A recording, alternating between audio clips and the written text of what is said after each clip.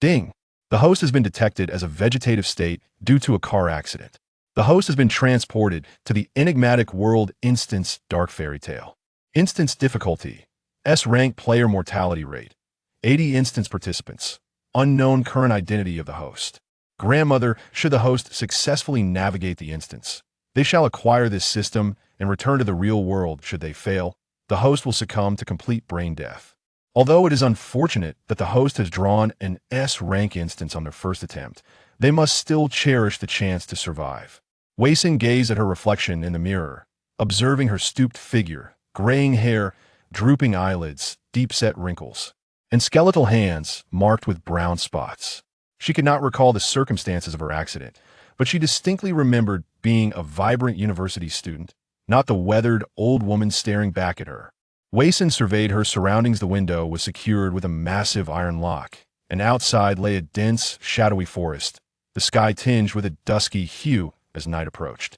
On the candelabrum, for yellow candles flickered quietly, yet the room remained shrouded in dim light. The furnishings were sparse, featuring an antiquated wooden bed, dark brown tables and chairs, and a richly patterned Persian carpet.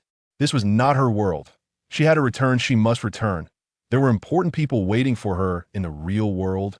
Where are you, system? What is your purpose? Wei-Sin inquired mentally of the system within her mind. A mechanical voice echoed in her thoughts once more. The host is temporarily unprivileged to know more. Wei-Sin's expression remained stoic. She held little interest in this mysterious system. However, given that circumstances had unfolded as they had, her desire to return to reality compelled her to comply with the system's directives to clear the instance. How do I clear the instance? Wei-Sin asked. The host must explore independently. Given that the host is a complete novice, the system will periodically provide hints for new players. New player hint current plot exploration rate. 1. She understood now this system was merely a facade. With this realization, Wei-Sin began to contemplate seriously in the face of danger. Inaction was not an option. Proactive measures could yield a glimmer of hope. Resolute, she lifted the candelabrum, intending to utilize its light to scour the room for clues to advance. Upon removing a candle, she discovered that the wax exhibited a bizarre yellow-brown hue, and within it lay a fragment of a human red nail. Wei-Sin glanced at her own nails, noting that their color mirrored that of the severed nail within the candle. These candles were crafted from human fat. This should have been a bizarre and horrifying revelation. However, Wei-Sin felt an unsettling calm within her. It seemed that the accident had robbed her not only of her memories, but also of the emotional perceptions typical of a normal human being. Wei-Sin did not dwell on it excessively. Perhaps once she successfully returned to reality, everything would revert to normal. With that thought, she continued her search. Currently, she possesses too few clues, only aware that her identity is grandmother, and that she resides in the world of dark fairy tales, with no further knowledge. Since this narrative can be completed, there must be some hints available. Wei-Sin meticulously searched the bedroom and discovered a yellowed piece of paper in the drawer of the desk, the handwriting hasty, as though it had been hastily inscribed with charcoal. Grandmother's identity rules. 1. Remember, you're Little Red Riding Hood's beloved grandmother. Never doubt your identity. 2. There are big bad wolves in the forest. They must devour a person each night to leave. 3. Do not trust mirrors. They will deceive you. 4. Little Red Riding Hood enjoys playing games. Do not refuse to join her. Otherwise, you shall be plunged into a state of chaos.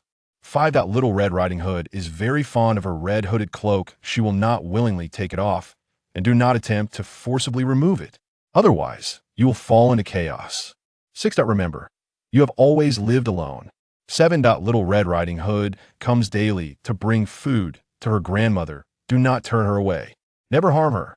Otherwise, you will descend into chaos. 8. If you see blue flowers outside your door, do not remain in your room that night. The blue color attracts the big bad wolves, but hiding outside has a 1 chance of survival. What does a state of chaos entail? Wei-Sin inquired of the system. A permanent loss of mental clarity due to eerie corruption. Wei-Sin gazed at the note in her hand, lost in brief contemplation. It is now clear that she is situated within the realm of Little Red Riding Hood, destined to be the unfortunate grandmother who is ultimately devoured by the big bad wolf. The second rule states that there are big bad wolves in the forest, which must consume a person each night to depart. Yet, she lives alone who, then, is to be their meal? According to the eighth rule, if blue flowers appear outside her door, hiding indoors that night would be unwise, as the blue hue attracts the wolves. However, concealing oneself outside affords a mere one chance of survival. Thus, if she is indeed alone, does her only hope lie in the chance of discovering blue flowers at her doorstep and hiding outside to seize that one survival probability? Moreover, the third rule warns against trusting mirrors, as they are deceitful. Wayson turned her gaze to the floor-length copper mirror, where her reflection as an elderly woman stared back. The mirror does not speak how. Then could it lie? In her reverie, she felt uneven indentations on the back of the note. By the flickering candlelight, she examined the reverse of the paper closely, revealing words that had been painstakingly etched by fingernails. Yet, it was impossible to discern what was inscribed merely from that. Wayson set down the candlestick, retrieved the remaining fragment of charcoal from the drawer, and used the blade of her scissors to scrape it into powder. With the tips of her hair serving as a brush, she gently dusted the charcoal powder onto the back of the note, finally shaking off the excess, revealing a few crooked letters: "Do not trust Little Red Riding Hood." Rule 6 states that grandmother has always lived alone thus. Who left this concealed message? And is this inscription trustworthy? However, given that this is a dark fairy tale, she had never anticipated that Little Red Riding Hood would be a virtuous character. If the narrative of the fairy tale were to unfold as expected, Little Red Riding Hood would inevitably come to visit her. Wayson contemplated carefully storing the identity protocol. The bedroom yielded no further clues, prompting Wayson to lift the candelabrum and open the door. Beyond lay a narrow wooden staircase, descending into the living room below. The parlor possessed but a single window, which was securely locked with iron chains. Flames danced within the closet, while an empty rocking chair creaked back and forth, and at the center of the room, a corpse dangled from the beam, bound by a noose of hemp.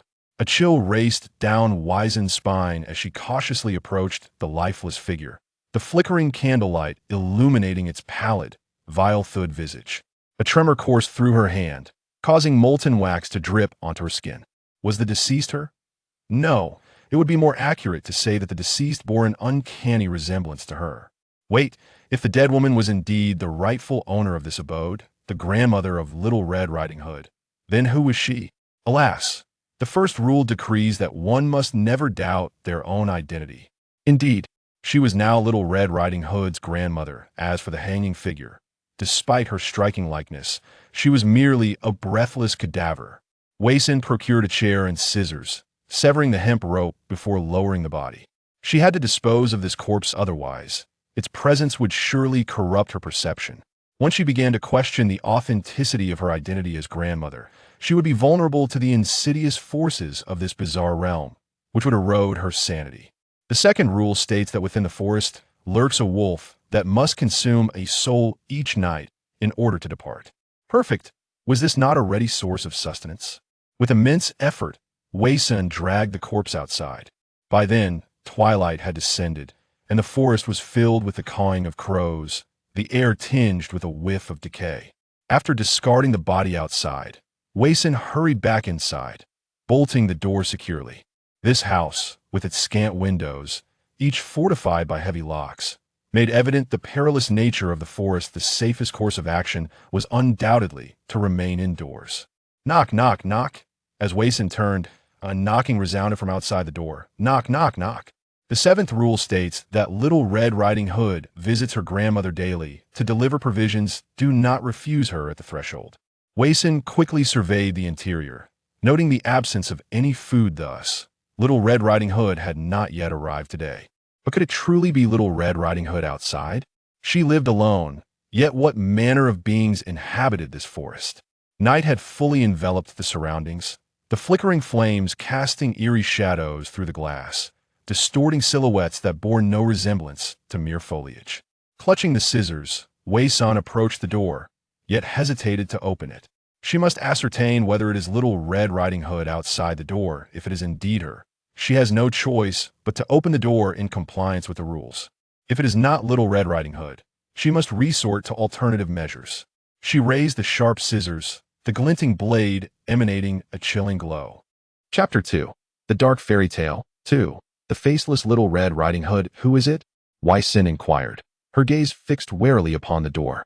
For a brief moment, silence enveloped the outside, only to be shattered once more by the urgent knocking that echoed through the stillness of the night. The knocker was certainly not one to speak. Wei Sin's expression darkened. It was likely the wolf outside, yet she could not entirely dismiss the possibility of Little Red Riding Hood being mute. Is it you, Little Red Riding Hood? If so, please knock once. If not, please knock twice, Wei Sin called out. A single, heavy knock resonated in response. Little Red Riding Hood, your grandmother is unwell. If she were to allow you entrance, would you be willing to lend your red cloak to her? If so, please knock once. If not, please knock twice. The silence lingered for a moment before another knock sounded. Now she could be absolutely certain that it was not Little Red Riding Hood at the door. The fifth rule dictated, Little Red Riding Hood cherished her red cloak and would never willingly part with it. One must never attempt to forcibly remove it. Wei Sin returned to her rocking chair, scissors in hand. Time passed, and the entity outside grew increasingly impatient. The initial rhythmic knocking escalated into violent thuds against the door. She could feel its robust form with each collision, causing the entire wooden cabin to shudder, the iron chains on the windows clanging ominously. Wei Sin dared not let her guard down, yet the simplicity of the cabin left her with no weapon sharper than the scissors she clutched. After a while, the battering ceased, replaced by the sound of sharp claws scraping against the door. Then came the sound of something being torn apart, followed by the distinct sounds of ravenous consumption. The creature outside ultimately chose to abandon its efforts and feasted upon the corpse she had carelessly discarded at the threshold. Seizing the opportunity while the beast indulged, Wei Sin cautiously approached the door and peered through the crack. The forest was engulfed in darkness, allowing her only a dim view of a massive, furry body illuminated by the faint light from the cabin's window. Its menacing claws delved into the corpse's abdomen, effortlessly extracting the innards with a sickening crunch. The rules dictated that the big bad wolf must consume a human each night before it would depart. Tonight, it had feasted upon a body that bore an uncanny resemblance to her own. What, then, would she offer to satiate its hunger when it returned tomorrow night? The grandfather clock in the living room ticked steadily, marking the passage of time. The cabin comprised only an upstairs bedroom and a downstairs living area, and Wei Sin had scoured every corner for new clues. She would have to wait until dawn to venture outside and investigate further. Bang, bang, bang. The door was rapped once more. Wei Sin glanced at the clock. 8:30 p.m. It had been an hour and a half since the wolf had first knocked. Before she could utter a word, a voice emerged from outside. Grandmother, it is I, Little Red Riding Hood. This voice belonged to a girl who sounded remarkably youthful. Perhaps in her 20s, much older than Wei Sin had envisioned Little Red Riding Hood to be. Little Red Riding Hood, your grandmother is unwell. If she were to permit you entry, would you be so kind as to lend her your red cloak? Wei Sin reiterated the question once more. No, dear grandmother. But when I return tomorrow, I can ask mother to knit you a new sweater, came the reply from outside the door. Wei Sin concealed the scissors within the ample folds of her sleeve and with effort, pushed the door open. Standing outside was a tall, slender girl, her head bowed, clad in an oversized red hoodie, rendering her face indistinguishable. Grandmother, this is something mother asked me to deliver to you, Little Red Riding Hood proclaimed, lifting the basket in her hands, which appeared quite heavy. What is inside? Wei Sin inquired. Apple pie made by mother, Little Red Riding Hood replied, stepping one foot into the room. Grandmother, it's freezing outside. May I come in? The rule dictated that she could not deny Little Red Riding Hood entry. Wei Sin contemplated, allowing her to enter, then promptly locked the door once more. Little Red Riding Hood approached the hearth, extending her hands towards the fire. Her long fingers were stained with blood, and the shadow of the red hoodie flickered against the wall, eerily resembling the silhouette of the big bad wolf. Wei Sin hunched her shoulders and cautiously approached Little Red Riding Hood from behind, her grip tightening around the scissors. What is that on your hands? She asked. Little Red Riding Hood waved her hands in front of the firelight, explaining, it's so dark that I tripped and accidentally got mud on me. It's late. Why not stay the night with grandmother? Wei Sin proposed. The rules stated that she had always lived alone. If this Little Red Riding Hood intended to stay overnight, she must be an imposter. Upon hearing this, Little Red Riding Hood raised her gaze to Wei Sin. No, grandmother, I must return home. Otherwise, mother will worry. A chill coursed from her feet to the crown of her head. With the flickering firelight, Wei Sin finally discerned Little Red Riding Hood's face.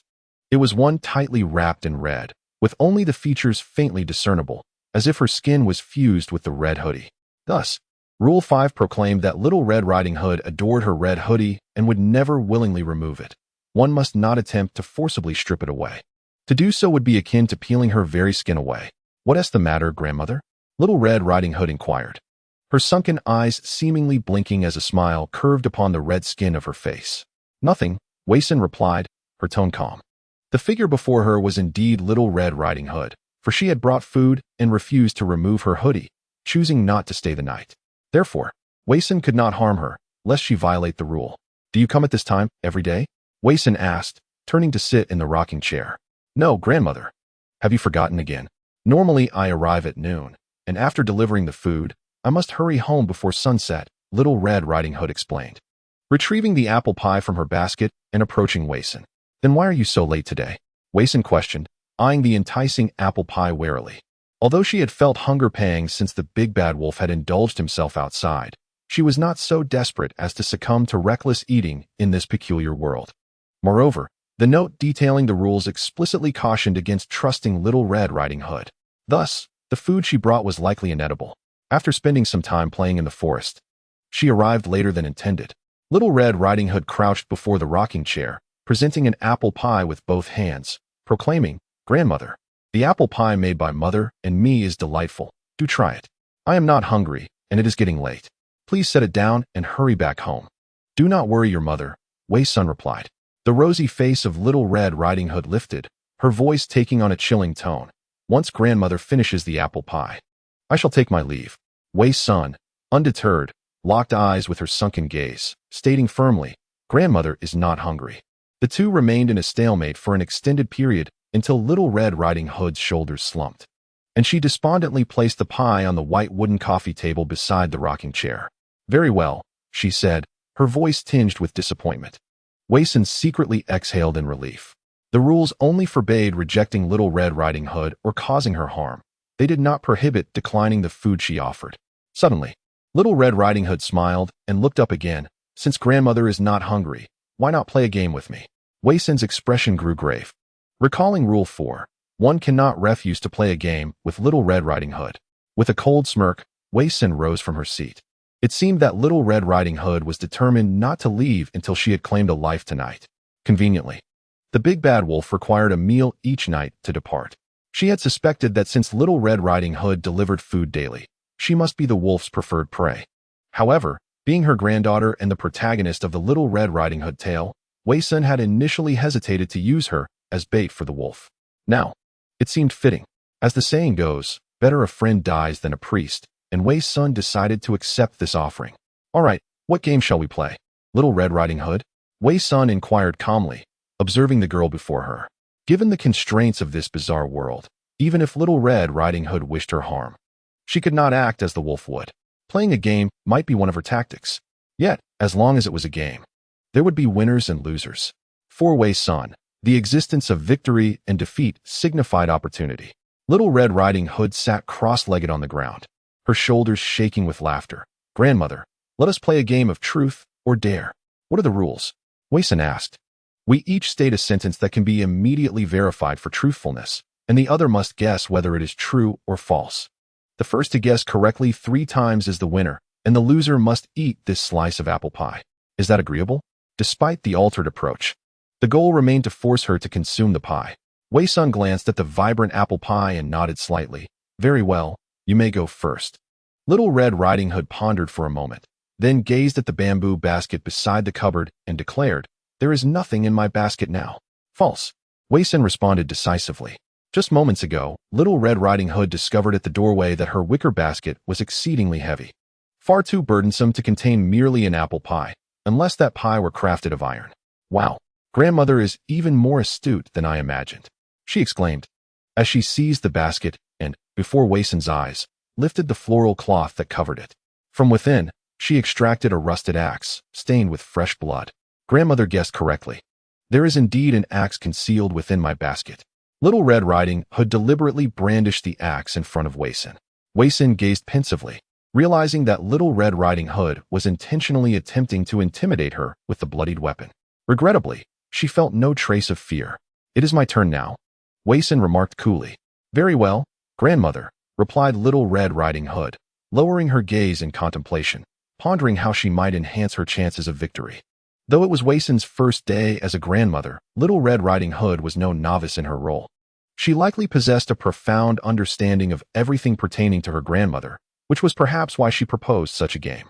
If answers must be verified in real time, then the queries posed would pertain solely to oneself or the items within the room. What could she say that Little Red Riding Hood would be unable to discern? After a brief moment of reflection, Wayson declared, "I have died once." Little Red Riding Hood was momentarily taken aback, then erupted into a fit of laughter, clutching her abdomen, her red-cloaked figure flickering against the wall like a menacing wolf. "Falsehoods, grandmother," she asserted confidently. "Oh, really? How can you be so certain that I am lying?" Wayson countered. Little Red Riding Hood, with an air of gravity, replied, "Everyone can only die once. But what if some have perished and risen again? Have you considered, grandmother, that perhaps you have not merely died once, but several times?" A flicker of unease crossed Wayson's features. Her choice of words was a calculated maneuver to elicit further information from Little Red Riding Hood. Indeed, the lifeless body that hung in the living room upon her awakening was none other than her own. As Little Red Riding Hood suggested, she had died not just once, but multiple times, each instance erasing her memory of prior events. If that were true, how long had she been ensnared in this bizarre world? The hastily scrawled rules of identity, likely left by her former self, outlined the principles she had tested with her very life. "Am I correct, grandmother? How shall you prove whether your words are true or false?" Little Red Riding Hood inched closer to Wayson, an icy breeze enveloping them. Wayson smiled lightly. "You are indeed correct. I have lied. How could I possibly have died once when I stand alive before you? That is the finest evidence of all. Ha ha ha." "Very well." Little Red Riding Hood shrugged and continued, "Now, it is my turn once more.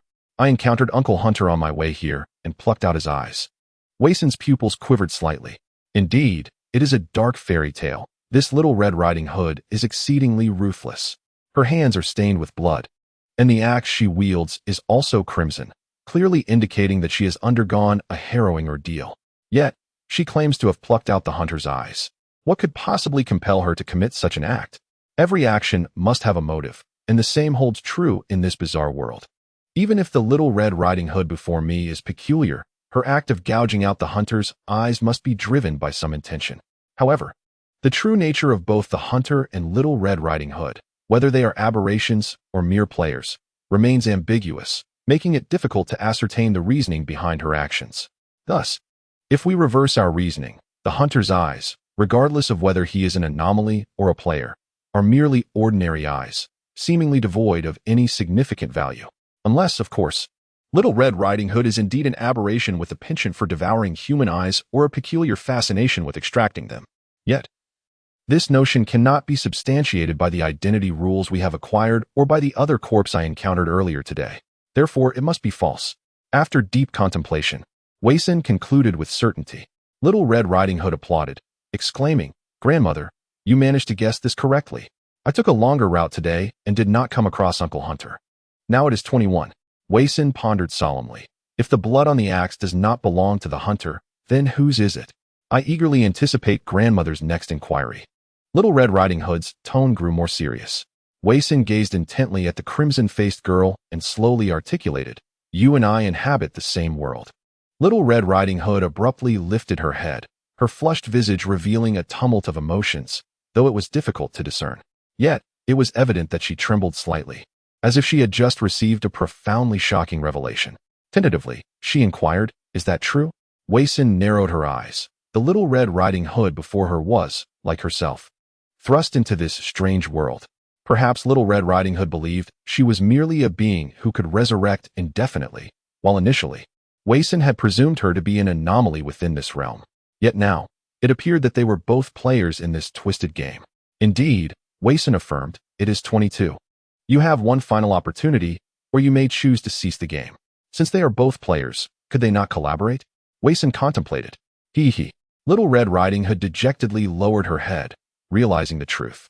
How regrettable it is. Once the game commences, it cannot be halted. Regardless of whether Little Red Riding Hood is a player, the game has begun, and their positions are unmistakably at odds. Only one of them can survive. Wayson furrowed her brow. "Then let us continue." Little Red Riding Hood gazed upon the apple pie, aglow in the firelight, and spoke softly. This piece of apple pie is harmless. Grandmother, can you guess whether this statement is true or false? Waison's gaze fell upon the apple pie, its vibrant hue appearing delectable and enticing, as if one bite would unleash a cascade of sweet jam upon her palate. Yet, Waison maintained her composure and scrutinized Little Red Riding Hood. Why would she pose such an evidently loaded question? Chapter 4. The Dark Fairy Tale. 4. The Death of Little Red Riding Hood False. Weiss replied without a moment's hesitation. Little Red Riding Hood giggled and divided a slice of apple pie, saying, "Let me verify." With that, she stuffed the half slice eagerly into her mouth. Weiss observed as the pie rapidly vanished beneath her rosy complexion. After finishing, Little Red Riding Hood stood up and twirled before Weiss, declaring, "Grandmother, you guessed wrong." She stepped forward, offering the remaining half of the pie to Weiss, grinning, "Grandmother, you should have the rest." Weiss, contemplative, hesitated to take the other half from Little Red Riding Hood's hand. "Grandmother, hurry and eat it. Trust me," Little Red Riding Hood urged again. "I won the game and have the right to refuse. I have not yet lost." She suddenly choked on her words, clutching her stomach and collapsing to the ground, her body convulsing uncontrollably. Weiss's gaze sharpened. Little Red Riding Hood was aware that the pie was poisoned, yet she sought to deceive her into consuming the other half, even at the cost of their mutual destruction. As Little Red Riding Hood writhed in agony, her eyes fixated on the fallen half of the pie, she managed to utter with great difficulty, "I understand. I understand." "What do you comprehend?" Weiss inquired, stepping closer to grasp her arm. This Little Red Riding Hood surely possessed more knowledge than herself, if only she could divulge something of value. Dark blood oozed from her crimson visage as Little Red Riding Hood weakly retrieved a crumpled note from the pocket of her red hooded sweatshirt. Then looked up at Weiss. "Head south, and you shall find the answer." With those words, Little Red Riding Hood lost all her strength, her body stiffening as she collapsed to the ground, black blood saturating the wooden floor beneath her. Was this what a high-difficulty quest entailed? Littered with deadly choices. There were no alliances among players, only a struggle for survival. Contemplating this, Weiss opened the note that Little Red Riding Hood had clutched in her dying moments. Completion condition: fulfill Mother's task. This was the completion condition for the Little Red Riding Hood player. What did Mother's task entail? Was it to make Grandmother eat the apple pie? Thus, this Little Red Riding Hood was willing to gamble her life to ensure that she consumed it. Moreover, Little Red Riding Hood's choice to eat the pie to verify its toxicity presented two possibilities. 1. She had learned from Weiss that Grandmother was also a player, and with the information she possessed, ultimately decided to take a desperate risk by consuming the poisoned half of the pie. 2. She was unaware of the pie's poison, even convinced of its innocence, which emboldened her to partake without fear. Weiss gazed upon the lifeless body on the ground, lamenting that now, with her demise, the true thoughts that accompanied her consumption of the pie would remain forever unknown. Ding! Newcomer reminder. Host's current narrative exploration level, 5. Perhaps reaching a narrative exploration level of 100 would lead to completion?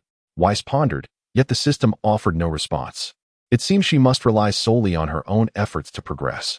Waison contemplated searching once more through Little Red Riding Hood's belongings. Yet he found no code regarding her identity. Upon inspecting her bamboo basket, he was horrified to discover a pair of bloodied eyes within. Earlier, Little Red Riding Hood had claimed she had merely feigned the act of gouging out a hunter's eyes, but in truth, she had indeed extracted a pair of eyes, albeit not those of a hunter.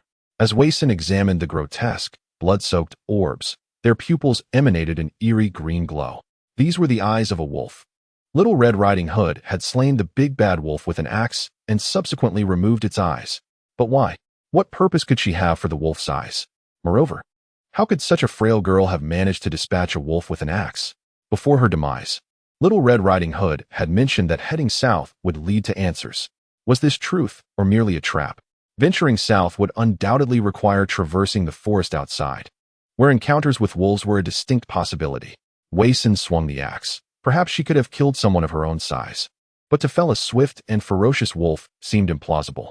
A multitude of mysteries flooded Waison's mind, and as she gazed out at the night sky, a blood-red moon hung ominously above, casting an unsettling pall over the world.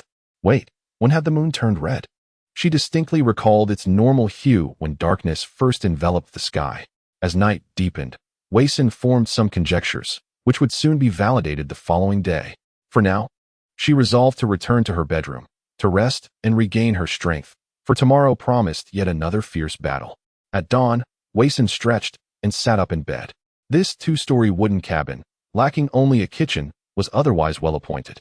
After washing up, she returned to the living room, where Little Red Riding Hood's corpse still lay beside the rocking chair, the dark blood now dried and congealed. Wei-sun opened the door, allowing light to flood the room. The sun, shrouded behind clouds, cast a gray pallor over the forest, which was enveloped in thick fog, rendering the surroundings eerily silent, devoid of even a single bird's song. Bloodstains still marked the steps outside the cabin, and the lifeless body of the old woman had vanished. At the entrance, a garden of lavender flourished, its vibrant purple blooms thriving, yet instead of a sweet fragrance, a faint scent of damp earth and decay lingered in the air. Wei-sun stepped outside to confirm that no blue flowers were present, only to discover a small blackboard hanging by the door, inscribed with the following rules in chalk. Rules of the Misty Forest. 1. The forest is relatively safer during the day than at night, as the big bad wolf does not venture out to hunt. 2.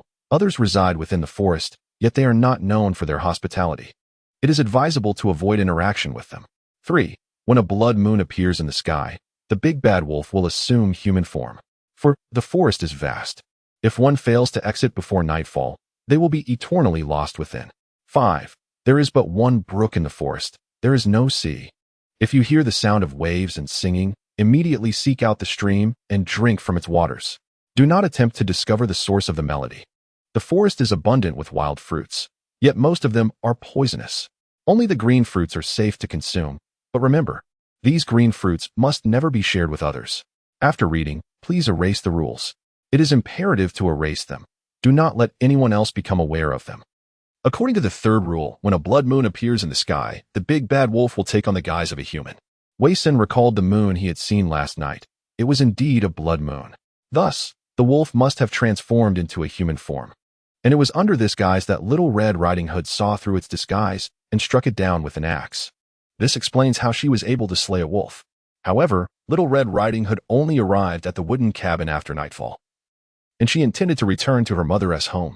The fourth rule states that one must attempt to enter the misty forest, for it is vast, and if one cannot escape before dark, they will be eternally lost within its depths. Why does Little Red Riding Hood not get lost? There seems to be an inconsistency in this rule. Wei-sun pondered all that had transpired from the moment he encountered Little Red Riding Hood until her demise. Why could she wander in the forest after dark without losing her way? Is there a flaw in the rules, or are they incomplete? Wei-sun considered the peculiarities. Why did Little Red Riding Hood gouge out the wolf's eyes? Wolves are nocturnal creatures, capable of seeing clearly in the dark. The fourth rule must possess hidden elements. The complete rule is, the forest is vast, and if one cannot escape before dark, they shall be forever lost, unless they can procure the wolf's eyes. This rule concerning the misty forest likely originated from the explorations of the previous grandmother. Fortunately, Little Red Riding Hood arrived after darkness had fallen.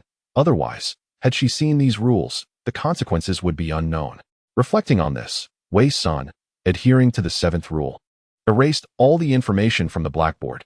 To prevent leaving traces, she picked up a piece of chalk from the ground and casually doodled on the blackboard. After completing this task, Wei-sun dragged Little Red Riding Hood's corpse outside. Her plan had commenced. This body needed to be dealt with first. She found a shovel outside the wooden cabin and began digging in a corner of the flower bed, preparing to temporarily conceal Little Red Riding Hood's remains.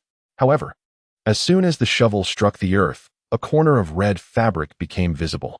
Upon this discovery, Wei-sun began to excavate the flower bed vigorously, and to her astonishment, she unearthed an entire array of bodies buried beneath the soil, and all these bodies belonged to Little Red Riding Hood. Chapter 5. Dark Fairy Tale 5. Let us play a game. At noon, within the wooden cabin, the spring bird in the grandfather clock emitted a shrill chime. Wei-sun reclined in the rocking chair, the coffee table adorned with green wild fruits resembling grapes. She found a spot in the flower bed to bury the body of Little Red Riding Hood, and then she searched around the wooden house. In the thicket not far behind the cottage, she discovered these green fruits. The fruits had a bitter taste, yet consuming a small amount alleviated her hunger somewhat. Wei-sun picked up one of the fruits and examined it closely. Why did the rules state that one could not share these fruits with others? She had lived alone for years. Even if she were to share, It could only be with Little Red Riding Hood. The fruit itself was not poisonous, yet it was forbidden to offer it to Little Red Riding Hood. Moreover, why did this wooden house lack a kitchen? Was the old woman's daily sustenance solely reliant on Little Red Riding Hood's deliveries? As Wei Sun pondered these questions, her peripheral vision caught a glimpse of a vivid red figure swiftly approaching through the mist of the forest. Indeed, it was Little Red Riding Hood. From awakening to discover her own corpse, to playing games with Little Red Riding Hood the previous night, and now witnessing countless decaying bodies of varying degrees of decomposition in the flower bed, Wei Sun confirmed her suspicions. The old woman and Little Red Riding Hood were both enigmatic characters within a peculiar game, and the participants thrust into this scenario needed to uncover and fulfill the conditions to escape. Should a participant perish, a new one would take their place to continue the roles of either the old woman or Little Red Riding Hood. Although the participants changed, the identities of the characters remained fixed, hence the rules and conditions associated with those characters were immutable. Ding. Newcomer prompt. Current plot exploration level, 15. Upon hearing the system's notification, Wei Sun felt that perhaps this level of the game was not so daunting after all, as she was not the first participant. Her predecessors had left behind ample clues. It was hard to imagine how those earlier participants could navigate the game without rules or prompts.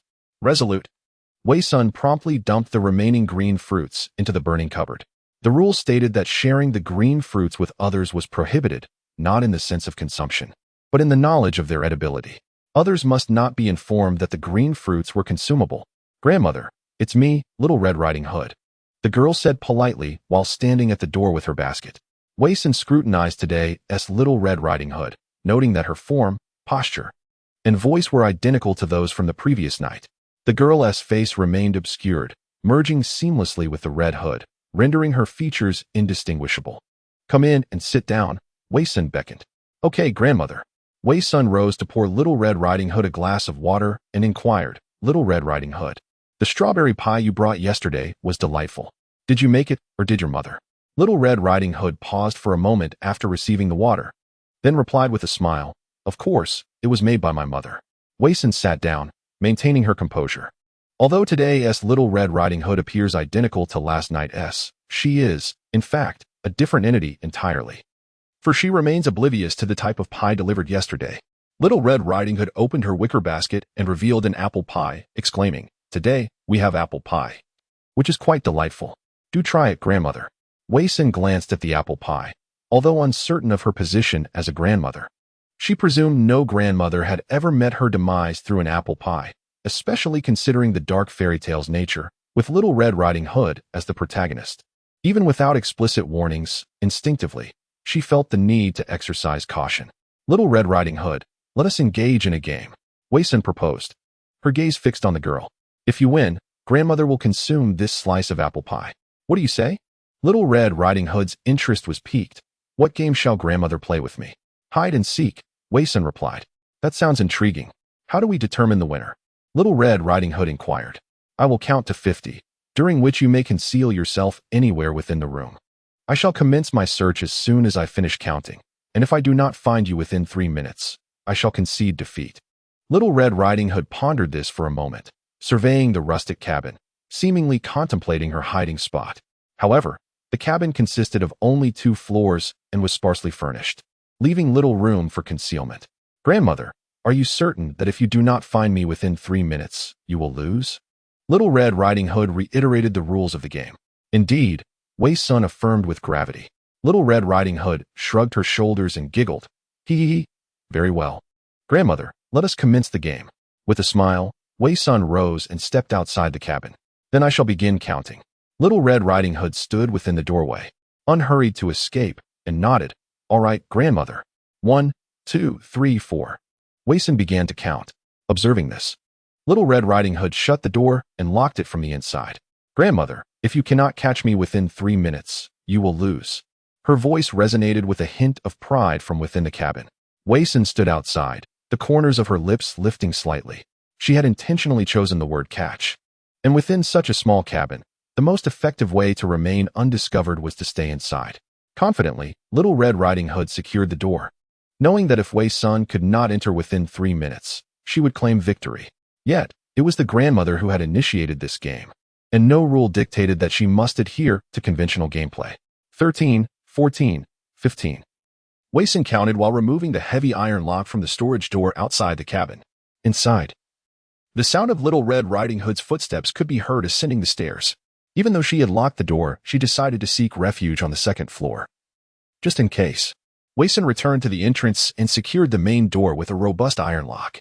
After completing all these tasks, she placed the iron key on the steps outside the wooden cabin, ensuring that anyone approaching the cabin could easily see it. However, from inside the cabin, the key was located just beneath the vertical line of the stairs, rendering it a blind spot for those within, who remained oblivious to its whereabouts. Little Red Riding Hood, have you hidden well? Wei Sun called out, raising her voice. Silence reigned within the cabin. She retrieved a bamboo basket she had previously hidden in the flower bed. Inside were a delicate blue flower, a pair of dried wolf eyes, a blood-stained axe, some green wild fruits, and half of the poisoned apple pie that Little Red Riding Hood had left over from the previous night.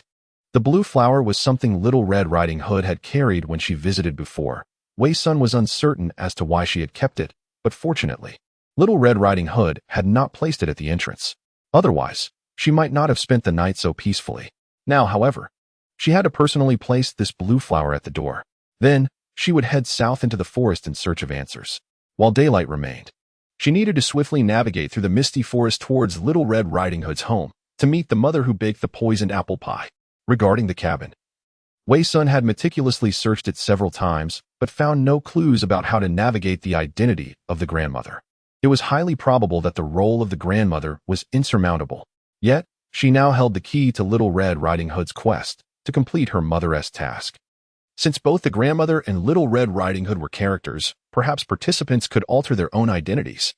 Wei Sun's reason for confining the current Little Red Riding Hood within the cabin was that once she perished, a new Little Red Riding Hood would emerge. Thus, before the big bad wolf arrived at midnight and discovered the key to devour the original Little Red Riding Hood, she needed to find a way to become the new Little Red Riding Hood. By uncovering the nature of her mother's task, she could successfully complete this chapter using the identity of Little Red Riding Hood. Chapter 6. Dark Fairy Tales 6. The Misty Forest. Wei Sun ventured into the misty forest, devoid of a compass, relying solely on the position of the sun to discern her path. The forest was initially devoid of trails. Yet perhaps due to Little Red Riding Hood's frequent visits, a muddy path had been worn leading southward. Wei Sun quickened her pace. The first rule of the misty forest was that daytime provided greater safety than night, as the big bad wolf did not hunt during daylight hours. However, the forest was more expansive than she had anticipated. After walking for what felt like an eternity, she still did not reach the edge of the forest. A dense fog enveloped her surroundings, and the woods were eerily silent, occasionally interrupted by the fleeting shadows of unknown creatures gliding through the mist. After considerable time had passed and her strength began to wane, Wei Sun was compelled to slow her pace, conserving energy for unforeseen circumstances. As the afternoon sun began its descent in the west, she used its position as a guide, believing that this path would eventually lead her to Little Red Riding Hood's home. Upon reaching Little Red Riding Hood's abode, one could only wonder whether she would successfully navigate the transformation between herself and her grandmother.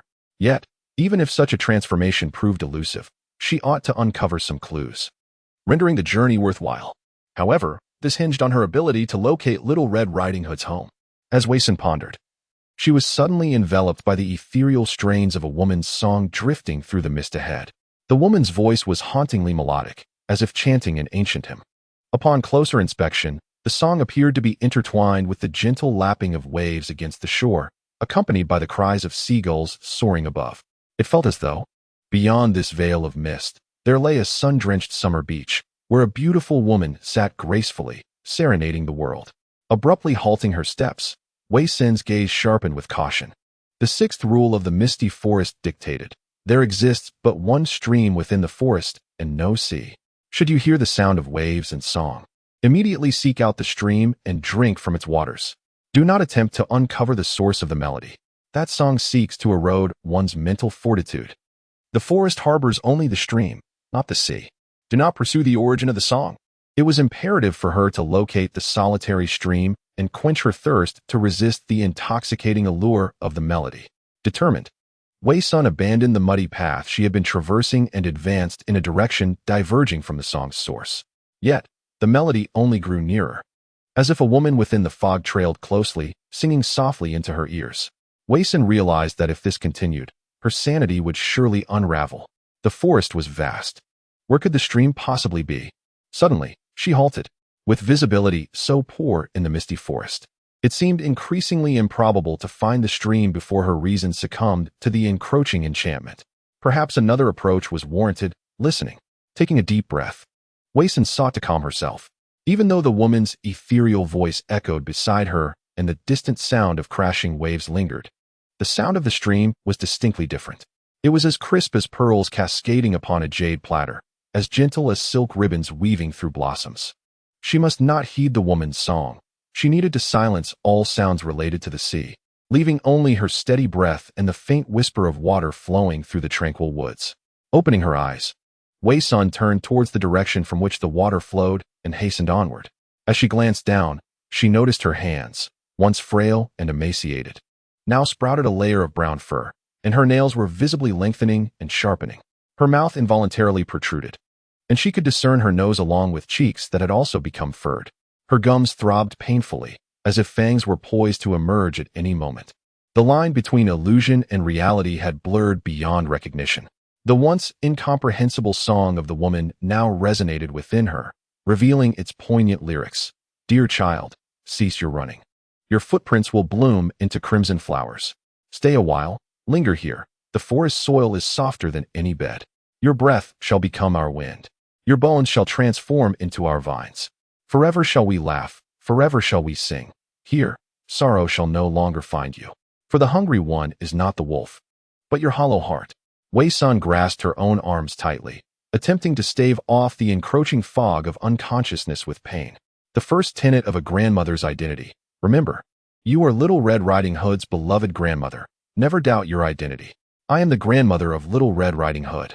I am the grandmother. Even if I now masquerade as Little Red Riding Hood, my essence remains that of a grandmother. She repeated this mantra to herself. It dawned upon her why she had succumbed to the allure of the song. From the moment she departed the wooden cottage, she had neglected the first rule of her grandmotherly identity. Before she discovered how to become Little Red Riding Hood, she must never waver in her identity as a grandmother. If her conjecture held true, then it was indeed possible for her to transform into Little Red Riding Hood, with new identity rules superseding the old. Yet, the current reality dictated that until she fully embraced her role as Little Red Riding Hood, she must not forget she was still the grandmother. Bolstered by her resolve, Wei Sun followed the sound and quickly located the babbling brook. The crystal-clear stream flowed gently through the forest. Approaching the water's edge, she braced herself for the transformation into a fearsome wolf, yet the reflection staring back was that of a youthful and beautiful visage. Is this truly me? Wei Sun momentarily questioned the image mirrored in the brook. Had she truly grown to resemble the figure within? A face in her early 20s, with delicate features and deep, soulful eyes. There was a sense of familiarity, though it felt somewhat discordant with her memories. With no time for further contemplation, she cupped her hands and drank from the stream. The water was sweet, and as it coursed through her, a purifying force radiated within her being. The disturbing song faded. The sound of the tide transformed into a gentle breeze rustling the leaves. The forest returned to tranquility, the brook's soft gurgle now a soothing balm for her spirit. Upon regaining her senses, Wei Sun examined her hands once more. This time, they were not aged or hairy, but rather, they were the normal hands of a woman in her 20s. Gazing back at the brook's reflection, she again beheld the youthful countenance. Whose face is this? Is it mine? Or my grandmother's? Or perhaps that of another? Wei Sun recalled the third tenet of her grandmother's identity. Do not trust mirrors, for they tell lies. They conceal her true appearance, presenting the facade of silver hair and age, the deceitful narrative the mirror spun for her. In the eyes of Little Red Riding Hood, what visage does her grandmother possess? With these perplexities, Wei Sun continued on her journey. Undoubtedly, irrespective of the reflection in the stream, she must not waver in her identity. Otherwise, she might attract the enchanting songs of the beguiling. She returned to the muddy path, which was indeed correct, provided she adhered to the rules. After a considerable time, she noted the sun's position, indicating it was around 4 in the afternoon. At last, Wei Sun espied a wooden cottage nestled within the woods. The door stood ajar, revealing an immaculate interior, with several neatly arranged hunting rifles adorning the walls. Surrounding the cottage were neither flower beds nor vegetable gardens. The entire edifice seamlessly blended with the forest. It was evident that this abode was not reminiscent of Little Red Riding Hood's home with her mother, but rather that of a hunter. The second rule of the enchanted forest states, others inhabit this realm, yet those who dwell here are not known for their hospitality. It is advisable to avoid their company. Wei Sun quickened her pace to depart, when suddenly the sound of a gun being chambered echoed from within the cottage. "Ah, it is you again." A rugged male voice resonated from the direction of the doorway. Wei Sun turned to follow the sound, and beheld a man leisurely leaning against the doorframe, a hunting rifle in his grasp. He was clad in a fitted brown hunting outfit, immaculate and devoid of creases. His hair was neatly slicked back, and although he sported a hint of stubble, it was evidently well-groomed. He was polishing his rifle with a smile directed at Wei Sr. Chapter 7. Dark Fairy Tale 7. The hunting rifle. Wei Sun observed the hunter with caution. He was engrossed in polishing his rifle while maintaining a cheerful demeanor. She recalled Little Red Riding Hood's words from the fateful first night. She had evaded the hunter by taking a longer route through the forest. If Little Red Riding Hood had intentionally circumvented this man, he must undoubtedly be of dubious character. Yet, the crux of the matter lay in her ignorance of this being the hunter's residence. Passing this way had attracted his attention, and he was armed. Even if she attempted to flee, she could not outrun a bullet. Thus, she resolved to engage him, adapting to his approach. With this in mind, Wei Sun inquired of the hunter, "What do you mean by seeing me again?" The hunter replied with a smile, "Oh, did we not meet a few days ago?" It appeared she was not the first to seek answers in the southern direction for her grandmother. The hunter's reference to their prior encounter likely pertained to another grandmother from a previous time. "Very well, thank you. If there is nothing more, I shall continue on my way," Wei Sun said politely, observing the hunter's reaction. The hunter slung his rifle over his shoulder and gestured towards a path distinct from the one she had been traveling, stating, "To reach Little Red Riding Hood's home, take that road." Following his gaze, Wei Sun noted that amidst the mist, another path indeed lay hidden. Without careful scrutiny, it would go unnoticed. However, this route veered southwest, contradicting Little Red Riding Hood's guidance to proceed directly south. Did Little Red Riding Hood instruct you to proceed south? The hunter's voice echoed again. A flicker of astonishment crossed Wei Sun's eyes. How could he possibly know what Little Red Riding Hood had confided in him? The hunter's expression grew increasingly grave as he solemnly asserted, "Do not trust her. She is no virtuous soul. But she is my granddaughter. How could she not be good?" Wei Sun retorted. The hunter's countenance clouded with difficulty, yet his gaze remained profoundly sincere. "She is no longer your Little Red Riding Hood. Are you not aware? If you trust her, why do you continue to traverse this path repeatedly?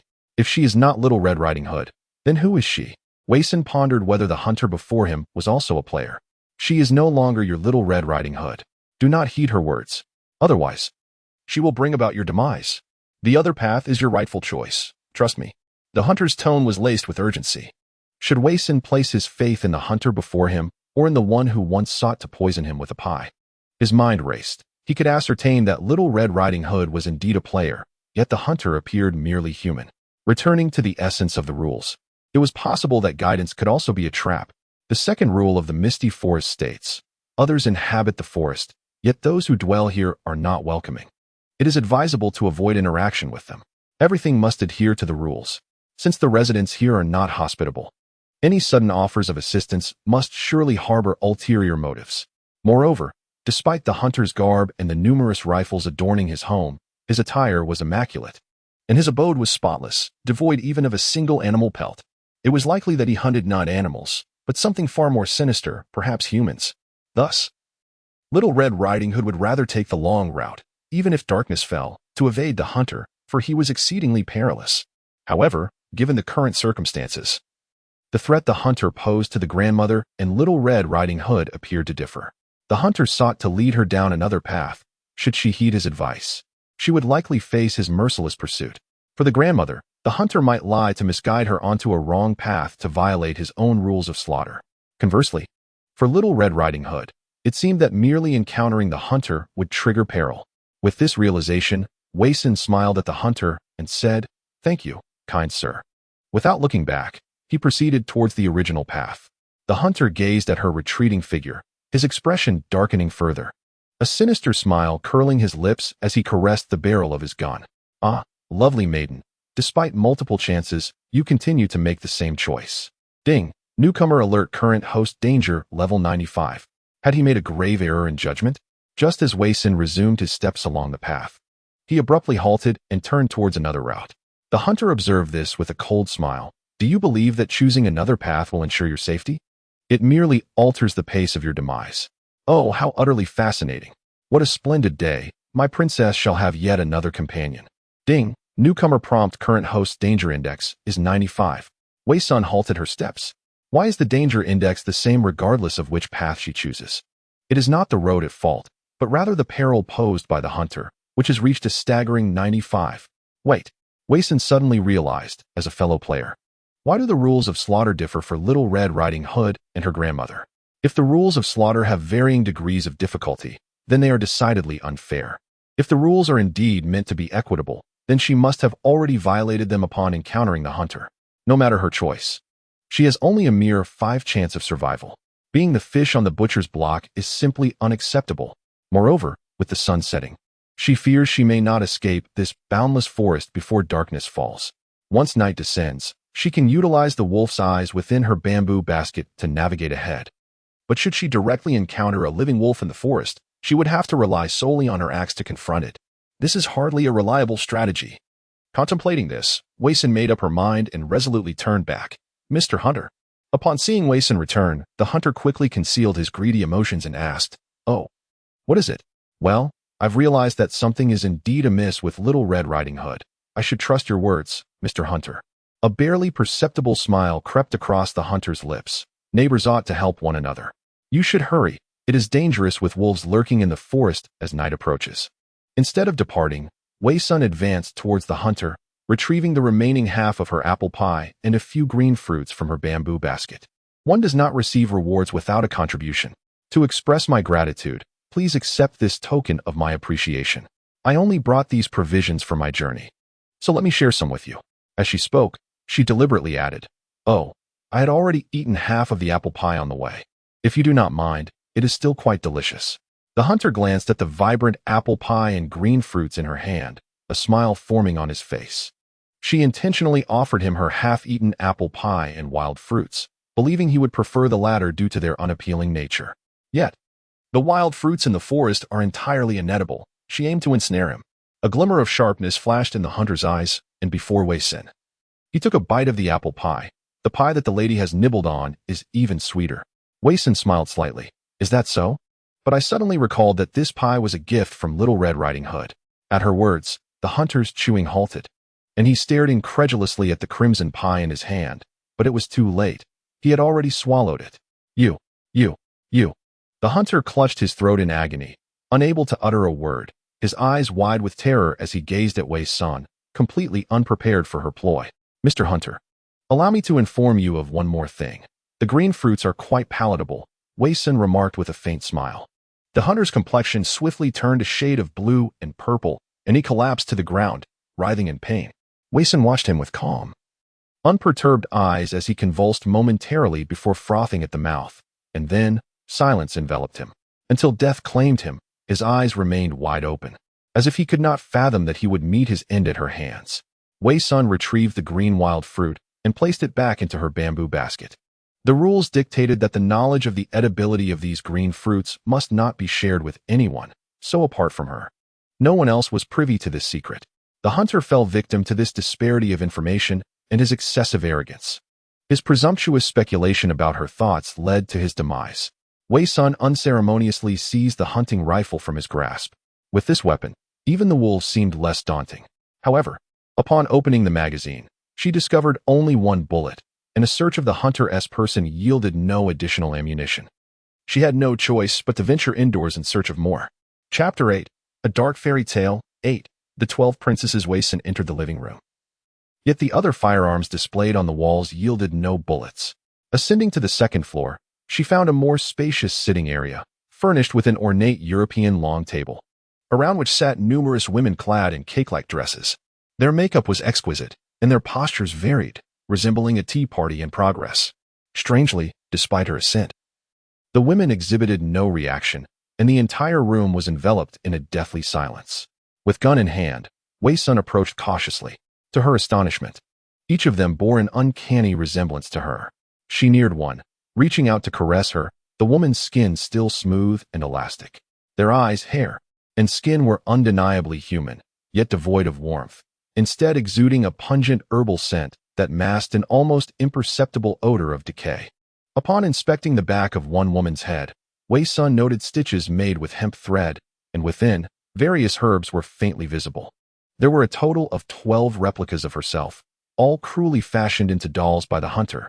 No wonder he had reacted with such alarm upon seeing her. No wonder he had displayed such arrogance in her presence. He had already slain 12 versions of herself, believing that this time, he too was destined for annihilation. Amongst the seated figure of herself in a red rose dress, she discovered a crumpled strip of fabric. It appeared to be a fragment torn from clothing in the moments before death, with dried blood spelling out the following words: Little Red Riding Hood's Code of Identity. 1. The red hood represents your identity. It must never be removed, lest all forget you. 2. You are a dutiful child, tasked daily with delivering food to your grandmother, who dwells alone in the depths of the forest. 3. Remember, when visiting grandmother, you must always knock on her door. She will not refuse you entry. If she does, seek a blue flower in the forest to place at her doorstep, signaling your prior visit. 4. Grandmother enjoys solitude. For any reason, do not linger to spend the night with her. 5. The misty forest is fraught with peril. Ensure you deliver the food to grandmother before nightfall and return home safely. If darkness envelopes you while you find yourself amidst the misty forest, seek the luminous eyes of the wolf. They shall guide you home through the night. In the woods, apart from your grandmother, reside hunters and witches. Be wary. Do not engage in conversation with hunters. Reject the witch's invitations. You may place your utmost trust in your mother, provided she is not in a frenzied state. Upon your return home, refrain from barging through the door. Instead, call out 3 times, I have returned, and your mother will personally grant you entry. Your grandmother may sometimes exhibit stubbornness, yet she will not refuse to play games with you. You may establish the rules of the game, and once she agrees to commence, the game must continue uninterrupted until its conclusion. Remember to adhere to the rules, for otherwise, the big bad wolf shall devour any child who proves untrustworthy. Ding. Newbie tip. Your current narrative exploration level is 25. Wei Sun tightened her grip on the gun. According to the 7th rule of Little Red Riding Hood's identity, responding to a hunter's advances equates to certain death. Thus, when the hunter called out to her, her response activated his lethal rules, even if another path lay before her. Once the slaughter rule was triggered, all roads led to demise. There exists a 3rd rule. Should your grandmother refuse you, you may seek a blue flower in the forest and place it at her doorstep to indicate your visit.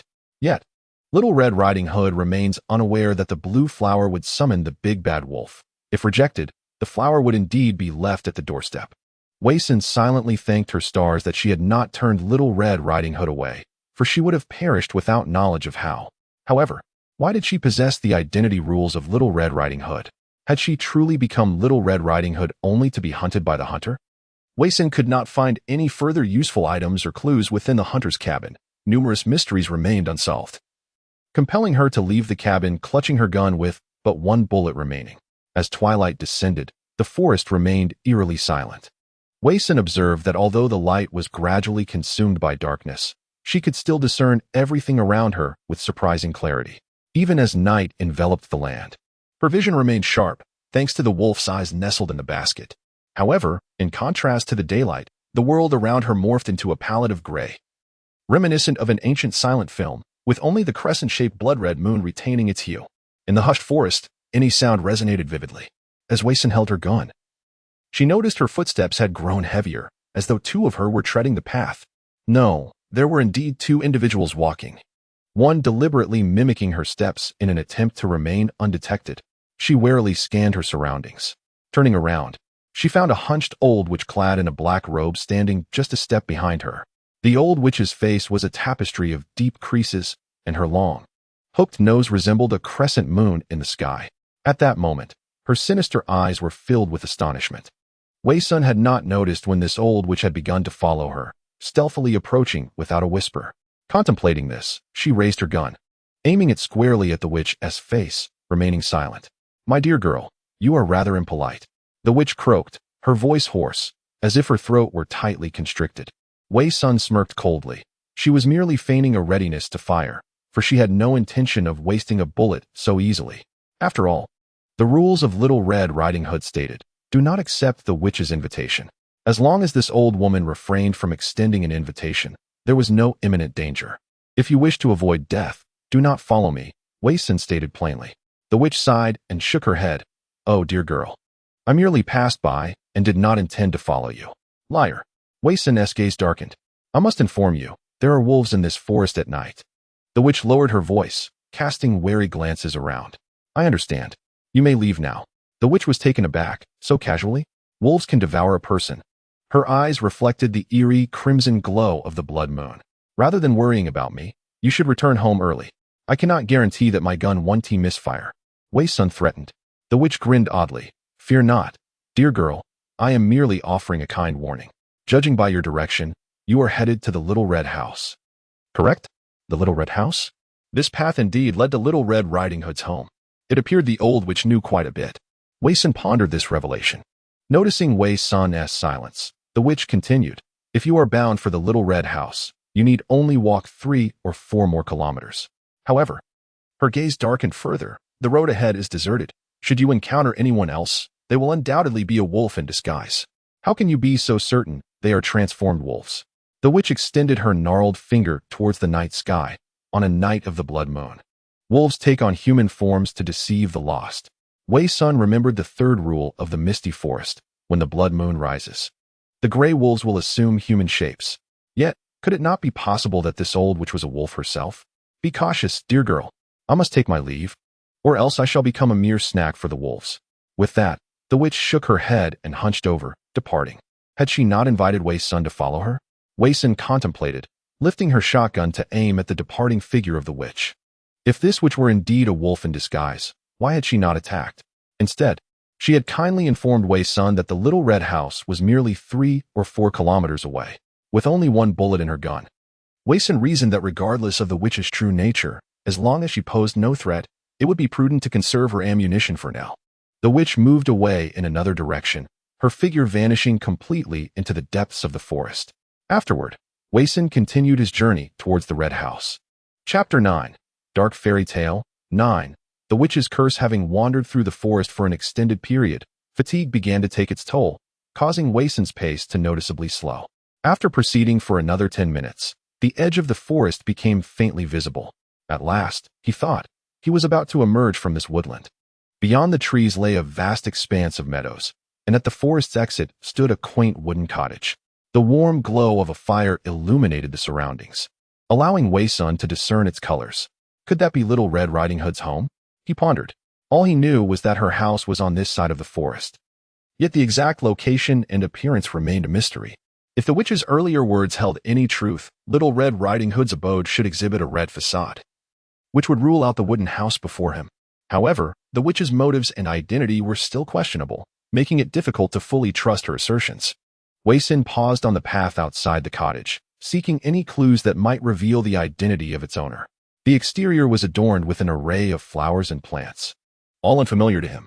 The warm, inviting light from the fireplace on the first floor hinted at the presence of furniture, yet the second floor was shrouded in darkness, devoid of any illumination, and there appeared to be no signs of life within.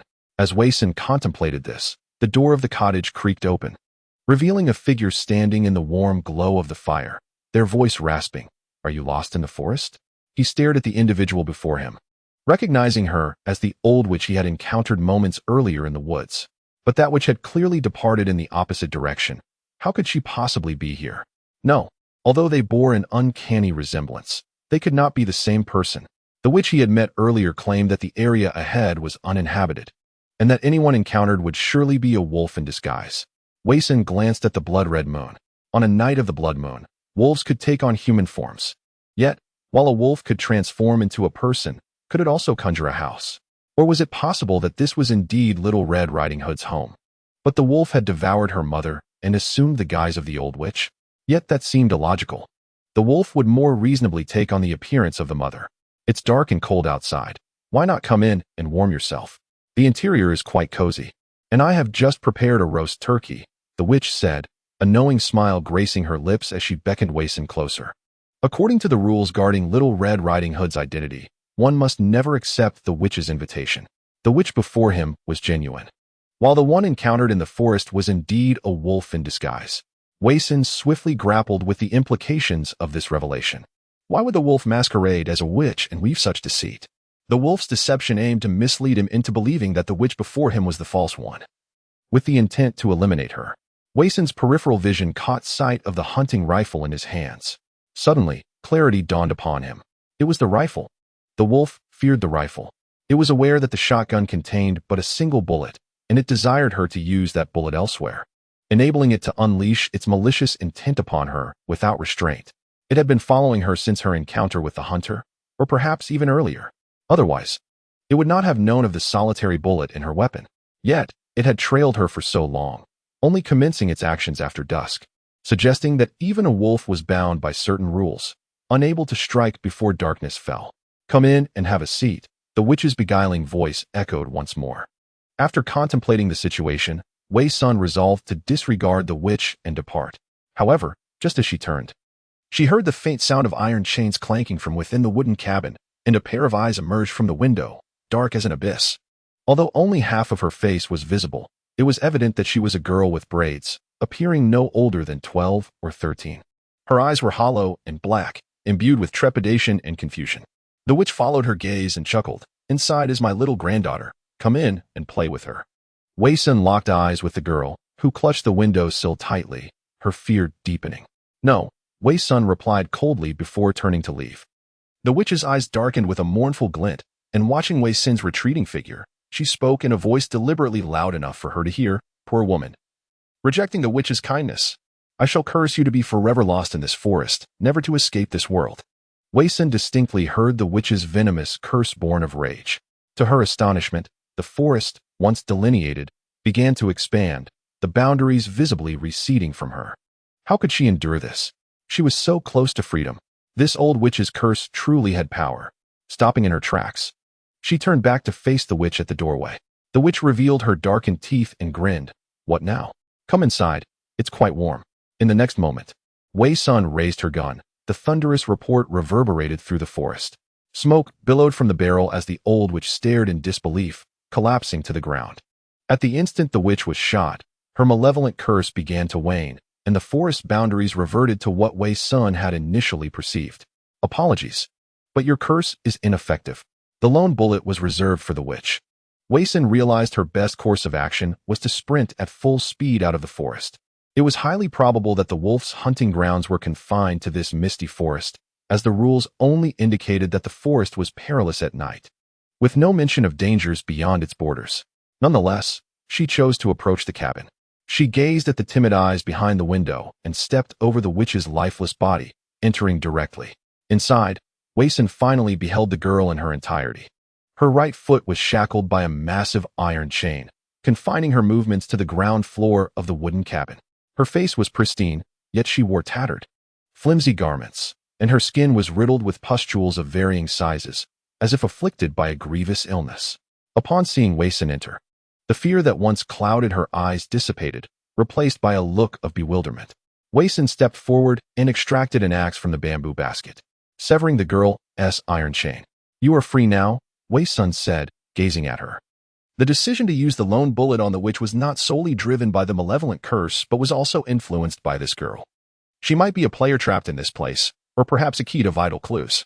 Wei Sun had surmised the girl's captivity the moment she heard the clanking of chains. The terror in the girl's eyes stemmed from the witch, not from this unfamiliar face. "Thank you," the girl managed to say, though her words came with great difficulty. "But I have no home." "What do you mean, no home?" Wei Sun inquired. The girl lowered her gaze and replied, "I only remember being here. The old woman feared I would escape, so she bound me with chains. I had to cook for her and clean. She liked concocting strange potions and always made me consume them, which is why I have become like this. I have no home. In this state, I cannot go anywhere." After hearing the girl's words, Wei Sun locked the cabin door and began to search the room. The girl had likely transformed into this state due to her role as a test subject for the old witch's potions. So perhaps an antidote could be found within the witch's chambers. However, finding the antidote was secondary. Wei Sun was more eager to uncover any useful items from the witch. She conducted a thorough search on the first floor, but found nothing of value. prompting her to ascend to the second floor. It's very dangerous up there, the girl cautioned. Wei Sun inhaled deeply. No matter the peril, she had to venture forth. Confronting danger was the first lesson she had learned if she wished to escape this bizarre scenario. Chapter 10. A Dark Fairy Tale. 10. The girl's gift, with one hand gripping the axe and the other holding a torch retrieved from the fireplace. Wei Sun cautiously ascended the stairs. Flames roared in the center of the second floor, above which hung a massive black cauldron, its contents, a green concoction, boiling violently. The room was filled with countless iron cages, housing various serpents, insects, and rodents, exuding a repugnant stench. An old wooden table was cluttered with numerous jars, each devoid of labels, leaving their purposes a mystery. The darkness that enveloped the second floor from the outside was due to heavy black curtains drawn across every window, rendering the room devoid of light even during the day. Wei Sun searched thoroughly but found no new rules or useful objects.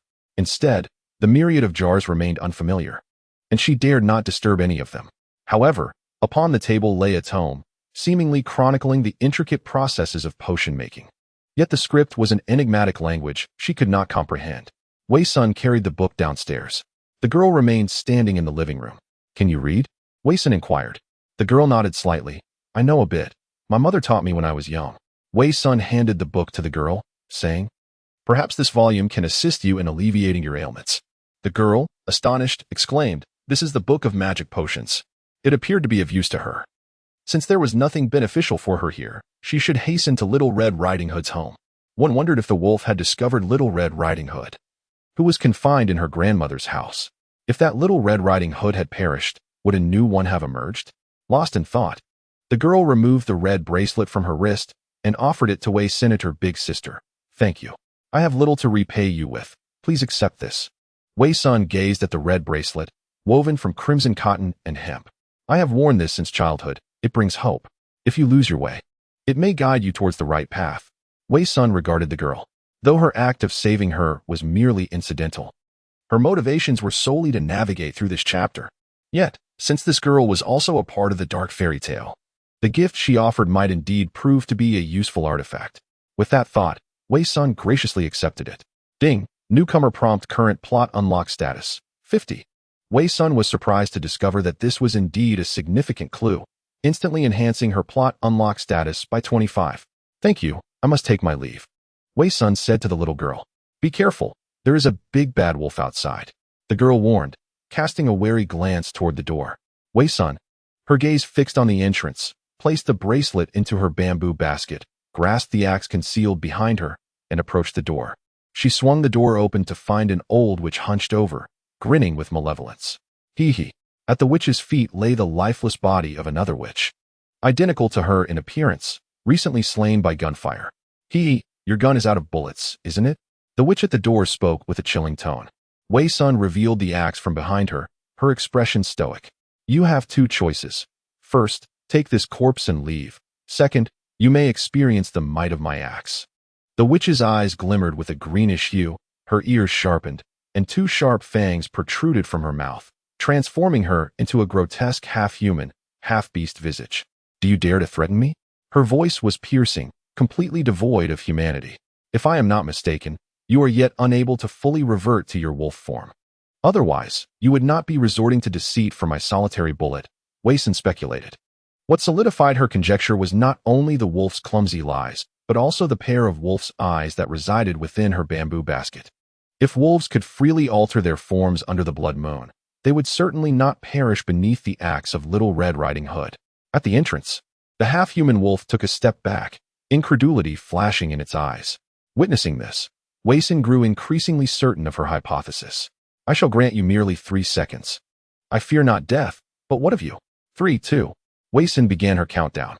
In the final second, the half-human creature, gritting its teeth in frustration, bent down to grasp the leg of the witch, its gaze fixed intently on Wei Sun as it slowly retreated, dragging the old witch's lifeless body into the embrace of the night.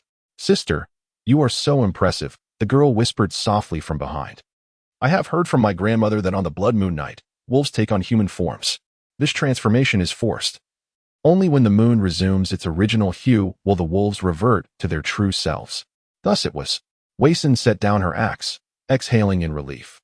She did not fear death, yet she yearned for life. She longed to return to the realm of reality, where someone awaited her. "Sister, where are you headed now?" the girl inquired. "To find my way home," Wei Sun replied. The girl sighed. "I envy you, sister, for you can seek the path back." "You can too," Wei Sun said, glancing at her. The girl shook her head, a faint smile gracing her lips. "I wish to remain here, to heal myself with this book of potions. Then, I shall depart to seek my own home." "Very well." After bidding farewell to the girl, Wei Sun ventured toward the misty forest's edge. The moment she emerged from the woods, the breeze felt remarkably refreshing. The moon in the sky had reverted to its normal hue. The forest rustled with the sound of the wind, and distant wolf howls echoed. Yet everything beyond the forest appeared serene and lovely. The grassy meadow, the gentle breeze, the chirping cicadas, and not far in the distance, the quaint red house. That was Little Red Riding Hood's home. Wei Sun concealed her gun and axe within a bamboo basket, then proceeded towards the red house. Inside, candlelight flickered, though the curtains were drawn tight, obscuring the interior. Wei Sun paused at the gate of the red house. According to the rules of Little Red Riding Hood, upon returning home, one must call out 3 times at the door, "I have returned." It seemed somewhat foolish, yet Wei Sun resolved to comply. Curious if she could embody the new Little Red Riding Hood. "I have returned. I have returned. I have returned." The gentle breeze caressed her, and within the red house, a flickering candlelight moved, soon followed by the sound of the door opening. Inside stood a woman with golden hair, holding a candlestick, her expression blank. Her eyes fixed unwaveringly upon Wei Sun. Wei Sun held her breath, gazing at the woman before her. She was Little Red Riding Hood's mother, appearing to be in her 30s. Yet her entire demeanor was one of exhaustion. Her lips moved as if she were a long-neglected puppet, her eyes unblinking as they darted left and right. Wei Sun's hand subtly tightened around the axe. Such movements were surely not those of a normal human. Before her stood her mother, or perhaps one might call her peculiar. Although the 8th rule of Little Red Riding Hood's identity states one can place absolute trust in mother, such faith is contingent upon her becoming Little Red Riding Hood first. With an expression devoid of emotion, her mother spoke, the corners of her mouth curling slightly as she softly inquired, "Are you Little Red Riding Hood?" Chapter 11. Dark Fairy Tales. 11. S.H.R. Dinger's Little Red Riding Hood. The first rule of Little Red Riding Hood's identity asserts that the red hood symbolizes your essence and must never be removed. Otherwise, all will forget you. The 9th rule stipulates that upon returning home, one must not simply enter through the door, but instead announce their arrival 3 times. At which point mother will personally open the door. Wei Sun, devoid of the red hood, adhered to the 9th rule by calling for her mother to open the door, thus existing in her mother's perception as both Little Red Riding Hood and not. "Yes, mother, I am Little Red Riding Hood," Wei Sun replied. "Hee hee," her mother chuckled. The arc of her smile exaggerated. Wei Sun gazed at the figure before her and retorted, "Mother, do you not recognize me? Are you truly Little Red Riding Hood?" A chilling glimmer flickered in her mother's eyes. "Indeed," Wei Sun affirmed with certainty. "Hee hee." Her mother's shoulders quivered as the flickering candlelight cast a pale glow upon her face. Her lips moved as she uttered, "Little Red Riding Hood, you have finally returned." With that, her mother opened the barred door for her. "Ding, newbie tip host's identity recognition is abnormal. Please confirm your identity within 8 hours, or risk being permanently ensnared in a state of chaos." Wei Sun heard the electronic voice resonate in her mind. It appeared she had yet to become the genuine Little Red Riding Hood. Perhaps the absence of the red hood was to blame. She must find a way to embody the true Little Red Riding Hood within 8 hours, lest she lose her sanity and remain trapped in this bizarre world forever. Now, the moon in the sky had returned to normalcy, and the wolves of the forest would be drawn by the blue flowers toward grandmother's cottage. Meanwhile, the original Little Red Riding Hood within the cottage would meet her demise at the hands of the wolf. In this moment, she found herself before the red house, invoking the rules of Little Red Riding Hood to compel her mother to open the door. She had successfully assumed the role of Little Red Riding Hood in her mother's eyes before the new Little Red Riding Hood could arrive. Yet this identity was not recognized by the peculiar world. Thus, if she failed to become the Little Red Riding Hood acknowledged by this strange realm within 8 hours, she would plunge into chaos, and a new grandmother and Little Red Riding Hood would emerge, leaving her devoid of hope. "Come in," her mother beckoned, her lips moving, though the sound seemed to emanate from somewhere beyond her mouth. All right. Wei Sun had no other choice but to swiftly seek a means to become the authentic Little Red Riding Hood. Nevertheless, at this moment, She was acknowledged as Little Red Riding Hood in her mother's eyes, and thus, no matter how bizarre her mother's actions might be, she should not come to harm, provided she did not violate the rules of Little Red Riding Hood's identity. Wei Sun followed her mother into the house. The interior was quite simple. The first floor comprised a living room, dining area, and kitchen, while the second floor housed the separate quarters of Mother and Little Red Riding Hood. In the center of the first floor stood a wooden spinning wheel, adorned with spirals of crimson thread, while an unfinished red hoodie lay atop the sofa. "Mother, I require a new red hoodie," Wei Sun declared. According to the first tenet of the Little Red Riding Hood Code, the red hoodie was deemed the crucial artifact for her recognition in this peculiar realm. "Oh dear. I apologize, but I am still weaving your red hoodie. It will not be completed until tomorrow morning," her mother replied. Wei Sun glanced at the clock in the living room, which struck midnight. There remained just enough time to don the red hoodie by morning. Yet, should the hoodie fail to serve as the key to becoming Little Red Riding Hood, she feared she would be left without alternative recourse. Her mother handed her a candlestick and said, "My dear, you should return to your room and sleep. Remember to securely lock your door tonight. I will not knock. Regardless of any sounds you may hear, do not open the door." "May I sleep a little later?" Wei Sun asked, surveying the room, eager to conduct a search first. "No," her mother's expression darkened ominously. It was perhaps unwise to defy her at such a moment. Wei Sun nodded slightly. "Very well, I shall go to sleep now. And what about you?" "I will continue weaving the red hoodie," her mother replied, moving toward the sofa to resume her work on the half-finished garment. Her motions so practiced they appeared almost mechanical. If she were to wear the red hoodie crafted by her mother, would she too become entwined with it? Her flesh and visage merging into one? Wei Sun shook her head.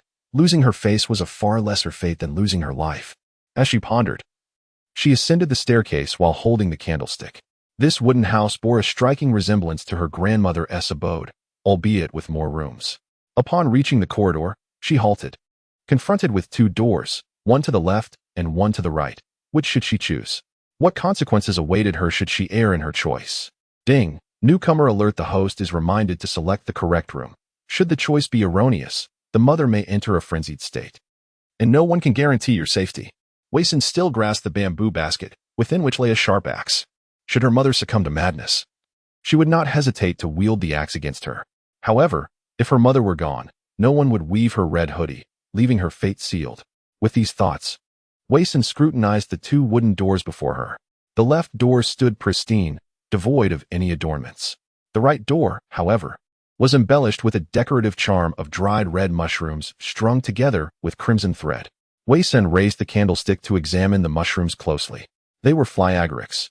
Known as toadstools, though toxic, they symbolized luck and longevity. In Germanic folklore, they were revered as divine fungi, possessing the ability to foresee the future.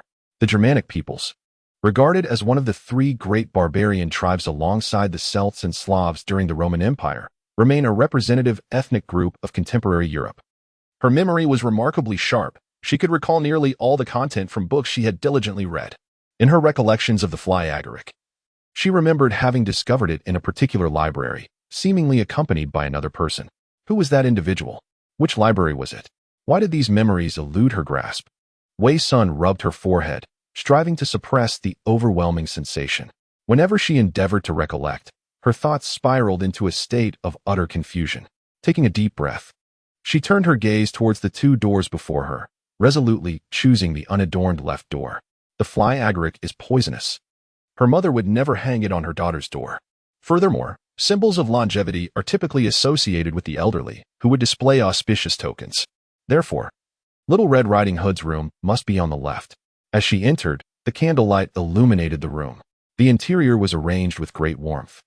Yet the peculiar aspect was that the bed was significantly smaller than usual, far too diminutive for an adult, accommodating only a child under 1.5 meters in height. So much had transpired that day, and she had traveled extensively. Wei Sun was excessively fatigued and decided to rest before resuming her search for clues in the morning. She attempted to lie down, curling up on the tiny bed. However, it mattered little. Exhaustion overwhelmed her, and after extinguishing the candle, she quickly succumbed to slumber. Uncertain of how long she had been asleep, Wei Sun groggily heard a knock at the door. "Little Red Riding Hood, your new cloak is ready. Come and see if it fits." Her mother's voice resonated from outside. Wei Sun sat up in a daze. If she could swiftly verify the cloak's fit, she could ascertain her identity. However, the moment this thought crossed her mind, a chill ran down her spine. Wait. When she returned, her mother had explicitly instructed her to lock the door at night and assured her that she would not knock. Under no circumstances should she open the door, regardless of any sounds she might hear. Thus, the person outside was not her mother. Contemplating this, Wei's son lay back down. Little Red Riding Hood, don't you adore your red cloak? Come and try it on. Little Red Riding Hood, if you don't open the door, I shall come in. Wei Sun buried her head beneath the covers, not out of fear, but rather in exasperation at the commotion. All she desired was a moment of tranquility to rest. When Wei Sun entered, she had locked the door, so the clamor outside eventually dissipated, retreating in defeat. Afterward, all returned to normal, allowing Wei Sun to enjoy a peaceful sleep. The following morning, she awoke groggily to a sweet aroma. Sitting up in bed, she noticed the sunshine streaming through the window and could hear the melodic chirping of birds, along with the sounds of her mother bustling in the kitchen downstairs. In this peculiar world, time flows with an unsettling tranquility. She proceeded to the bathroom for her morning routine. After completing her tasks, she did not hasten to descend the stairs, but instead began to search the upper floor. The bathroom and hallway yielded no useful clues, and she was already aware that entering her mother's room was out of the question, lest her mother succumb to a frenzied state. The only domain left to explore was Little Red Riding Hood's room. Wei Sun rummaged through the desk drawer and discovered a small booklet crafted from parchment. To her astonishment, the script within was her own handwriting. Why would her notes be found here? Moreover, they contained these ominous reminders. 1. There are no livestock raised at home. Do not consume any meat dishes prepared by mother. 2. Mother dyes the red hoodie with madder root and blood red herb. While madder is harmless, the blood red herb is deadly. It is imperative to uncover the source of the hoodie's color. 3. The key to the basement is in mother's room, and as of now, I have yet to find a way to enter it safely. Wei Sun took up a quill and added a fourth rule beneath the last. 4. The apple pie made by mother is poisonous. Do not eat it. The handwriting of the fourth rule matched that of the preceding 3, creating an eerie sense of coherence.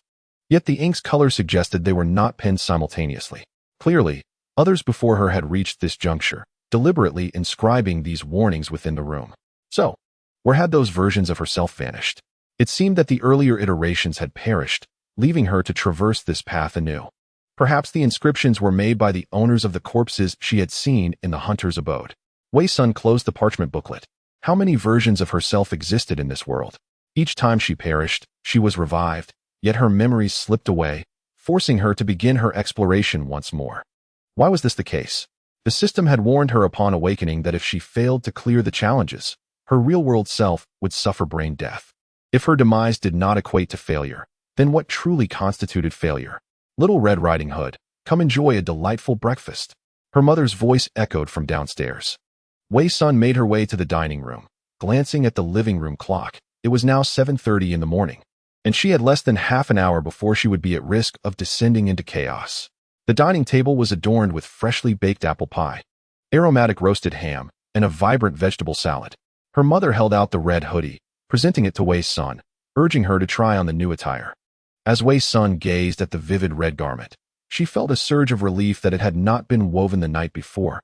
Had it been, wearing it could have posed a grave danger, for she could not ascertain whether it had been dyed with madder root or the lethal blood red herb.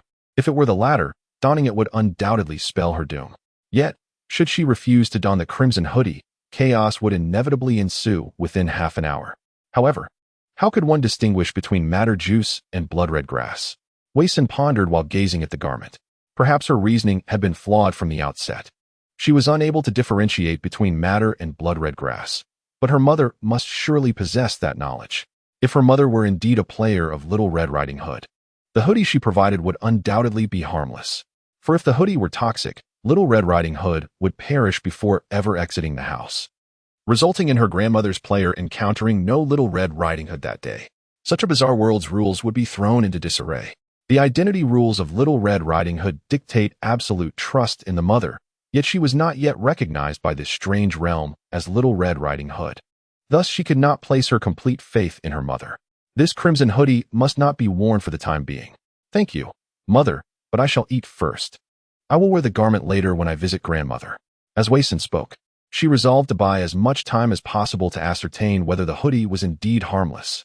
Her mother's gaze darkened slightly, questioning. Do you not like the clothes I knitted? How could that be?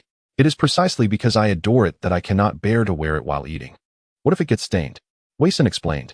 Her mother glanced at the lavish dining table before walking over to the sofa, neatly folding the crimson hoodie and placing it there. Very well, but do remember to wear it before you go to grandmother's. Understood. Wei-san joined her mother at the dining table. The mother sliced fragrant ham into pieces and placed them on Wei-san's plate. Do give it a try? Your favorite ham.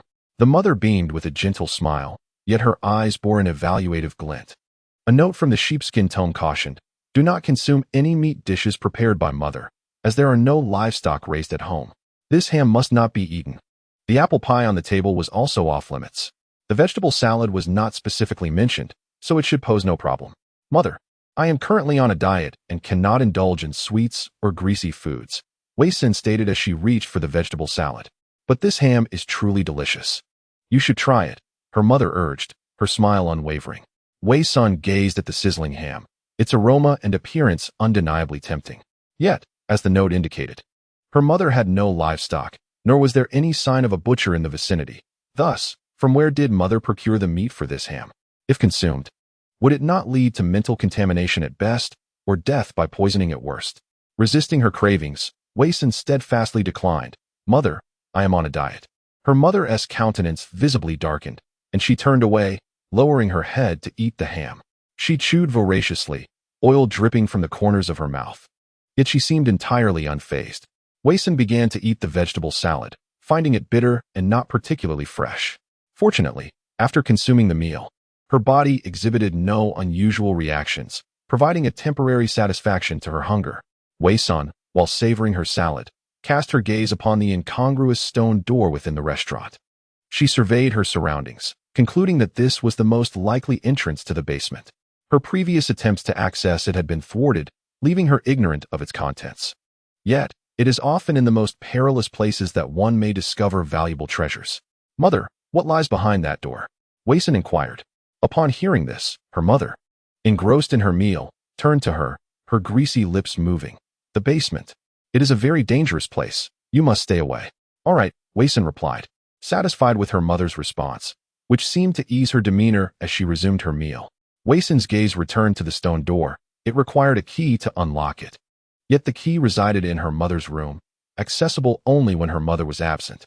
But under what circumstances would her mother leave the house? Wei-san's attention shifted to the spinning wheel in the living room.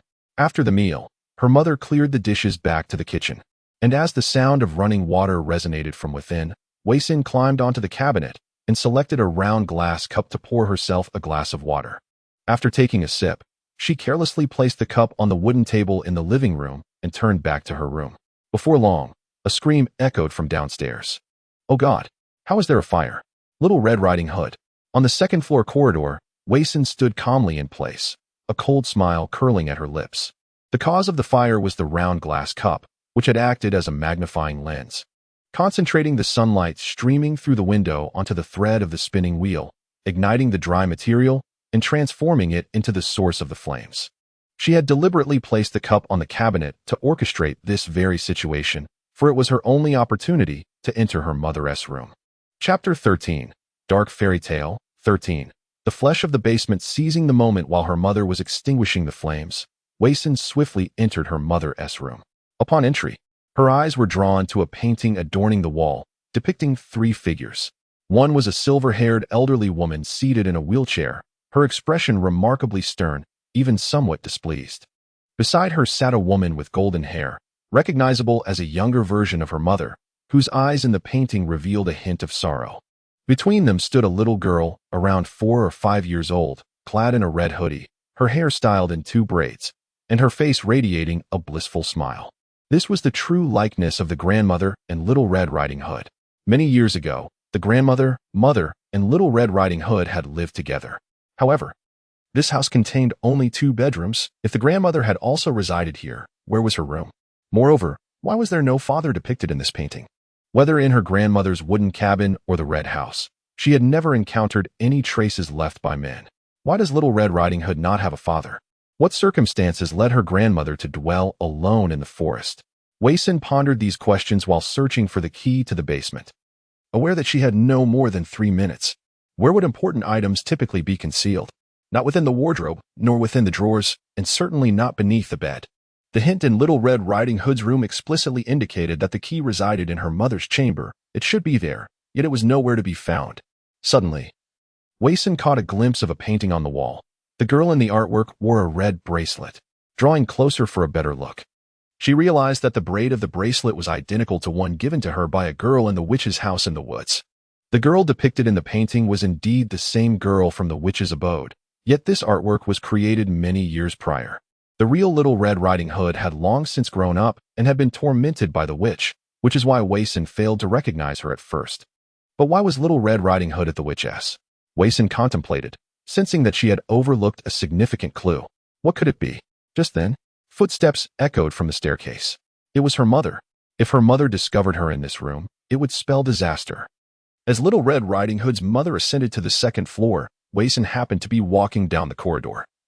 The red mushroom decoration on her mother's door swaying gently behind her.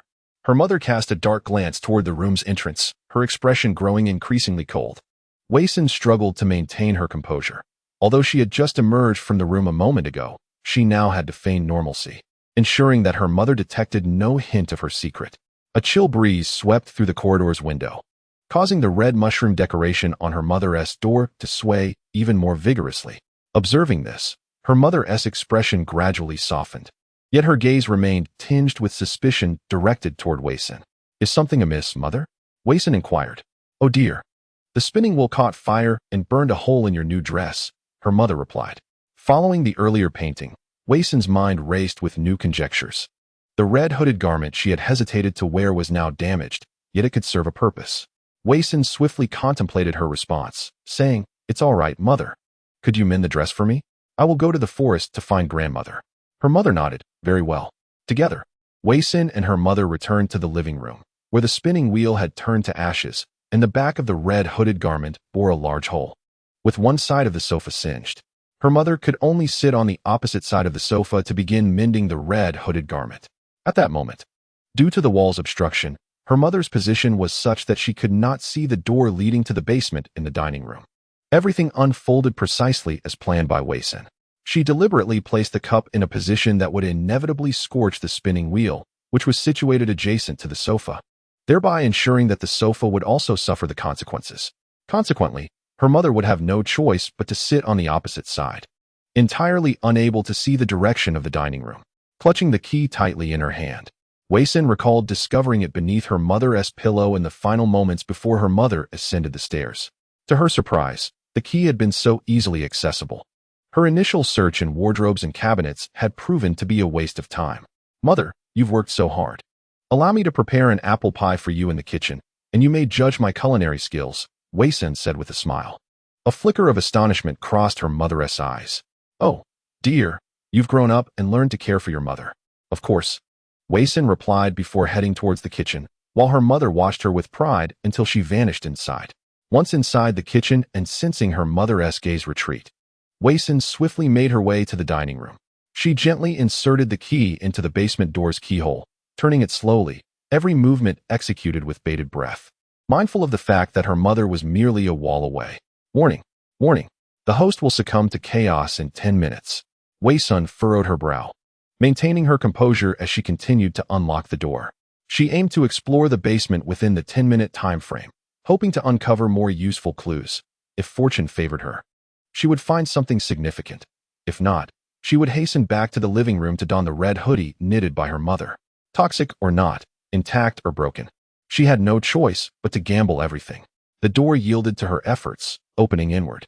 Wei Sin cautiously pushed it ajar, ensuring not a sound escaped her lips.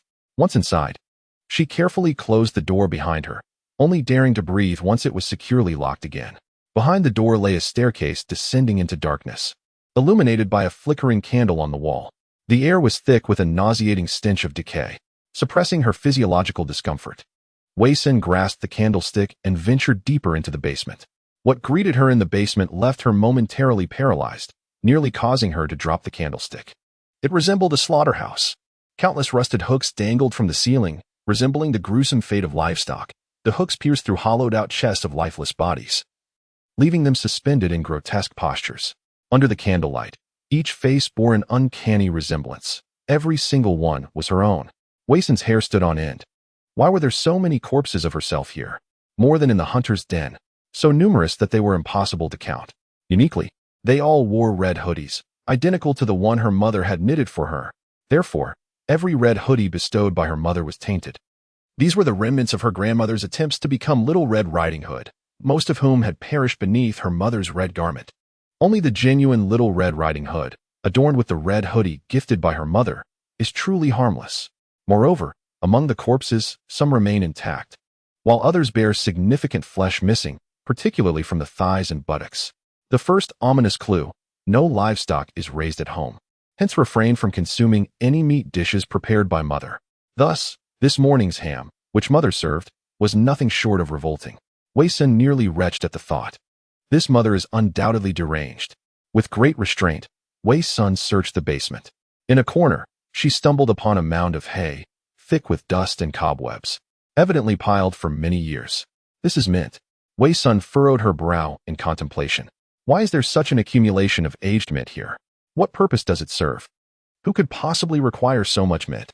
Suddenly, her gaze fell upon the flickering candle flame in her hand. The corpses in the basement, the aged mint.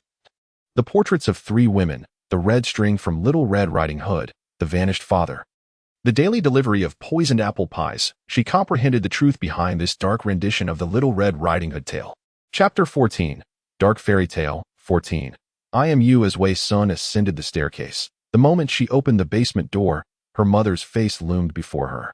Little Red Riding Hood, I warned you that the basement is a perilous place. Stay away. You are such a disobedient, wicked child. Mother's face was as pale as a ghost, clutching a glinting fruit knife. Wei Sun's gaze fixed on her mother's face, declaring, You have mistaken your identity. I am not Little Red Riding Hood. Initially filled with rage, her mother paused, but her eyes morphed into something more terrifying as she slowly raised the knife. No, you are indeed Little Red Riding Hood. But you are a bad child, a disobedient bad child, and you must be punished. If I am Little Red Riding Hood, then who is her master? Wei Sun opened her palm to reveal the red string given to her by the little girl in the forest. The moment mother laid eyes on the string, her hand froze mid-air, the fruit knife clattering to the stone steps, producing a cacophony as it tumbled into the basement. Witnessing her mother's reaction only solidified Wei Sun's suspicions. The girl imprisoned by the witch is the true Little Red Riding Hood. Mother has always known that the one who appears daily, without fail, is not the genuine Little Red Riding Hood. Her willingness to knit red hoodies for them and address them as Little Red Riding Hood was merely a ruse to ensure they delivered food to that figure in the forest. Little Red Riding Hood. My Little Red Riding Hood. Tears streamed down Mother's face as she frantically snatched the string from Wei Sun's grasp. Where did you obtain this? A teenage girl gave it to me, Wei Sun replied calmly. Mother staggered backward in disbelief. My Little Red Riding Hood. She is not dead? Indeed. I saw her, but she has forgotten the way home. Where is she? Tell me, where is she? Ding. Warning. Mother is on the verge of a breakdown. Players, please exercise caution. Once the mother enters her rampage mode, the player's survival rate plummets to 0. Ignoring the system's warnings, Wei Sun solemnly proposed to her. Let us strike a bargain. I shall take you to meet Little Red Riding Hood. The mother's eyes widened, her head moving mechanically. Her expression revealing a hint of peculiarity. Bargain? Provide me with a non-toxic red hooded sweater. Wei Sun responded. For she required the red hooded sweater crafted by her mother to be recognized as Little Red Riding Hood by the system. Only those acknowledged by the system as Little Red Riding Hood could escape this dark fairy tale dungeon through the conditions tied to her identity.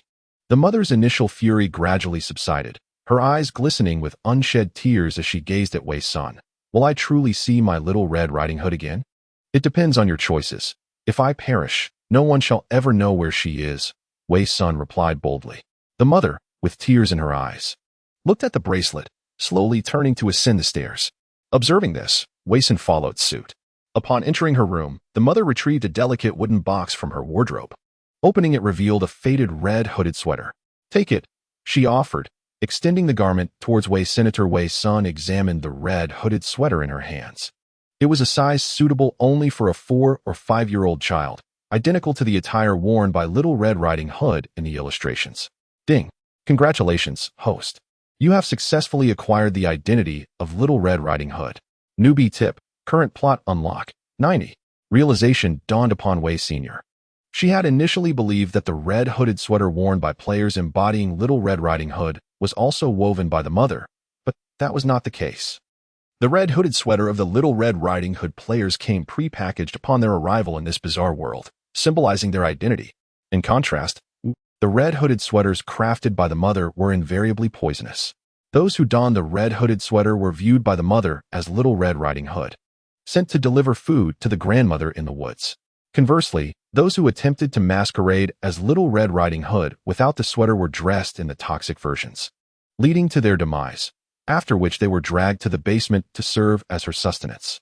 Wei Sun donned the red hooded sweater, filled a bamboo basket with poisonous apple pie, and then ventured into the misty forest alongside her mother. This time, the forest was devoid of witches and hunters, with no wolves prowling in the daylight, amplifying the silence, save for the sound of Wei Sun and her mother's footsteps in unison. The mother's expression was filled with anticipation, her pace quickening. Wei Sun, clad in the ill-fitting red hooded sweater, appeared somewhat comical as she walked. They arrived at the witch's abode, its door firmly shut, yet the curtains in the windows were drawn aside, and a silhouette seemed to move within the sunlight. She is right there, Wei Sun remarked, glancing at her mother. The mother's hands trembled uncontrollably as she slowly advanced. Wei Sun observed her retreating figure. This unfortunate woman, blinded by hatred, had spent years unable to see that perhaps if she had ventured into the forest even once to meet her grandmother, she might have discovered Little Red Riding Hood was not far from her at all. No longer concerning herself with the aftermath of the mother and Little Red Riding Hood, Wei Sun grasped the bamboo basket and ventured deeper into the forest. Once again returning to her grandmother's wooden cabin, Wei Sun first glanced at the flower bed by the door, where the soil had been recently disturbed, and the blue flowers and keys that once adorned the entrance had long vanished. She approached the door and knocked. "I am Little Red Riding Hood." Shortly thereafter, the door creaked open. Wei Sun was greeted by the sight of a stooped, white-haired woman, strikingly reminiscent of her own reflection upon awakening here for the first time. If her assumptions were correct, the individual before her likely perceived her as a peculiar figure clad in a red hoodie, her red attire blending seamlessly with her face. "Ah, Little Red Riding Hood. Come in and take a seat," her grandmother beckoned, stepping aside. Wei Sun's gaze fell upon the hand her grandmother concealed behind her back. Without a doubt, it clutched a pair of scissors. As Wei Sun stepped into the familiar surroundings, she retrieved an apple pie from a wicker basket and placed it on the table. Yet she hesitated to urge her grandmother to partake, instead focusing intently on her watchful demeanor. "You cannot escape, but I can," Wei Sun declared candidly. Her grandmother paused, her vigilance intensifying. "What do you mean?" The identity of the grandmother bore no conditions for passage, while only Little Red Riding Hood's identity did. You are also a player." "I am not only a player, I am also you," Wei Sun replied, locking her gaze with her grandmother's eyes. Indeed, the grandmother before her was, in essence, herself. The buried Little Red Riding Hood in the courtyard, the doll from the hunter's tea party, the body hidden in her mother's basement, all were facets of her being. In this narrative, there existed only one player, herself. Understanding this connection, she knew her grandmother would readily grasp the implications of her words. "Why are there two of me?" her grandmother asked calmly. "It is because I possess two identities. One as grandmother and the other as Little Red Riding Hood. Regardless of which identity perishes, a new version of me will arise the following day, devoid of previous memories, and continue the daily tasks of this narrative until it is completed." Her grandmother's gaze deepened. "You are Little Red Riding Hood. Why should I trust you?" Wei Sun responded. "Have you not noticed the words on the back of the grandmother's identity rules that advise against trusting Little Red Riding Hood? That must have been left by a prior version of the grandmother who discovered that Little Red Riding Hood delivered poisoned apple pies. Yet that very clue has misled us all along." Surprised that Wei Sun was aware of the grandmother's identity rules, her grandmother had no choice but to concede to the validity of her claims, however absurd they may seem. In this room, the mirror served as a source of contamination, obscuring the true appearance of those who approached the house, Wei Sun explained. This was why, upon leaving the cabin, she had seen her true self reflected in the stream. "Wait," her grandmother exclaimed, hastily ascending the stairs. Moments later, the sound of shattering glass echoed from above. As the footsteps descended the stairs, Wei Sun glanced again. and the figure standing on the staircase was no longer the elderly woman with gray hair, but rather another version of herself. It was astonishingly true. The other self, in disbelief, shook her head while observing Wei-san, who stood in the room wearing a rather small red hoodie, presenting a somewhat comical appearance. Yet, just before shattering the mirror, she had seen Little Red Riding Hood with a bizarre visage, her face inexplicably fused with the red hoodie. What shall we do now?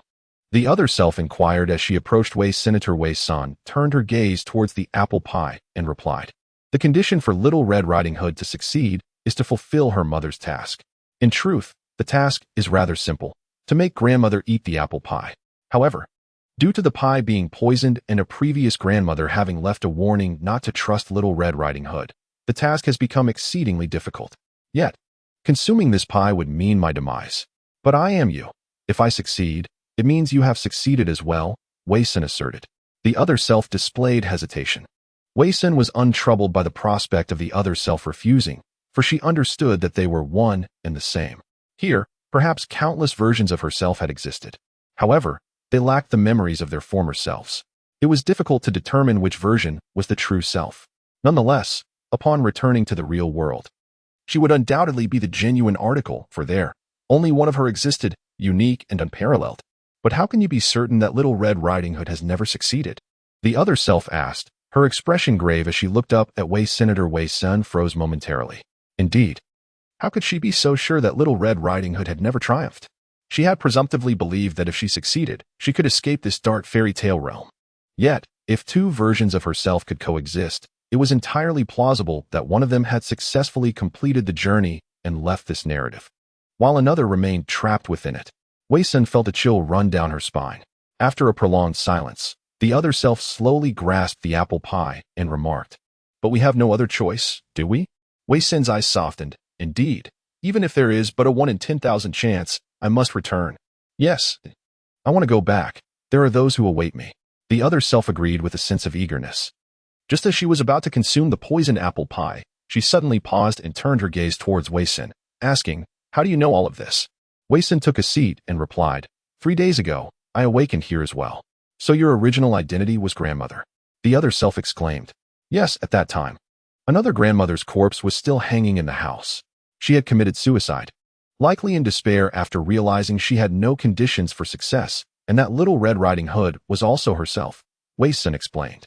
"Oh, to drive me to despair to the point of suicide, that indeed is a reflection of another self." The other self chuckled wryly before continuing. "And then what happened? Then I encountered the first Little Red Riding Hood, who was fully aware that the apple pie was poisoned and wanted me to consume it. It is estimated that she has survived for some time in the guise of Little Red Riding Hood, thus uncovering a wealth of knowledge regarding her identity. However, her dilemma lies in the fact that she is unaware that the grandmother is, in fact, herself. She proposed a game with me, wishing to win and subsequently compel me to consume the poisoned apple pie. Yet, in this game of self against self, the odds were evenly split, and it was evident that I emerged victorious. Nevertheless, the Little Red Riding Hood had not truly lost. She must have surmised the truth in her final moments, yet had no means to validate it. Hence, she urged me to journey south in search of the truth.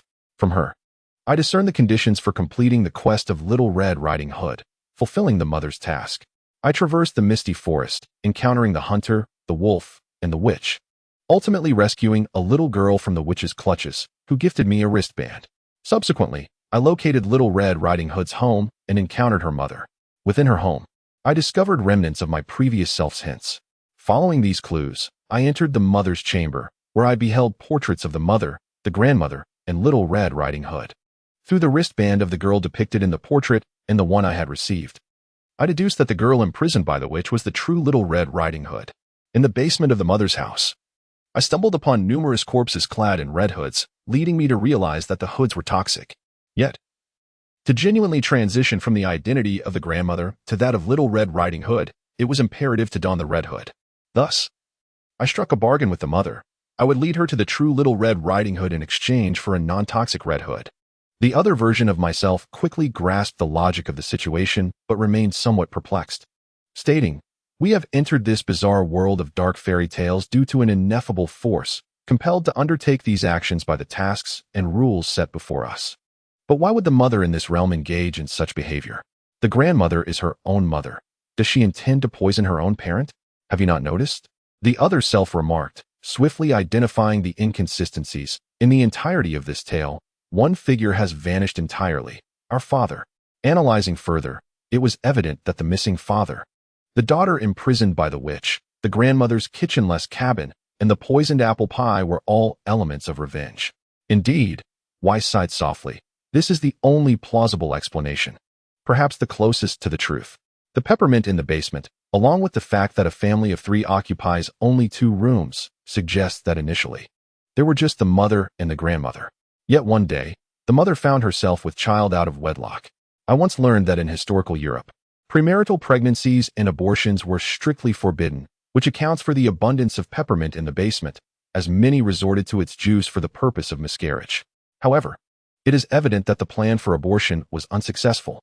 Ultimately, the mother gave birth to Little Red Riding Hood. This elucidates why 3 individuals reside, yet only 2 rooms exist, as well as the numerous peppermint leaves and the absence of the father. Another self realized, although Little Red Riding Hood was born, at that time, it was indeed a disgrace for women to become pregnant before marriage.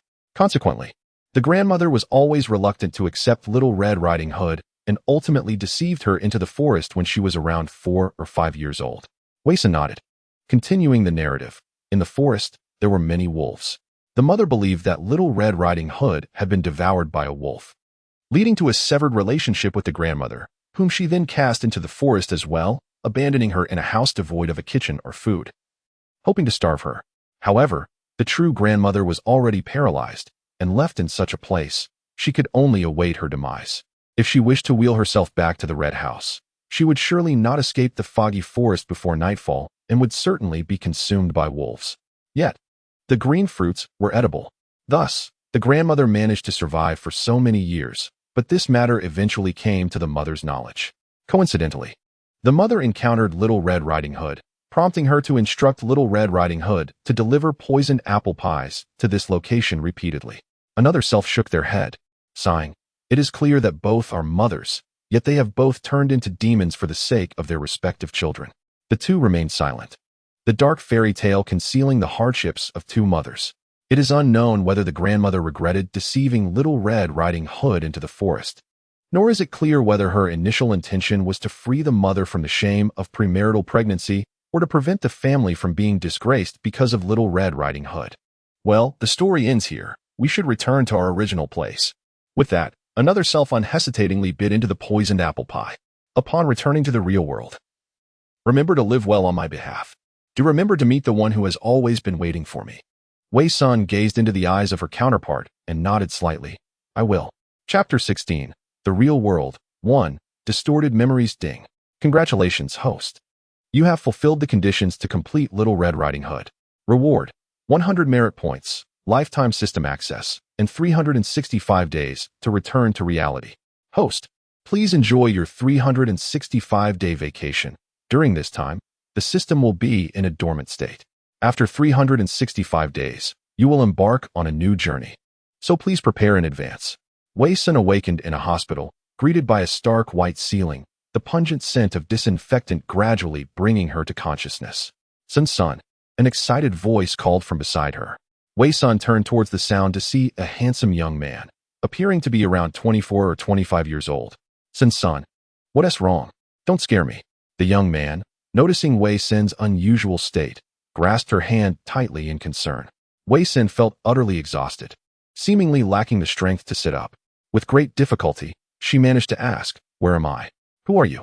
She had originally been within the bizarre world of the quest. It was another self who had consumed the poisoned apple pie, thereby accomplishing the mother's task and successfully passing through. Just before losing consciousness, she distinctly heard the system announce her successful completion, granting her lifetime access and 365 days to return to reality, along with 100 merit points. Yet, she remained oblivious to the true nature of the system. Moreover, it currently lay dormant, utterly unresponsive to any attempts at awakening. And what are the merit points? What purpose do they serve? She appeared to detect no abnormalities within herself. The system's final words about embarking on a new journey after 365 days. What could that possibly signify? Would she indeed return to the bizarre world as replica 1 year hence? Wei Sin's mind raced as the sunlight streamed in through the window, the cacophony of traffic outside, and the flickering LCD television in the hospital room all served as stark reminders that she had genuinely returned to the realm of reality. The young man stood frozen, his eyes quivering slightly. Son, this is the hospital. I am your boyfriend, Li Chong. Do you not recognize me? Boyfriend Li Chong? Wei Sin struggled to recall why this name evoked no memories within her. Who was she? What was her name? Suddenly, Wei Sin became acutely aware of a terrifying realization. In that dark fairy tale world, she had been unable to remember her past, not even her own name. Who indeed was she? Son, it's all right, it's all right. It's common for individuals to experience temporary amnesia following an accident, but you will surely recall everything soon. Li Chong reassured her as he pressed the nurse's call button beside the bed. Wei Sin gazed at the man before her. His visage was unfamiliar, and his voice did not match the one she had faintly heard during her disorientation. She was certain that the person who had promised to wait for her return in the real world was not this individual. Soon, the doctor and nurses arrived. The doctor conducted a brief examination of Wei Sin, explaining that memory loss following a car accident was commonplace, and further tests were necessary for a definitive assessment. There is nothing to worry about.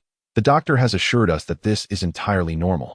As dusk fell, the golden rays of the setting sun poured into the hospital room. Li Chong sat beside her bed, peeling an apple for Wei Sr. She had regained some ability to sit up. According to Li Chong, she had been struck by a car that ran a red light while crossing the street. Fortunately, her injuries were minor. However, perhaps due to the impact of her head striking the ground, she had remained in a coma for the past fortnight. Li Chong meticulously recounted her personal information.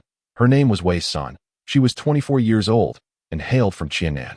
Strangely, she had even forgotten how to speak the local dialect. Li Chong mentioned that her parents favored male offspring, leading to a strained relationship with them. After entering university, she had largely severed ties with her family. She had attended university in Kyoto, where she had accepted Li Chong's courtship, leading to their current romantic relationship, which had flourished. After graduating, she had remained in Kyoto to seek employment, and the day of the accident was ironically her first day at her new job. Do not worry. Your memories will surely return in due time, Li Chong said, presenting the freshly peeled apple to Wei Sin with a bright smile. Thank you. Wei Sin replied as she accepted the apple, her mind instinctively drifting to memories of her mother's poisonous apple pie. She took a bite of the apple, its sweet flavor unfolding upon her palate. This is the realm of reality, not that of the bizarre. She is Wei Sin, not her grandmother, nor Little Red Riding Hood. She struggled to tether her thoughts back to the present. She even questioned whether everything in that strange world was merely a dream. After all, that peculiar system had shown no response, leaving no evidence to affirm that her experiences in the uncanny realm were anything other than a figment of her imagination. Only after 365 days would the truth, whether the bizarre world truly exists or is merely a dream, be revealed. Son, for now, if you cannot recall the past, let it be. Li Chong sat beside her, gazing at her with gentle eyes. You can trust me completely. There is no need to fear. He grasped her other hand. Wei Sin felt the warmth of his palm, yet her body instinctively recoiled from such contact. She discreetly withdrew her hand, silently continuing to eat the apple. Curiously, it seemed she had only forgotten everything related to her identity, while retaining memories of other matters. Li Chong maintained his smile, his tone soft as he reassured her. It's all right. I will stay by your side until you remember everything from the past. I believe you cannot possibly forget me. Thank you. Wei Sin replied politely once more. A flicker of bitterness crossed Li Chong's eyes. He took a deep breath and smiled again. What are you thanking me for, silly? We are to be married. Married? Wei Sin looked at him, puzzled.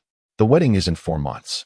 You see, the number 210111012 is symmetrical and easy to remember. Perfect for our anniversary. As he spoke, the apple in Wei Sin's hand suddenly rolled to the ground. What is wrong, son? Li Chong moved closer with concern. Wei Sin felt her brow involuntarily twitch. ISNT this year, 2025. Though she could recall nothing, a fragment of memory concerning 2025 lingered in her mind. What that memory entailed was hazy, and no matter how hard she tried to grasp it, the specifics eluded her. Yet the significance of that year was crystal clear. Abruptly, she rose and walked to the window, gazing outside. The vehicles traversing the road, the towering buildings across the street, and the LCD television in the hospital room. All these reflected the visage of 2025. If, as Li Chong asserted, The year is 2101. Then why does the world still appear this way? Something is amiss. Where is the discrepancy? Wei Sun cradled her head, feeling as if her thoughts were in chaotic disarray, threatening to erupt. It's all right. Don't think about it. Let us not dwell on it. Li Chong held her tightly, continuously offering comfort. You have just awakened. Don't force yourself to remember. There is ample time ahead. I will help you gradually recover your memories. Leaning against his chest, Wei Sun's mind was a tumult of confusion. If she could never recall her former self, then who was she truly? Li Chong, is everything you've said genuine? Wei Sun lifted her gaze to meet his. Li Chang gazed with gentle yet resolute eyes. Of course, Sun, do not be afraid. I am always here. Even if you cannot remember, it matters not. We can simply get to know each other anew and start afresh, shall we? Wei Sun inhaled deeply, slowly directing her gaze towards the crimson sunset outside the window. She realized she had no choice but to begin anew. Chapter 17. Wisdom Primary School 1. The protagonist Halo system 1 year later. Ding. Congratulations, the host has awakened the protagonist Halo system. Ding. Warm reminder. The host has been transported to the Wisdom Primary School instance. Number of participants, 20. Difficulty level, grade, average mortality rate 20. A chilling electronic voice resonated in her mind. Wei Sun opened her eyes to find herself and 19 strangers in the center of a fog-shrouded playground, surrounded by an eerie silence. The air was thick with a nauseating stench, as if something sinister was quietly decaying in the shadows. Most of the individuals were clad in pajamas, creating a stark contrast with their surroundings. Where is this? Wasn't I sleeping at home? Who are you all? The crowd erupted into a cacophony of confusion, each person bewildered by their circumstances. Only Wei Sun stood silently, a familiar yet long-forgotten sensation washing over her. This was the strange world. Scanning the group, Wei Sun noticed that each individual wore a black circular watch on their left wrist, the display exhibiting a chilling number, 0. Glancing down at her own wrist, she found she too possessed the same watch, albeit with a different number, 100. She had indeed returned. In the year following her departure from the Dark Fairy Tale instance, so much had transpired that she had nearly forgotten the significance of the past 365 days. During this time, the enigmatic system had remained dormant until now, as if the game had officially commenced, awakening within her mind. The protagonist Halo system? She wondered what purpose it truly served. Ding. Warm reminder. The protagonist Halo system grants the host the power of a protagonist, as the merit value reaches the corresponding threshold. Additional random rewards may be drawn. The variety of rewards is abundant, requiring the host to explore independently. The next draw requires the accumulation of 200 merit points. The host is encouraged to strive diligently. Wei Sun glanced at the number 100 on her watch. Was this the merit value the system had mentioned as a reward? Why had she returned to this bizarre world? The last time she had cleared the instance was to survive in the real world. What was her purpose this time? Perhaps the lone consolation was her possession of a system, and that this instance bore the lowest difficulty level. With a contemplative thought, Wei Sun discreetly concealed her watch within her sleeve. Everyone, please remain calm. A cool female voice suddenly sliced through the tumultuous air. Wei Sun looked up to see a tall woman, approximately 1.7 meters in height, with an oval face and sharp short hair, exuding the aura of a formidable career woman. Her voice, though not loud, resonated like a heavy hammer, instantly silencing the crowd. Although the reasons for everyone's presence here remain unclear, I surmise that we find ourselves in a realm governed by peculiar rules. The utmost priority now is to survive and discover an escape route. Wei Sun quietly observed the tall woman, pondering whether she too possessed a system. Rules of a horror tale? Sister, you must have read too many novels. A heavily made-up girl, her face a tapestry of technology and severity, scoffed. She was the stunning internet celebrity, Xia Susu. Suddenly, a burly man exclaimed with excitement, as though he had stumbled upon an extraordinary treasure. His gaze fixated on Xia Susu, his face alight with a smile. My online moniker is Lonely Aqiang, but you may call me Aqiang. I once sent you a gift during a carnival. Xia Susu smirked, a fleeting glimmer of disdain flickering in her eyes. The formidable woman disregarded Xia Susu and stepped into the midst of the assembly, declaring, while you were bickering, I discovered the rules posted on the bulletin board over there. Rules? The crowd erupted in a cacophony of voices. The strong woman led them through the mist to stand before the bulletin board. It was an antiquated blackboard, inscribed with dense red lettering. Rules of Wisdom Primary School 1. Diligence and dedication are commendable virtues for every citizen of this bizarre world. Neglecting one's duties incurs severe consequences. 2. To ensure the quality of education. No faculty member may leave the school before the arrival of summer vacation. 3. Issues may be addressed with the principal, but remember, as a member of the faculty, you must unconditionally obey the principal's directives, for there are no mirrors within the school. Should you encounter one, shatter it immediately. Be warned. Do not engage in prolonged eye contact with the reflection, no matter how much it resembles you. 5. Remember, the hearts of elementary students are fragile. Do not refuse any of their requests during breaks. 6. Faculty members must not harm students. Otherwise, the repercussions will be dire. 7. The school is devoid of students on weekends. If you see a child, it is merely an illusion. Flee the scene without looking back or hesitating. 8. Upon nightfall, you must return to your designated dormitory. Remaining outside alone is perilous unless you possess a flashlight. 9. Elementary students do not reside on campus. If you encounter children at night, promptly close your eyes until the surroundings fall silent. 10. One of the aforementioned rules was established by it. Please exercise discernment. Wei Sun gazed at the peculiar rules, a sense of unease washing over her. Particularly, the final rule's mention of it piqued her curiosity. What could that possibly entail? She felt an unsettling awareness of countless eyes lurking within the fog, fixated upon her. So, are we now faculty members of this school? Someone inquired. That seems likely. Though we cannot currently verify each individual's identity, Bai Shui responded. Xia Susu rolled her eyes, expressing her disdain. Clearly, this is someone's prank. Seizing the opportunity, Aqiang approached Xia Susu, echoing her sentiment. Susu is absolutely right. What a ridiculous tale of rules and strange happenings. I advise everyone to exercise caution. This place is shrouded in fog, and the reality beyond it remains an enigma. Each of us is adorned with identical wristbands.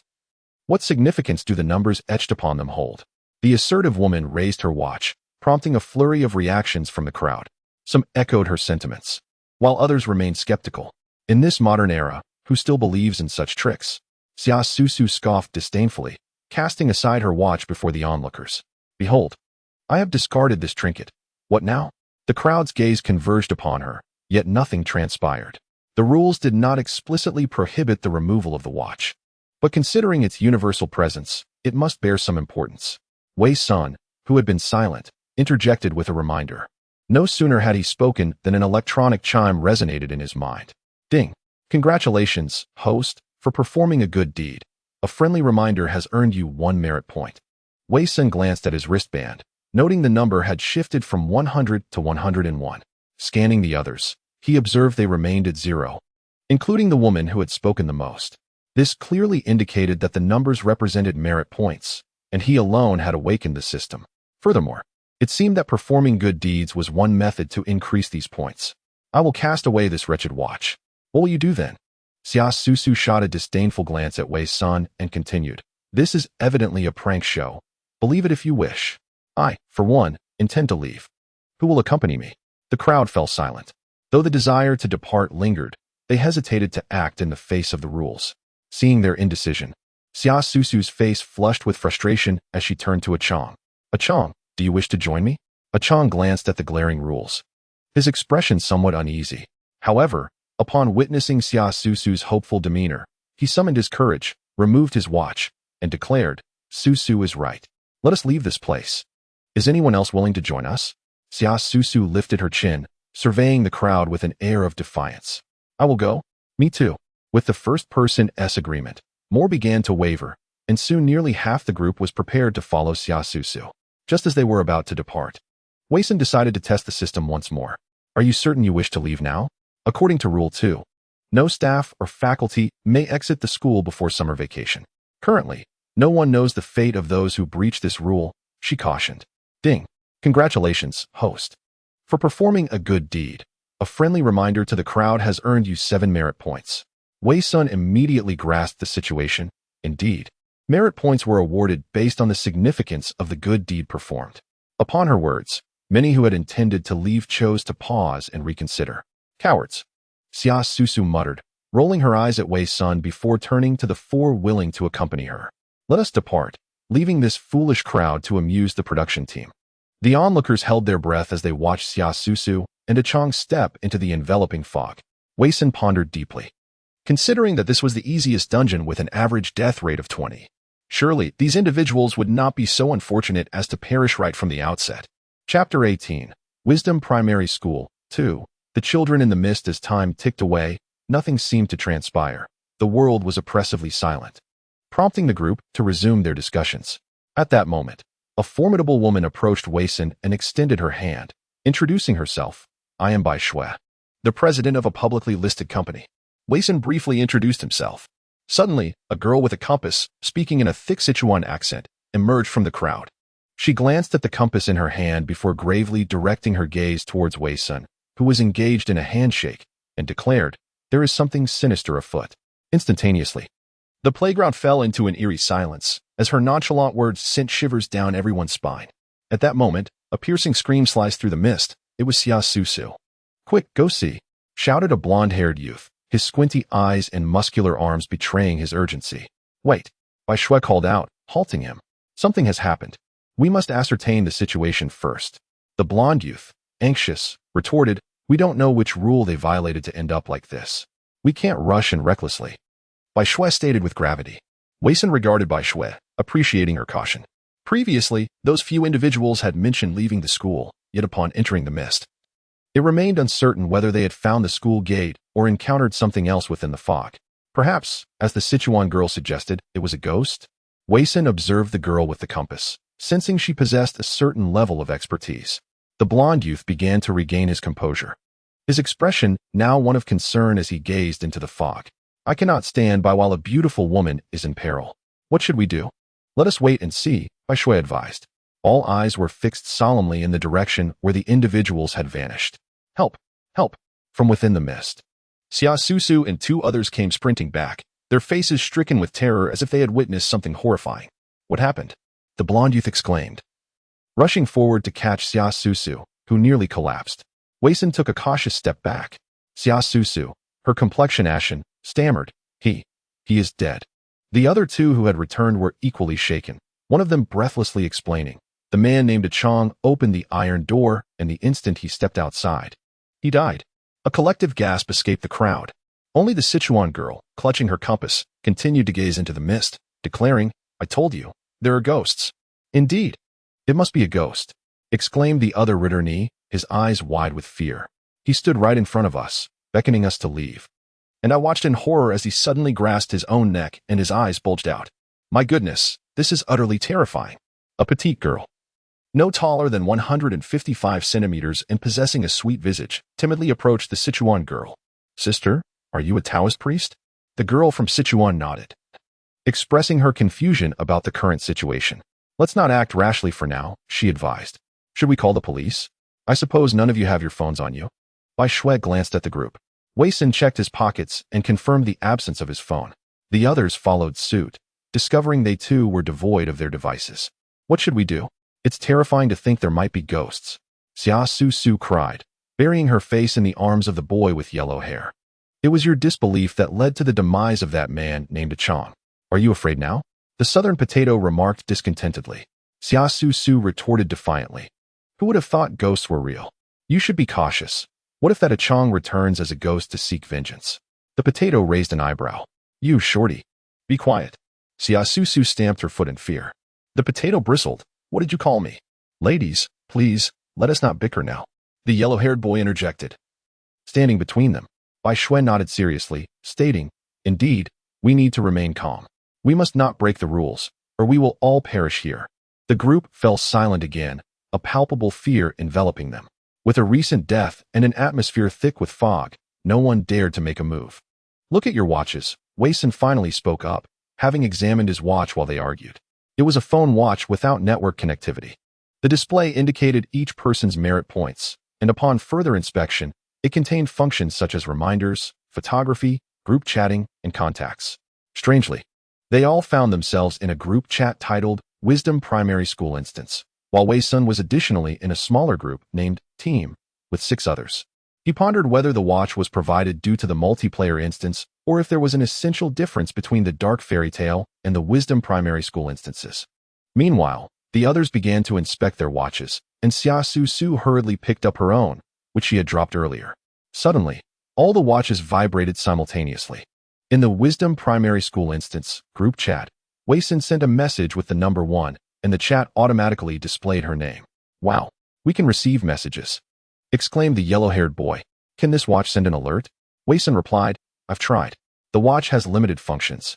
It seems more like a tool provided by this world to assist us in escaping, without any connection to the outside." "Did you choose the name for this group chat?" The yellow-haired boy asked Wei Senator. "No, it was pre-existing. So we truly are in a bizarre world instance," the potato said, inching closer to the girl from Sichuan in fear. "What does this smaller group mean? Who added me?" Someone inquired. "I am in the group," another voice chimed in. Bai Shui counted the heads present. One had perished, leaving 19 individuals. "Everyone in the group, please raise your hands," including Bai Shui. A total of 6 individuals raised their hands. She continued to shout, "Group, lower your hands. Group, raise your hands." Wei Xin, Huang Mao, Little Potato, Sichuan Girl, Xia Su Su, and another girl with glasses who had not spoken a word all lifted their hands, making a total of 6. "Group, please raise your hands." The remaining 7 individuals complied. Bai Shui then picked up the watch that a Chong had discarded on the ground, the numbers on it having already changed. After glancing at it, she remarked, "This grouping must also be random. A Chong's group is." The numbers on the watch should represent something akin to our life force, and a Chong's had already transformed into a mere line. Once again, silence enveloped the group. In this eerie realm governed by peculiar rules, death could strike at any moment, and they did not even know how to escape. "Let us proceed this way." Bai Shui broke the silence once more, stating, "We will investigate according to the groups assigned to us. Since this is a replica, there must be a way to clear it. I want to go. I refuse to go anywhere." Xia Su Su, still shaken by the earlier events, shook her head vigorously. "As long as we don't violate the rules, we should be safe," Bai Shui reassured her. "What if there are ghosts lurking everywhere?" "I'm not going to my doom," Xia Su Su exclaimed, gripping Huang Mao's arm tightly, commanding him in a tone that brooked no argument. "You stay here with me. It's safest." Huang Mao wore an expression of distress. "If you want to stay, then stay by yourself. Don't drag others down." Little Potato rolled her eyes, mimicking Xia Su Su's earlier behavior. Just as the two were about to bicker again, a soccer ball suddenly rolled out from the mist, stopping in the midst of them. Instantly, everyone held their breath, gazing at the ball that had appeared out of nowhere, their eyes slowly drifting towards the fog. A petite figure gradually materialized from the mist, accompanied by the innocent voice of a young boy. "Could the teachers please kick the ball to me?" Rule number 5 states that one must not refuse any request from a student during recess. Someone stepped forward and picked up the soccer ball. "Wait," Wei Xin interjected, furrowing her brow. "How do you know today isn't the weekend? Furthermore, one of the rules is clearly established by it. Evidently, this entity is not to be trusted." Rule number 7. No students are present at school on weekends. If you see a student, please flee immediately. Rule number 10. One of the aforementioned rules is established by it. Please be sure to discern carefully. The individual halted, nervously swallowing as they clutched the soccer ball, momentarily at a loss. The group held their breath, watching the figure as it slowly approached, yet the mist remained eerily silent, devoid of any sound of footsteps. Chapter 19. Wisdom Primary School 3. Who is outside the door? Run. Wei Xin suddenly grasped the situation and exclaimed. The others looked at her in bewilderment. Run from what? The rules state we cannot refuse any requests from students during recess. Don't act so smart and endanger us. Xia Su Su retorted, her eyes still filled with disdain. As the shadowy figures in the mist drew ever closer, Wei San, disinterested in further debate, took to his heels and fled. The Sichuan girl glanced at her compass, her expression growing increasingly grave, and chose to match Wei San's pace. Observing this, Little Potato hurriedly followed suit, exclaiming, "Wait for me, Sister Taoist." Another girl with glasses, seeing the two run off, hesitated for a moment before breaking into a light jog to catch up. "I believe we should also depart." Huang Mao furrowed his brow and looked toward Xia Su Su. With a huff, Xia Su Su replied, "Those who are so self-satisfied often meet the swiftest demise. If you wish to march to your doom, I shall not stand in your way." She then turned her attention to the boy clutching a ball, saying, "Are you not going to kick the ball to him? Do you intend to flout the rules?" All right, the boy replied, preparing to send the soccer ball into the mist. "No, wait." Bai Shui hastily interrupted him. We have been awake for over 10 minutes. If this were recess, we would certainly have heard the bell for either the end of class or the start. We must run. With that, Bai Shui swiftly gathered her group and fled in another direction. Some members chose to follow her, while a few others instinctively huddled together to escape. Take it. The boy with the ball opted to thrust the soccer ball into Xia Su Su's arms before turning to follow his group's path. Ah! Xia Su Su shrieked, still momentarily stunned. What do you mean there's no bell to declare today a weekend? What if this school simply does not ring the bells? Huang Mao could no longer remain still, watching in horror as a hand emerged from the mist. It was no ordinary hand. The long, dark nails and pale knuckles resembled something that had crawled from a grave. Run! Huang Mao grabbed Xia Su Su's hand and bolted. Xia Su Su, having caught sight of that grotesque hand, felt her legs weaken in terror, nearly being dragged along by Huang Mao. Wei Xin and the others plunged into the mist, catching a glimpse of a small, dilapidated building ahead, its walls worn and seemingly steeped in history. Sister Daoist, is it safe over there? Wei Xin inquired, glancing back at the Sichuan girl. She looked at her compass and replied, safe. Instantly, hope surged through the group, prompting them to quicken their pace toward the structure. Upon reaching the building, they noticed a weathered metal sign hanging by the entrance, which read Health Room. This health room is surprisingly small and rather shabby. Little Potato remarked in astonishment. Wei Xin opened the door, and they stepped inside. The room was cramped, containing only an old desk, a chair, and a sick bed. The Sichuan girl closed the door and retrieved a talisman from her pocket, affixing it to the doorknob. Sister Daoist, you're so impressive. Little Potato gazed at her in admiration.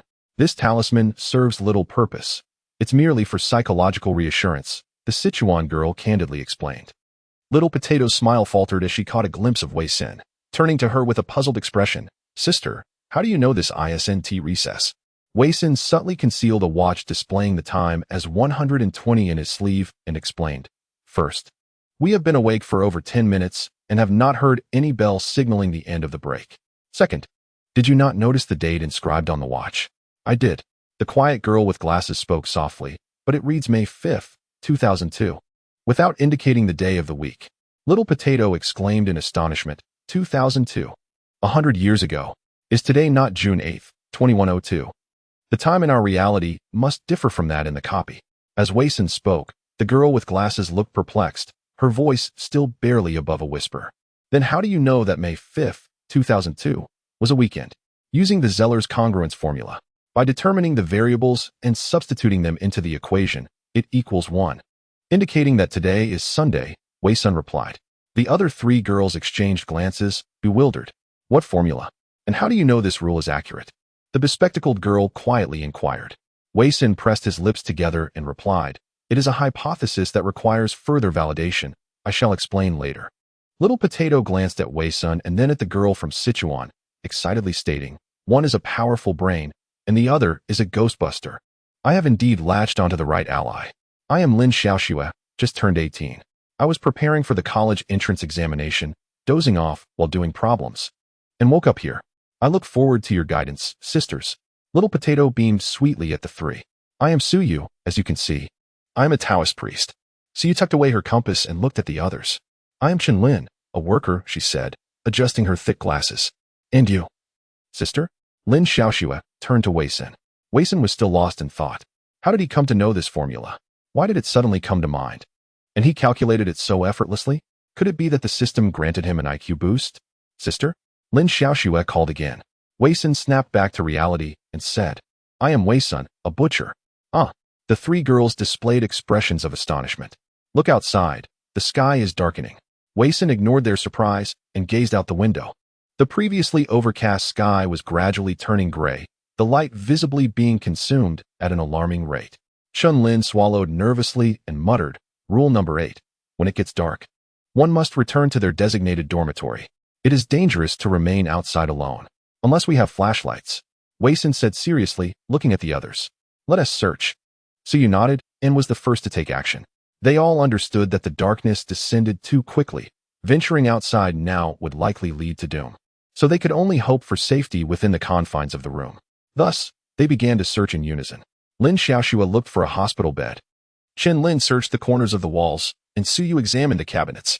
Wei Xin was rummaging through the desk, on which lay a medical record. but she had no time to examine it. She opened the drawer and found an array of medical instruments: thermometers, stethoscopes, sphygmomanometers, tongue depressors, percussion hammers, ophthalmoscopes, and cotton swabs. All standard tools for a physician. At first glance, there was no flashlight. However, just as Wei-Sun was about to close the drawer, she suddenly froze. Something felt amiss. A ductile forceps was among the tools.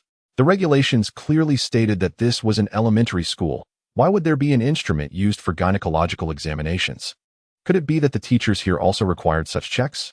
Wei-Sun had no time to ponder further and closed the drawer to continue her search. As darkness enveloped the room, the absence of a flashlight meant they might very well wait here until death claimed them. Unfortunately, after searching every drawer on the desk, she found no flashlight. "It's not here," Wei-Sun exclaimed. "I didn't find one either." Chun-Lin shook her head. "I have found something." Lin Xiaoxue pointed at the bed, her expression stiff. Wei-Sun strode over, but there was no flashlight on the sickbed, only a large pool of blood. In the dim light, the blood appeared exceptionally vivid, as if it had just been spilled. In the next moment, the last glimmers of light faded into darkness. The room was suddenly engulfed in pitch blackness, a chilling aura creeping in from all directions. "Sister, I'm scared." Lin Xiaoxue clung tightly to Wei-Sun. Just then, something cold brushed against the back of Wei-Sun's hand. As she instinctively flinched, a faint voice echoed from the darkness. I'm scared too." Chun-Lin's hand was icy with fear. Bang! Suddenly, a loud thud resounded from outside the door, startling all three of them. "Suyu, is that you?" Wei-Sun quickly inquired. But Suyu's voice came from further inside. "It's not me. I haven't moved." Chapter 20. Wisdom Elementary School 4. The light went out. Bang. Bang. Bang.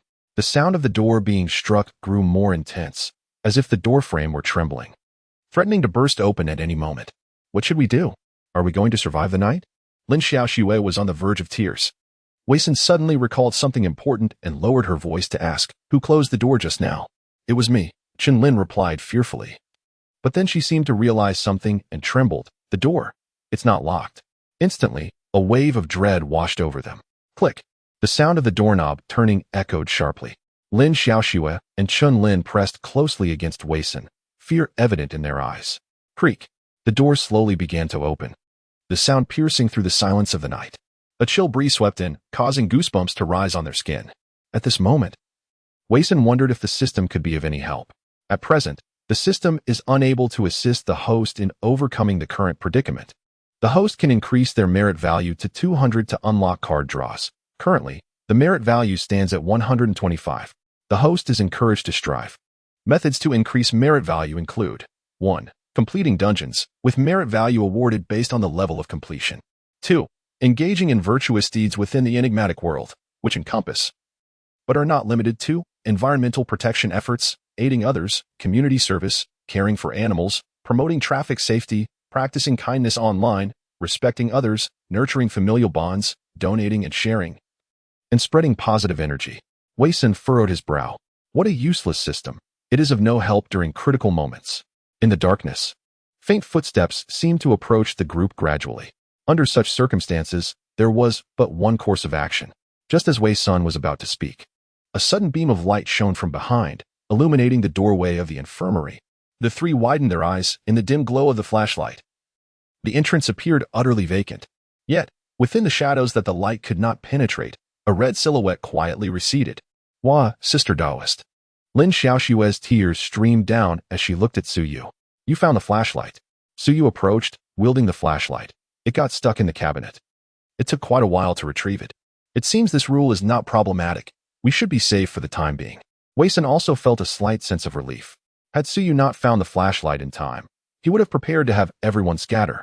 In that case, the entity outside would likely pursue only one person at a time, granting each individual a 3/4 chance of survival, at least temporarily. Excellent. We can now confirm that the 2nd, 7th, and 8th rules are sound. Thus, we must hasten to locate the dormitory. After Wei-Sun's declaration, the group joined hands, with Suyu in the center holding the flashlight as they departed the infirmary. However, outside, not a glimmer of light was present, rendering it impossible to discern directions. They could only press forward, believing that the playground, no matter how expansive, must eventually have a boundary. Hee hee. The group paused as the sound of a young girl's laughter echoed from the darkness beyond the reach of the flashlight. Do not look back, Wei-san admonished Lin Xiaoxue, who was about to turn her head towards the sound. These entities seek to erode their sanity and entice them into breaking the rules. Earlier, before the rules announcement board, she had nearly fallen into their trap. Lin Xiaoxue stiffened, staring ahead, nervously swallowing. But who is laughing? Just don't look. We have the flashlight. For now, we are safe. Wei-san reassured them. Yes, the laughter of the little girl seemed to linger in their ears. Yet everyone focused intently on the area illuminated by the flashlight, too fearful to glance into the abyss. Finally, a series of stone steps emerged within the beam of light. It was a building.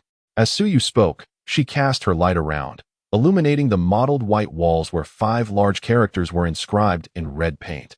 Faculty dormitory. Wonderful. Lin Xiaoxue exclaimed, finally exhaling in relief. Wei-san furrowed her brow, her intuition warning her not to rejoice too soon. There are no rooms on the first floor. Let us ascend and take a look, Suyu suggested. The staircase was narrow, requiring them to hold hands in a line as they ascended, with Wei-san leading the way and Suyu illuminating the path ahead. Have you noticed? The flashlight's beam is growing dimmer, Chun-Lin whispered. Wei-san had already recognized the issue and had discreetly quickened her pace. The rules state we must return to our designated dormitory. But how can we know where we belong in this entire building? Lin Xiaoxue expressed her concerns. What if the flashlight dies? Will those things from earlier catch up to us? Look. Upon reaching the second floor, they found a notice posted in the corridor. Suyu hurried closer, directing the light onto the announcement. Rules for faculty dormitory. 1. To facilitate unified management by the school, each dormitory is to accommodate only one person. Compliance is mandatory. 2. Please retire to bed promptly after dark, otherwise, your safety cannot be guaranteed. 3. Before entering a dormitory, please knock 3 times on the door. 4. The dormitory is old. Electrical issues or unusual noises are normal and should be disregarded. 5. Ignore anything encountered in the corridor. Lin Xiaoxue breathed a sigh of relief. Thankfully, there are only a few rules. Otherwise, I wouldn't be able to remember them at all. At that moment, the flashlight's beam dimmed further. Hurry, Wei-san urged. They began their search on the second floor, fortunate that each dormitory door bore a name. As long as they searched one by one, they would surely find the corresponding dormitory, provided the flashlight lasted long enough. Moreover, the dormitory was part of the school, meaning the school rules and dormitory regulations overlapped. Everyone needed to remain vigilant. Wei-san reminded them of these considerations, not out of familiarity with the group, but due to the nature of the system. She sought to accumulate merit points, hoping to see what rewards awaited her upon reaching 200. Perhaps it would grant her a chance to escape this place alive. The group soon discovered Wei-san's name on the door of room 204 at the end of the second floor. Sister Sun, this is your dormitory. Lin Xiaoxue exclaimed excitedly. Looking at her, Wei-san paused for a moment before responding. I will help you look for the other dormitories. Once you all return, I will come back for the flashlight. Ding.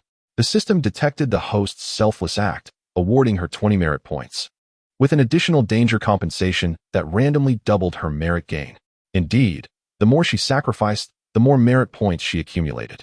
However, Wei-san was taken aback by the existence of such danger compensation. But this is very dangerous, Chun-Lin interjected. Reflect upon Rule 8, which explicitly cautions against remaining alone outside. A perilous endeavor indeed. But what if there are 2 individuals? Wei-san inquired. The group began to ponder this notion. Suyu remarked, are you suggesting that safety is assured if the number exceeds 2, and that a solitary individual must possess a flashlight? Precisely, Wei-san affirmed. Lin Xiaoxue, however, voiced her concern. But what if, when you are the last to return, the flashlight has run out of battery? Wei-san took a deep breath. She had contemplated this dilemma but believed that fortune favors the bold. She was determined to elevate her merit points to 200 swiftly. Therefore, we shall commence our search from the top floor, moving downward. The last dormitory must be in close proximity to mine, and should the flashlight fail, I will exert every effort to return. This was her most refined plan, ensuring both the augmentation of merit points and the safety of her companions. All right, I shall follow your lead. Suyu solemnly agreed, urging haste. The group swiftly ascended to the 6th floor, where they located Lin Xiaoxue's dormitory, 601. They then proceeded downward to find Chun-Lin's dormitory, 404. Ultimately, only Suyu and Wei-san continued their descent as the flashlight flickered. casting a dim glow akin to moonlight, barely outlining their path ahead. I have never encountered such kindness in you, who, despite your own safety, still seeks to assist others. Suyu stated earnestly. Wei Sun pursed her lips, her expression grave. She was not inherently virtuous. Her actions were dictated by the system. If an identity were to be assigned, she could be deemed a gambler, wagering that she would not perish easily in such a place. Let us hasten our pace. Should the flashlight extinguish, we will be unable to locate your dormitory. Wei Sun chose to disregard Suyu's words. We have this. Suyu raised her wristwatch. Yet, the watch, which should have illuminated, lay dark and unresponsive despite her attempts to rouse it. Is it broken? Suyu questioned, perplexed. It is not the watch that is defective, but rather this place. 19 individuals cannot be accounted for solely by our discovery of the dormitories. Where are the others? We have scoured every floor, yet there is naught but silence from the other rooms.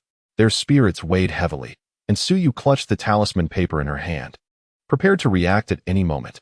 At last, on the third floor, illuminated by the faint glow of the flashlight, they discovered Suyu's dormitory, 305. Exchanging a solemn glance, Suyu knocked on the door with gravity. Knock, knock, knock. The sound, though produced by her own hand, felt eerily dissonant. In the next breath, the flashlight extinguished entirely, plunging the world into an abyss of darkness. Almost simultaneously, a cacophony of knocking echoed around them, as if countless entities sought to break through. Chapter 21. The Wisdom Primary School. 5. The Great Paisho. What shall we do now? Suyu's voice resonated in the darkness, tinged with apprehension. Remain composed and contemplate a strategy, Wei Sun responded. Her conjecture was indeed accurate, since there were two of them and no rules had been transgressed. The entities lurking behind the door did not surge forth, granting them temporary safety. The Taoist was relatively reliable.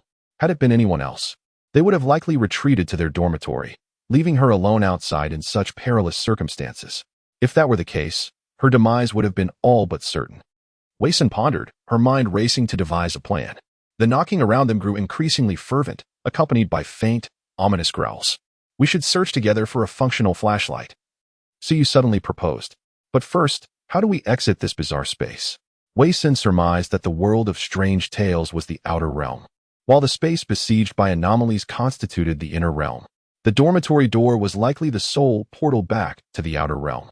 She speculated that the moment the electronic watch ceased to display time, their environment had transformed into something unrecognizable. It was probable that the encroaching darkness had prevented them from returning to the dormitory, causing their mental faculties to be eroded by the strange forces, unwittingly ensnaring them in the inner realm. Suyu was not taken aback by Wei Sun's deductions. Being a Taoist, this was not her first foray into the inner realm. However, she was astonished that an ordinary individual like Wei Sun could infer the relationship between the inner and outer realms in such a brief span.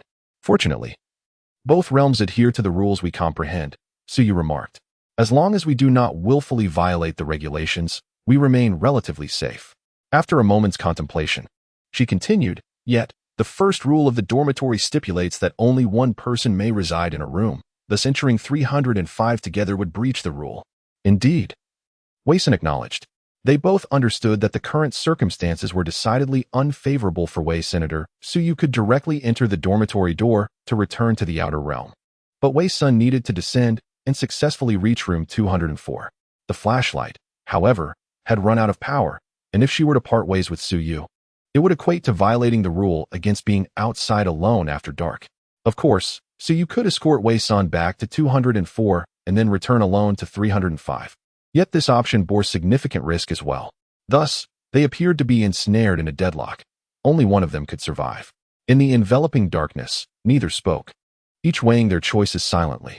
The knocking intensified, and the entities behind the door seemed poised to burst forth at any moment. Wei Sun recognized that time was of the essence. The longer they lingered in the inner realm, the more susceptible they became to being utterly consumed by these entities. Moreover, human nature is the most unreliable of all. The person beside her could very well abandon her to ensure their own survival by opening the door, leaving her with no opportunity for escape. System, check the merit value. Wei Sun urgently summoned the system in her mind to inquire about her merit points. Ding. The host's initial merit value is 151. With the additional danger compensation yielding a twofold increase, an additional 40 merit points have been granted. Current merit value, 191 points. Only 9 points remain until I can draw a card. If I could unlock an opportunity to draw, perhaps a turning point would emerge. Taoist. Wei Sun suddenly spoke with gravity. What is it? You are quite handsome. A voice of confusion echoed in the darkness. Ding. The host has achieved the merit of praising others. Merit value 1. You are very loyal. It's all right. You are very brave. You are resilient. You are intelligent. You are quite interesting. You are knowledgeable. The host's current merit value is 198. Wait, I'm at a loss for words, Wei Sun stated earnestly. So you spoke with a serious tone. I believe the urgent matter is to exorcise you first. Suddenly, Wei Sun seemed to recall something, responding solemnly. Thank you. Ding. Congratulations. Host. Merit value has reached 200, allowing for 1 card draw. Would you like to use it? Use it. Wei Sun silently thought. Ding. Congratulations, host. You have acquired a peculiar item, a Great Paishio. Usage. Summon the Great Paishio, which can withstand all supernatural damage for 10 seconds. 10 seconds. Running from one end of the 3rd floor to the other end of the 2nd floor is a bit challenging, but worth a try. Taoist, you should return. I have a plan, Wei Sun spoke. What plan? Trust me. Su pondered solemnly. The current situation is indeed precarious. The dormitory door is the only exit back to the real world, but they must return to their respective dormitories. Therefore, one of them must face the journey back alone. Since Wei Sun has proactively proposed this, it spares her the need to make a choice. All right, I hope you truly have a plan. Su said, placing her hand on the doorknob. I rarely submit to others, but if you are still alive by tomorrow, I shall call you sister. Heh, Wei Sun chuckled, responding in a clumsy Sichuan dialect. Deal. In the darkness, Wei Sun heard the sound of the door opening, but as she remained in the inner world, she could see nothing. As the door closed, the sound of more doors being opened synchronously filled the air. Use the Great Paishio. Wei Sun almost simultaneously activated the peculiar item. In an instant, a circle of green light enveloped her, as if she were inside a transparent Paishio. She could finally see everything before her. The lower half of the corridor walls was painted in a light green hue, while the upper half was a ghastly white. But at that moment, those colors had long since faded and peeled, revealing the dark wall beneath. All the dormitory doors swung inward, each housing a shadow whose face remained obscured. Yet, Wei Sun could sense their predatory gaze fixated upon her. Run. After a brief half-second to assess her surroundings, Wei Sun hurried toward the staircase, following the path etched in her memory. As she sprinted, the shadows within the doors surged forth, chasing her relentlessly. Trouble. Wei Sun caught a fleeting glimpse of the throng behind her and swiftly ascended to the 2nd floor, heading directly towards room 204. As she counted down 6, 5, 4, 3, 2, she felt a chilling presence creeping up her neck. Fortunately, in the final moment, she grasped the doorknob, knocked thrice upon the door with urgency, and pushed her way inside, forcefully shutting the door behind her. Leaning against the door, her heart raced violently, while the world outside remained enveloped in an eerie silence. Simultaneously, her watch vibrated. Checking it, she discovered a group message from 99. It appeared she had successfully returned to the realm of the watch. A sigh of relief escaped her as she began to survey her surroundings in the dormitory. The tungsten filament light overhead cast a dim, yellow hue, shrouding everything within the room in obscurity. The cramped space, less than 10 square meters, was filled with a thick, oppressive atmosphere, reeking of decay as if the very essence of death had seeped from a grave. The wooden wardrobe and desk appeared antiquated and mottled, while an old electric fan sat atop the desk, its blades encrusted with a thick layer of dust. Beside it lay a black, vintage tape recorder, its surface glistening with an unsettling sheen. Despite this being her first encounter with the place, an uncanny sense of familiarity washed over her, as if she had once lived, or perhaps perished, within these walls. A crackling sound akin to electric current drew Wei Sun's attention. The tape recorder had inexplicably begun to operate, its side panels glowing with an eerie green light, resembling eyes intently fixed upon her. According to the 4th rule of the dormitory, the aged premises were prone to electrical anomalies, and such sounds or unstable voltages were deemed normal. One should not concern themselves with these disturbances. Furthermore, the 2nd rule stated that after darkness fell, one should retire to bed promptly, for no one could guarantee their safety otherwise. Wei Sun, mindful of the regulations, made her way to the iron-framed bed, removed her shoes, and lay down. The tape continued its ominous whirring, but Wei-sun chose to selectively ignore the noise. Opening her watch to check the messages. In the group chat for the Wisdom Elementary School instance, only 10 avatars retained their color, while the others had all turned black. She was taken aback by the realization that more than half of the participants had already perished on the very first day. At this rate, would they truly have a chance to escape alive? In the larger group chat, the participants had initially shared their experiences. The group had ventured to the teaching building, which comprised 2 structures, each 7 stories tall. During the weekend, the teaching building was devoid of students. Under the guidance of Bai Shui, they had managed to locate the dormitory before dusk. Bai Shui's messages reported 2 deaths within their group. One individual had entered the dormitory without knocking, thus violating the rules, while another returned successfully but, for reasons unknown, had succumbed, their avatar now blackened. The last message in the group was also from Bai Shui. It is unfortunate. Our group has been completely wiped out.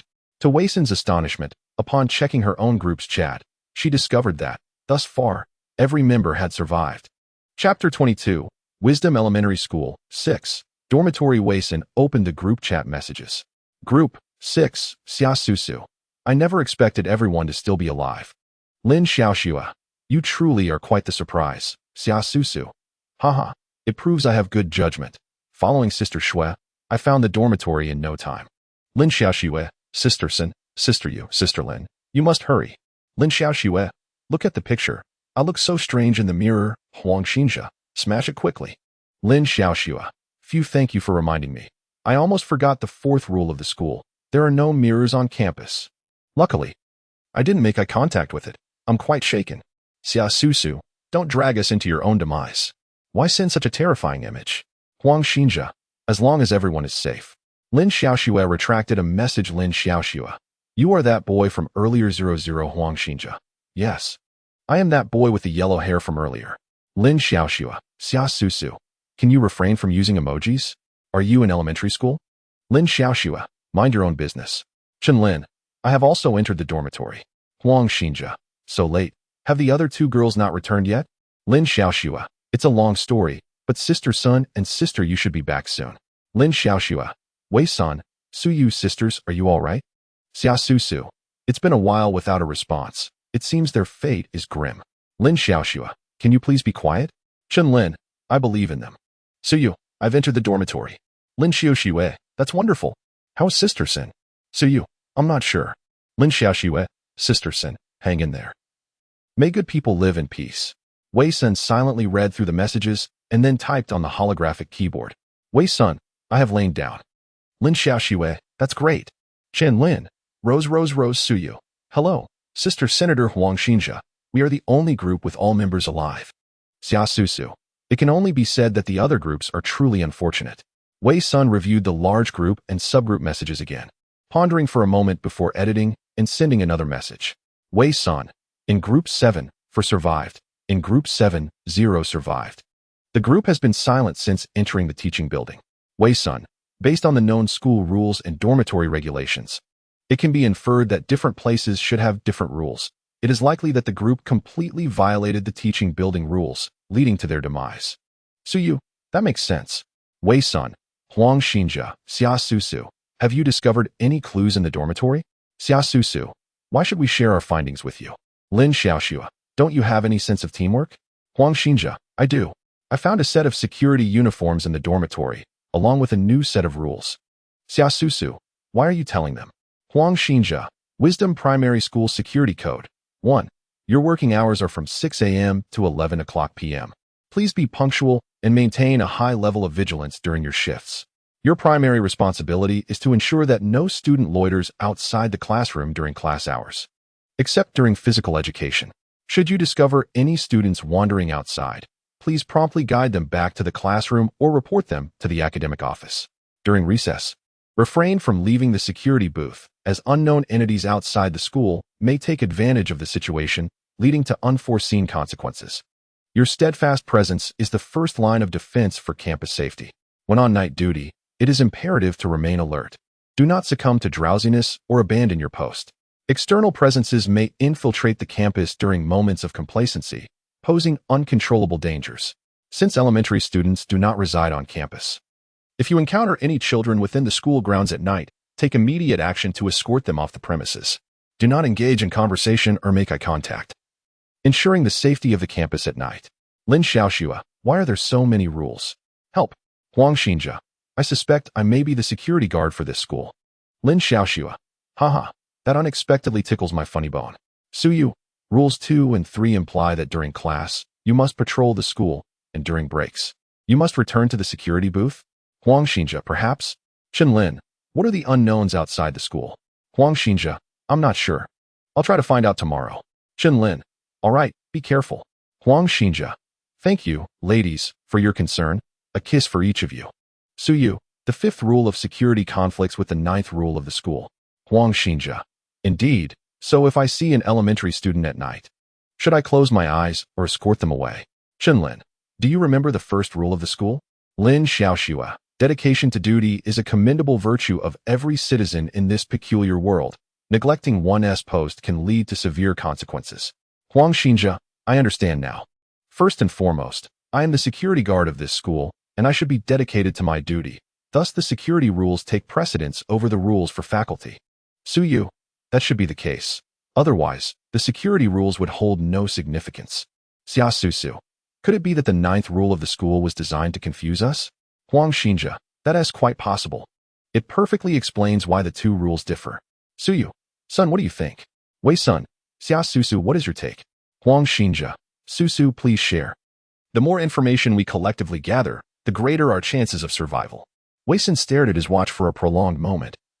Yet the woman named Xia Susu remained unwilling to synchronize her information. Never mind, based on the current information, we can still summarize some critical details. Wei Sun, it is known that each person possesses a different identity. There should be something in the dormitory that can validate these identities.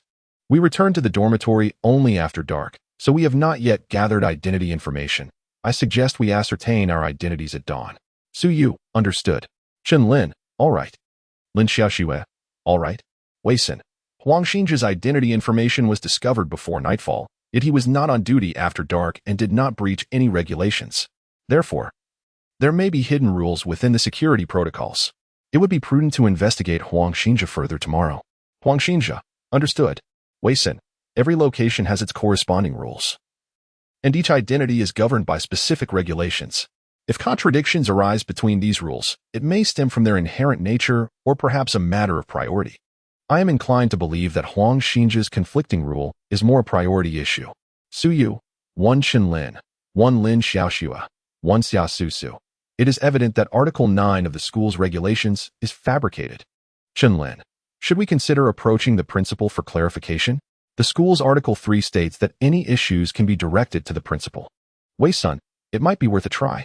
Huang Xinjia, I will inquire tomorrow. Suyu, don't forget you are on duty at 6:23. See who is available during the day before seeking out the principal.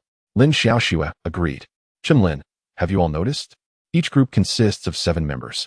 Yet our group has only 6. Huang Xinjia, that is indeed curious. Why is our group short 1 member? Xia Susu, it's likely due to random allocation. What is so strange about that? Wei Sun, there are too many uncertainties right now. Let us rest for the night. Tomorrow, let us each gather more information and reconvene when the opportunity arises. Chen Lin, sounds good. Suyu, good night. Lin Xiaoxua, I can't sleep. It feels as if someone is watching me when I close my eyes. Huang Xinjia, fear not. As long as we adhere to the rules, everything will be fine. Wei Sun ceased to engage with the group messages and noticed a private message. Bai Shui, are you asleep? Let us exchange information. Wei Sun glanced at the time. It was already 1:03 a.m. This woman is quite determined to survive, it seems. He replied succinctly. I'm going to sleep. Let us chat tomorrow. The more one desires to survive, the more desperate one becomes. Wei Sun believed that dealing with such individuals necessitated caution. Thus, even for exchanging information, it would be best conducted face-to-face, as many nuances cannot be adequately conveyed through text. Wei Sun checked the merit points displayed on his watch, 203. After exchanging a few words with the group, perhaps it was beneficial to them, resulting in an increase of 3 merit points. Ding. Current merit points, 203. The next card draw requires 500 merit points. What about the subsequent round? The following draw necessitates 1,000 merit points. The threshold for initiating card draws is increasingly elevated. Relying on flattery and reminders to augment merit points will no longer suffice. What items can be obtained from card draws? Ding. The host currently lacks the authority to view this. Wayson closed his eyes. The enigmatic artifacts indeed serve as a means of survival, yet regrettably, they are limited to a single use, and her system no longer possesses the great Paisio. To acquire more enigmatic devices, one must accumulate virtue points to draw cards.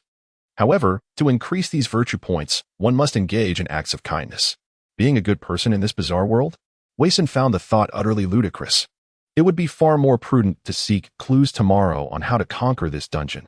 Perhaps the rewards for triumphing would far surpass the benefits of virtuous conduct. The following morning, Wei Sun was roused by the shrill sound of a bell signaling recess. Upon opening her eyes and confirming she was still in her dormitory, she realized that the events of the previous day were not merely a figment of her imagination. She propped herself up, glanced at her watch, 7:30 a.m., and noticed that while the sky outside had brightened, it remained shrouded in thick fog. As she prepared to rise from her bed, she discovered something nestled beneath her pillow. Beneath her head rested a work ID. Wei Sun was taken aback to learn that she was a teacher, which meant she would indeed be responsible for instructing students. As these thoughts swirled in her mind, she suddenly felt warm liquid dripping onto her shoulder. Looking up, she was horrified to see an eerie crimson fluid seeping from the ceiling, increasing in volume and cascading down like rain. She reached up to touch the liquid on her shoulder. It was warm and viscous, carrying a nauseating metallic scent. Was it blood? Wei Sun examined the blood-stained ceiling. Room 304 was above her, and those who had survived yesterday were well aware of the rule that only one person could inhabit a dormitory at a time. Thus, it was impossible for another individual to have entered 304. Furthermore, the average adult has only about 4-5 liters of blood in their body, making it improbable for such a quantity to flow from 304.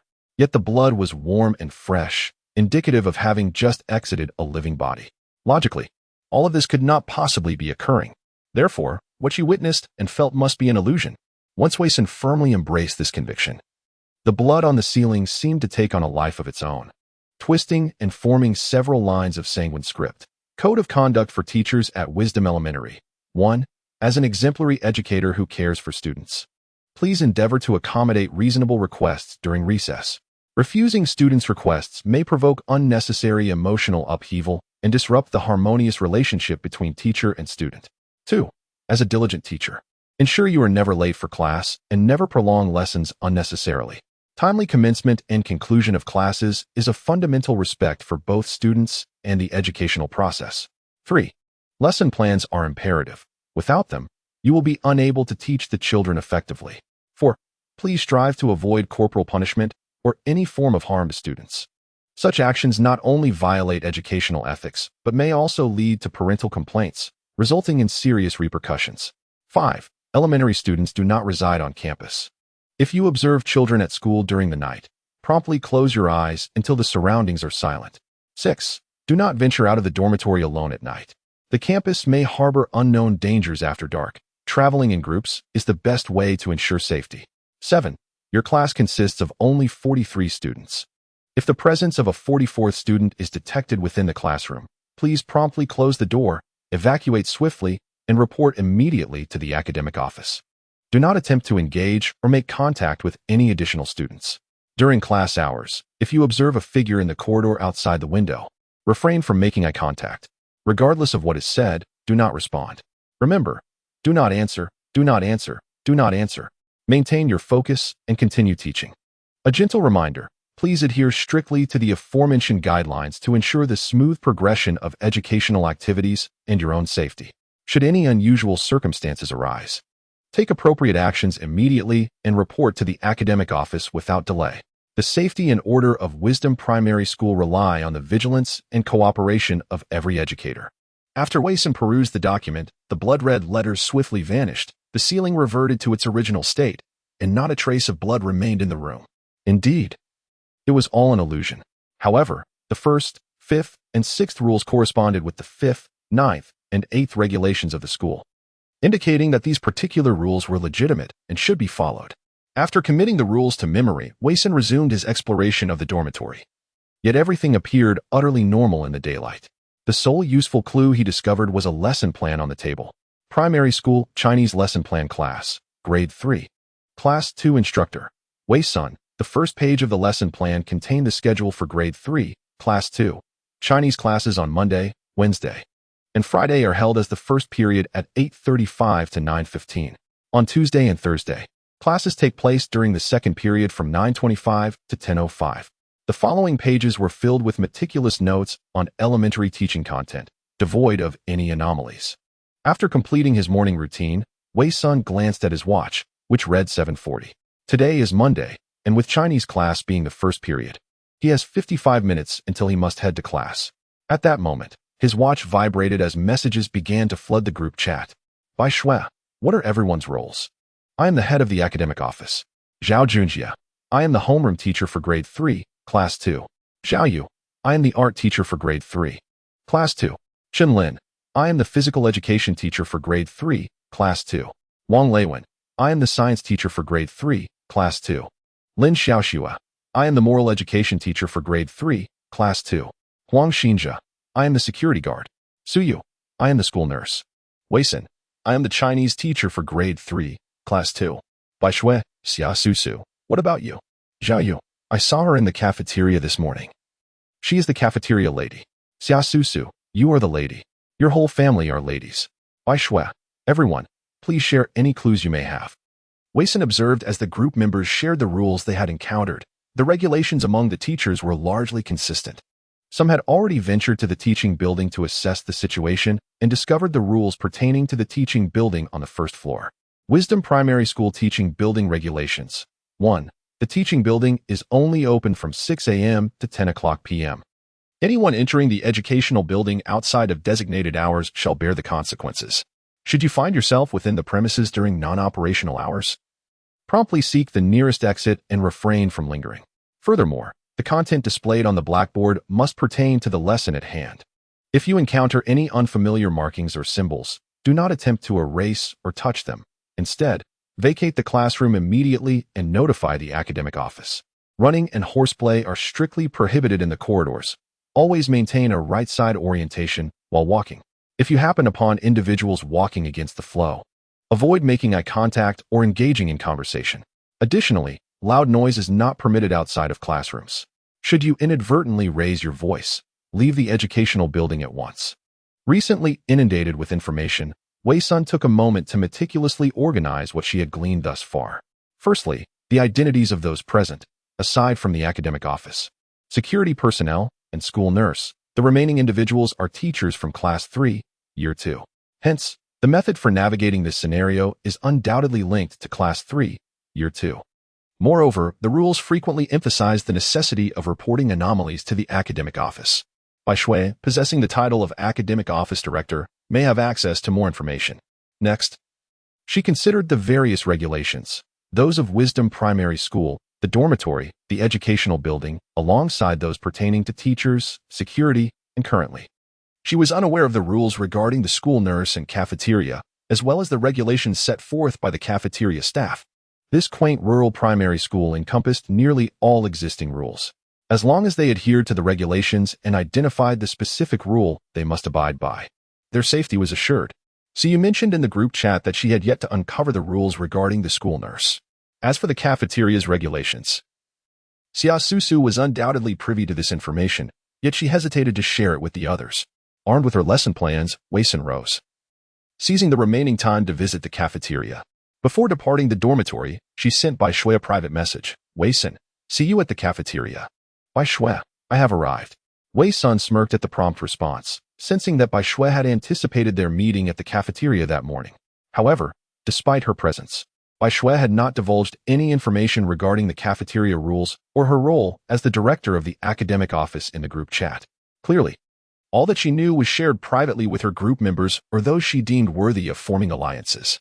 Her call for information in the group chat appeared merely to extract insights from her team. It was evident that in this world, humanity could prove more sinister than the uncanny. The uncanny was bound by numerous rules, but the human heart remained unfettered. Chapter 24. Wisdom Primary School. 8. Methods of Escape. As Wei Sun stepped outside, she encountered Su Yu, Lin Xiaoxue, and Chen Lin approaching her. Sister Sun, since you weren't responding, we decided to come find you. Lin Xiaoxue waved enthusiastically at Wei's senator as they conversed. Wei Sun had noticed a notification pop up in their group chat, but had inadvertently disregarded it. Apologizing for his lack of attention, he approached the others. Lin Xiaoxue lamented, "I feel utterly famished. I hope the cafeteria offers something edible." The group made their way towards the cafeteria. It was Monday, yet the school remained devoid of student presence. However, unlike the previous day, the playground was finally free from the pervasive fog.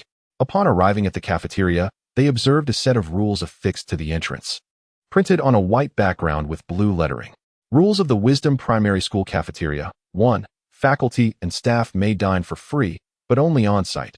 Takeout is not permitted. 2. The cafeteria has 2 service windows, and the staff uniform is blue. Remember, blue. 3. Waste not, for all trays must be returned to the designated area after meals. 4. The spicy duck blood rice noodles come highly recommended. They are quite popular among the faculty. 5. The cafeteria operates during the following hours. Breakfast, 6:30 to 8 o'clock. Lunch, 11:30 to 1300 hours. Dinner, 17:30 to 1900 hours. During these times, the cafeteria is deemed absolutely safe. The rules were, indeed, rather straightforward, as Suyu remarked. Qinlin inquired cautiously, "The last rule states that the cafeteria is absolutely safe during operating hours. Does this imply that if we encounter any danger outside, we can seek refuge here during those times?" "You're quite astute. That seems to be the case," Wei Sun replied. Ding. Host's merit value increased by 1. Current merit value, 204. "Thank you," Qinlin said shyly, lowering her head to adjust her glasses. As they entered the cafeteria, Wei Sun immediately spotted Xia Susu at the second service window, clad in a blue staff uniform, disdain evident on her face as she prepared noodles. "Haha, she truly resembles a cafeteria lady," Lin Xiaoxue chuckled. Hearing the jest, Xia Susu turned her gaze towards them. Although she was about to retort, she restrained herself, casting a resentful glare at Lin Xiaoxue while continuing her task. It appeared that her role restricted her from engaging in conversation while on duty. Ignoring Xia Susu, Wei Sun scrutinized the 2 service windows. At the first window stood a woman in a blue uniform, who appeared otherwise unremarkable, yet her eyes were vacant, and her movements mechanical. Before her lay an assortment of common breakfast items such as buns and steamed bread. A queue had formed, comprised of faculty members, all of whom exhibited similar expressions. None exchanged words or emotions. At the second window, Xia Susu stood, dressed similarly in blue, serving noodles and rice vermicelli that required her to cook on the spot. "Sister Sin, what shall we eat?" Suyu inquired. And all 3 turned their gazes towards Wei Sun in unison. After a moment of contemplation, Wei Sun proceeded to the first window, prompting the others to hastily follow. "Sister Sun, is the second window unsafe?" Lin Xiaoxue questioned. Wei Sun ordered a steamed bun and a bowl of soybean milk at window 1. Glancing at Lin Xiaoxue as he remarked, "I have little faith in the culinary skills of the individual at window 2. With that, he proceeded to an empty seat. The others exchanged glances before observing Xia Susu at window 2, who appeared flustered as she struggled to prepare duck blood rice noodles for the queue, giving an impression of unreliability. "I shall also have a portion of steamed bun and soybean milk." Lin Xiaoxue promptly echoed Wei Sun's order. Suyu and Qinlin followed suit, selecting the same items. Wei Sun noticed Bai Shui seated at another table with a tall, slender young man, and said to the group, "You all enjoy your meal. I'll go see what is happening over there." Upon his arrival, Bai Shui greeted him with a faint smile. "Hello." Wei Sun sat down, tearing the bun and bringing it to his lips. "Currently, I have nothing of significance to share." Bai Shui smiled gently and replied, "That is fine. My instincts tell me you would make a commendable ally. Care to collaborate?" "Collaborate? Why you and him?" Wei Sun inquired, casting a glance at the man across the table. The man remained composed, appearing to be in his early 30s, and it was evident that they had finished their meal and were merely waiting for her. "An is a police officer, a rather admirable profession in my opinion. And your calmness and intelligence displayed yesterday intrigued me," Bai Shui remarked, producing a piece of paper. "This is a means of escape. You may peruse it and respond at your convenience." Wei Sun, puzzled, took the note, which bore a message written in black ink. "Every Sunday, a red door will randomly appear within the school for a mere 10 minutes. Passing through it will return you to your original world. However, only 3 individuals may pass through at once, and the key resides with the academic dean. Securing it will grant you passage. What do you think?" Bai Shui maintained her smile, exuding confidence. Wei Sin, maintaining his composure, returned the note and quietly resumed sipping his soybean milk. Bai Shui had discovered a means of survival. Yet paradoxically, she herself was the academic dean who held the key. This enigmatic red door that offered an escape would only materialize randomly within the school for a span of 10 minutes. For Bai Shui alone, finding the door within that time frame seemed nearly impossible unless fortune favored her. Thus, she required allies, yet with only 3 able to escape. She had room for merely 2 partners.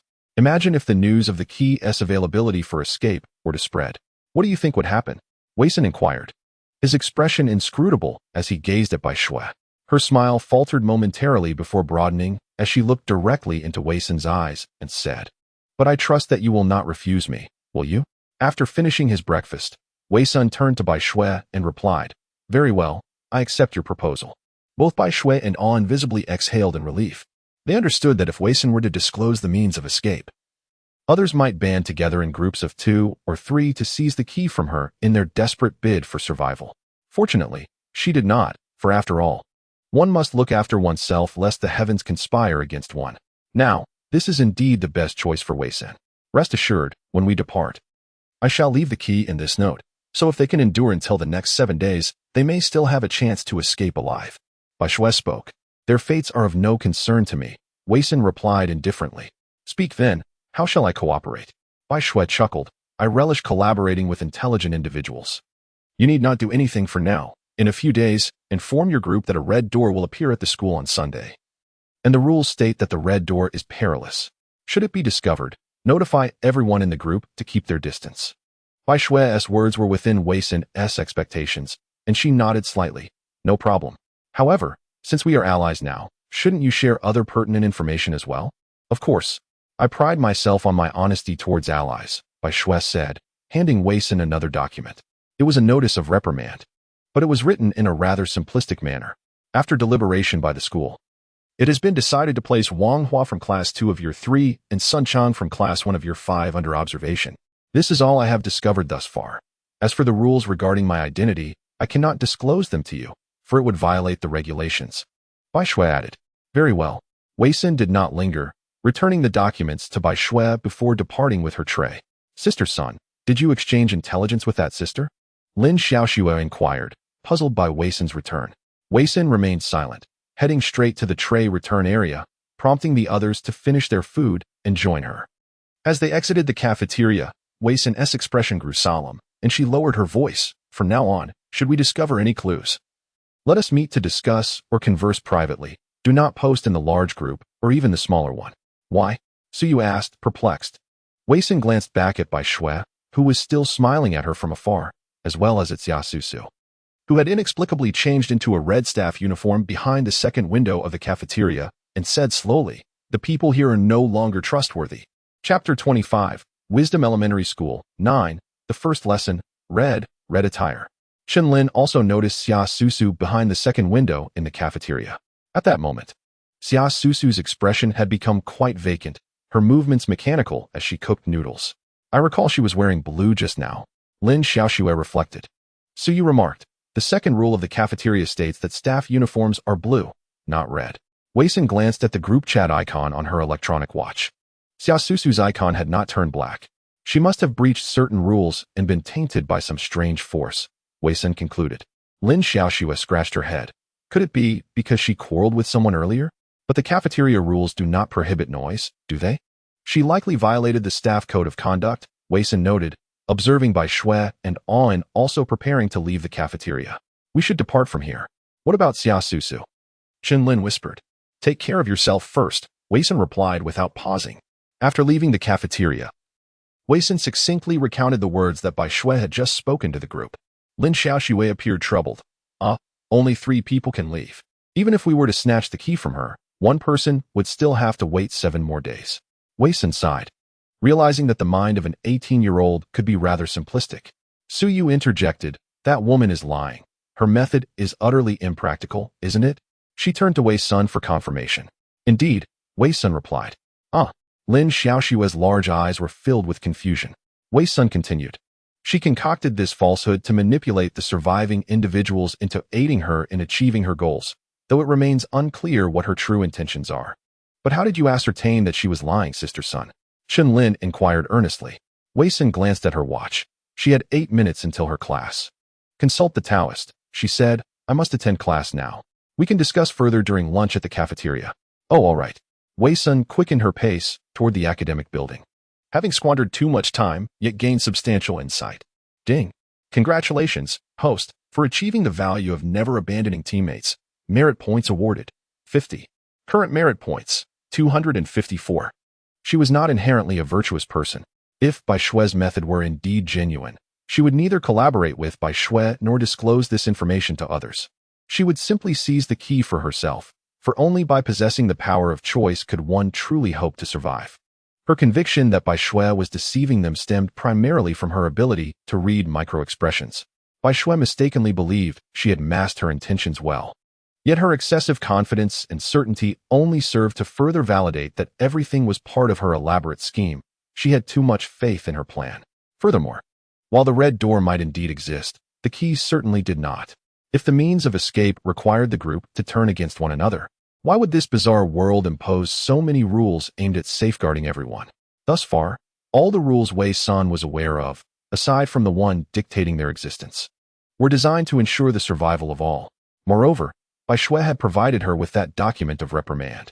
If the escape through the red door were to occur after 7 days, there would be no need for such a convoluted maneuver. Therefore, Bai Shui sought to recruit allies to have Wei Sun investigate the secrets behind that document. Even if Wei Sun were to divulge the escape plan to others, Bai Shui could still privately use the same method to sway them, simply promising to take them along when the time came. After all, in a situation where death loomed at any moment, no one would refuse the most reliable means of survival. As the clock struck 8:32, Wei Sun successfully located classroom 2 of the 3rd year, situated on the 3rd floor of the academic building, the first room. She also surveyed the other classrooms. Peering through the glass windows, she saw that each room was enveloped in a thick white fog, rendering everything indistinct. Furthermore, each classroom door was closed, and she hesitated to push one open, uncertain of the consequences should she mistakenly enter the wrong room. Wei Sun paused at the entrance of classroom 2B, steeling herself before she pushed the door open and stepped inside. The classroom was devoid of any haze, revealing a rather ordinary elementary school setting, complete with an aging blackboard, a bulletin board adorned with sun and bird drawings, a circular clock, and her students. All the children sat upright at their desks, their postures so meticulously aligned that it bordered on the eerie. Their hands lay flat upon the desks, back straightened, as though an invisible force had compelled them to remain there. Except for a little girl in a red dress seated in the front row. The others were clad in a blue and white uniform. At the very moment Wei Sun glanced at them, they all turned their heads in unison. Their gazes fixated upon her with an unsettling intensity. Their faces appeared bleached, an unnaturally pallid hue devoid of any color, while their lips bore a strange, bluish tint. Moreover, their eyes lacked pupils, revealing only a murky expanse of white, as if their souls had been drained, leaving behind mere empty shells. Those vacant eyes stared unblinkingly at her, as if anticipating something. Wei Sun found herself momentarily frozen, the scene sending an unsettling chill down her spine. Particularly the girl in the red dress bore an uncanny resemblance to the figure she had seen last night amidst the fog outside the infirmary. At that moment, the school bell echoed through the corridors. "Good morning, teacher." All the students rose and bowed to Wei Sun, their voices harmonizing in a chilling unison, as if they emanated from a single throat, imbued with an icy, mechanical quality, devoid of any emotional resonance. Wei Sun, clutching her lesson plan, approached the podium. Even as they all bent at a precise 90-degree angle, those hollow eyes remained locked on her. "Good morning, students," Wei Sun said, standing at the lectern, striving to embody her role. As they settled back into their seats, their ghastly smiles spread across their pallid faces. Suddenly, the lesson plan on the podium began to rustle without any breeze, flipping pages until it landed on the final one. Wei Sun peered down to find the page densely inscribed with crimson letters, as if written in blood. "Welcome back, Teacher Wei. We have waited for you for a long time." Wei Sun narrowed her eyes slightly, sensing she had begun to grasp the logic of this world. Though everything appeared bizarre, it was all constrained by formidable rules. As long as she did not violate these rules, they could do nothing to her. They could only resort to such tricks to frighten her, confuse her, and taint her. tempting her to transgress the rules. The blood-red words on the lesson plan were as fabricated as the blood she had seen on the ceiling upon awakening in her dormitory. She distinctly recalled having perused the entire content of the lesson plan upon receiving it, and that this phrase had not been present. Wei Sin continued to reflect on the teaching regulations, which explicitly stated that without a lesson plan, she would be unable to instruct the children, implying that failing to teach according to the plan also constituted a violation of the rules. As Wei Sun pondered, she disregarded the words in the lesson plan. However, a new dilemma emerged. With a thick volume of lesson plans in hand, she was utterly unaware of the progress made in class. The content was comprised entirely of ordinary elementary school materials, yet devoid of any notes, rendering it impossible to assess the pace of instruction. To deviate from the prescribed lesson would be tantamount to breaching the rules. "Teacher, why have we not commenced the lesson?" inquired a little girl in the front row, adorned in a red dress. Her face visibly swelled, skin exhibiting dark fissures, as if something lurking beneath the surface was on the verge of bursting forth. Meanwhile, her classmates began to contort in unnatural ways, movements reminiscent of anything but human. Ding, a warning was triggered, indicating that the host was in imminent danger. Merit points would activate an additional reward of 100 points. Wei Sun gasped, realizing from the surge in merit points that she was facing extreme peril. If she did not find a way to stabilize her students, this classroom could very well become her tomb. Chapter 26, Wisdom Elementary School, 10, Principal in the Classroom. The girl in red increasingly distorted. A cacophony of unsettling laughter erupted from all the students, and the desks and chairs began to rock as though caught in an earthquake. Yet, Wei Sun remained remarkably composed, pursing her lips in deep contemplation. There must be a way to resolve this. There must. Suddenly, an idea struck her. Taking a deep breath, she addressed the girl. "Dear student, I would like to assess your understanding of the material." As she spoke, the girl deflated like a punctured balloon, slowly returning to a human form, standing mechanically, blinking in apparent confusion. "Excellent. This strategy is effective," Wei Sun thought, then inquired. "Could you share with us what you learned in the last lesson?" The girl beamed. "Teacher, I know the answer. In the last class, I learned that life is not filled with coincidences or unearned rewards. We cannot rely on happenstance, but must work diligently. Am I correct, teacher?" Her eyes, devoid of pupils, fixated on Wei Sun, seemingly craving affirmation. Wei Sun smiled warmly. "That was an outstanding response. You may take your seat." She then opened the lesson plan, retrieved a piece of chalk, and inscribed the words "the pottery jar" and "the iron jar" on the blackboard.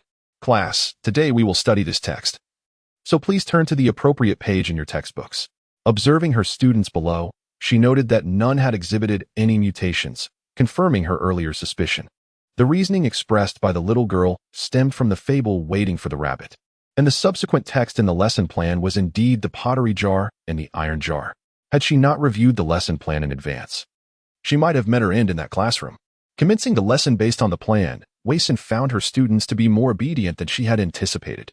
Everyone listened intently to her lecture, their eyes fixated upon her. A massive round clock hung on the wall at the back of the classroom, directly facing the podium.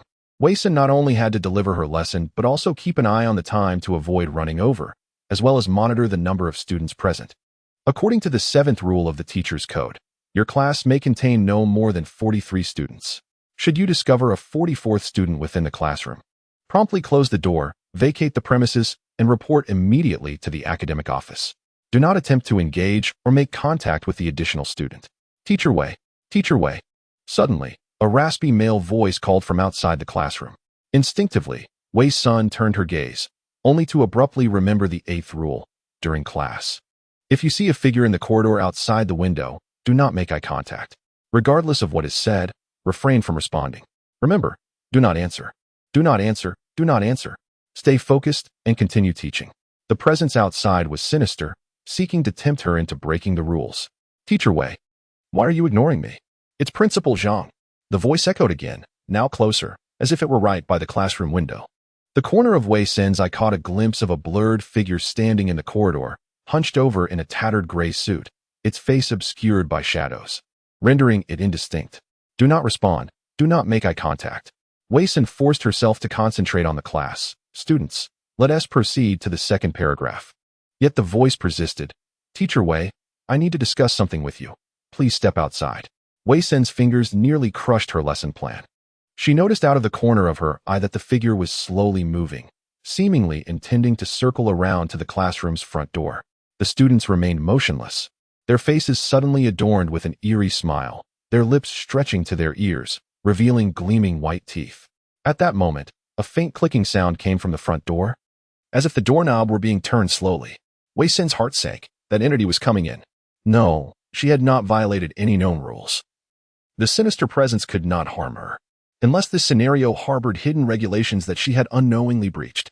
Determined, Wei Sin resolved to ignore the man advancing toward the podium. She earnestly continued her lecture, while the man drew closer, his pallid face inching nearer to her own. Do not look at him. Stay focused. Continue teaching. Wei Sun turned away, writing on the blackboard to evade the man's gaze. After what felt like an eternity, she caught a glimpse of him extracting a notebook and pen from his pocket, scribbling something down before he turned and slowly exited the classroom. A quiet sigh of relief escaped Wei Sun as the expressions of all the students returned to normal. Was that man truly the principal of this school?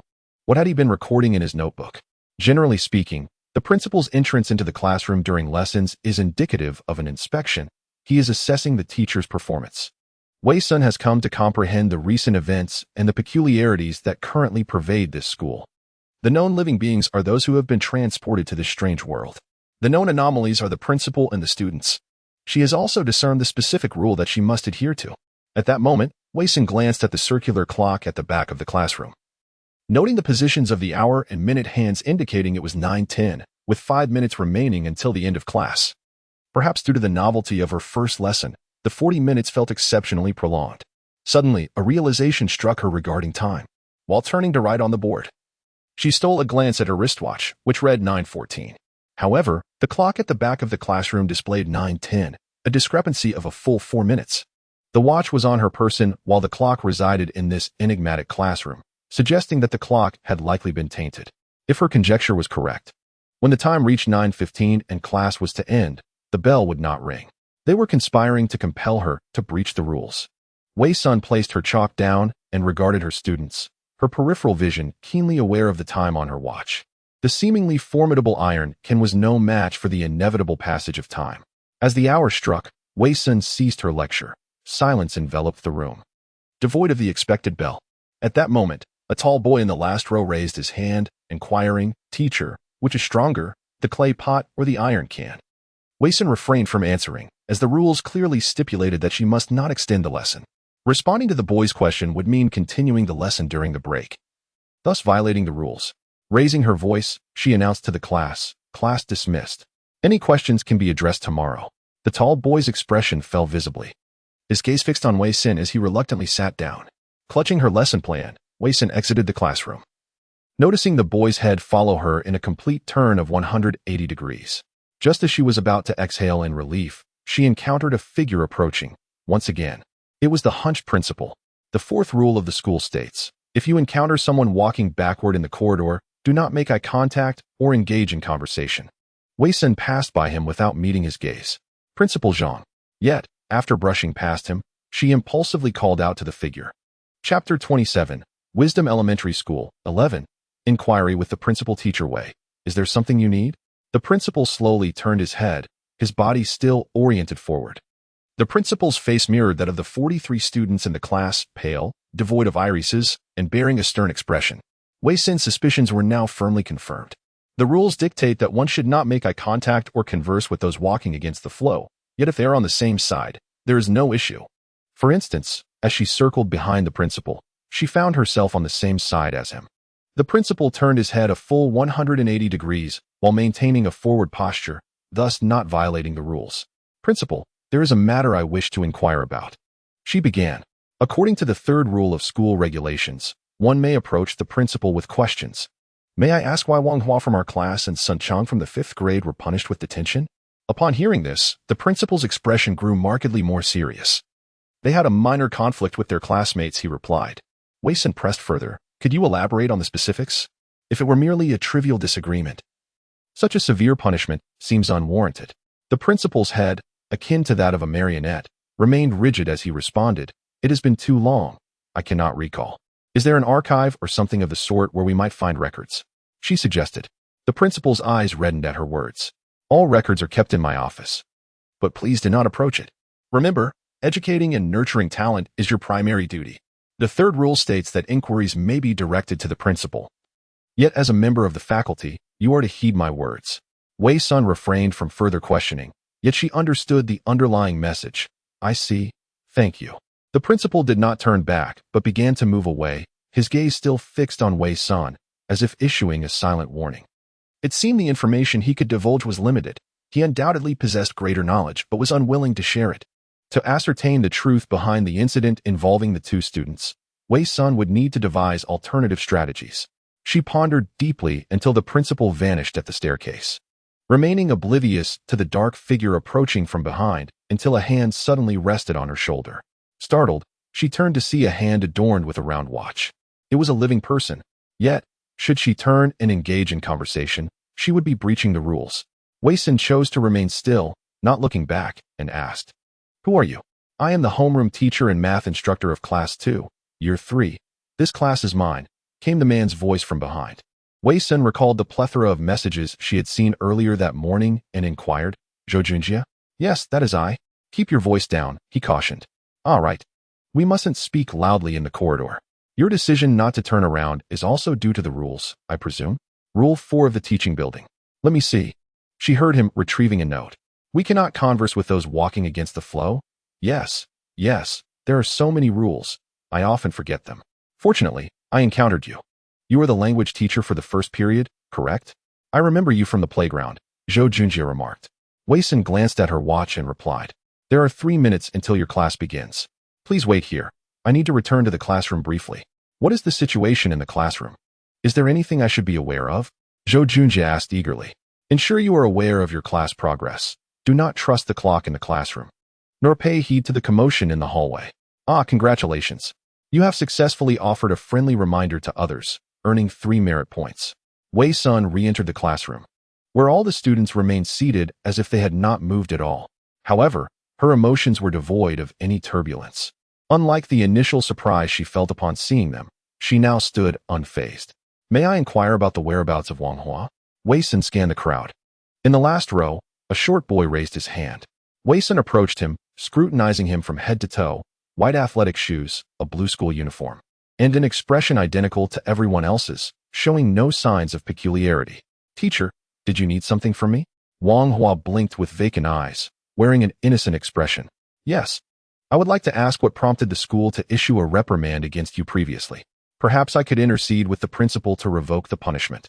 But I must first understand the entire context of the situation," Wei Sun gently probed. The corners of Wang Hua's mouth gradually twisted into a sinister grin. "Heh." A chilling laugh echoed, and Wei Sun glanced at the time. There were still 2 minutes until class commenced. "Are you truly curious, teacher?" Wang Hua's eyes blinked rapidly, his smile stretching almost to his ears. "Yes. Come to the gym at midnight tonight, and I shall tell you." Wang Hua's head swayed from side to side, his grin growing increasingly unsettling. "I can also reveal to you the way to escape from here." "He knows a way to leave?" Wei Sun paused, then checked her watch. Time was nearly up. She stood and exited, only to find Zhou Junjie standing at the doorway. It was then that she noticed his appearance. He wore gold-rimmed glasses and had a refined demeanor. Zhou Junjie began to speak. But Wei Sun did not grant him the opportunity to breach the rules, brushing past him and swiftly leaving the classroom. As the bell for the second period rang, Wei Sun had just exited the teaching building. Current merit points, 356. After a moment of contemplation, she composed a message to the large group. "Attention, teachers of Class 2. Year 3, 1. Ensure your course progress is confirmed before class begins. 2. Be aware that the principal may conduct random inspections during class. Remember the rules of the teaching building and the code of conduct for teachers, and do not be swayed. 3. There is a round clock at the back of the classroom that may be tainted by mysterious forces. Do not trust it." Once the message was sent, an electronic voice echoed in her mind. "Ding. Congratulations. You have successfully offered a kind reminder to others, earning 10 merit points. Current merit points, 366. Even the tiniest fly is still meat," Wei Sun mused to herself. With ample time remaining, she could still search for clues around the school. The most pressing matter at hand was to uncover a genuine means of escaping this scenario. As for what Wang Hua mentioned in class earlier about going to the gym at midnight, he claimed he would inform her of a way to leave. If a bizarre statement could be deemed credible, then this school would indeed harbor no dangers. Suddenly, a vibration emanated from the watch, signaling a private message. Suyu. Sunjia, are you done with class? Can you come to the infirmary? I need your assistance. Wei-sun glanced at the message and proceeded towards the infirmary. Being helpful should surely accumulate a fair share of merit. In the infirmary, Suyu, clad in a white coat, sat perplexed on a chair. What's wrong? Wei-sun inquired as she entered. Suyu handed over a wooden box resting on the table. I searched the infirmary again today and discovered this peculiar object. Wei-sun accepted the box for inspection. It was only half the size of an A4 sheet, yet secured with an old-fashioned metal combination lock, requiring the rotation of dials to form a 4-digit code to unlock it. I simply cannot fathom what the password could be. I've attempted every combination I could think of. Suyu sighed heavily as she took a seat. Wei-sun began to turn the combination lock, trying various numbers related to this particular scenario. But none proved to be correct. Where did you find it? Deep within the medicine cabinet, as if intentionally concealed. Therefore, I believe it must contain something of great significance. Wei-sun cradled the wooden box, deep in thought. 4-digit combinations were tried. 0302, incorrect. 2001, incorrect. 1111, incorrect. 2222, incorrect. Are there any rules governing the infirmary? Wei-sun suddenly turned to Suyu. None, but I did discover the school nurse's regulations within this uniform. Let me see. Wisdom Elementary School Nurse Regulations. 1. Your working hours are from 9 to 1800 hours. During this period, you may not leave your post unless for the restroom. Else the consequences upon discovery by the principal are dire. 2. During work hours, you must not refuse entry to students. Otherwise, they will report you to the principal, leading to severe repercussions. 3. Aside from common medications, the cabinet contains 2 special remedies, blue and red. If you cannot treat a student's ailment, you may prescribe a special remedy. Male students should receive 3 red pills, while female students may have 4 blue pills. Ensure they consume them in your presence, by any means necessary. 4. Wisdom Elementary has only 1 school nurse, no substitutes. However, some students may mistakenly refer to another. If someone mentions a different nurse, verify their identity. If they are from Class 2 of Grade 3, disregard them, return to the infirmary, and lock the door until they leave. Could the password be hidden within the regulations? Suyu asked, her curiosity piqued. Almost, Wei-sun replied, lifting the wooden box high above her head before bringing it down forcefully. Since the regulations do not specify that we cannot damage property, it would suffice to shatter the box outright, rather than continue guessing the password. The wooden box lay shattered on the ground, revealing a slip of paper. Congratulations, host. You have achieved the virtue of helpfulness, earning 20 merit points. Your current merit points total 386. A series of operations left Suyu in a state of astonishment. Is this even possible? Wei-sun picked up the slip of paper, and Suyu leaned in closer. Their pupils dilated in unison. The paper contained the true method to escape the instance. Chapter 28. The Wisdom Elementary School. 12. Security Guard. Wisdom Elementary School Instance Group Clearance Conditions. 1. Uncover its secret and open the school gate to leave. Merit points, 202. Fulfill its wish, and it will reveal the safe exit. Merit points, 103. Wait for the arrival of summer vacation. A bus will come to take everyone away. Merit points, 50. Indeed, that woman in the cafeteria was deceiving them. Suyu's eyes ignited with fury. Not necessarily. Wei-sun replied with a grave expression. Initially, she too believed Bai Shui was lying, but it now seemed their Group S clearance conditions might differ. Yet, even if they were dissimilar, Bai Shui had deliberately concealed everything she knew. She had no intention of caring for their Group S well-being and had even exploited the information gap to manipulate them. Let us keep this safe and inform Xiao Shui and Shen Lin at the first opportunity, Wei-sun suggested, handing the slip of paper to Suyu. As for the security guard and Xia Su, they would first ascertain their positions before deciding whether to share the information. Agreed. But what exactly is this entity that has been mentioned repeatedly? Suyu inquired, scratching her head. It is the principal, Wei-sun replied decisively. The principal. Why? Do you recall when we hid in the infirmary yesterday? I mentioned having a hypothesis. Yes, I remember. One of the school rules is established by it. If we consider this from a different perspective, why would it create rules? The reasons can only be twofold, to harm others or to benefit itself. Suyu pondered, stroking her chin, and suddenly realized. Currently, comparing the identity regulations with the school rules, several school rules appear valid.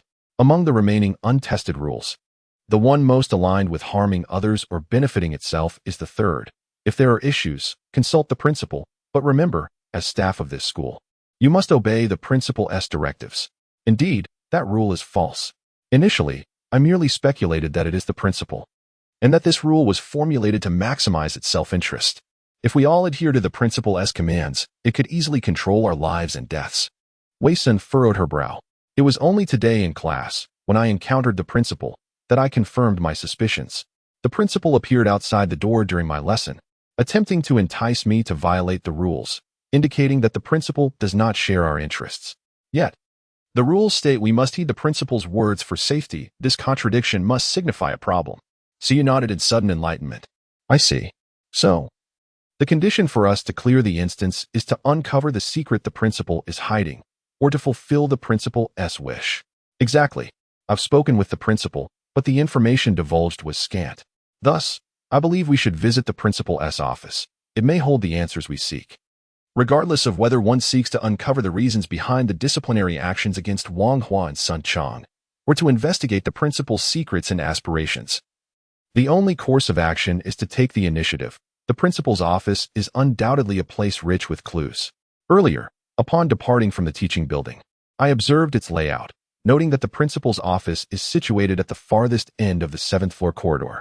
Your regulations stipulate that you must not abandon your post without permission, hence I shall proceed alone for a brief exploration. It is rather perilous for you to venture alone. Consider asking Chenlin or Xiao Shui to accompany you, as having a companion could prove advantageous in case of any unforeseen circumstances. There is no need, Wei Sun replied, casting a glance at his watch, noticing that his merit points remained unchanged. He added, facing danger alone is sufficient for me. Ding. Congratulations, host, for demonstrating consideration for others. Merit points awarded, 5. Current merit points, 391. A subtle smile graced Wei Sun's lips, suggesting that reaching 500 merit points might not be an insurmountable challenge. However, Suyu before him felt deeply moved. You truly are a remarkable person. Wei Sun refrained from offering explanations, as it was certain that after departing from this scenario, they would never cross paths again. I shall first visit the security booth. Using this matter to gauge the guard's attitude, Wei Sun contemplated. Indeed, do take care. Upon leaving the infirmary, Wei Sun made his way directly towards the school gate, where the security booth was located just inside. Upon his arrival, however, he found the booth completely empty. Checking the time, it was 9:55. He recalled that one of the security regulations stated, ensure that no students linger outside classrooms during class hours, with the exception of physical education classes. Thus, it was likely that the guard was patrolling the school premises at that moment. Another regulation dictated that the guard must not leave the booth during breaks, lest any external elements infiltrate the school. The second period was scheduled to conclude at 10:05, suggesting the guard would return to the booth within 10 minutes. Having confirmed this, Wei Sun circled the security booth but found no discernible breaches in protocol. Nonetheless, he opted against entering recklessly. He approached the school's old iron gate, which consisted of 2 panels with a narrow gap in the middle, allowing for a limited view outside. What could lie beyond the door? Why was the guard absent from his post during class hours? And how could external elements possibly enter? Furthermore, why was it essential for the guard to remain in the booth during breaks to secure the premises? An array of questions swirled in her mind as she leaned closer to the gap to peer outside. The world beyond was shrouded in fog, obscuring the view entirely. Yet, she could faintly discern numerous shadowy figures wandering within the mist. Were those figures sinister? Wei Sun leaned closer to the gap, attempting to gain clearer sight. However, in the fleeting moment she blinked. Upon reopening her eyes, a crimson eye appeared before her through the door. Reacting swiftly, Wei Sun stepped back, catching sight of a silhouette that resembled an elderly man with white hair. A voice emerged from outside the classroom, raspy and frail, belonging to an elderly woman. Teacher, I am searching for my grandson. Could you kindly open the door for me? Wei Sun remained vigilant, aware that it was class time. And as long as she did not open the door, nothing from outside could enter. Madam, who is your grandson? Wei Sun inquired, standing firm.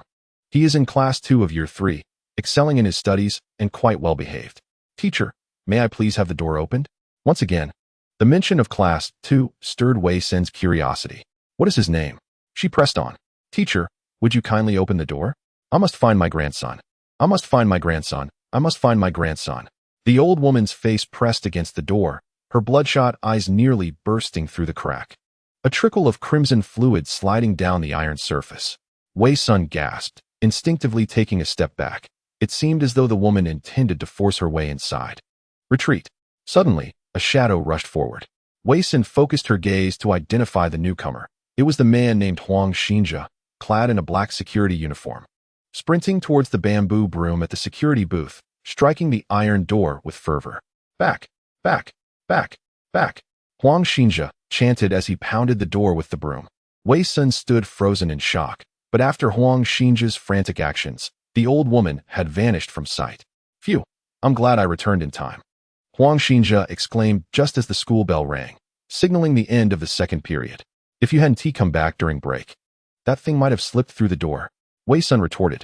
Indeed, it was terrifying. It was my first encounter with such a thing. Huang Xinjia replied, his face reflecting sheer terror. How did you know that a broom could drive it away? It's written in the security work manual. Huang Xinjia chuckled. You're Wei Sun, right? I've heard them call you Xinjia. Yes. What brought you to the door? It's quite dangerous here, Huang Xinjia cautioned, gripping the broom tightly and remaining alert to any movements at the door. I came to find you, Wei Sun stated frankly. After a brief moment of surprise, Huang Xinjia's expression shifted to that of a charming and mischievous smile. Hee, so I possess quite the charisma. Not exactly, Wei Sun replied, her demeanor serious. While the man before her exhibited a hint of narcissism, she was not one to indulge in frivolous banter. So she cut to the chase. What is your relationship with Xia Susu? Hee, with any beauty, my relationship is quite favorable. After all, charm is undeniable. She wore a red uniform in the cafeteria. Red? Huang Xinjia's eyes widened as he contemplated for a moment. Red doesn't quite suit her temperament. She looks better in white. Wei Sun instinctively clenched her fists, deciding to clarify further. She has been tainted. Oh. Huang Xinjia finally grasped the gravity of the situation. Why? What happened? What does wearing red have to do with it? It seems that your relationship with her is not particularly close. Wei Sun pondered for a moment. The security guard's shift began at 6 a.m., while the cafeteria opened at 6:30. The individual in front of him likely had not yet visited the cafeteria and therefore was unaware of its regulations. Well, having only known each other for a day, and having parted ways to sleep separately at night, how close could they truly be? Ahem. But what was it you mentioned earlier? Huang Xinjia endeavored to project an image of a virtuous gentleman. Let us set aside her matters for the time being. I require your assistance with something, although you may certainly decline. Wei Sun remarked, glancing at the time. Only 3 minutes remained until the third class commenced. It is my honor to lend a hand to a beautiful lady. Huang Xinjia stood at attention, feigning seriousness. Wei Sun narrowed his eyes slightly, regarding the person before him with skepticism. Are you a soldier? Chapter 29. Wisdom Primary School, 13. Principal's office. A flicker of wariness passed through Huang Xinjia's eyes, quickly replaced by his usual carefree demeanor as he chuckled. Are you complimenting my physique? Joking aside, I've been committed to fitness for 20 years. These muscles are no joke. With that, he raised his arm to showcase his bicep. At that moment, the bell signaling the start of class echoed through the campus. Wei Sun opted not to press further. The reason they had all been brought to this peculiar world must surely be significant. If one were to deduce others' reasons from her own, it could only lead to one conclusion.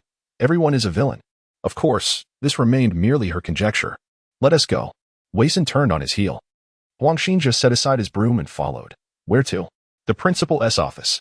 Excellent. Wei Sun cast a sidelong glance at his companion. Aren't you curious why I'm going there? Huang Xinjia smiled. And why would I wonder? Surely, it is to escape this cursed place. This individual possesses a modicum of intelligence, Wei Sun thought, choosing not to respond further. The two soon arrived at the base of the teaching building. The principal's office lay at the far end of the 7th floor corridor. I will enter to assess the situation within the office, but only if the principal is absent. Wei Sun stood before the building's layout map. I recall you mentioning in the group chat that the principal conducts random checks on teachers during class. Perhaps we could take advantage of that, Huang Xinjia suggested. Indeed. I noticed a message from Zhou Junjie in the chat. He also encountered the principal during his class inspection. Perhaps these checks aren't random, but occur during every class. However, time is of the essence. I need you to help delay the principal. No problem. Just remember not to violate the building's regulations. Rest assured, I will wait for him on the 3rd floor. I can also observe if any students attempt to leave class early to avoid breaching security protocols. Understood. The teaching building features 2 staircases on either side. Once I see him emerge from one staircase, I will swiftly ascend the other. If you find it difficult to hold him back, simply inform me which staircase he is using to return, and I will make a timely exit. No wonder they call you Sister. Senator Huang Xinjia laughed as he looked at her. You are quite impressive. Your thinking is very meticulous. Wei Sun observed a figure appearing on the 7th floor. He has arrived. Huang Xinjia's expression suddenly turned serious. Go down the staircase to the right. It's in your hands. After Wei Sun spoke, she swiftly made her way up the left staircase to the 7th floor. Upon reaching the 7th floor, she found herself breathless. Realizing that physical exertion was indeed not her forte, she placed her hands on her hips and quickly regulated her breathing as she ventured deeper into the corridor. This level was markedly different from the 3rd floor. The walls on either side of the corridor were pristine white, as if freshly renovated. At the end of the hall stood a single office, its dark door exuding an inexplicable aura of mystery, confirming that there were no new rules in sight. Wei Sun hastened toward the office. It might have been a mere illusion, but she felt as if countless eyes were upon her. Reminiscent of that unsettling sensation she experienced on her first night in the dormitory corridor. Arriving at the door, she turned the doorknob and found it was not locked. Slowly, she opened the door to peek inside. The interior was unremarkable, furnished with a desk, chairs, and a filing cabinet, devoid of any peculiarities or occupants. She exhaled in relief as she stepped inside, only to be startled by the sight of a skeleton standing by the window. Wei Sun froze in place, locking eyes with the skeleton. 1 second, 2 seconds, 3 seconds passed, and the skeleton remained motionless. Tentatively, Wei Sun took a step closer. Yet the skeleton stood still by the window. A sigh of relief escaped her lips. It was merely a model. This principal must have taught biology. As she surveyed the room, her gaze was drawn to the 3 walls adorned with various honor certificates, banners, and awards. Diligent cultivation nurtures talent. Boundless love enriches students. Dedicated to Principal Zhang for his selfless contributions. Principal Zhang Ji, during your tenure as the principal of Wisdom Primary School, with exceptional leadership and profound educational passion, you led the entire faculty and students to innovate educational concepts, enhance teaching quality, optimize campus management, and create a harmonious, nurturing environment. In recognition of your outstanding contributions, you are hereby awarded the title of Outstanding Principal. Each of the 3 walls of merit was a testament to Principal Zhang's commendable character. It was remarkable that such an accomplished individual had dedicated 2 to 3 decades to a rural primary school. Had it been anyone else, with such a plethora of accolades, they would have surely ascended the ranks and departed from such a destitute and harsh locale. With these thoughts in mind, Wei Sun quickly began to search the office. On the desk, she discovered a notice of reprimand regarding the disciplinary actions against students Wang Hua and Sun Cheng for their misconduct. Wisdom Primary School, 2002, number 15. After investigation. On April 4, 2002, after school, our 3rd grade student Wang Hua lured his classmate Yu Ming to the school gymnasium and, in collusion with 5th grade student Sun Chang, extorted 15 yuan from him, leading to a physical altercation. This behavior severely violated school rules and caused a detrimental impact. In accordance with Article 15 of Chapter 3 of the Wisdom Primary School Student Management Regulations, after deliberation by the school affairs meeting, it was decided to expel Wang Hua and Sun Chang and place them under observation. This notice is hereby issued. On April 6, 2002, at Wisdom Elementary School, Yu Ming and Wei Sun uncovered additional clues, albeit limited in scope, which could not yet be woven into a coherent narrative. After setting aside the notification, Wei Sun promptly approached the filing cabinet to begin his perusal. The wealth of information was overwhelming, compelling him to skim through the materials as swiftly as possible. The first document was the school's history.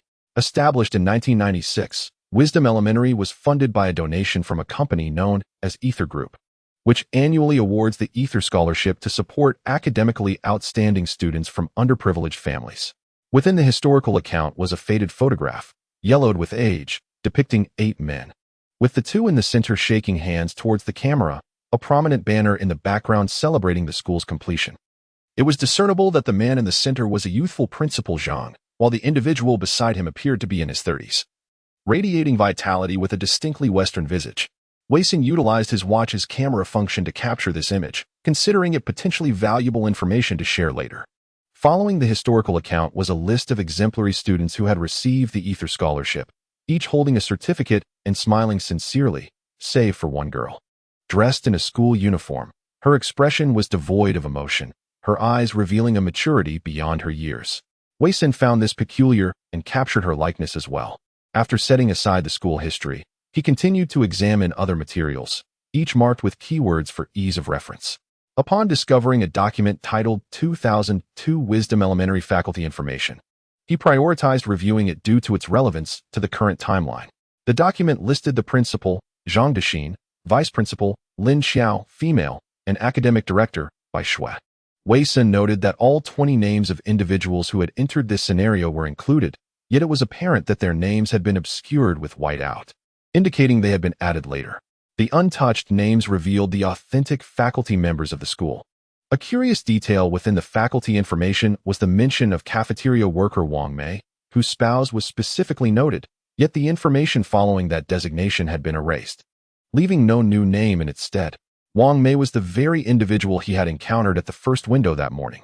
Wei Sun pondered the implications. Typically, familial relations among faculty are explicitly noted in records, suggesting that Wang Mei's husband must also be a member of the school staff. Who could he be? And why had his name been obliterated? Furthermore, while the names of the 20 individuals had been superimposed over other obscured names, Wang Mei's husband's name remained unaltered and undisguised. A plethora of questions swirled in Wei Sin's mind, confounding her thoughts. She attempted to scrape off the correction fluid from the name of Wang Mei's husband with her nails. This method proved feasible, albeit requiring utmost caution to avoid tearing the paper. After a while, Wei Sun glimpsed a single character emerging. Simultaneously, her watch vibrated. He had returned. From the right side, swift as the wind. Run. Wei Sun noticed a flurry of 3 messages from Huang Xinjia and hastily replaced the documents to their original position. Wasn't Principal Zhang supposed to be slow-moving due to his apparent mobility issues? Why was he suddenly so sprightly? Did he somehow discern her infiltration into the office? With this thought racing through her mind, Wei Sun dashed to the door, only to catch a fleeting glimpse of the skeleton. The skeletal figure, once by the window, was now beside the desk. It was moving. Wei Sin's pupils dilated in horror, prompting her to flee the office. Chapter 30, Wisdom Primary School, 14. Secrets. He reached the 5th floor. He was on the 6th floor. He ascended to the 7th floor.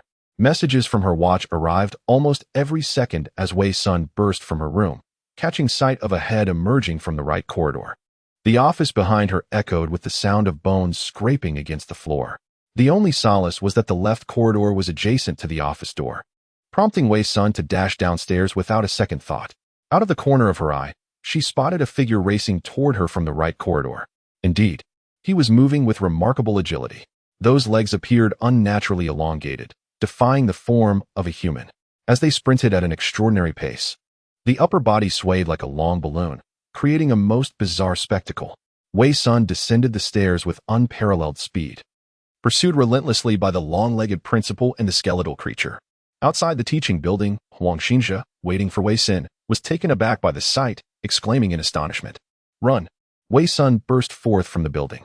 Huang Xinjia, momentarily stunned, quickly joined her in a frantic dash across the playground. What on earth have you summoned? He inquired breathlessly as they ran. The principal and the vice principal of the school. What? You mean that leaping skeleton is the vice principal? Indeed. It is a female skeleton. I found staff information on the upper floor, and aside from the vice principal, I have encountered everyone else. Goodness. How can you tell male from female? Wei Sun gasped, her breath uneven as she ran. Could you refrain from conversing while we're escaping? You're running too slowly. Huang Xinjia retorted, suddenly crouching before her. Hop on. Wei Sun turned to see the principal's hand reaching for the back of her head, leaving her no choice but to leap onto Huang Xinjia's back. Hold on tight. Before she could finish her sentence, Huang Xinjia shot forward like an arrow. To the cafeteria. Where's the cafeteria? The blue building on the left. No problem. Wait, that's not right. Wei Sun suddenly recalled that the cafeteria opened at 11:30 a.m. and that the 3rd period had yet to conclude. It was evident that the cafeteria was not a place of absolute safety. Where to go then? Huang Xinjia was running laps around the track with Wei Sun on his back, while the 2 principals seemed tireless in their pursuit. Wei Sun's mind raced. Why were they chasing her? Had she violated some rule? No, she had not transgressed any known regulations. Could it be the photographs? Wei Sun attempted to delete the images taken in the principal's office from her watch, and indeed, as the last picture was erased, the movements of the two figures behind her came to an abrupt halt. Principal Zhang resumed his normal form, while the skeleton stood frozen in place. Stop! Wei Sun exhaled in relief.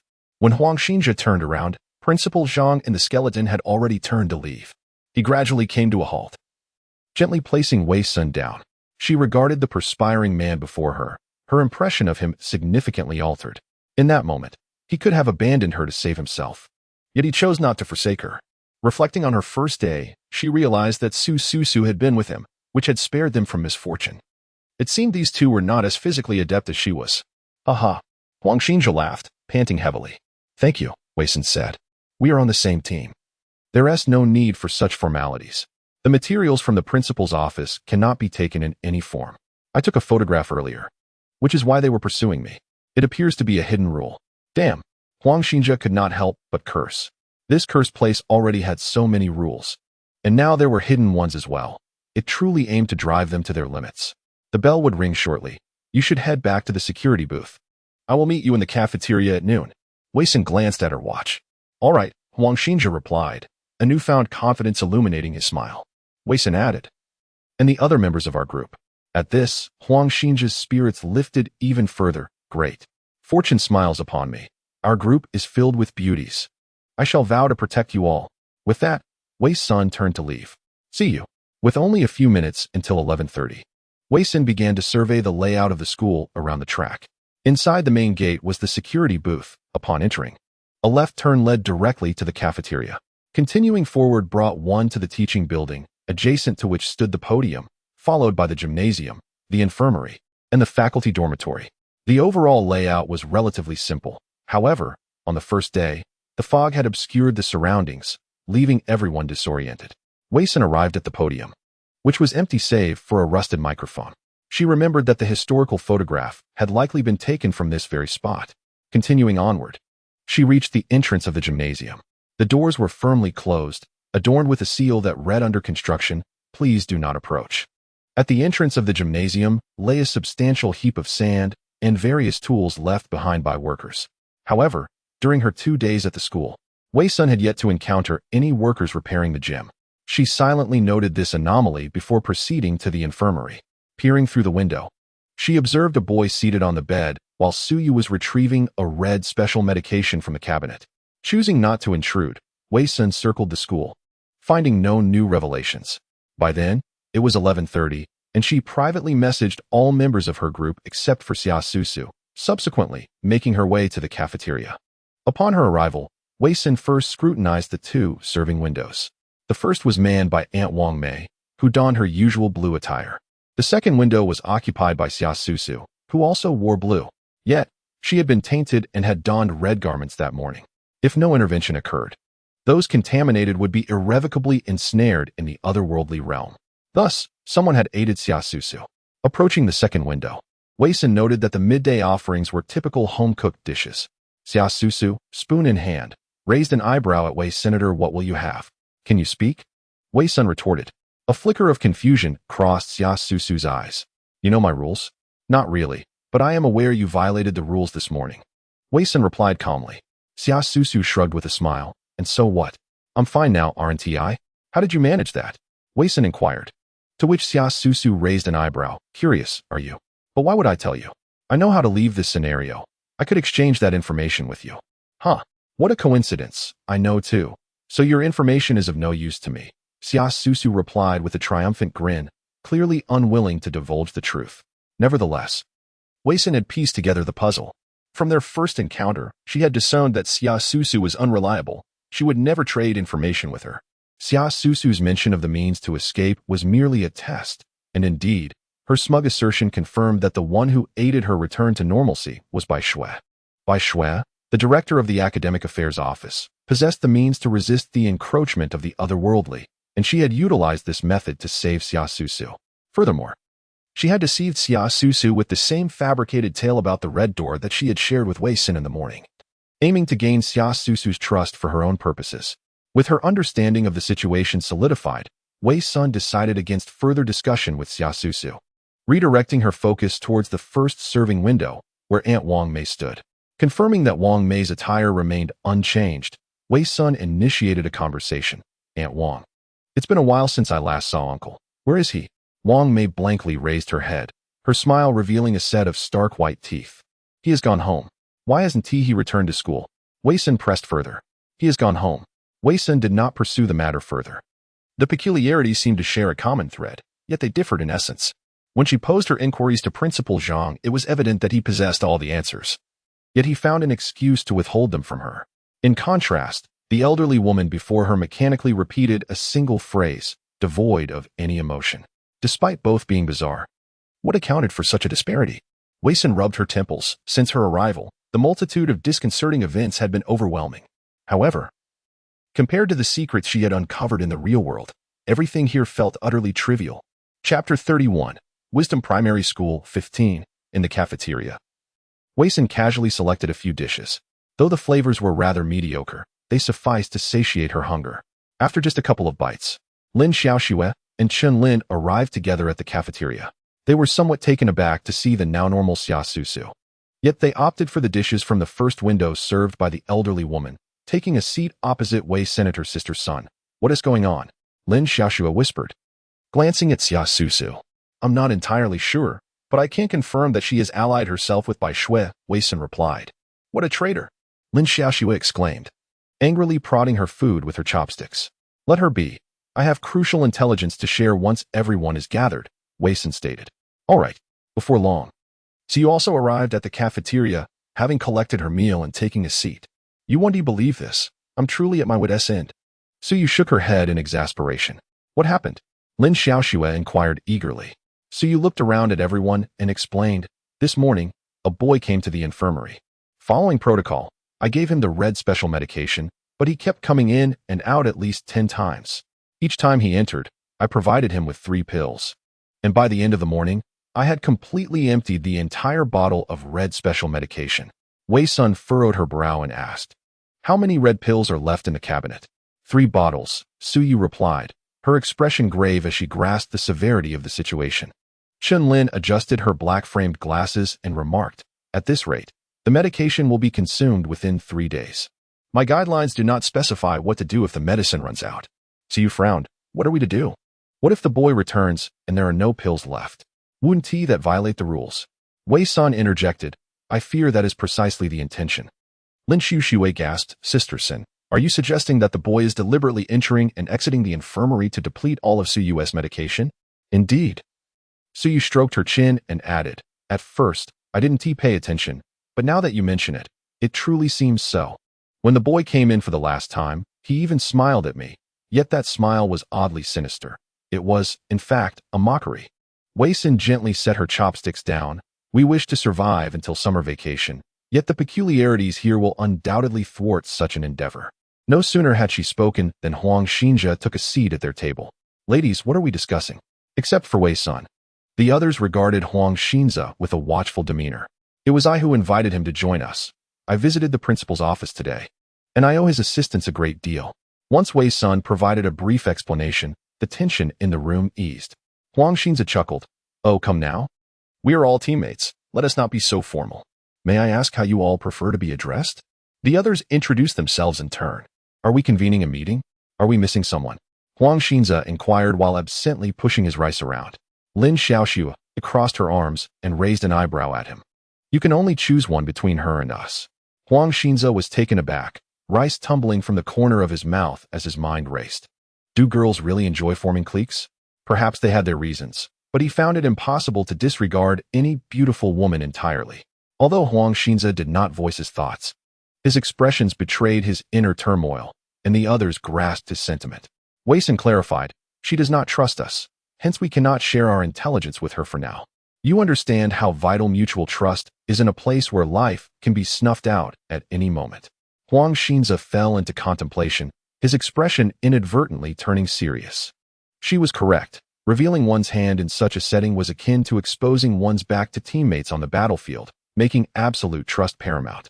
I understand, Huang Xinjia affirmed, his serious demeanor shifting to a playful one in an instant.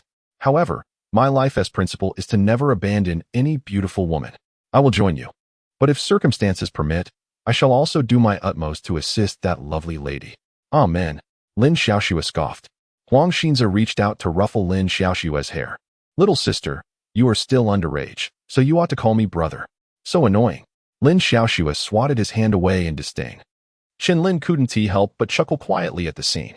Wei Sun regarded Huang Xinze with a scrutinizing gaze, though it was quickly masked, as he spoke calmly.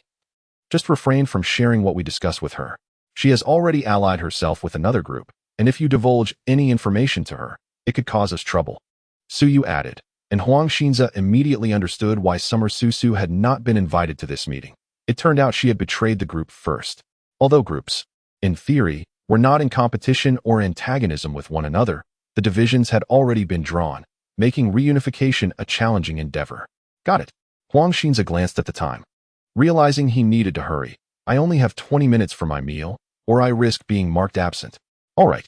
Wei Sun meticulously recounted the escape methods discovered in the infirmary with Su Yu, followed by sharing his observations from the principal's office. Oh my goodness, this is fantastic. As long as we find a way to leave here, there is hope. Lin Xiaoxue exclaimed, her eyes welling with tears of excitement. This is indeed a significant piece of news. Huang Xinze remarked, it's no wonder you took the risk to venture into the principal's office. However, it came as a surprise that the methods to pass through the levels differ for each group. Does that mean Xia Susu's allegiance to her group is futile? Chen Lin inquired. Lin Xiaoxue interjected. That was her choice. What does it have to do with us? Moreover, she arrived and caused the death of that man named Chong. Even if she cannot escape in the end, she deserves it. A silence fell over the group. Although Lin Xiaoxue's words were rather blunt, they were nonetheless the truth. Xia Susu had never trusted them, even if they revealed the truth to her. There was no guarantee she would believe it unless she discovered it herself. Let us set her matters aside for now, Wei Sun suggested. The methods for the two groups differ, and we are uncertain whether their approach conflicts with ours. So we must seize the time to meet the conditions for passing through and leave this place. The group agreed and continued to discuss how to navigate the instance. So you pondered aloud, could the principal's secret be that he killed the vice principal? The others exchanged glances, acknowledging that it was indeed a possibility. Chen Lin added, then we must understand why he killed the vice principal. Only then can we unravel the principal's secret. Wei Sun closed his eyes, carefully recalling the moment they entered the principal's office. Initially, he thought the skeleton was merely a human model and did not pay much attention, but reflecting now, there were no biology classes in elementary school, and he should have sensed something amiss at that time. After a thorough recollection, if the vice principal was indeed murdered, the skeleton should bear some clues. Yet, the remains showed no signs of external force. If this hypothesis holds, uncovering the truth would be quite challenging, Wei Sun stated. Perhaps we should attempt to understand the principal's desires. Achieving this could also suffice. Lin Xiaoxue proposed, then added in a hushed tone, regardless. We are unaware of the purpose of the merit points. It matters not whether we have more or less. Wei Sun remained silent. The merit points displayed on her watch could be concealed. Whenever her merit points differed from others, she had hidden her own value. Yet, it was evident that the merit points of others remained at 0. Indeed, for those without a system, the utility of merit points remains unknown. However, since this element exists, it must have significant importance. For now, enhancing merit points is not our primary concern. The utmost priority is to leave this instance by any means necessary. Huang Xinze contemplated for a moment and suggested, let us take turns conversing with the principal, to see if we can glean any information from him. I think that is a viable idea, Su Yu replied, yet at this moment, due to our special positions, we have relatively less time and may not be able to complete this task. Lin Xiaoxue grimaced, her fearful expression hard to conceal. But she still raised her hand. I can give it a try. Chen Lin swallowed hard and said, I can too. Wei Sun pondered for a long while, gazing at the others with a serious demeanor. This approach is not advisable. Exercise caution around the principal. It is wise to avoid direct confrontation with him. Chapter 32, Wisdom Primary School, 16. Deceptive Devices. Chen Lin suddenly widened her eyes, as if a realization struck her. The principal advised us to steer clear of his office. Yet Sun Jie ventured there without breaching the rules. This further corroborates Sun Jie's claim that the third rule is a fabrication. So you also grasped Wei Sun's implication and elaborated on Chen Lin's observation. Since the principal has manipulated the regulations, he will undoubtedly not allow us to easily meet the conditions for our departure from this place. Thus, Approaching him for answers may not yield the truth and could, in fact, lead us into peril. Indeed, Wei Sun nodded.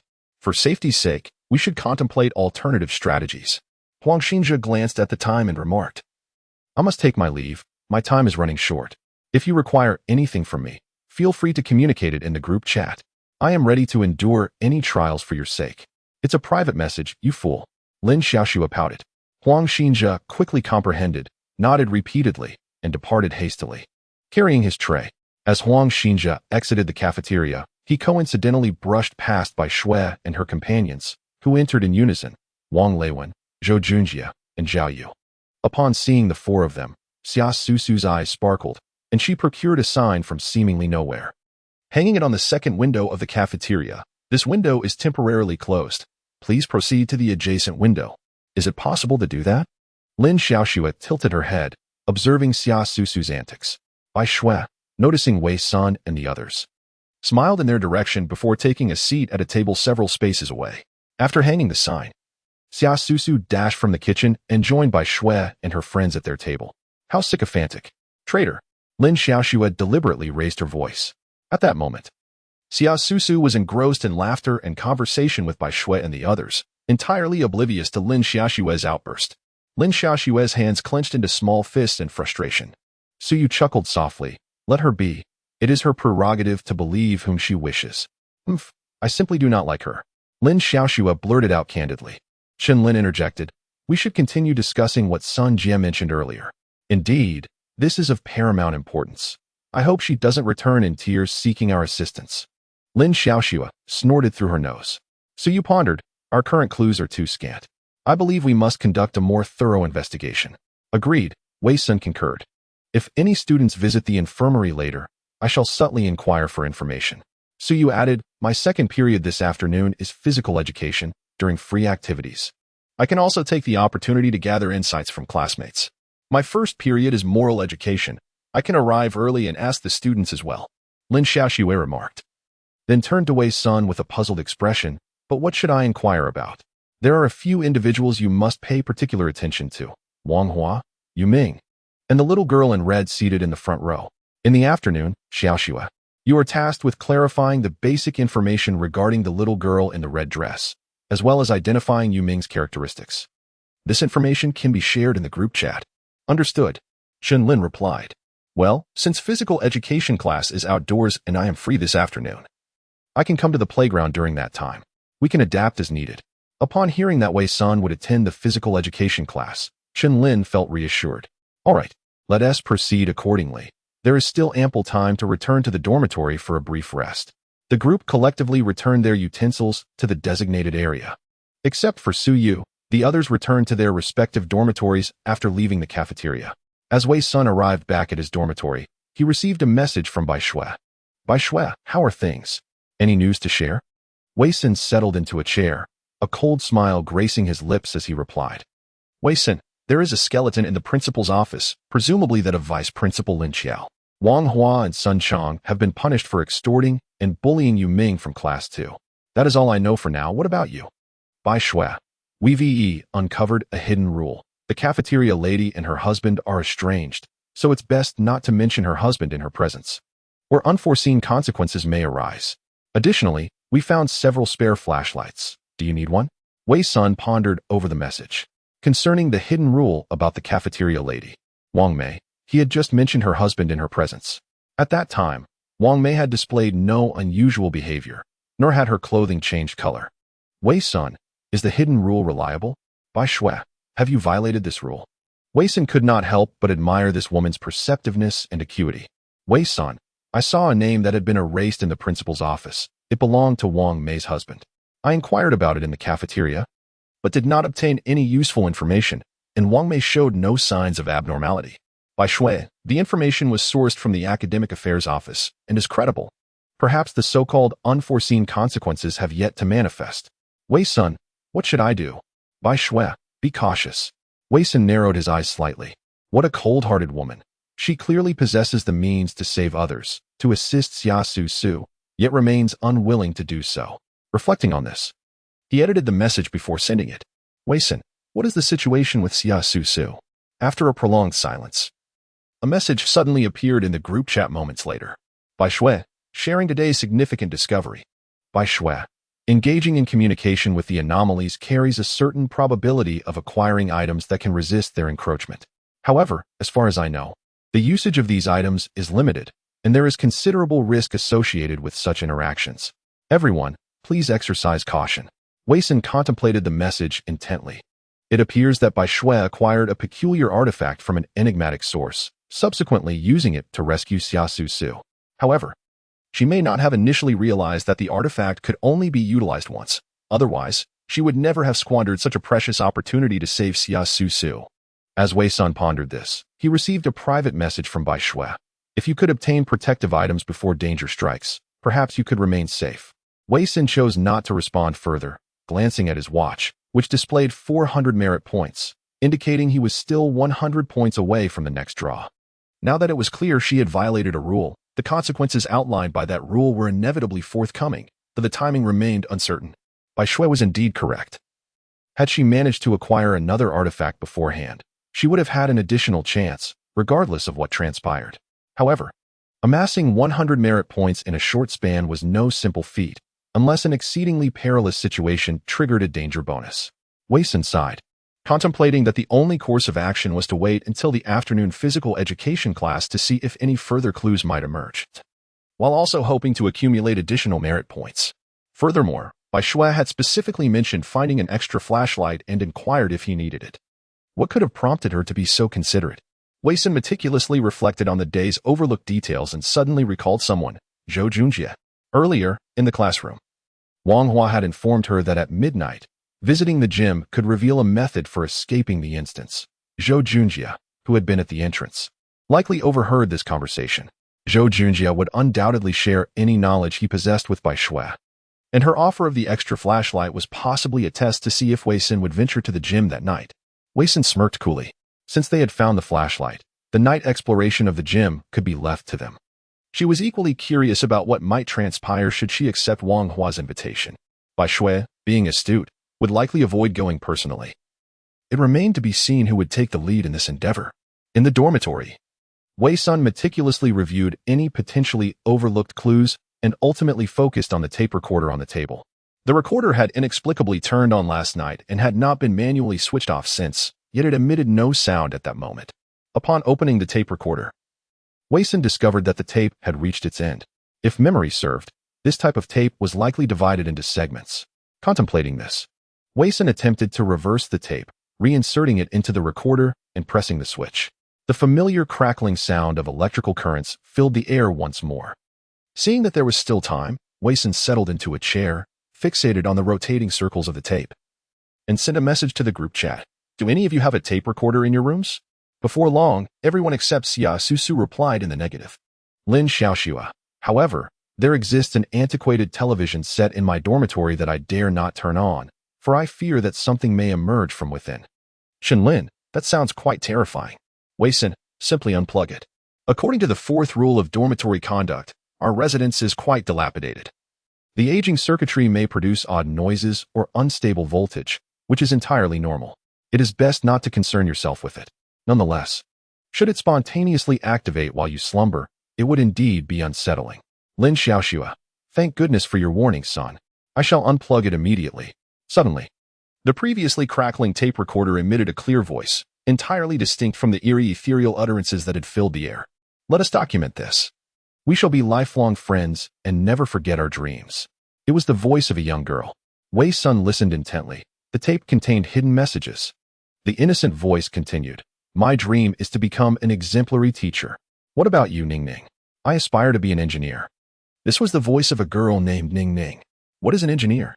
I do not entirely comprehend, but I believe it is someone akin to Brother Mark. Hooray. In the future, I shall become a teacher, and you shall become an engineer. We can both realize our dreams. Following this, the static of electricity resumed. Wei Sun listened to the entire tape, but it contained only this segment of information. It revealed a pair of good friends recording their aspirations. The youthful, innocent voices stood in stark contrast to the ominous atmosphere of this scenario. They had mentioned someone named Mark, another name that had yet to surface. Wei Sun took note of it silently. Could it be that Wang Mei's husband is named Mark? However, This name does not seem to conform to the naming conventions of this era, just as many of their contemporaries are named Zishuan and Zihan. Only a rare few bear names like Wan or Chui. The name Mark feels more akin to that of a foreigner. Wei Sin recalled the first photograph in the school history archives. Could it be the Caucasian man shaking hands with Principal Zhang? If that individual is named Mark, what connection does he have with the Ether Group? Wei Sin murmured to herself, feeling as though she had encountered this name before. Yet, a year prior, she had suffered a severe car accident that resulted in amnesia, rendering her unable to recall past events. Perhaps she had indeed known or heard of this group. Otherwise, why would it evoke such an inexplicable sense of familiarity? Wei Sun pondered quietly and then sent a message in the group chat. Wei Sin, have you all ever heard of the Ether Group? Lin Xiaoxue. No. Shen Lin. I have not heard of it either. Su Yu. No. Huang Xinjia. 1. Wei Sin, do you know someone named Mark? Lin Xiaoxue. I have a classmate named Mark Chao. Shen Lin. I do not know him. Su Yu. I do not know him. Huang Xinjia. Is he a foreigner? Wei Sin once again found herself deep in contemplation. If the Ether Group were indeed renowned, it would stand to reason that many would have heard of it. Perhaps the Ether Group was not as famous as she had presumed. Or perhaps its foreign status rendered it less known domestically. Shaking her head, Wei Sin realized she was still lacking crucial clues and would have to continue her investigation later in the afternoon. When the school bell rang, its chime echoed eerily through the vacant campus, a sound that lingered in the air. The sky above grew increasingly ominous, shrouded in thickening fog. Seated at her desk, Wei Sin sketched a relationship map of known individuals, hoping to uncover some elusive thread of information. Before long, her watch chimed with a new message. Group chat, 6, Lin Xiaoxue. Sister son, I've asked everyone in the class, and there's no student named Yuming. Wei Sin furrowed her brow as she gazed at her relationship map. Wang Hua and Sun Chang had bullied Yuming, and while the two perpetrators faced disciplinary action, the victim had vanished? Wei Sin, Huang Xinjia, if the strange occurrences outside the school gate reappear during the break this afternoon, could you inquire if her grandson is named Yuming?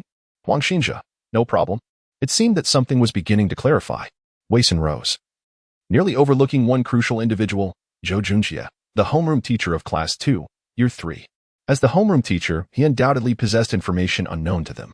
However, Bai Shui had likely employed similar tactics to win Zhou Junjie over, and being part of the group, he might not divulge any information to them. The only way to ascertain useful details would be to approach him directly. Wei Sin made her way to the 4th floor of the dormitory, locating Zhou Junjie's room according to the name posted outside. She knocked on the door, but silence lingered within. Teacher Zhou, this is Wei Sin. She announced her identity from outside, yet still, there was no response. He was either absent or unwilling to engage. Given that only 10 living souls remained in this peculiar scenario, it was unlikely Zhou Junjie would entirely shun communication. Thus, the former seemed more plausible. As Wei Sin contemplated departing, she turned just in time to encounter Zhou Junjie ascending the staircase. Teacher Wei. He appeared somewhat surprised to find Wei Sin at his door. Are you just returning? Yes. It's relatively safer during the day. I ventured out to see if I could uncover any useful clues. Zhou Junjie scratched his head, then inquired with curiosity. Did you come to see me? Yes, as the homeroom teacher of Class 2, Year 3, I have some questions regarding the students. Wei Sin spoke while keenly observing Zhou Junjie's reactions. His expression shifted from surprise to a smile. What would you like to know? If I'm aware, I will certainly share. There is a student named Yuming in the class, correct? Yet, I did not see him during class. Zhou Junjie's expression was somewhat grim as he arrived at the dormitory entrance. He stated, indeed, Class 2 of Year 3 should consist of 44 students. Yet both what we have witnessed and what is documented indicates there are only 43. The missing student is Yuming. If the elderly individual waiting outside the school gate is indeed Yuming, it implies that he is still within the confines of the school. However, he has vanished. Or perhaps he is concealing himself? Wei Sin pondered this, gazing into Zhou Junjie's eyes, his demeanor remarkably calm, though his tone bore a hint of frost. Why hasn't he, teacher? Zhou shared such crucial information with everyone. It's not that I didn't know. I only discovered we were one short during roll call, Zhou Junjie hastily explained. Wei Sin scrutinized the individual before him, who, even in such dire circumstances, was striving to maintain a facade of false virtue. Not so. Wei Sin's gaze sharpened beneath his glasses. My regulations state that only the class supervisor possesses the attendance roster. Where did you learn about Yuming? The principal's office. You went to the principal's office? Zhou Junjie stepped forward, surprise evident in his eyes. Did you uncover any clues? Wei Sun smiled slightly. The information I possess should already be known to you as the class supervisor. Zhou Junjie's eyes revealed skepticism, and he scratched his head, chuckling nervously. Teacher Wei, I am aware of certain information, but it is not that I am unwilling to share. It is contingent upon everyone else also disclosing what they know. I wish to examine the attendance roster. In exchange, I can provide you with a very significant piece of intelligence. Wei Sun stated plainly. Zhou Junjie contemplated briefly, then turned to open the dormitory door. Very well, wait a moment. As Zhou Junjie entered the dormitory, Wei Sun noticed an old-fashioned fan on his desk, a worn lamp, and a flashlight. Yet, like the others, there was no tape recorder. Zhou Junjie emerged with the attendance roster from the drawer, and Wei Sun discreetly averted his gaze. However, upon reaching the doorway, Zhou Junjie did not hasten to hand over the roster. Instead, he inquired, "What is the intelligence?" Wei Sun slightly narrowed his eyes, his gaze glancing past Zhou Junjie to the flashlight on the desk, and remarked, "Do not easily trust those who offer you a flashlight." Chapter 34, Wisdom Primary School, 18, The Girl in Red Ding. Congratulations, host, for achieving a friendly reminder to others. Merit points 10, current merit points 410. Wei Sun left the dormitory without taking the attendance roster, opting instead to photograph it and privately share the image with the group, excluding Xia Susu. During the break, Huang Xinjia sent Wei Sun a private message. Huang Xinjia, after I mentioned Yu Ming's name, the entity outside has been repeatedly calling out Xiao Ming. It seems to be confirmed. Upon reading this message, Wei Sun could ascertain that the old woman's grandson outside was indeed Yu Ming. Yet, with Yu Ming neither returning home nor being present in class, the question remained, where could he possibly be? With a sense of confusion, Wei Sun made his way toward the playground. It was now established that Class 2 of Year 3 should comprise 44 students, yet one, Yu Ming, was missing. The disappearance of Yu Ming is undoubtedly connected to Wang Hua and Sun Chang. All events transpired within the confines of this elementary school, and the principal is certainly an informed party. Thus, Yu Ming may well be the key to unraveling the principal's secrets. Moreover, the school's regulations explicitly state that there are only 43 students in each class, and should an additional student be discovered, the class must immediately vacate the room and report to the academic office. Therefore, Bai Shui might possess some knowledge regarding Yu Ming, yet she has chosen to remain silent. Wei Sun arrived at the playground, where Chen Lin had already been waiting, clad in a green tracksuit, with a whistle hanging from her neck. Upon spotting Wei Sun, their eyes met, and they exchanged a knowing nod. Soon, the recess came to an end, and the bell rang for class. The students of Class 2, Year 3 emerged from the mist, making their way toward the center of the playground. Although Chen Lin had prepared herself mentally for this moment, the sight of a group of children approaching her like marionettes, their pale eyes fixed upon her, still sent chills down her spine. Do not be afraid, treat this normally. And just adhere to the rules, Wei Sun reminded her, standing by her side. Chen Lin took a deep breath, watching as the students approached her stiffly. With trembling hands, she grasped the whistle and blew it forcefully. The children seemed to respond to some unseen summons, beginning to move in a coordinated fashion until they all stood in perfect alignment, mirroring the order of their classroom seats. The first row remained occupied by the little girl in the red dress. Chen Lin activated her watch to project the attendance list and took another deep breath. We will now take attendance. When your name is called, please raise your hand and respond. As she began to call out names, Wei Sun quietly noted each student alongside their corresponding name. After a considerable pause, with Xiaolan present, came the reply from the girl in red. Wei Sun's gaze fixed on her. He was still puzzled as to why all the other students wore uniforms while this particular girl, with Xiaolan, donned a striking red dress. What significance did this red dress hold? Furthermore, was the strange entity that attempted to harm them outside the infirmary on the first night somehow connected to this girl? Could Yu Ming's disappearance also be related to her? With attendance concluded, Chen Lin instructed, "Now, let us proceed with warm-up exercises. First, head movements. 1, 2, 3, 4, 5, 6, 7, 8. 2, 2, 3, 4, 5, 6, 7, 8. Taking on a flushed expression, she led the students through the exercises, her movements somewhat uncoordinated. Yet, regardless of how she moved, the 43 students replicated her actions in perfect synchronization, even if her form was imperfect. After finally completing the warm-up activities as outlined by the physical education teacher, she felt a wave of relief and blew the whistle once more. Next, free activity. The students mechanically dispersed around the playground. Some began to jump rope, while others squatted on the ground to play marbles. Everything appeared perfectly normal. Wei Sin paid particular attention to Wang Hua and Guo Xiaolan. Wang Hua, accompanied by several young boys, began to play in the sand near the entrance of the gymnasium, while Guo Xiaolan walked straight towards the infirmary. Sister Sun, what should we do now? Chen Lin inquired. We'll split up. I will follow Guo Xiaolan, and you should find Wang Hua to inquire about Yu Ming's whereabouts. All right. Wei Sun trailed Guo Xiaolan to the infirmary, where Su Yu also noticed her. The two exchanged glances but remained silent, both observing Guo Xiaolan's next move. Guo Xiaolan stood at the door of the infirmary and politely knocked. What seems to be the problem, student? Su Yu opened the door and inquired from within. Guo Xiaolan blinked, her gaze hollow as she looked at Su Yu. I'm looking for Dr. Xie. Upon hearing this, Su Yu immediately felt a sense of urgency. Guo Xiaolan attempted to enter the infirmary, but Su Yu quickly blocked the doorway with her body. Guo Xiaolan found herself caught, repeatedly advancing and retreating at the threshold. Su Yu glanced towards Wei Senator. She is from Class 2, Year 3, quickly lock the door. Wei Sin urged. She recalled Su Yu mentioning that the school's medical regulations state that there is only one school doctor at Zhihui Primary School, and students might mistakenly refer to others. If anyone mentions an additional school doctor, their identity must be confirmed. If they are from Class 2, Year 3, they should be disregarded. And the infirmary doors should be locked until the individual outside leaves. Hurry inside. So you called out. I'm fine. This is a rule directed at you. Wei Sin reminded her. At that moment, Guo Xiaolan, unable to enter, began to develop black cracks upon her skin, reminiscent of what Wei Sun had witnessed before.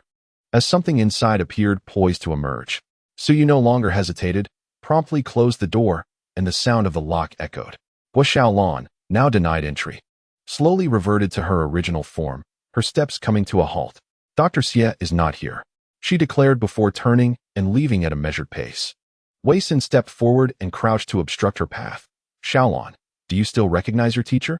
Guo Xiaolan blinked, looking at the individual before her, and stiffly nodded. Hello, Teacher Wei. Are you also here to see Dr. Xie? Yes.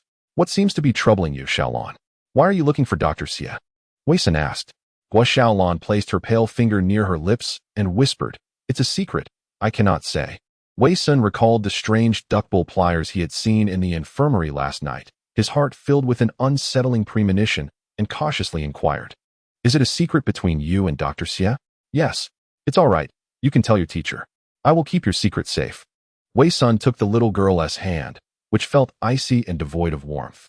No, it's not possible, Wei Xiaolan replied, shaking her head rigidly, a hint of fear flickering across her pallid face. He possesses a long telescope, capable of watching me endlessly. If I inform the teacher, Dr. Xie will be angered. Dr. Xie's wrath is truly terrifying. Wei Sun felt a shiver run down his spine as he gazed at the little girl before him. The fear he once felt had dissipated, replaced by a pang of compassion. Be good. The teacher knows now. Wei Sun gently patted her head and reassured her. Remember, Dr. Xie is no longer here. You need not return to the infirmary anymore. Guo Xiaolan blinked her eyes again. Really, truly? Yes, indeed, Wei Sun affirmed solemnly. The corners of the little girl's mouth slowly curved into a peculiar smile, yet her once hollow, ashen eyes seemed to shimmer with a glimmer of light. Thank you. Teacher Wei, is there anything I can assist you with? I can help the teacher. Upon hearing this, Wei Sun ventured to inquire. Do you know where Yu Ming is now? Guo Xiaolan's lips moved, her grin stretching to the roots of her ears as she fixed her gaze on Wei Sun's eyes and slowly replied, He is right here. Chapter 35, Wisdom Elementary School, 19. He is right here. An ineffable chill crawled from the soles of Wei Sun's feet to her spine, surging towards the crown of her head. He is right here? Wei Sun surveyed her surroundings, yet saw nothing. Why can't the teacher see him? She continued to ask.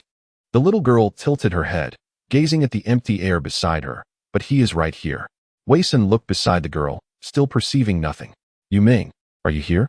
If you are, please respond to the teacher, Wei Sun attempted. However, the only reply was a prolonged silence. What, then, did the little girl mean? If Yu Ming truly stood beside her, why could no one else see him? Teacher, I must return. Otherwise, the physical education teacher will not be able to find me. The little girl spoke once more. All right, Clearly, no further information could be gleaned from the little girl, and Wei Sun watched her depart. In the infirmary, Suyu observed this scene. Only after the little girl vanished from view did she reopen the infirmary door. Sister Sun, are you all right? Suyu inquired as she approached. I am fine. Have you made any discoveries? Wei Sun asked. Suyu nodded. Yes, that little boy from this morning returned. This time I learned his name. He is Sun Chong from the 5th grade. I asked him about Wang Hua and Yu Ming, and he only said that both Wang Hua and Yu Ming are his little brothers. I could not extract any more information. By the way, here is his photograph. Suyu shared the photo of Sun Chong she had taken with her watch. Wei Sun examined it closely, realizing she had not seen this person within the school. However, since only class 2 of grade 3 had students, where could this Sun Chong be at other times? Like Yu Ming, was he invisible? Sun Chong, Wang Hua, Yu Ming, Gui Xiaolan, Dr. Xie, and Principal Zhang. I sense we are nearing the truth. Wei Sun took a deep breath. The mist enveloping the playground thickened, yet the fog in her heart began to dissipate. After leaving the infirmary, Wei Sun returned to the playground to meet Chen Lin. With only 10 minutes remaining before class ended, Sister Sun, Chen Lin nervously grasped Wei Sun's hand, her body trembling slightly. What's wrong? The fear etched on Chen Lin's face was palpable as she continued. I just asked Wang Hua about Yu Ming. He said Yu Ming is right here. But I see nothing. Wei Sun felt equally perplexed, as Wang Hua's response mirrored that of Gui Xiaolan. Don't be anxious, I inquired with Gui Xiaolan. And her answer was the same, Wei Sun reassured her. Chen Lin gradually exhaled a sigh of relief. I thought it was some supernatural event. Wei Sun, with a hint of teasing in her tone, remarked, Isn't everything we've experienced so far rather uncanny? Chen Lin's face flushed slightly. I've always been terrified of such things. If it weren't for you all, I might have been scared to death. Fear not. As long as we abide by the rules, they cannot harm you. Indeed, Wei Sun learned from Huang Xinjia that the school gate would briefly open for 10 minutes after school. Thus, she sought to uncover any clues and found Bai Shui and the other 3 from her group already present. Are you here to see what's outside the gate? Bai Shui approached Wei Sun for conversation. Yes, Wei Sun replied, her curiosity regarding how they knew about the school's dismissal being momentarily overshadowed. Yet it was evident that the group possessed no less information than they did. At that moment, Huang Xinjia arrived at the metal gate with a key in hand. Looking at everyone as he cautioned, when I open the gate, make sure to stand clear and do not step outside. I will not be responsible if anything goes awry. Rest assured, we are merely observing, Zhou Junjie responded. Huang Xinjia glanced at his watch. There were 3 minutes left until dismissal. The group stood poised, bracing themselves for what the opening of the gate might reveal. What are the conditions for your group's passage? Wei Sun inquired directly of Bai Shui, deliberately allowing the other members of the group to overhear. Bai Shui remained unfazed, a faint smile gracing her lips as she replied, Oh, it appears you have discovered the conditions for our passage. Wei Sun smirked coldly. It seemed the group's differing conditions were a well-known fact among them. We can exchange information, Wei Sun proposed. Bai Shui sighed. Unfortunately, our collaboration ends here. Bai Shui's refusal to exchange information was anticipated by Wei Sr. If the conditions for their group's passage could be freely disclosed, there would be no need for Bai Shui to resort to deception, thus making her refusal to share information entirely reasonable. The conditions for the group's passage undoubtedly conceal certain points that must be deliberately obscured, or perhaps a specific rule imposed upon Bai Shui restricts her from disclosing them.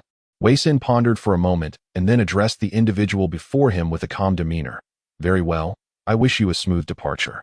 Bai Shui responded with a subtle, meaningful smile, meeting Wei Sun's gaze as she replied, The same to you.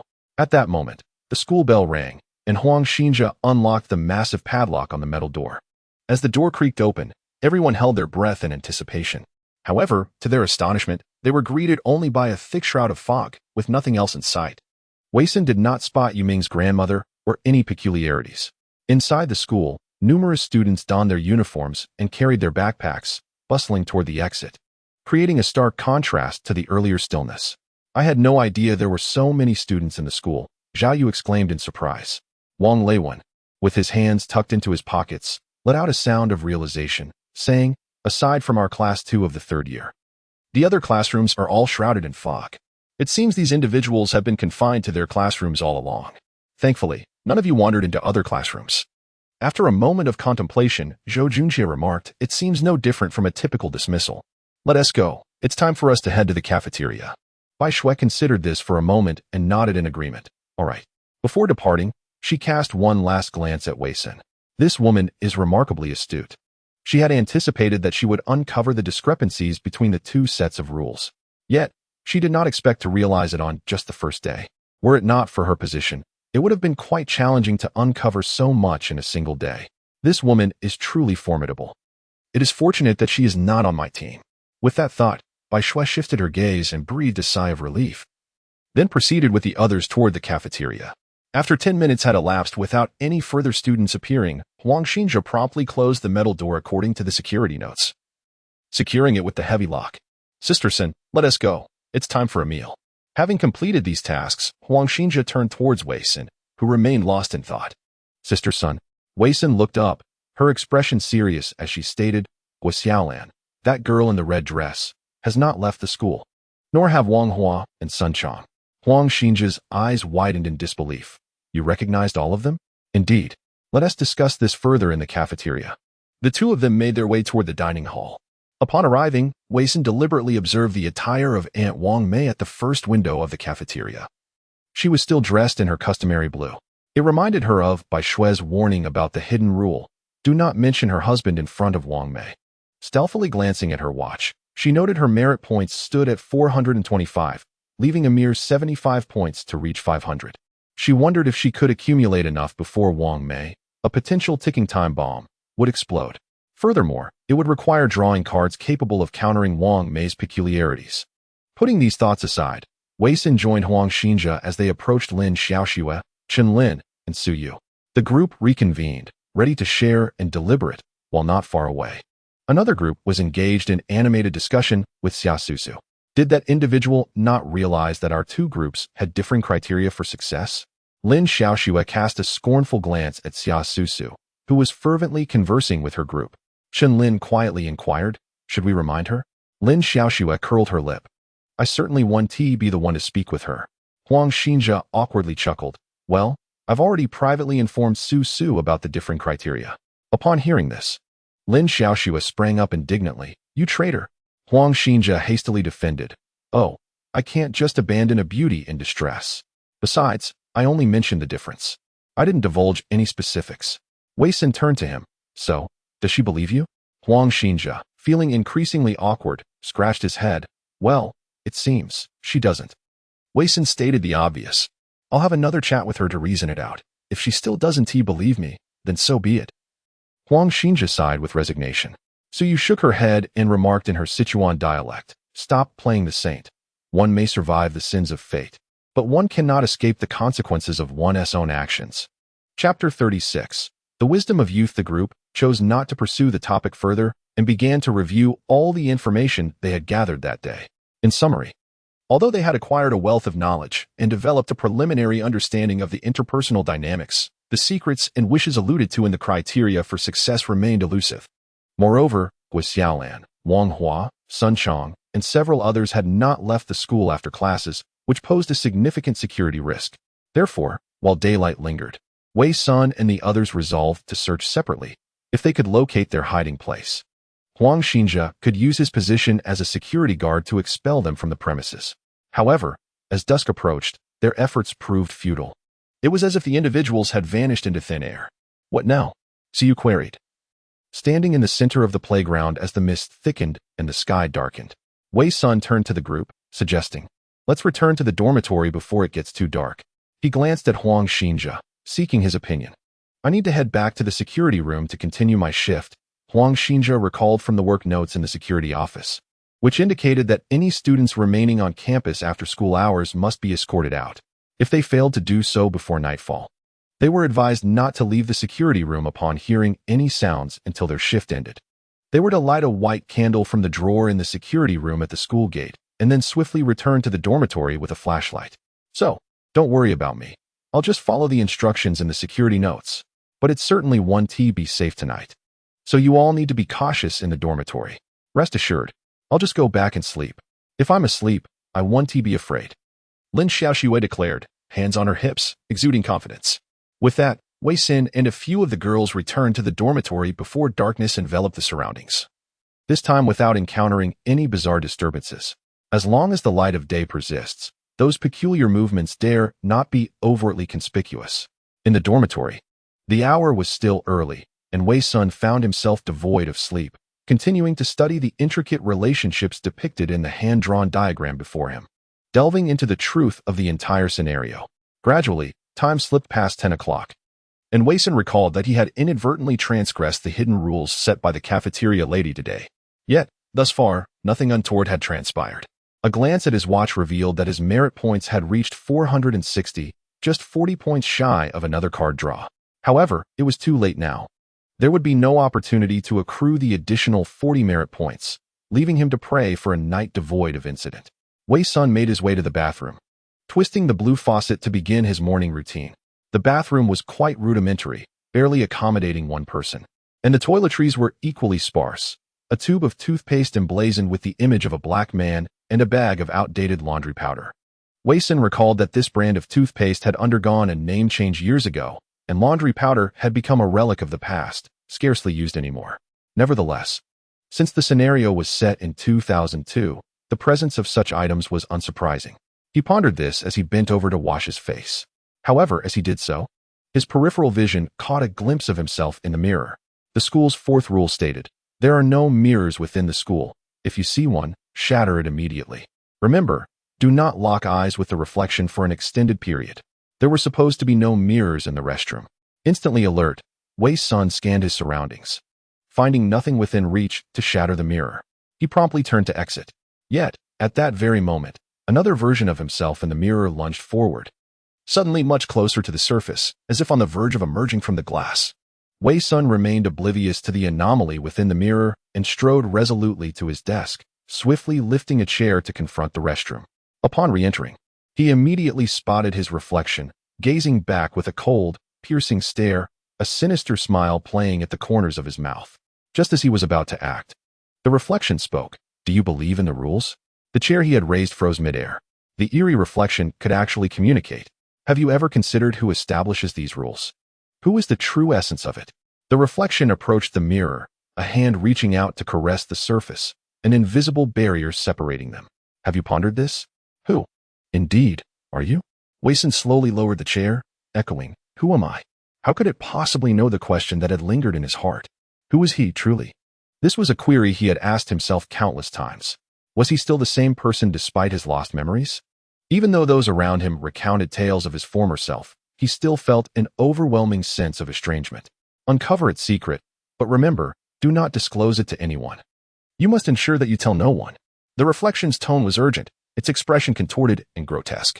As Wei Sun's hand slowly fell, she caught sight of the black screen of her watch, and an alarm rang in her heart. She had plunged into the inner realm. In the next moment, she raised her hand once more, refusing to grant the mirror's bizarre allure any chance, and violently hurled the chair at the mirror. Instantly, the mirror shattered into countless fragments, and the reflection of her in the mirror splintered into myriad faces. In unison, they echoed in Wei Sun's ears, "Do not tell anyone. Do not tell anyone." Only when the mirror shards disintegrated into dust did Wei Sun's world regain its tranquility. She glanced at her watch. All functions had returned to normal, suggesting that shattering the mirror was indeed one of the means to return to the outer realm. Just as Wei Sun placed the chair back in its original position, a sudden knock resounded from behind her. Knock, knock, knock. The sound of knocking in the stillness of the night was particularly eerie. Yet unlike the frenzied noises she had heard before, this time it was unexpectedly gentle. Wei Sun cautiously turned her gaze to the dormitory door. After entering, she had locked it from the inside, so nothing from outside should be able to enter directly. But who could it be at such a late hour? Suyu, Lin Xiaoxue, and Shen Lin did not have flashlights. They could not possibly be out at night. Moreover, Huang Xinjia, the security guard, would not return until 11 p.m., and the time was only 10:40 p.m., so it could not be him either. The knocking continued, and Wei Sun cautiously approached to peer through the crack of the door. Outside was pitch black, devoid of any flashlight beams, making it impossible for members of her group to be there. The only remaining possibility was something uncanny. "Teacher Wei, please open the door," came Guo Xiaolan's voice from outside. Wei Sun hesitated for a long moment at the door. The dormitory rules stated that one should not go out at night, but did not specify that one could not open the door. Therefore, opening the door did not constitute a violation of the rules. Additionally, The school regulations mentioned not refusing any classmates' request during breaks. Guo Xiaolan's statement was a request to open the door rather than an inquiry. If Wei Sun refused, she would likely be violating school rules instead. After weighing the pros and cons, Wei Sun ultimately decided to open the door, positioning herself in the doorway as Su Yu had done earlier. Indeed, standing outside was Guo Xiaolan in a red dress, but in the night's shadows. Her face appeared even more pallid and unsettling, her arms cradling a stack of assignment papers. Wait, Wei Sun froze. How had she been able to knock with both hands holding the papers? Guo Xiaolan looked up with her hollow eyes, extending the assignments towards her. Teacher Wei, this is the essay assigned last week. Wei Sun remained composed and accepted the papers. Thank you. Why are you still out so late? Guo Xiaolan's expression showed no sign of change, yet her tone betrayed a hint of despondency. I can't go back. None of us can go back. Why can't everyone go back? Guo Xiaolan mechanically turned her head towards the school gate, her gaze fixated yet silent, as if something beyond was compelling her attention, something that rendered her companions unable to return. Wei Sun, receiving no answer, inquired further. Are Wang Hua and Sun Chong still within the school? Where are they? Guo Xiaolan turned her head back to Wei Sun and replied. How would the teacher know? I didn't see them leave after school this afternoon. Wei Sun answered truthfully. Upon hearing this, Guo Xiaolan covered her mouth and chuckled, her laughter echoing hauntingly in the fog-laden corridor. Wei Sun discreetly glanced at her watch. As long as it remained untroubled, it was a sign that she had not succumbed to the inner world. Currently, the watch functioned normally, suggesting that the Guo Xiaolan before her had not inflicted any mental corruption upon her. Wei teacher, Guo Xiaolan tilted her head slightly, speaking deliberately. You are quite clever. Wei Sun sensed a subtle change in Guo Xiaolan compared to their earlier interaction. It was not a superficial alteration, but rather a shift within her essence. The Guo Xiaolan from earlier seemed devoid of emotion, whereas the present Guo Xiaolan evidently harbored deeper personal sentiments, even demonstrating an understanding of how to manipulate the rules to unlock her door. Then can you tell the teacher where they are now? Wei Sun smiled. For as long as her interests remained unthreatened, whether they were human or ghost held no distinction in her eyes. Guo Xiaolan blinked and smiled. They are in the gymnasium. What are they doing there? Wei Sun felt an ominous premonition. They are playing games with Teacher Zhou. Chapter 37, Wisdom Primary School, 21, Freshly Roasted Delicacies. Wei Sun recalled Zhou Junjie, who had disregarded her warning and had ventured alone to the gymnasium to find Wang Hua. Xiaolan, can you stop them? Wei Sun attempted to ask. Guo Xiaolan shook her head. Teacher Wei, I must leave. Wei Sun checked the time. It was 22:50. Guo Xiaolan turned and departed, her figure swiftly vanishing into the thick mist.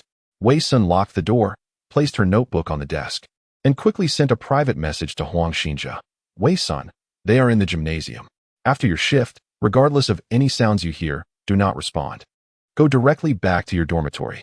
Having completed this, she sat down at her desk and began to peruse the composition books before her. She casually opened one, revealing an essay titled My Mother. The content was juvenile, the handwriting crooked, typical of a third grader just beginning to learn composition. Wei Sun then flipped through a nearby teaching plan. Following Guo Xiaolan's earlier statement, this was the assignment given by the Chinese teacher the previous week. Wei Sun searched through last week's teaching plan and discovered the so-called assignment, to write an essay about the person I admire most. From all the notebooks, she found those belonging to Wang Hua, Guo Xiaolan, and Yu Ming. Wang Hua's essay was titled My Friend. My friend's name is Sun Chong. He is in class 1 of the 5th grade. Due to the busy schedules of my parents, who are often away from home, I find little desire to return there. Instead, I prefer to spend time outdoors with my friend Sun Chong. His family struggles financially, and I frequently share my pocket money with him. After school, we enjoy playing at the gym, but recently we have been unable to access it and are left to amuse ourselves at the entrance. Among close friends, secrets abound, and Sun Chong and I are no exception. Guo Xiaolan wrote a piece titled Dear Principal. My favorite person is Principal Lin. She is kind-hearted and treats the students with great warmth. I harbor a secret that I dare not share with anyone out of fear until my best friend discovered it. With his encouragement, I found the courage to confide in Principal Lin, who was gentle and reassured me that I need not be afraid. Since that day, I have not seen school nurse Xie or Principal Lin again, and I truly miss her and am immensely grateful for her support. Yu Ming Pin, my good friend. My favorite person is my good friend Guo Xiaolan. She is beautiful, excels academically, and is always willing to help others. Whenever I face trouble from other classmates, she is there to assist me. Recently, I uncovered a secret. She often visits the infirmary during physical education classes. I suspect she may be unwell, and I sincerely hope she recovers swiftly. One day, I too stealthily visited the infirmary and discovered her secret. She then shared it with me. I understand that some secrets resemble sweets, while others can be nightmares. I advised her that she must awaken from the nightmare, just as our teachers have taught us. After reviewing the essays of my classmates, Wei-san perused the compositions of the other students in the class, but found no additional insights. Wang Hua, Yu Ming, and Guo Xiaolan each mentioned secrets. And the first condition for unlocking the mystery is to unveil its secret. Suddenly, Wei-san recognized a critical misunderstanding. Since the rule was established by the principal, she had initially assumed that the it in the conditions referred to her. However, aside from these 10 living individuals, the school is filled with peculiarities. And the secrets mentioned are not singular, making it impossible to ascertain who it truly is. Furthermore, the it in the first and second conditions may not refer to the same entity. Having contemplated these matters, Wei-san returned to her bed to rest. She had gathered much information about the occurrences at Wisdom Primary School and formed conjectures regarding it and the secrets involved. However, further time was needed for verification. The following morning, while brushing her teeth, Wei-san faintly heard a piercing scream from afar. Soon after, messages flooded the group chat. Xiaoyu, someone has died. Wei-san calmly read the messages. It was not surprising that Zhou Junjie had gone to the gym to meet Wang Hua, a situation fraught with peril. However, the subsequent message took Wei-san by surprise. Xiaoyu, in the cafeteria? Wei-san swiftly completed his morning routine and departed from the dormitory, making his way toward the cafeteria. Upon his arrival, he found Bai Shui, Huang Xinze, Chen Lin, Lin Xiaoxue, and Su Yu already present. At that moment, Zhao Yu sat trembling in her chair, too frightened to glance at the first serving window. Chen Lin, supporting herself against a pillar, was retching when she raised her gaze and spotted Wei Senator as Wei-san advanced. His eyes were drawn to the cafeteria windows. Inside the second window, Xia Susu, clad in a blue uniform, appeared pale with fear, unable to utter a word. In the first window, the cafeteria worker, Wang Mei, donned a red uniform, and before her hung a grotesque display of cured meats. The pieces of meat were unmistakably human limbs and entrails, the blood still fresh and exuding a nauseating odor. Given the condition of the remains, it was evident that the individual had perished the previous night. Ha ha ha. Wang Mei's smile was eerie as her vacant gaze fixed ahead. Care to try? Fresh roast meat. Chen Lin, unable to contain herself, turned away once more to retch, while Lin Xiaoxue clutched her mouth and fled the cafeteria. Wei-san stepped closer to examine the remains, identifying the corpse as that of a man, albeit with the head missing. A glance around the cafeteria revealed the absence of Zhou Junjie and Wang Wei. Whose body could this be? Wei-san turned to Bai Shui. It should be on. He wears a wedding ring on his right ring finger. Bai Shui's expression was grim. Wei-san's gaze fell upon the bloody arm hanging nearby, confirming the presence of a ring on the right hand's fourth digit. Zhao Yu, tears streaming down her face, trembled as she spoke. At midnight last night, An mentioned in the group chat that someone was knocking at his door. I hadn't fallen asleep yet. I clearly told him not to open the door. Wei-san inquired of the others. Did any of you hear knocking last night? Su Yu, Chen Lin, Bai Shui, and Zhao Yu all shook their heads in denial. Xia Susu at the second window also indicated she had not heard anything. Wei-san considered that Lin Xiaoxue likely hadn't either, as she would have promptly communicated any unusual occurrences to the group chat. I heard it. Around midnight. I had just settled down to sleep and thought I was dreaming, so I ignored it. Huang Xinze suddenly interjected. Wei-san pondered this. She too had heard knocking, but it had been Guo Xiaolan at the door. If the one knocking had been a classmate, they could have demanded entry like Guo Xiaolan. Yet Huang Xinze had disregarded it and committed no breach of rules, suggesting the knocker was not a student. Inferring from the timing of the knocks, it seemed likely that the one who knocked on Huang Xinze's door was the same as the one who knocked on Wang Wenlei's. Most probably Wang Mei. As for Wang Mei's motive for knocking, Wei-san inhaled deeply, casting a glance at Wang Mei at the first window. Although her attire had changed, she remained bound by the cafeteria's rules, refraining from any violent actions towards them. On the first day, Wang Mei had worn a blue outfit, but now it was red, with hints of blue still visible beneath. Wang Mei's garments were stained crimson with blood, and the dismembered remains were discovered at her window, leading to the inescapable conclusion that Wang Wenlei was her victim. However, It was noted that Wang Mei did not commit murder on the first night, but began her spree on the following evening. Wei Sun speculated that the shift was likely prompted by a reference to her husband made in her presence, thus transgressing an unspoken rule and inciting dire consequences. What are your thoughts? Bai Shui regarded Wei Sun with an almost perceptive gaze, her eyes glimmering with a hint of amusement at the unfolding drama. Perhaps we should first investigate the gymnasium. Wei Sun and Bai Shui exchanged a meaningful glance, both understanding the weight of their shared secret. A fleeting, obscure smirk crossed Bai Shui's lips as they silently acknowledged their shared culpability in the deaths of others. Chapter 38, Wisdom Elementary School, 22. Madness. The group arrived at the entrance of the gymnasium, where the previously sealed door bore signs of having been forcibly opened. Has someone entered? Suyu stepped forward, surveying the others, only to realize that, apart from the deceased Wang Wenlei, another man was also missing. I won't go in, Lin Xiaoxue insisted, waving her hands emphatically. The earlier scene in the cafeteria had left her deeply traumatized. Lin also shook her head and stepped back. Xiaoxue, and I will wait here for you. Zhao Yu, her face ashen, aimlessly drifted towards the teaching building, her composure shattered. It was clear to everyone that something had transpired within the gymnasium, especially with Zhou Junjie still unaccounted for. They feared the interior might reveal yet another gruesome tableau. Huang Xinzi stepped forward to the door, declaring, "Ladies, please step back. I shall enter first.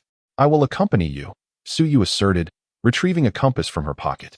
Observing the still needle, she remarked, "There are no spirits inside." At this, Huang Xinzi exhaled in relief. As long as that is the case, we should be fine. With that, he slowly pushed the door open and stepped inside, Suyu closely following. "Are you brave enough to take a look?" Wei Sun inquired pointedly at Bai Shui. He suspected that Zhou Junjie had been lured to the gymnasium by Bai Shui, yet her demeanor revealed no hint of remorse now that calamity had struck.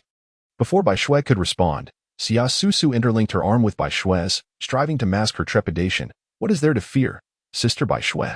Do you think you are the only one with courage?" Wei Sun observed Xia Susu's demeanor with disdain, casting a cold smile before turning away and entering the gymnasium. Xia Susu's eyes widened in surprise. "Sister Bai Shui, did you see her expression? What is she smiling about?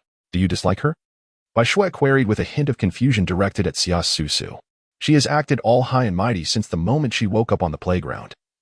What is she trying to prove? I cannot stand pretentious people." Xia Susu unabashedly expressed her disdain. Bai Shui smiled gently, pushing Xia Susu's hand away. "You should stay outside. It will likely be quite gruesome inside." Startled by her words, Xia Susu took a step back, mustering a smile. "You are so kind, Sister Bai Shui. Please be careful." In the dilapidated gymnasium, Huang Xinji, Suyu, Wei Sun, and Bai Shui stood in silence upon the ruined basketball court. As they gazed upon the grim scene before them, beads of cold sweat trickled down their brows. As anticipated, Zhou Junjie had met a gruesome fate. His limbs were tightly bound by a jump rope, affixed to the iron railing at the lowest row of the stands. A long gash had been carved into his abdomen by some sharp object, his intestines cruelly yanked out. Lying on the ground in a pool of blood, the ropes that restrained his limbs dug deeply into his flesh, a testament to his desperate struggles before death. His eyes were wide open, as if he had witnessed the horrific extraction of his own entrails. "Damn, this is utterly horrific," Huang Xinji could not help but exclaim. Wei Sun recalled Wang Hua's grinning face from the previous day in the classroom, a chill running down his spine as he slowly turned his gaze towards Bai Shui. Bai Shui, disdainful, covered her mouth and nose, moving forward to search the vicinity, seemingly in pursuit of something. Observing her behavior, Wei Sun suddenly pieced together certain implications and coldly inquired, "What was your true intention in persuading Zhou Junjie to meet Wang Hua at the gym?" Bai Shui paused slightly, casting a sidelong glance at Wei Sun. "You're quite astute. Don't you have an inkling?" Wei Sun fell silent. Exchanging a meaningful glance with Huang Xinji and Suyu, the three departed the gymnasium.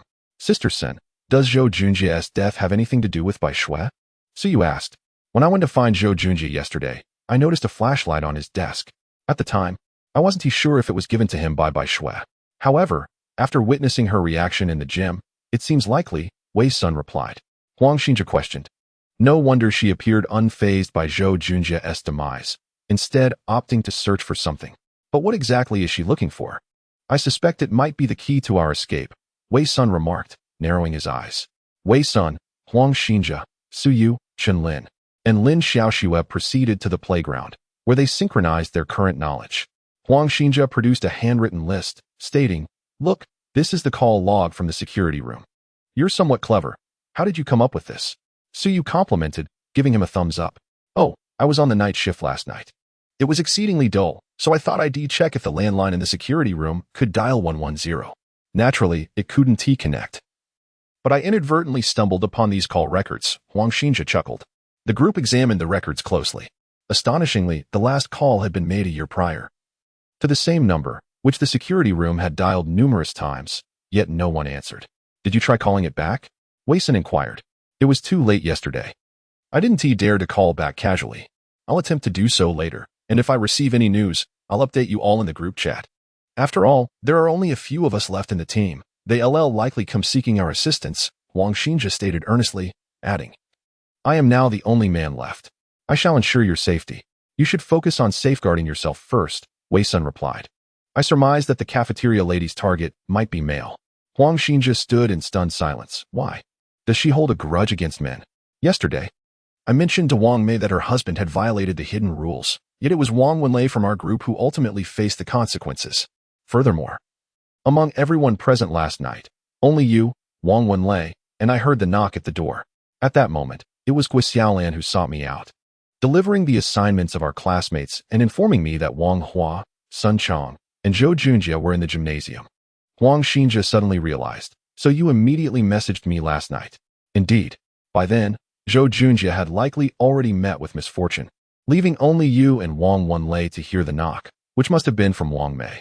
Chen Lin adjusted her black-framed glasses and analyzed. The commonality between Huang Xinjia and Wang Wenlei is that they are both men. Lin Xiaoxue grasped the situation, stating, "So Sister Sun, unaware of the circumstances, inadvertently triggered Aunt Wang's murderous conditions by violating the hidden rules, prompting her to hunt men at night. After the killings, Aunt Wang's attire transformed to crimson. See, you raised her thumb in approval. Progress indeed." Lin Xiaoxue chuckled, her previous shadows slightly lifting. "It seems my 238 murder mystery games were not in vain." Yet, after the laughter, the atmosphere remained heavy. So you fixated on the compass in her hand, saying, "The malevolent energy here is significantly denser than on the first day. Those eerie forces will only grow stronger, and we may find it exceedingly difficult to survive until summer." Chen Lin swallowed hard. "Regardless of the outcome, I would rather risk my life to uncover its secrets and desires." Wei Sun turned to Chen Lin, remarking, "The secrets and desires of the clearance conditions may not originate from the same entity. The principal, Gui Xiaolan, Wang Hua, Sun Chong, and the cafeteria lady, these eerie figures that threaten us, could all be that entity." Suyu's eyes widened in shock. "It's so difficult." Lin Xiaoxue despairingly clutched her head. I'm going to kill you. At that moment, a frantic roar erupted from the direction of the teaching building. Everyone was startled and hurried towards the sound. Upon arriving at the foot of the teaching building, they witnessed Zhao Yu pushing Wang Hua from the third floor. The height was not great, yet Wang Hua's body fell heavily to the ground, blood pooling from his head as his limbs convulsed in agony. Zhao Yu, in a frenzied state, rushed down the stairs, her eyes bloodshot as she glared at Wang Hua, who was writhing on the ground. She approached and mercilessly kicked his head with her high heels. One after another. "Teacher, I was wrong. Please don't." Wang Hua's voice was weak. Die, die, die." Zhao Yu screamed in madness. The heels of her shoes struck Wang Hua's face, creating gaping holes, blood pouring forth incessantly. Wei Sun and the others dared not advance recklessly, although Wang Hua was eerie. His tragic demise was still a chilling sight. At that moment, Zhao Yu was merely a terrified madwoman. Chapter 39. The Wisdom Primary School, 23. No one stepped forward to stop Zhao Yu as she continued her relentless assault, halting only when the corpse beneath her feet was reduced to a bloody pulp. With wide eyes fixed on the lifeless body, she erupted into a maniacal laugh, turning towards Wei Sun and the others. "Look, it's dead. If we eliminate them all, we shall be safe," she proclaimed, teetering on the brink of madness. Chen Lin, trembling with fear, whispered, "The sixth rule of the school states that as staff, we must not harm students. The consequences are dire." Zhao Yu abruptly turned her gaze upon Chen Lin, exclaiming, "Rules. Rules are meant to be broken. What could be more severe than being slaughtered by them?" As her words fell, Zhao Yu suddenly gasped, her expression contorting in agony as she tilted her head back, as if something within her was writhing. Everyone, be careful, Huang Xinjia warned, stepping forward to shield the others behind him. In torment, Zhao Yu's gaze darted towards the school gates, and she began to wave her arms. Stumbling towards the entrance, struggling to utter, "Home, I want to go home." What is happening to her? Lin Xiaoxue clutched Su Yu's arm tightly, her entire body trembling uncontrollably. "She has lost her mind," Su Yu replied. Wei Sin's brow furrowed as he hastened in the direction Zhao Yu had taken, prompting the others to follow suit. "We cannot allow her to open the gate. Otherwise, the creatures outside will enter." Wei Sin glanced at Huang Xinjia. Rest assured, Huang Xinjia sprinted ahead, reaching the school gate first and positioning himself firmly before it. However, as Zhao Yu approached the entrance, she suddenly collapsed to the ground. "Ah!" Lin Xiaoxue gasped, instantly paralyzed with fear. "Her legs are broken," Lin observed, stunned. Wei Sin and Su Yu halted, gazing at Zhao Yu, who had been running fervently, only to find her thighs inexplicably severed, blood gushing forth. Yet, Zhao Yu appeared to be oblivious to her pain. She propped herself up with her hands, dragging her torso as she continued to crawl towards the gate. "Home, home," Zhao Yu murmured, her eyes glazing over, leaving a horrifying trail of blood in her wake. Suddenly, her hand snapped, and her face struck the ground with a heavy thud. Deprived of her limbs, she writhed on the ground like some grotesque, oversized insect. This was the consequence of her violation of the school's fourth rule. Wei Sin frowned, the metallic scent of blood thickening in the air. Zhao Yu continued to squirm forward until, nearing the school gates, she finally succumbed to exhaustion. Laboriously lifting her gaze towards the iron door, her eyes completely clouded. Her body froze in an eerily unnatural posture, devoid of movement. "Hey," Huang Xinjia approached cautiously, nudging the motionless figure, yet receiving no response. He turned to the others and stated, "She is dead." Wei Sun and Su Yu moved closer. Wei Sun knelt to examine the severed arms and legs of Zhao Yu, as if they had been forcefully twisted apart by some immense power. Su Yu retrieved a compass, circling the corpse while murmuring incantations for a simple rite of passage. As the bell rang for class, Huang Xinjia declared, "I shall commence my patrol. You all should not linger here." Su Yu, grasping a compass, replied, "I will return to the infirmary." Wei Sin rose and stated, "I am heading back to my dormitory to retrieve my lesson plan. My next class is mine." Xiaoxue and I decided to return to our dormitory as well. Chen Lin assisted Lin Xiaoxue to her feet, and together with Wei Sin and Lin Xiaoxue, they proceeded towards the dormitory building. However, Wei Sin did not return to her own room, but continued to ascend. "Sister Sun, where are you headed?" Lin Xiaoxue inquired, her voice trembling. "Zhao Yu has passed away. I intend to check her dormitory for any useful information. Additionally, Wang Mei is currently working in the cafeteria. Perhaps I can seize the opportunity to visit her dormitory as well. Aren't you the least bit afraid, Sister Sin?" Lin Xiaoxue admired Wei Sin's composure, but felt an increasing sense of unease. It was unimaginable that an ordinary person could remain unaffected by such gruesome scenes. Wei Sun maintained her calm demeanor. "Have you forgotten that I am a butcher? Ultimately, pigs and humans are not all that dissimilar." Her words sent a chill down Lin Xiaoxue's spine, instilling in her a newfound respect for the woman before her. Chen Lin took a deep breath and slowly spoke. "Sister Sun, I will accompany you in search of clues. Only one person can enter a dormitory, but I can stand guard outside." "That works," Wei Sin agreed. And together they escorted Lin Xiaoxue back to her dormitory before heading to the 5th floor to locate Zhao Yu's room. "Sister Sun, is it truly permissible to enter someone else's dormitory?" Chen Lin glanced at Wei Sun with concern. "I cannot ascertain if there are hidden rules, but regarding the dormitory regulations, it merely states that one dormitory can house only one individual. It does not prohibit entry into another's dormitory." Chen Lin clenched her fist, seemingly making a significant decision, and stepped forward to grasp the doorknob of Zhao Yu's room, saying, "Let me go." Wei Sin's expression revealed her surprise. She had perceived Chen Lin as timid and reserved, yet now she was unexpectedly willing to take a risk. Recognizing Wei Sin's doubt, Chen Lin forced a smile and said, "Doing nothing equates to waiting for death. When I consider that we are all destined to perish, the fear diminishes." Upon hearing this, Wei Sin ceased her objections. "Very well." Chen Lin inhaled deeply once more, exuding the determination of a warrior embarking on a one-way journey, and opened the door to Zhao Yu's dormitory. Upon stepping inside with her eyes closed, nothing peculiar occurred. "It seems there are no hidden rules," Wei Sun remarked. Chen Lin gasped for breath and promptly began searching the room. Wei Sun peered inside. The layout of each dormitory was nearly identical, yet Zhao Yu's desk bore no tape recorder. After a moment, Chen Lin emerged with a stack of drawings, exclaiming, "Sister's son, I only found these. They may prove useful." The two examined the contents at the doorway. "These are art assignments from class 3 to 2, Wei Sun observed, adding, "Let us search for Wang Hua, Gui Xiaolan, and Yu Ming." Agreed, the two commenced their search. Wei Sun was the first to discover Wang Hua's painting, which was adorned with a chaotic array of black graffiti, subtly depicting a mountain peak. The artwork exuded an overwhelming sense of terror and oppression. This was the work of Gui Xiaolan. Chen Lin handed over Gui Xiaolan's painting to Wei Senator. It was also a piece of graffiti, rendered in red and black watercolor, illustrating a shadowy figure devoid of facial features, yet distinctly holding a massive syringe, poised as if ready to strike. "Yu Ming has been found," Chen Lin announced, presenting another artwork. This one depicted a simplistic house, a favorite subject among elementary school children, complete with open windows, a smoking chimney, clouds, and a sun in the sky. Inside the house stood a woman bent over, while outside, an apple tree heavy with fruit loomed over a small boy. "I understand now," Wei Sun said, grasping the drawing. She spoke slowly, her voice laden with revelation. Chen Lin looked puzzled. Wei Sun regarded her earnestly and stated, "It represents a wish." Chapter 40, Wisdom Elementary School, 24. The Scarlet Door. As the second class commenced, the bell rang, and Wei Sun entered the classroom.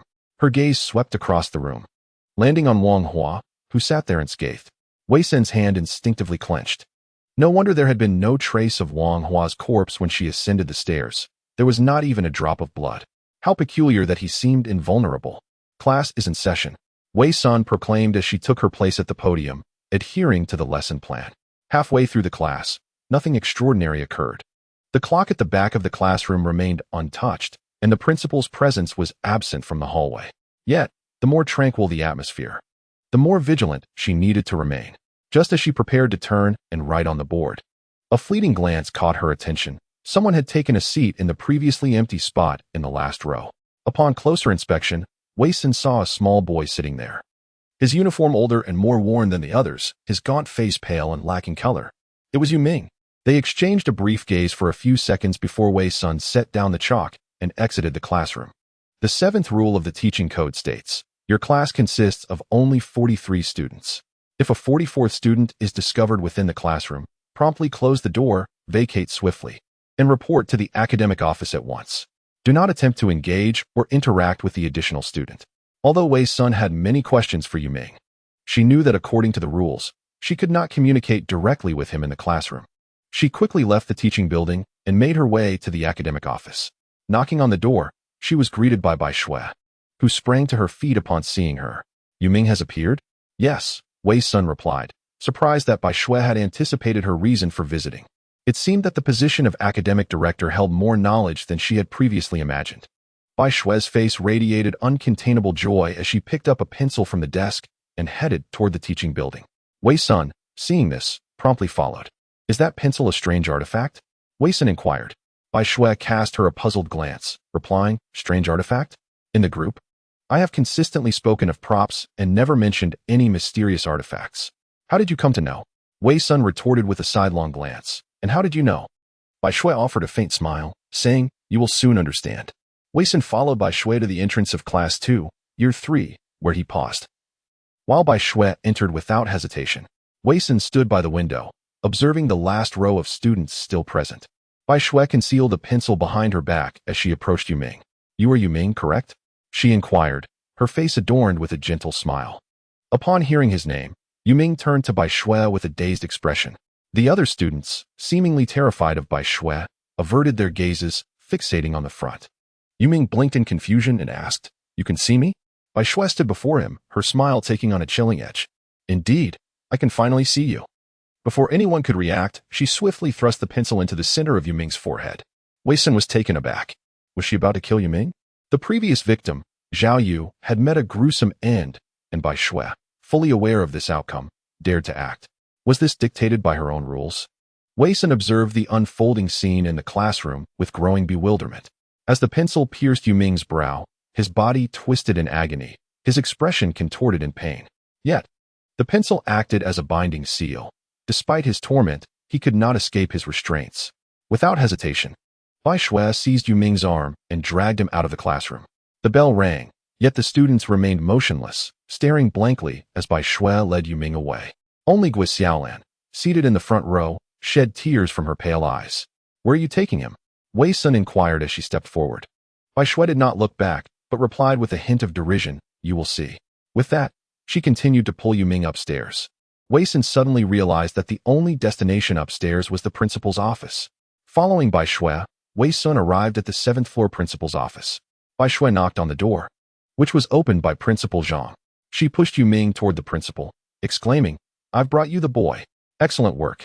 Principal Zhang grinned widely at Yu Ming, his mouth stretching unnaturally, showcasing yellowed teeth like a multitude of sharp blades. As his mouth opened wider, he bit down on Yu Ming's head, seemingly relishing the moment. With a single bite, he severed Yu Ming's neck and swallowed his small form whole. The sound of crunching echoed as blood dripped from his gaping maw. Both Bai Shui and Wei Sun held their breath, witnessing the grotesque scene before them. The principal had devoured his student. After swallowing, Principal Zhang reverted to his original appearance, his tongue swirling within his mouth. Principal Zhang cupped his hands in front of his mouth and expelled a pool of blood. Wei Sun grimaced in disdain, feeling the air thick with the stench of decay and blood. "Well done. This is your reward," Principal Zhang said, presenting the sanguine liquid to Bai Shui. Though Bai Shui's face reflected her revulsion, she forced herself to suppress her physiological discomfort and reached into the pool, extracting a key. "Thank you." As she grasped the key, a red door materialized behind her. Wei Sun was taken aback. The red door indeed existed, and it was the very exit from this scenario. However, unlocking the red door required a key, and the one Bai Shui possessed was exchanged for Yu Ming with the principal. Thus, one of Bai Shui's conditions to clear the game was undoubtedly to aid the principal in locating the vanished Yu Ming. Now that Yu Ming had been consumed by the principal, their group's aspiration to fulfill this wish was utterly futile. For as the entity, Yu Ming had already perished. Wei Sun pondered, his expression grave. Bai Shui toyed with the key, her hands stained with blood, yet she regarded Wei Sun with the demeanor of a victor. "I must take my leave first," she said. Wei Sun let out a cold laugh. Bai Shui was fully aware of the group's conditions for clearing the game, but chose to conceal them from her teammates, weaving a web of deceit to have others do her bidding. "How did you acquire that cursed object?" Wei Sun inquired. Bai Shui, gazing at the looming red door without urgency, replied, "One of my rules states that it fears their methods. Initially, I was unaware of who they represented, but I owe thanks to you for revealing the reprimand notice from the principal's office, which informed me that Yu Ming had been bullied by Wang Hua and Sun Chong. Hence its fear of them. Subsequently, Zhou Junjie told me that Wang Hua instructed you to meet him at the gym at midnight, where he would reveal the way to escape. Of course, I believe you would never go, but I needed someone to meet Wang Hua to discern their methods. So you gave Zhou Junjie a flashlight, encouraging him to venture to the gym," Wei Sun remarked. Bai Shui chuckled lightly. "Indeed, just so. I never anticipated their methods would be so cruel. You all entered the gym, yet such a remarkable cursed object went unnoticed by you."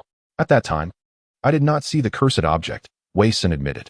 "You certainly did not, for," Bai Shui whispered, "it was lodged in Zhou Junjie's throat." Chapter 41. The Wisdom Primary School, 25. The destroyed clue. Bai Shui inserted the key into the lock, glancing back at Wei Sun with a smile. "You are an astute individual. If you discard those burdens, escaping this place would be effortless." Wei Sun silently regarded her, offering no reply. Bai Shui laughed softly as she opened the red door, revealing nothing but mist within, obscuring the path ahead. Resolutely, she stepped inside, and as she did, the red door began to vanish gradually.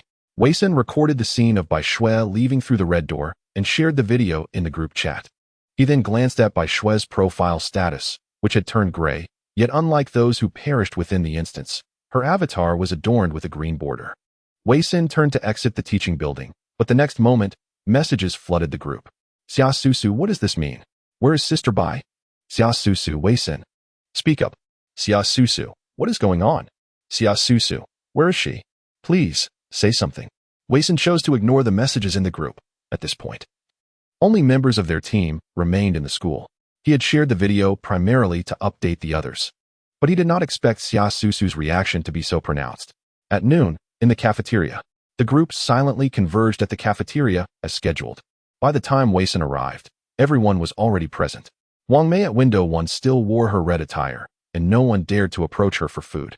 Xia Susu at window 2, dressed normally yet bearing a face of discontent, reluctantly served the meals to everyone, constrained by the rules of their identities.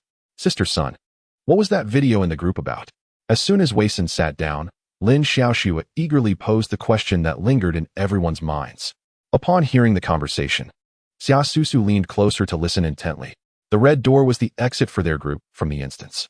Bai Shui had captured Yu Ming and negotiated with the principal to obtain the key to open the red door. Wei Sun succinctly relayed the information. Huang Xinjia exclaimed in shock. So she cleared the instance? Indeed. What about Yu Ming? Chen Lin inquired. He was consumed by the principal. As we know, we cannot eliminate the anomalies with ordinary means. However, with the use of anomaly tools, it may be possible to eradicate them completely. Moreover, anomalies can inflict damage upon one another, Wei Sun elaborated, adding, anomaly tools are the items Bai Shui mentioned in the group chat. And she shared this information with me before her departure. Wei Sun opted to withhold details about the system. After all, human intentions are unpredictable. And there was no necessity to explain further. Then these anomaly tools must be quite powerful, yet we have not encountered a single one, Huang Xinjia remarked. Bai Shui captured Yu Ming using an anomaly tool. Such items are rare and difficult to obtain, Wei Sun replied. So you pondered. So, it seems that we are the only ones left in the entire school. Currently, Bai Shui is the sole individual who has cleared the instance. Chen Lin expressed her admiration. She is remarkable, managing to clear the instance in such a short time. So you shook her head. No, that doesn't sit right. Don't you find it strange how easily she cleared it? We have been diligently gathering clues, yet none of us have succeeded thus far. Upon hearing this, the group exchanged doubtful glances. Lin Xiaoxue suddenly recalled, wasn't she planning to use Sister Sun before? Could it be that she relied on such tactics to gather clues, which enabled her to clear the instance so smoothly? You guessed correctly. Wei Sun turned his gaze towards Lin Xiaoxue, realizing that she not only exploited the members of their group but also destroyed all the information she possessed before her departure. He shared a photograph in the group chat. After Bai Shui successfully completed the level, she visited the academic affairs office again, meticulously searching the premises. Apart from a pile of ashes in the corner, there was nothing else to be found. Moreover, the ashes still radiated warmth, prompting her to capture it as evidence. She incinerated all the crucial items. Lin Xiaoxue's eyes widened as she stared at the image, where a corner remained only partially charred, revealing the two characters for rules. Huang Xinjia scratched his forehead. Puzzled, what was her motive? She had already passed the level, yet she left no escape route for others? Indeed, we failed to extract any useful information from her. Furthermore, she was well aware that each group's conditions for passing differed, yet she chose not to inform Xia Susu while continuing to manipulate her. As expected, Sister Bai anticipated that you all would head to the academic office. Xia Susu had unknowingly approached the group, wearing a smug smile. Did you burn this? Lin Xiaoxue suddenly stood up. Xia Susu shrugged. Yes, that was me. Sister Bai predicted that you would attempt to steal the information she worked hard to obtain. So she sent me a message in advance to ensure it was thoroughly destroyed. Wei Sun rubbed his temples, exasperated by her self-satisfied demeanor. Weren't you asking me where she went? Well, I'll tell you. Wei Sun cast a cold glance at Xia Susu, stating, she completed the level. You can check her avatar. Xia Susu froze, seemingly unable to comprehend the situation. Bai Shui completed the level? How could that be? She had explicitly stated that as long as she assisted her, she would take her along when she left. Moreover, she had once saved herself using a trick. Xia Susu hurriedly opened the group chat to check Bai Shui's avatar, only to find that the once vibrant icon was now gray but framed in green. What did this avatar signify? Why had it turned gray? That video, that red door. Xia Susu swayed unsteadily, shaking her head repeatedly. Impossible. She promised to take me with her. Tell me, did she die? You are trying to deceive me. Fool. Lin Xiaoxue couldn't help but exclaim. You are the fool. You could have left smoothly with Sister Bai. It's all your fault. You must have obstructed her. That's why Sister Bai couldn't take me. Xia Susu screamed in frustration. The others were left speechless, even at this moment. Xia Susu still clung to Bai Shui's lies. Huang Xinjia stood up, saying, Susu, I told you before, the conditions for passing differ from group to group. Bai Shui never had the ability to take you with her. She merely sought to exploit you. No way. How could she possibly use me? Xia Susu remained unconvinced. Yet her clothing visibly began to turn red. Chen Lin exclaimed in shock. She is being corrupted by a strange power. She violated the rules. I recall that she was not supposed to make loud noises in the cafeteria, remarked Suyu. What should we do? Lin Xiaoxue glanced at Wei Sr. Let's head to the playground. All right. The group quickly rose to leave. Seeing this, Xia Susu suddenly panicked. Where are you all going? I'm part of the group. You cannot leave me behind. Take me with you. Take me with you. Xia Susu dashed out, her clothing darkening in hue. She wouldn't resort to violence, would she? Lin Xiaoxue looked back fearfully at the pursuing Xia Susu, who was increasingly consumed by an eerie force. Wei Sun quickened his pace towards the gymnasium, stating, Do not fear. We should be able to escape this dreadful place before she completely loses her sanity. The crowd exhibited expressions of relief upon hearing this. Have you found the answer? Suyu inquired. Chun Lin interjected. Sister Sun and I discovered Yu Ming's painting in Zhao Yu's dormitory. Thus she is aware of its wish. Huang Xinjia was about to express joy, but suddenly realized. If the second condition for passing is indeed related to Yu Ming, how can he convey the method of escape to us since he has already been consumed by the principal? Chun Lin's smile faltered as she realized she had overlooked the most crucial point. Everyone anxiously followed Wei Sun's lead, their attention fixated on her, while Xia Susu relentlessly pursued from behind, her condition worsening. Wei Sun halted before the gymnasium, earnestly addressing the group. There is still the first condition for passing. I have discerned its secret. Chapter 42, Wisdom Primary School, 26. Its secret. The group turned to Wei Sun in astonishment. What is its secret? Suyu inquired. Just as Wei Sun was about to respond, Xia Susu caught up. Observing this, Huang Xinjia and Suyu exchanged glances and swiftly maneuvered to restrain Xia Susu's arms behind her back. Let me go. Why are you holding me? You cannot abandon me. Either we all leave together, or we all perish together. Xia Susu roared, and as she uttered the words perish together, her clothing turned a deep crimson, and her eyes grew increasingly murky. Security, did you return the missed call from a year ago? Wei Sun directed his gaze towards Huang Xinjia. Huang Xinjia tightened his grip on Xia Susu's arm, hastily responding. I forgot to update you. I did return the call, and Principal Zhang answered.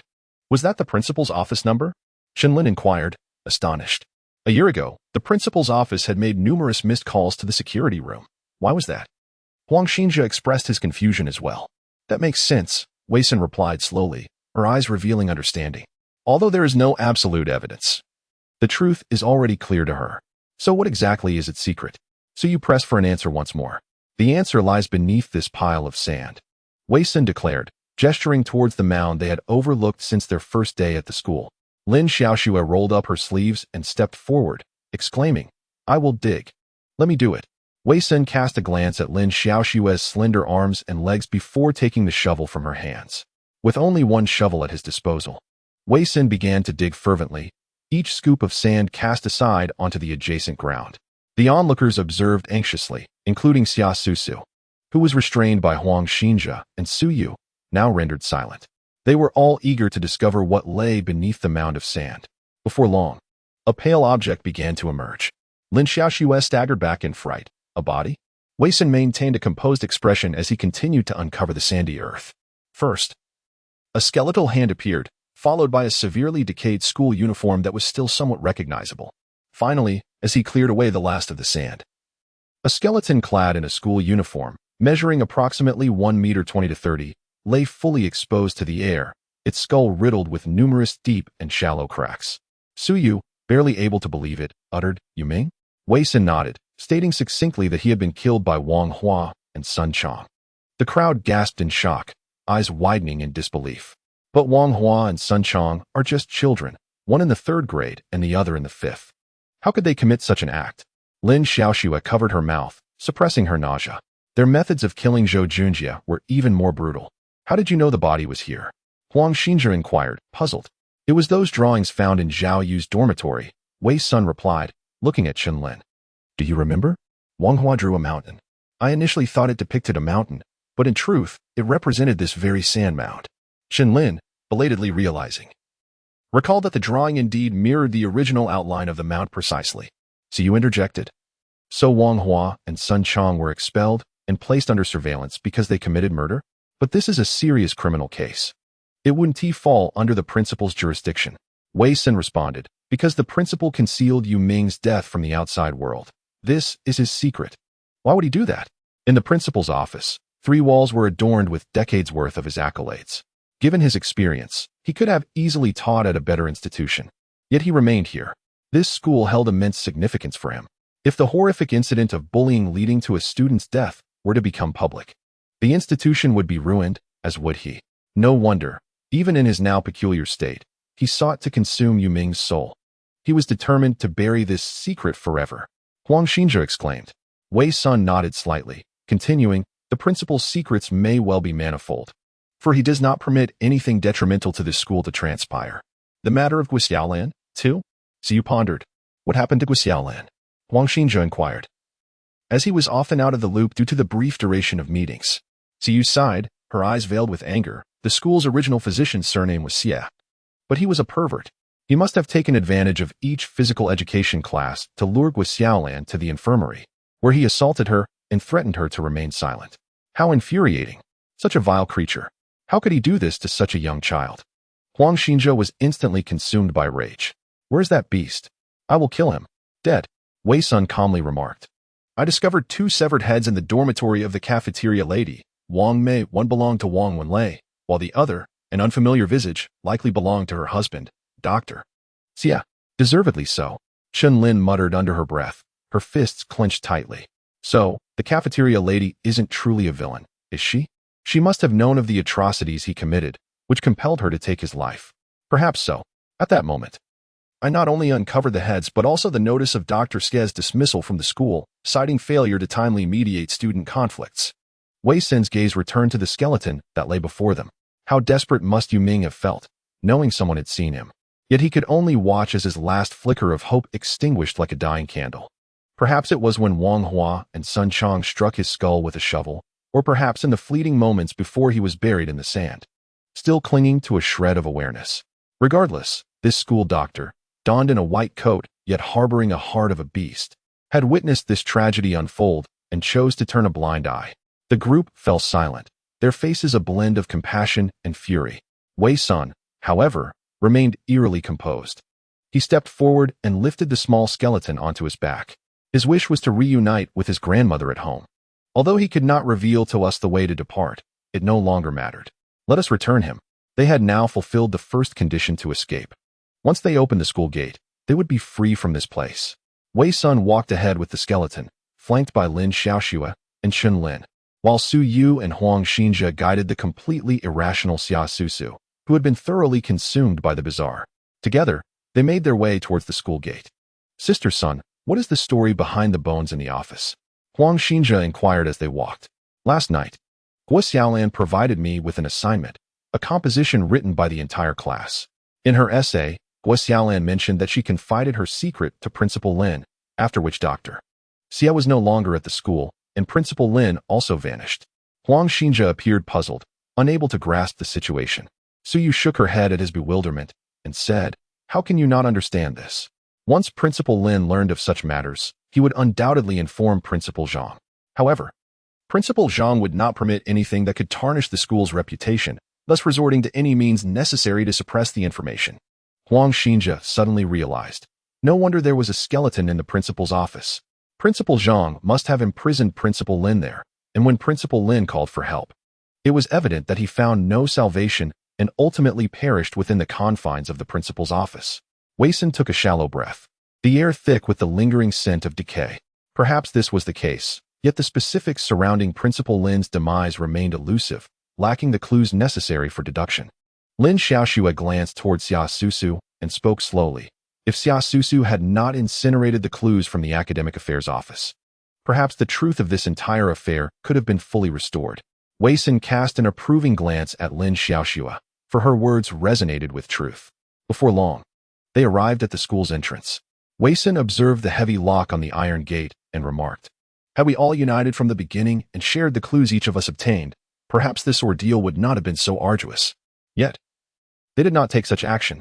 Thus, a scenario with a mere 20 mortality rate was grotesquely twisted into a hellish challenge. Chapter 43, Wisdom Primary School, 27. The ultimate 3 choices, I shall open the door. Huang Xinzhe turned to Su Yu. As his words fell, a thick fog enveloped the surroundings, and in mere seconds, The playground reverted to the state it was in upon their arrival. Visibility was severely compromised in the pale mist, rendering even the school gate a mere shadow. "Everyone, be cautious," Siyu warned, glancing at the encroaching fog, sensing something ominous approaching. Wei Sun urged Huang Xinjia, "Hurry. Open the door." Siyu grasped Xia Susu's hands, while Huang Xinjia hastily retrieved his keys and dashed toward the gate shrouded in mist. Yet, after taking a few steps, he abruptly halted, terror etched across his face, as if he had witnessed something unfathomable. "Hurry up. Those things are closing in," Siyu urged anxiously. Huang Xinjia slowly turned to the group, struggling to articulate, "There are 3 doors." Lin Xiaoxue stepped forward cautiously. "How is that possible?" Upon focusing on the scene veiled in fog, she too was rendered speechless. Tentatively, she approached and touched each door, confirming their reality. How could this be? Just moments ago, there had been only one door. She looked at Wei Sun, perplexed. "We must inquire about these doors," Wei Sun stated solemnly, directing his gaze toward the direction from which they had come. The group followed his gaze. Within the thick mist, several figures were gradually drawing near. Leading them was Principal Zhang, flanked by the skeletal form of Principal Lin and the canteen worker, Wang Mei, clad in red. Behind them trailed the entire Class 2 from Year 3, along with the souls who had perished in this scenario, including Shou Junjie, whose intestines dragged upon the ground, and Wang Wenlei and Zhao Yu, whose limbs and heads were crudely stitched together with coarse thread. "We are aware of your secret. Are you not afraid of violating the rules by attempting to impede us?" Wei Sun addressed Principal Zhang. A chilling laughter echoed across the desolate playground as Principal Zhang surveyed the gathered individuals with his ghostly white eyes. Finally resting his gaze upon the remains slung across Wei Sun's back, his expression foreboding. "I have not obstructed you. The gate lies ahead, and you may depart at any time." 3 doors, all leading to freedom? Wei Sun countered. Principal Zhang's head moved mechanically from side to side. Certainly not. One door leads to freedom, the others, to remain. Lin Xiaoxue was engulfed in a tumult of fear and anger, retreating behind Wei Sun while accusing Principal Zhang. You are being unreasonable. We have clearly met the conditions to pass." The principal remained unfazed, asserting, "You have but one opportunity, though you may choose to forfeit." Wei Sun surveyed the eerie apparitions lurking in the mist, sensing that with a mere refusal, they could pounce and rend them to shreds. He raised his hand to check his merit points, 495, just 5 points shy of the required total. Yet, time was not on their side to accumulate more merit. Nor could he guarantee that another draw would yield a formidable artifact capable of countering such a multitude of anomalies. "Sister Sun, what do you think? What should we do?" Siyu inquired, drawing the attention of the group. "There is no alternative. We must take a gamble," Wei Sun replied resolutely. "Stay with us. This place needs you." "And so do the children of these mountains." Principal Zhang stepped forward, his hands trembling as he extended an invitation. Stay. Xia Susu seemed entranced, ceasing her struggles, repeatedly echoing the principal's words. Stay. The remaining anomalies chimed in unison. Wei Sun turned to the others, cautioning, "Everyone, be wary. Do not succumb to the influence of these entities." Chen Lin was the first to step forward, her expression unwavering. "I want to leave. I have only just acquired what is most precious to me. I cannot remain here." Observing this, Huang Xinjia tightened his grip on the key and declared, "We must depart. I haven't even married or had children yet. If I stay here, I might as well be laying an egg. I want to return too. I am still deliberating between applying to Peking University or Tsinghua. I haven't made a choice yet." Lin Xiaoxue stepped forward, her previous fear dissipating. "But let us do good deeds without questioning the future. We shall return together," Siyu affirmed with a nod. Wei Sun gazed at them, an inexplicable fervor surging through his veins. This passionate sensation mirrored the essence of a coming-of-age manga. He contemplated, allowing a faint smile to grace his lips before lifting his gaze to meet Principal Zhang's eyes, coldly stating, "Very well, we accept your 3-choice offer. But I have one condition." Principal Zhang approached slowly. "What is your condition?" "I will make the choice. You shall open the unselected door. And only at the end will my choice be revealed as correct or not," Wei Sun articulated. The crowd exchanged puzzled glances. Having already made a choice seemed merely a matter of the order of opening doors, statistically a 1/3 chance. Silence enveloped them, although they struggled to comprehend Wei Sun's reasoning. They trusted her judgment. "Agreed. I accept your terms," Principal Zhang replied, a peculiar smile gracing his lips as he moved toward the school gate. Wei Sun gently set Yuming down, and Huang Xinjia instinctively scooped him up, saying, "Leave it to me. You go make the choice. I trust you." Very well. With unwavering steps, Wei Sun approached the 3 identical doors, though the iron doors bore a slight gap through which the outside could be glimpsed. All that lay beyond was an impenetrable darkness, rendering the identification of the sole safe exit impossible. "Sister Sun, it matters not. Even if I make an erroneous choice, I shall accept it." Lin Xiaoxuan nodded in agreement. "Indeed, we shall not blame you." Chen Lin also nodded. Su Yu and Huang Xinjia cast unwavering gazes upon Wei Sr. An intangible force began to blossom within Wei Sin's heart as she stepped forward and chose the central door. The tension among the group escalated with her decision. "You may now open the first door." Wei Sin looked towards Principal Zhang. He chuckled and approached the leftmost door. As he extended his hand, the heavy iron lock fell away, and the door creaked open outward. The gathered crowd held their breath, staring at the threshold. Should this door lead to safety? Then they would all be doomed, forever confined to this place. Conversely, if this door were a mistake, then the door chosen by Wei Sun would likely hold greater promise. As the first grand door swung open, the oppressive darkness receded, replaced by a thick fog, within which something began to leap closer. Although it appeared quite sinister, the crowd remained uncertain of the safety beyond the door. "What on earth is that?" Huang Xinjia inquired with curiosity, stepping closer, his eyes fixed on the entity outside. As the figure approached through the mist, their pupils dilated in horror. The being outside was the man who had accompanied Xia Susu on the first day of their departure from school. However, in the fog, he lacked limbs and facial features, resembling a grotesque creature bouncing nearer. "Good heavens!" Huang Xinjia gasped and hastily shut the iron door. Principal Zhang grinned as he looked at Wei Sun. "You are destined to remain here." Just as he was about to move towards the unchosen third door, Wei Sun swiftly positioned herself before it, a hidden smirk gracing her lips. "I wish to alter my choice. We shall select this door." Principal Zhang's expression turned icy, and an eerie aura enveloped him more intensely. Wei Sun's audacious maneuver heightened the tension among the group. "Sister Sun, the odds are 50-50. If we change our choice incorrectly, we may face dire consequences." Huang Xinjia expressed his concern towards Wei Senator. "Fear not, for it is all a gamble, and I possess an innate good fortune." Wei Sun replied with a cold smile. Principal Zhang slowly approached the central door, his gaze penetrating as he scrutinized Wei Sun. "Are you certain you do not wish to choose this one?" "Indeed, you may proceed," Wei Sun affirmed resolutely. Lin Xiaoxua swallowed nervously, whispering, "Sister Sun, you can do it. You will surely succeed." Under the collective gaze of the onlookers, Principal Zhang pushed open the second grand door. Beyond the second door, the darkness faded, revealing yet more dense fog, within which appeared a frail old woman with clouded eyes. "Have you seen my grandson? Have you seen my grandson?" she murmured, her hollow gaze staring blankly ahead. The crowd exhaled a collective sigh of relief. This door, like the first, held its own peculiarities, thus affirming that the third door chosen by Wei Sun must indeed be safe. "Is she Yuming's grandmother?" Huang Xinjia glanced at Wei Senator whom Huang Xinjia furrowed his brow, his gaze heavy as he cradled the skeletal remains in his arms and approached the second door. "We have found him," he said, presenting the remains. The elderly woman froze, slowly directing her gaze toward the bones, staring vacantly for a long while. Then, tears streamed from her hollow eyes as she tremulously extended her hands to carefully embrace the remains. "Xiaoming, Grandma has come to take you home." Her voice choked with emotion.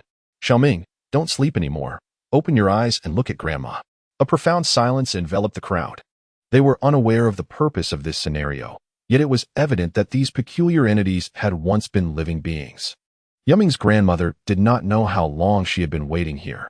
She had always believed her grandson would emerge from the school gate alongside his classmates when the dismissal bell rang. However, day after day of waiting passed, and her grandson never appeared again. "My little Ming is such a well-behaved child." The old woman raised her head, and her once pale eyes seemed to regain the semblance of human pupils. Tears flowed freely from her aged eyes as she looked at the onlookers, her voice trembling. "He studies diligently and never gives this old woman a moment of worry. He is also very filial, every day after school. He is the first to rush out because he wants to come home and help me sell apples, 50 cents per pound. He managed to gather enough for his tuition by selling pound after pound of apples. It's all my fault. It's because this old woman is so incapable. How could such a well-behaved child like my Xiao Ming never return? How could that be? Please take him home. It is his wish. Huang Xinjia inhaled deeply, raising his eyes to the dim sky, with a hint of moisture threatening to spill from his eyes. Home, home. Good boy, we are going home. The old woman slowly turned, cradling the small skeleton, her figure gradually vanishing into the mist. As Chun Lin felt a pang in her heart, she suddenly realized. Can we also return? Indeed, the first two doors were not safe exits. Sister Sin's choice must be correct. Lin Xiaoxua exclaimed, jumping with excitement. Su Yu admired Wei Sun. You truly have good fortune. It's not entirely luck, Wei Sun replied, casting a glance at Principal Zhang. Principal Zhang's head bobbed side to side, a look of confusion on his face. Isn't it a one-third chance of survival regardless of the choice? Lin Xiaoxue inquired, puzzled. The three doors problem, also known as the Monty Hall paradox, indicates that switching doors increases the original one-third probability of being correct to two-thirds, Wei Sun explained. Turning to Huang Xinjia and raising his hand, give me the key. All right. Huang Xinjia tossed the key to Wei Sun, who caught it confidently. Are you truly going to leave this place? Principal Zhang suddenly erupted, questioning sharply. Wei Sun froze momentarily, warily eyeing Principal Zhang. They had not violated any rules. Hence you should not be able to harm them. After much difficulty, you have returned. Why must you leave again? Principal Zhang fixed his gaze upon Wei Sun, his body beginning to contort as a palpable black aura emanated from him. Wei Sun hesitated. What did it mean that she had returned with such effort? Why was it referred to as a return? Sister Sun, do not let him corrupt you, Su Yu warned sharply. Wei Sun took a deep breath. Indeed, the urgent matter was to leave this place swiftly. The bizarre words spoken were mere gibberish. They had chosen the correct door from the three options. Yet this principal was attempting to invade her mental fortitude. Frowning, Wei Sun hastily unlocked the iron gate and forcefully pushed the door open, revealing an impenetrable darkness beyond. The group gathered around, yet they all halted in their tracks. What was going on? Chun Lin questioned, puzzled. If the other two doors were wrong, then surely this one must be correct? Stay here. Principal Zhang's voice pierced the air like a sharp, jarring noise, now acting as a weapon against their minds. Wei Sun took a decisive step forward. Do not hesitate. The rules are sound. Thus this door must be safe. With that, she stepped into the inky void. As the others witnessed her form vanish, they exchanged solemn glances before making their decisions. Su Yu was the first to follow, then Huang Xinjia, Lin Xiaoxue, and Chun Lin. The boundless darkness enveloped everything. Initially, Wei Sun tentatively advanced, then began to run in all directions. Yet this impenetrable space appeared endless. Taoist. Security. Wei Sun shouted, Xiaoxue. Chun Lin. However, the only response was utter silence. Her own voice seemed to dissipate. She pressed her palm against her chest, relieved to feel her heart beating strongly. Otherwise, she might have believed she had perished. Was the third door not a safe exit either? Wei Sun pondered. In that moment, a beam of light descended from the darkness, illuminating her like a spotlight on a stage. She looked up, following the gentle glow, but saw nothing. The light seemed to materialize from thin air. Congratulations. You have officially passed the trial and become the 32001 ST order bearer of the strange world. The voice resonated throughout the darkness, warm and benevolent. Who are you? Wei Sun stood in the beam, surveying her surroundings, now able to hear her own voice. I am God. The brevity of those three words left Wei Sun momentarily speechless. God. Could such a being truly exist in this world? Yet, if not, how could the strange world be explained? How could everything she had encountered be elucidated? What did the trial signify? What did it mean to be an order bearer? And why was it her? Wei Sun unleashed a torrent of questions. The strange world requires order bearers. Otherwise, its inhabitants will become mere shells of their former selves. I refer to them as chaotic entities. You, like the other chosen order bearers, harbor an obsession within your hearts, which is why I have selected you to engage in a pact. Wei Sun steadied himself and surveyed the barren surroundings, pondering, to negotiate with a deity? If you truly possess boundless power, why do you not assume the role of the order bearer yourself? Because I am the architect of the rules. If the one who establishes the rules participates in the game, the essence of the game is rendered meaningless. The deity's words likely resonate with this principle. Contemplating this, Wei Sun inquired further, what is the nature of this pact? Upon becoming the order bearer of this world, you will, akin to the trials, complete tasks within the realm of the dungeons to earn the merit points I shall bestow upon you. When your merit points are sufficient, I shall return to meet you. The moment we reconvene will mark the conclusion of your tenure as an order-bearer, and I shall grant you one wish, any wish. How many merit points are required? It appears that merit points are akin to game scores, bestowed by this deity upon each individual, and when the requisite conditions are met, the deity will fulfill a wish. Yet, what then is the nature of my own system? It seems even this deity is unaware. Wei Sun mused quietly, choosing not to mention the matter of the system. The deity replied, when your merit points are adequate to measure your desire. What if the order-bearer perishes within the dungeon realm? Life is singular, death is final. Wei Sun lowered his gaze. To die in the dungeon realm is to face true death. Thus, to realize one's innermost wishes, one must wager their very life. Having pondered this, she gradually lifted her head towards the source of light and solemnly declared, it is a deal. Beep, beep, beep, beep, beep, beep, beep, beep, beep. Wei Sun abruptly sat up in bed, instinctively reaching out to silence the alarm displaying 7:30 on her phone. She scanned her surroundings. As the morning light streamed through the gaps in the curtains, the familiar sounds of the bustling morning rush outside filled the air. This is her home. Wei Sun slowly turned her gaze toward the antiquated refrigerator that clashed with the rustic charm of her bedroom. Barefoot, she stepped out of bed and approached the refrigerator, inhaling deeply as she furrowed her brow and lifted the door. Inside lay a grotesquely contorted corpse, its body encrusted with frost. Indeed, she had returned. Was everything in that strange world merely a dream? No. Wei Sun noticed the black circular watch on her left wrist. Everything she had experienced was not a dream, and now, she had truly returned to her own world. Chapter 45. The Real World. 1. The Death of Li Chang. Wei Sun glanced at her phone to check the time. It was June 9th, 2102. Last night had been her wedding night, the very day her husband had passed away. Though she had spent 3 days in that bizarre world, only a single night had elapsed in reality. Was this also the handiwork of the deity? Had it been her corporeal form or her soul that traversed into that uncanny realm? Wei Sun pondered deeply and opened her phone to review the surveillance footage from the previous night. The recordings revealed that she had slept soundly throughout the night, with no signs of abnormality whatsoever. Thus, her experiences during the 3 days at Wisdom Primary School were merely the essence of her soul. Yet, the sensations she had experienced felt strikingly real. Moreover, the so-called deity proclaimed that death was irrevocable. Hence, even if one's soul perished in that bizarre realm, the corporeal body in reality would meet the same fate. The injuries inflicted upon the soul in that uncanny world would manifest upon the physical form. Was it indeed true that humans possess a soul? Wei Sun remained skeptical about all the revelations she had encountered, at least until irrefutable evidence presented itself. She would not succumb to illusions or one-sided narratives. She wondered about her companions from the instance world, pondering what trials they had faced after departing through the third gate of the school. It was highly probable that they had also encountered that deity and had become order-bearers, possibly entering other instance worlds thereafter. But when would the next instance occur? Would they reunite once more?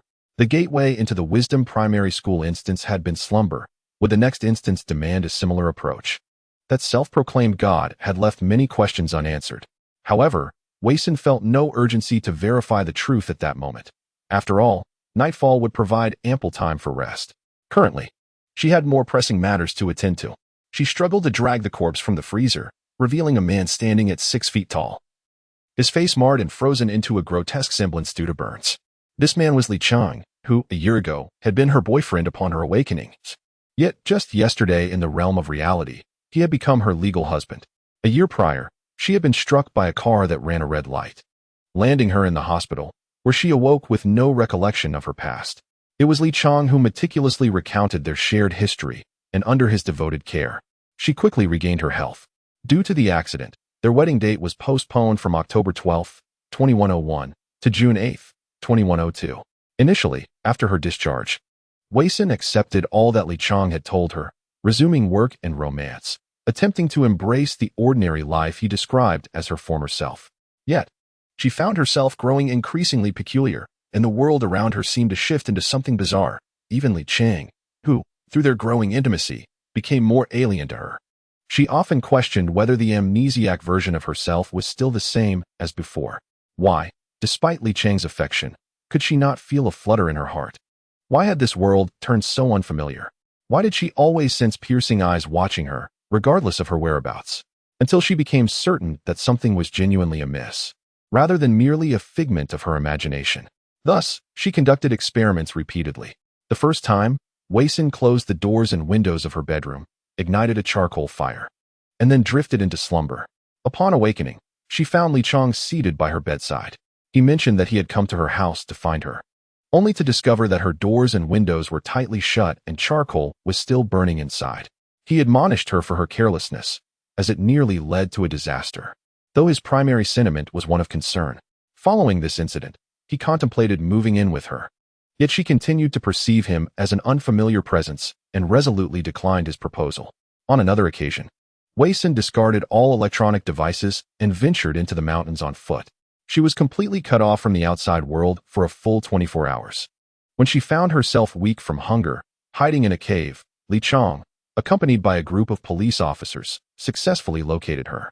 He declared that she was the most important person in his life, asserting that if anything were to happen to her, he would not wish to live on. Nevertheless, even upon hearing these words, Wei-Sun remained unmoved, feeling an even deeper sense of estrangement from him. The final encounter occurred just 5 days ago. Seizing the opportunity while Li Chang was away on a business trip, she meticulously penned a farewell letter the day before and set out the following morning, determined to reach the rooftop she had written about. Unsurprisingly, before she could arrive at the rooftop, she encountered Li Chang at the entrance of the building. He explained that he had concluded his business trip early, intending to return sooner to prepare for their wedding.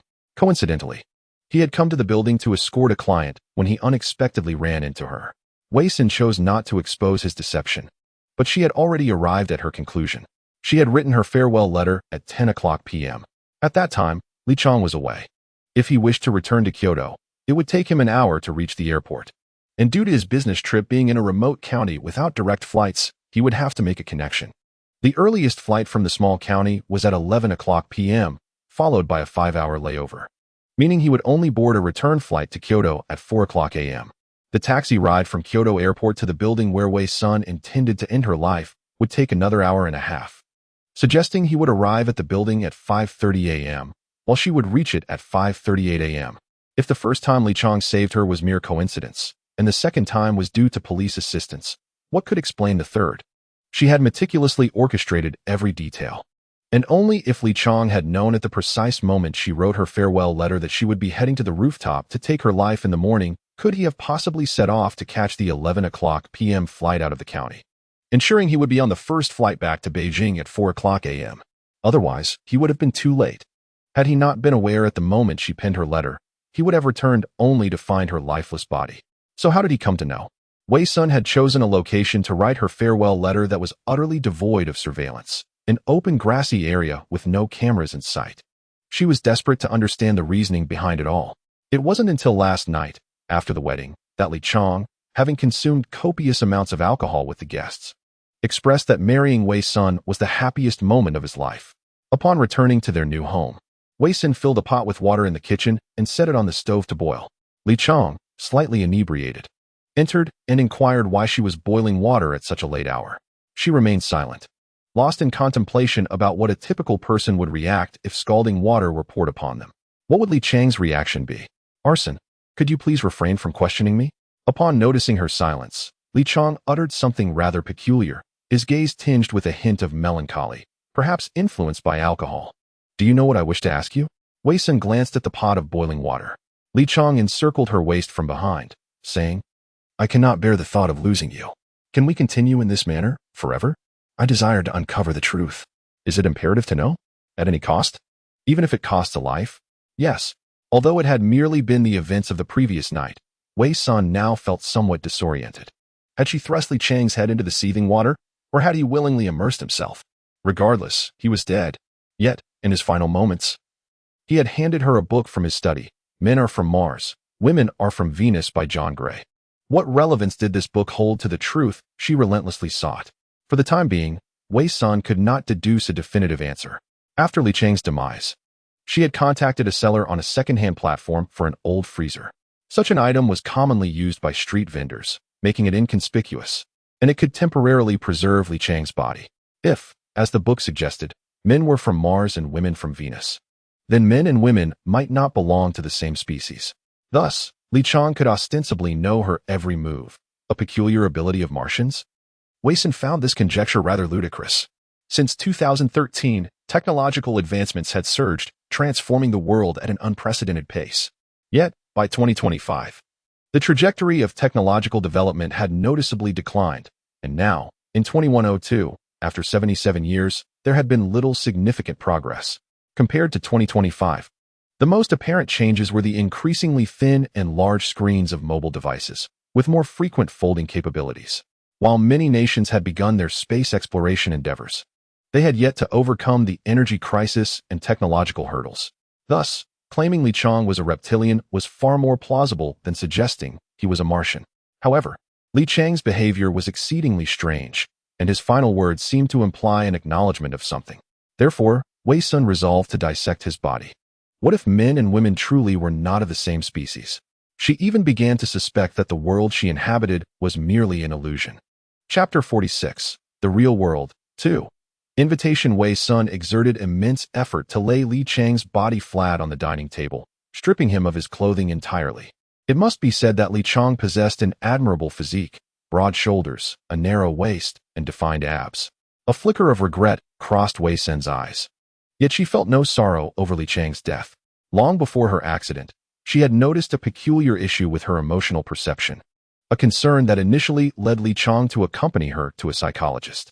The psychologist ultimately concluded that the emotional numbness she experienced was a post-traumatic consequence of the accident, categorizing it as a form of personality disorder. Wei Sun activated the warm air of the air conditioning, seizing the opportunity while the body was thawing to approach the dining table and select suitable tools. Should she use a cleaver or a paring knife? Wei Sun scrutinized the two knives in her hands, contemplating seriously. Theoretically, under constrained conditions, a cleaver is more suitable for dissecting a corpse due to its thicker, longer, and sturdier blade, which can more effectively sever muscle, tendons, and other resilient tissues while minimizing the risk of dulling or breaking. In contrast, the paring knife, being thinner and shorter, is prone to damage and less efficient. Just as Wei Sun made her selection, the doorbell rang unexpectedly. Who could it be? She set down the cleaver and slowly approached the door. Hello, is this Ms. Wei? A package requires your signature. Please leave it at the door. Wei Sun could not recall ordering anything. Apologies, but it requires your signature. Wei Sun glanced back at the body on the dining table, hesitating for a moment before opening the door, using her body to prevent it from fully opening, thereby concealing the view of the table. Outside stood a courier, presenting a document for her to sign. Please sign here, and I'll take a photo. Wei Sun calmly signed the package, and the courier lifted his phone to capture the moment. All set, thank you.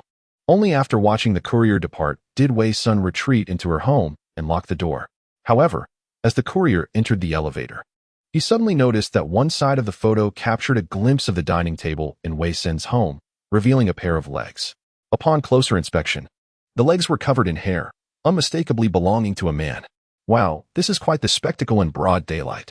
The courier's exclamation was cut short as he noted a peculiar sheen on the man's leg hair, resembling either droplets of water or crystalline ice. How could there be ice crystals on a person? Moreover, the color of the feet appeared somewhat unsettling. In the living room, Wei Sun did not rush to dissect, but instead approached the sofa to examine the document. It merely bore her name and address, devoid of any sender's information. This apartment was Li Chang's marital home, and only his close friends and family knew the address. Who could possibly be sending her a document? Perplexed, Wei Sun opened the envelope to discover an invitation. Invitation, congratulations on your survival. You have passed the trial and become the new keeper of order. The door of fate has opened for you. Seize this opportunity wisely. Time, tonight at 2000 hours. Location, 312, Tonqing Avenue, West Bank District. Task, collect your completion gift. Please come alone and keep this matter confidential. Upon reading, incinerate or face the consequences. Meanwhile, the familiar electronic tone echoed in her mind. Congratulations, host, for achieving a flawless completion of the Wisdom Elementary School dungeon, earning 200 merit points. Additionally, the host has accomplished the Team Friendliness achievement, garnering 15 merit points. Current merit points, 710. The host may initiate a card draw. Would you like to proceed? Yes. Initiating card draw. Congratulations, host, you have acquired a 10 square meter secret space. Within this secret space, you are immune to any strange encroachments. No time limit. Indeed, there is no time constraint. The secret space can be established anywhere, but the host is permitted only one secret space, so it is advised to use it judiciously. This is indeed a valuable asset. If she were to create a secret space in the next dungeon, it would mean she possessed an absolutely secure sanctuary. Wei Sun contemplated, then incinerated the invitation on the kitchen stove until it turned to ash. An invitation from the gods of the bizarre world to the reality? Who, besides the divine, would know that she had completed the Wisdom Elementary School dungeon? Who could have sent this invitation? What would the rewards for completion entail? Perhaps a visit to the location indicated on the invitation tonight would provide some answers to these numerous questions. Having thought this through, Wei Sun returned to the dining table with a kitchen knife. Although the corpse had yet to fully thaw, its surface had begun to soften, and the knife was sufficient for disemboweling it. Time ticked away. Lacking experience in dissection, Wei Sun's efforts left the table in disarray. Far more gruesome than the scene where Zhao Yu had been dismembered after slaying the aberration and rushing towards the school gates. Wei Sun finally felt a twinge of physical discomfort as the once whole body before her became a chaotic mess. I'm sorry. After uttering this, she began to examine the innards of the corpse meticulously, heart, liver, spleen, and lungs, none of which exhibited any abnormalities. No, something was definitely amiss. Wei Sun's blood-soaked hands trembled slightly. Since awakening in the hospital, although she could not recall her past, everything around her felt off-kilter. Everything appeared ordinary. Each person had their role in society. Office workers labored like beasts of burden. Capitalists exploited and oppressed like feudal lords of old. Those within the system held their iron rice bowls, seemingly stable, while the lower classes struggled desperately to survive. Yet the more normal it seemed, the more she felt that everyone was akin to characters in a game. She also harbored an intense sensation of being watched, as if a pair of omniscient eyes were observing her inconspicuous existence. She initially believed these feelings to be mere figments of her imagination until she began to notice anomalies in Li Chang and started to probe, ultimately confirming that he was indeed different from her. Wei Sun meticulously re-examined the corpse on the dining table, and as her hand grasped the cold heart, she suddenly experienced a peculiar sensation. Earlier, she thought the heart was merely not fully thawed, hence the slight hardness, but with June's warmth and the heater running, the body should have been thoroughly defrosted by now. What, then, is the nature of the hard lump in the heart? Wei Sun pondered the notion of forcefully tearing open the heart, only to discover within its flesh and nerves a smooth, spherical object. She carefully extracted the orb, cradling it in her palm for a closer examination. It was no larger than a marble, entirely black and gleaming, undoubtedly not a stone or any naturally formed human entity. Suddenly, a loud knock at the door startled Wei Sun. Who could it be? She quickly gripped the black sphere tightly in her hand. Police, came a grave voice from outside.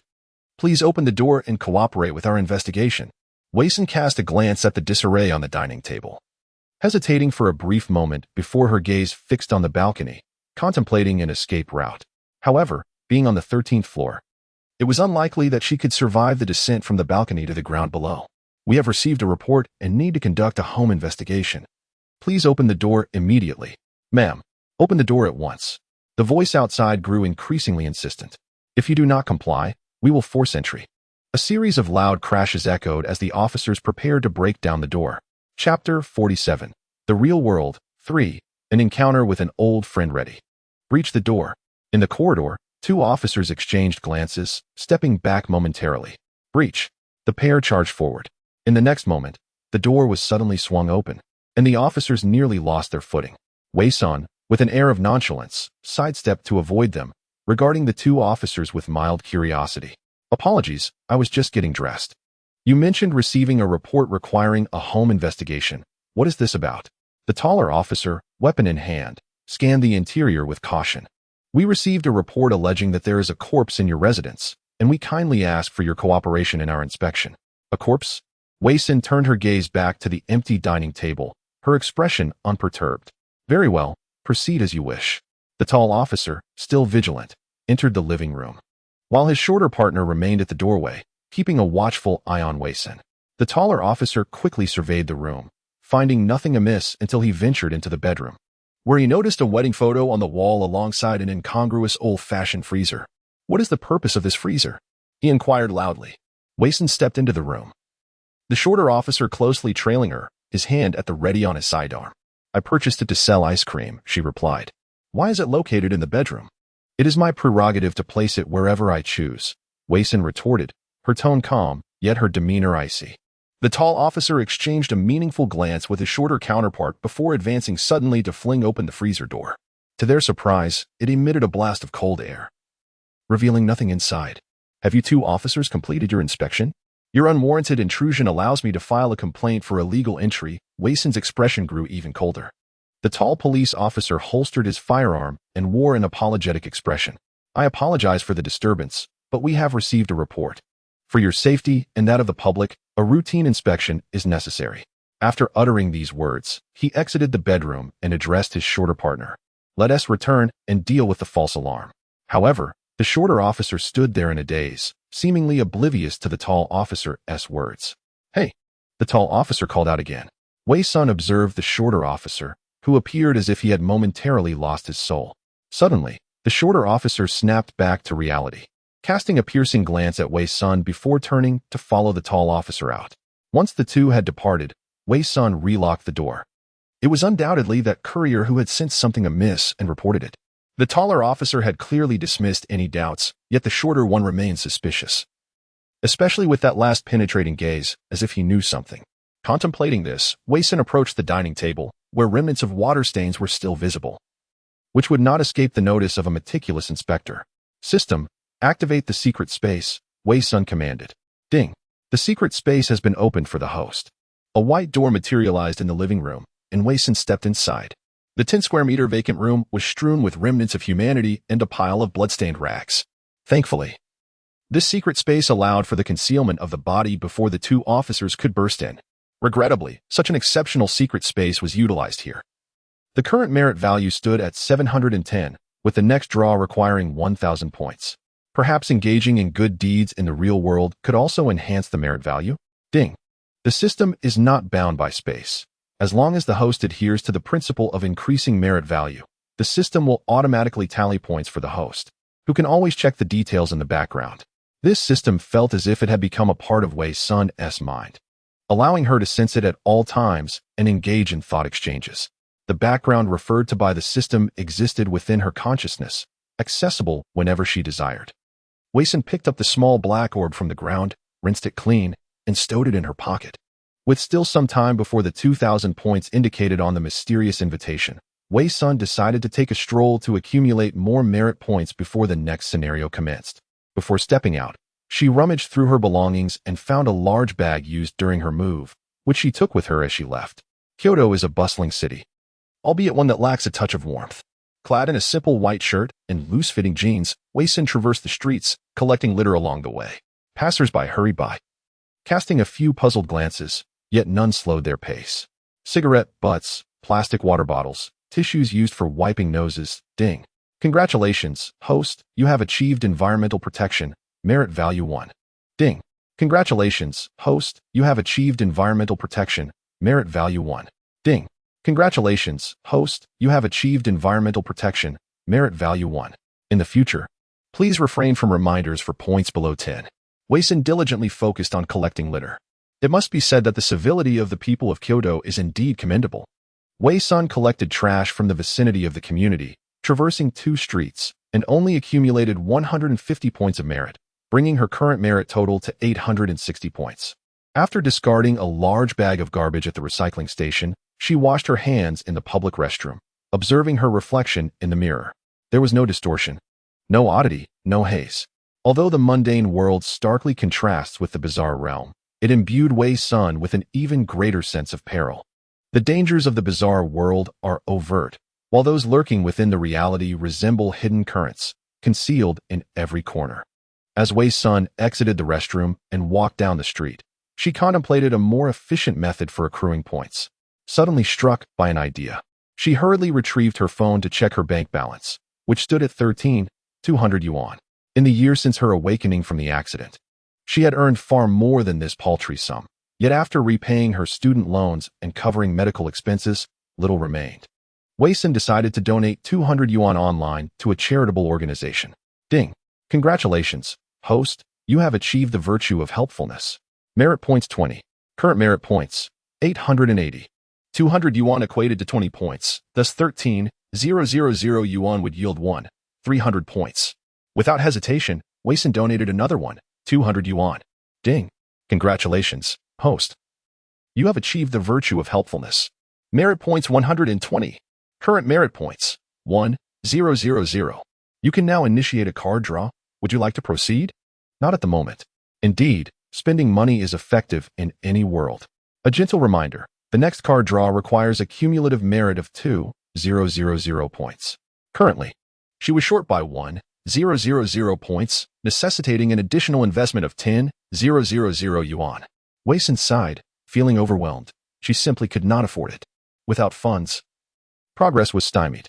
She could not possibly donate her remaining sum of over 10,000 yuan for the sake of a card draw, lest she starve before uncovering the truth.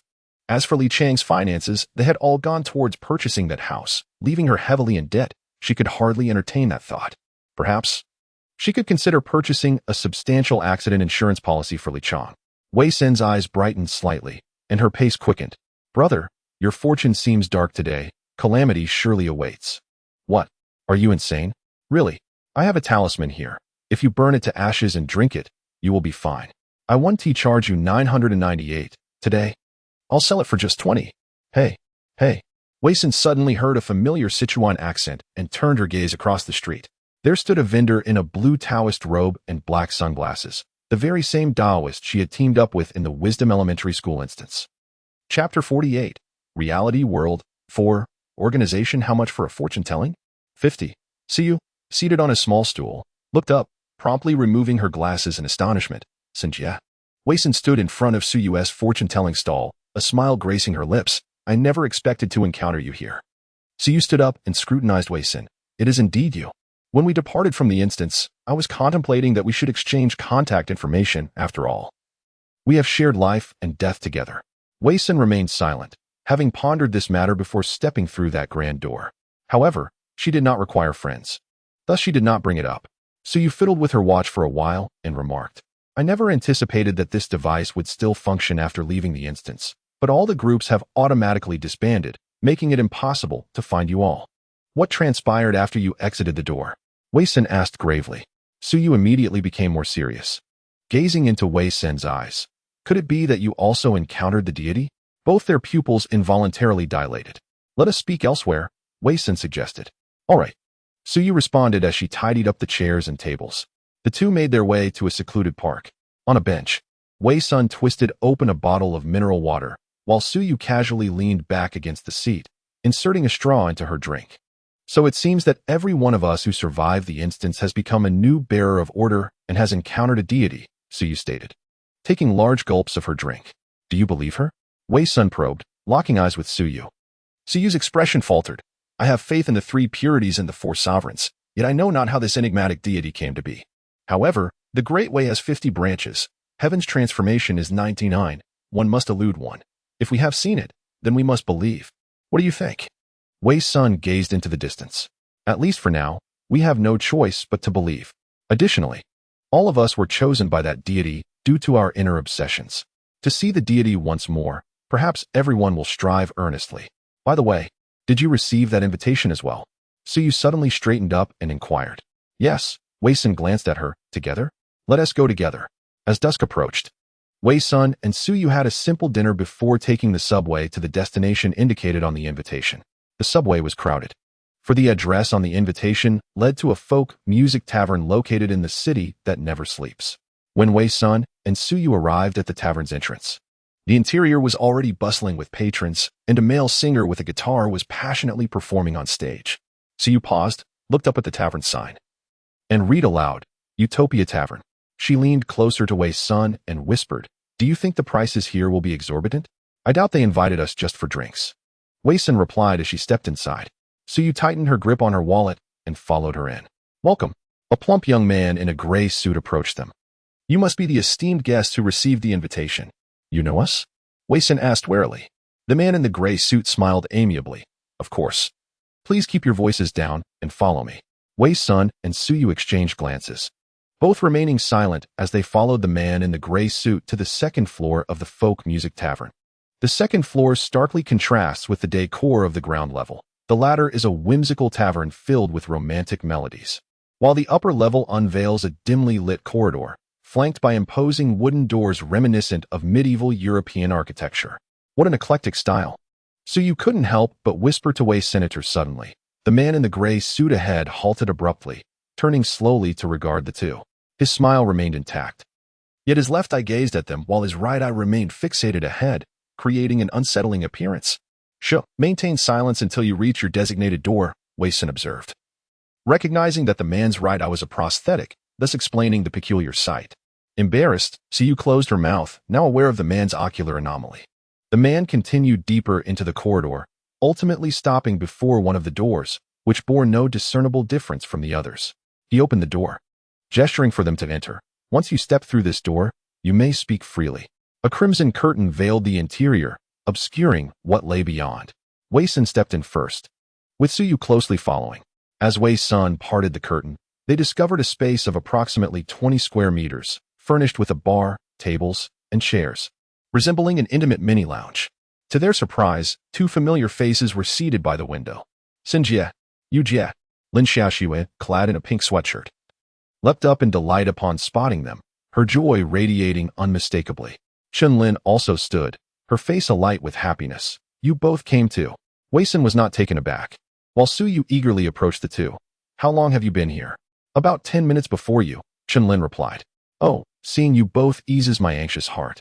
Lin Xiaoxue exclaimed excitedly. Aside from the four of them, the only other presence was a woman standing behind the bar. Dressed in a tailored tailcoat and sporting a wolf-tail hairstyle, she exuded an air of striking confidence, shaking a cocktail shaker in her hand. Her elongated fox-like eyes lifted to meet Wei Sin and Su Yu. What would you like to drink? Lin Xiaoxue lifted her glass. I ordered a blushing bride. It's delicious. Su Yu interjected. That's not appropriate. Little ones shouldn't drink alcohol. But I'm an adult now. Besides, since I'm here, a small sip won't hurt. Lin Xiaoxue protested, tugging at Su Yu's robe. Su Yu raised her hands in surrender and turned to the bartender. Then I'll have what she ordered. Wei Sun observed the group, noting their leisurely demeanor. After a moment's contemplation, she addressed the bartender with calm authority. Were you the one who invited us? Indeed, the woman replied while concocting the drinks. You have passed the trials of the divine and become new keepers of order. Should you survive any future quests, you may return here to claim a reward for each one completed. Are you sent by the divine? Su Yu inquired. No, the woman answered succinctly. Then who are you? What is the reward? And where exactly is this place? Su Yu took a deep breath and posed her question. Wei Sun added, what do you know about that deity? The woman raised an eyebrow and smiled, seemingly unfazed by their reactions. She pushed the drink red beauty forward and said, you may address me as such. The rewards will be dispensed shortly. As for this place, Utopia, it may appear to be merely a tavern, but as you can see, it serves as a gathering point for the order keepers. You must keep everything about this place confidential from anyone outside the order. Otherwise, the organization will eradicate any traitors. Su Yu took a sip of the red beauty, her eyes widening as she looked at Wei Senator's sister's son. This is indeed delightful. Wei Sun remained unperturbed.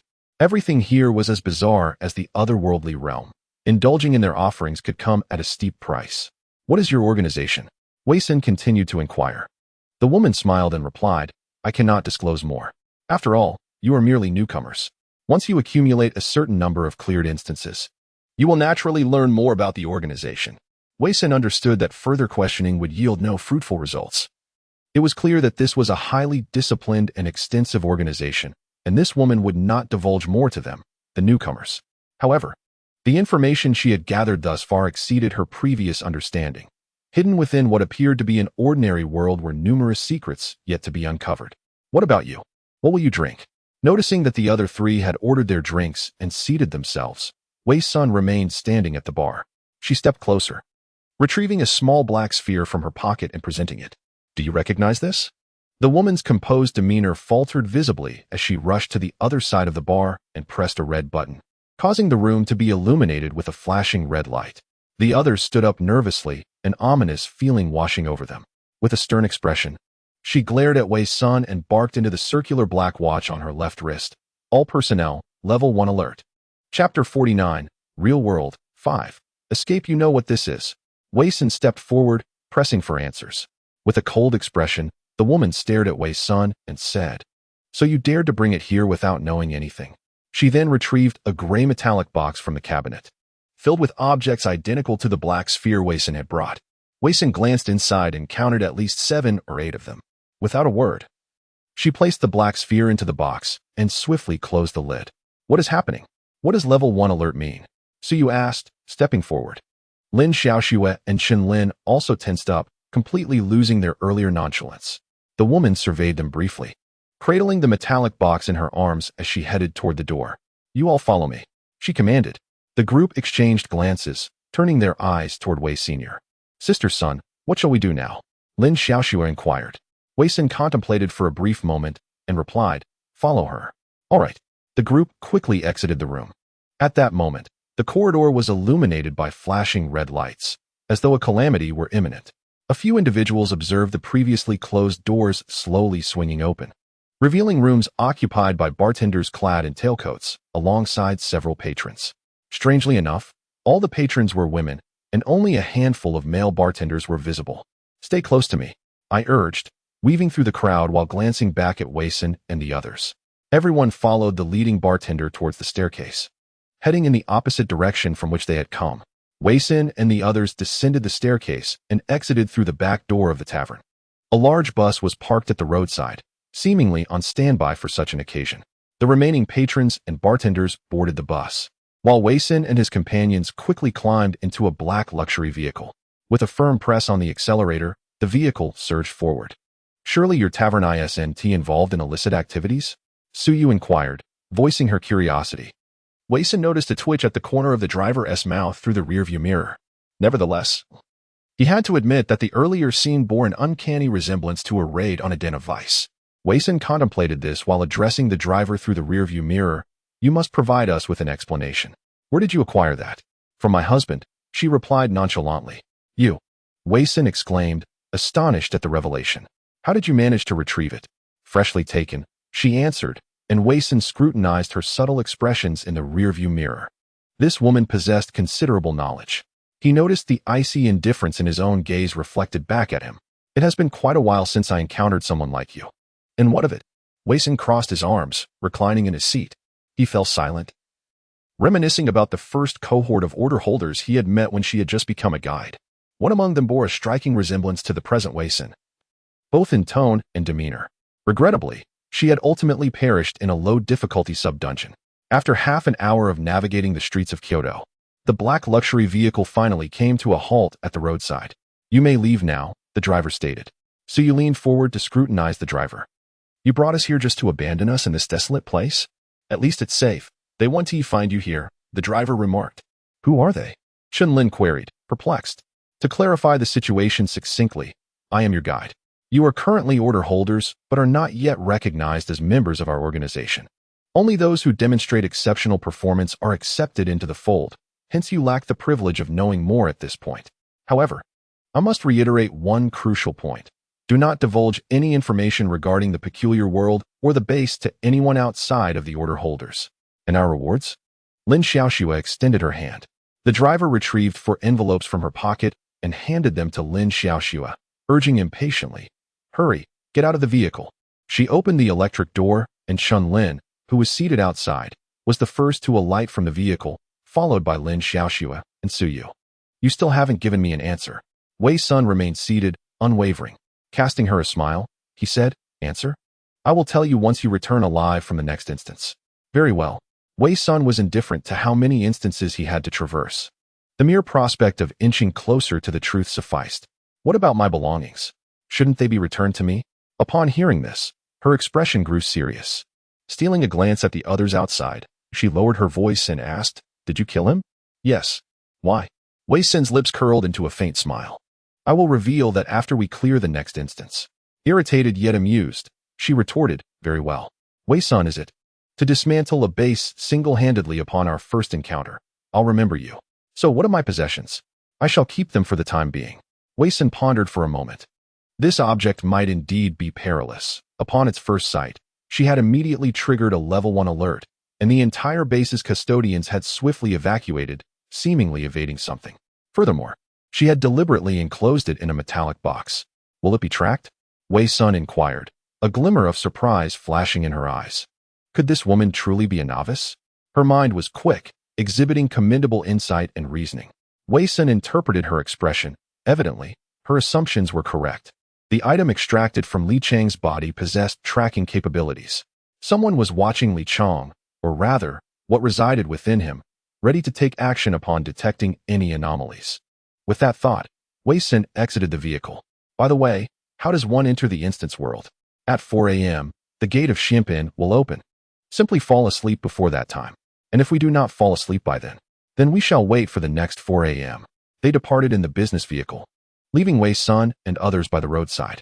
The streetlights illuminated the group, surrounded by desolation, with scarcely any vehicles on the road. In the dead of night, how do we return? Suyu glanced at the others. Wei Sun contemplated the direction of their departure. Falling asleep at 4 a.m. would permit entry into the eerie world. If they wished to avoid it, they merely needed to remain awake at that hour. Thus, whether or not to enter this uncanny realm was within their control. However, venturing into the eerie world and clearing instances was essential for accumulating merit. Sufficient merit would allow them to encounter the deity capable of fulfilling all desires. Everyone would likely strive harder to enter the instance world. Otherwise, they would have already declined the deity's invitation by the conclusion of the trial. Let us first examine this. Lin Xiaoxue distributed the envelope according to names. This is our reward for clearing the instance. Chapter 50. The Real World 6. Reward for clearing the instance. Wei Sun opened the envelope, revealing a note inside. Eye of Chaos 1. Can directly penetrate the tainted rules. After Wei Sun finished reading, he glanced at the others. What about you? Lin Xiaoxue spoke first. The paper doll allows for one rule violation without succumbing to the anomaly. Chen Lin added, I have a safety window of 2 hours, during which I can disregard any rules. Wow, Sister Lin, that sounds impressive. Lin Xiaoxue exclaimed. Then turned to Suyu. Sister Yu, what about you? At that moment, Suyu leaned in, counting the numbers on the note, her pupils widening with each revelation. Sister Yu, is yours that powerful? Lin Xiaoxue approached excitedly. Wait, a reward of 1,000 yuan. Suyu trembled with excitement. I love the organization. I want to attempt 10 dungeons. Lin Xiaoxue blinked, hesitating before cautiously suggesting, but 1,000 yuan can't even buy a pair of shoes. What? Suyu tilted her head, astonished as she looked at Lin Xiaoxue and her shoes. Aren't those similar to my 50 yuan sneakers? Huh. Lin Xiaoxue gasped in disbelief. Uffed. Chen Lin covered her mouth, unable to suppress a laugh. They certainly hadn't anticipated that the youngest among them was actually quite affluent. Wei Sun examined the note more closely, stating, this is merely an ordinary piece of paper. We still don't know how these rewards will be distributed. Little did she realize that the rewards comprised both anomalies and money. To her, the distinction between them was negligible, as receiving money could simply be converted into a successful exchange for virtue points to draw cards. Moreover, if they truly received the anomalies as indicated on the note, their chances of survival in the upcoming dungeons would significantly increase. Yet, what was the true background of this organization? How many among them were holders of the order? At least the woman who had called out was certainly one. She wore a watch on her wrist. However, the man who led them into the room did not possess one. In the dungeon of Wisdom Elementary, they had found only one anomaly, highlighting how rare they were. Yet this organization casually rewarded each of them with one. It was truly incomprehensible. Perhaps, like a game, they simply received rewards upon logging in. Lin Xiaoxue speculated.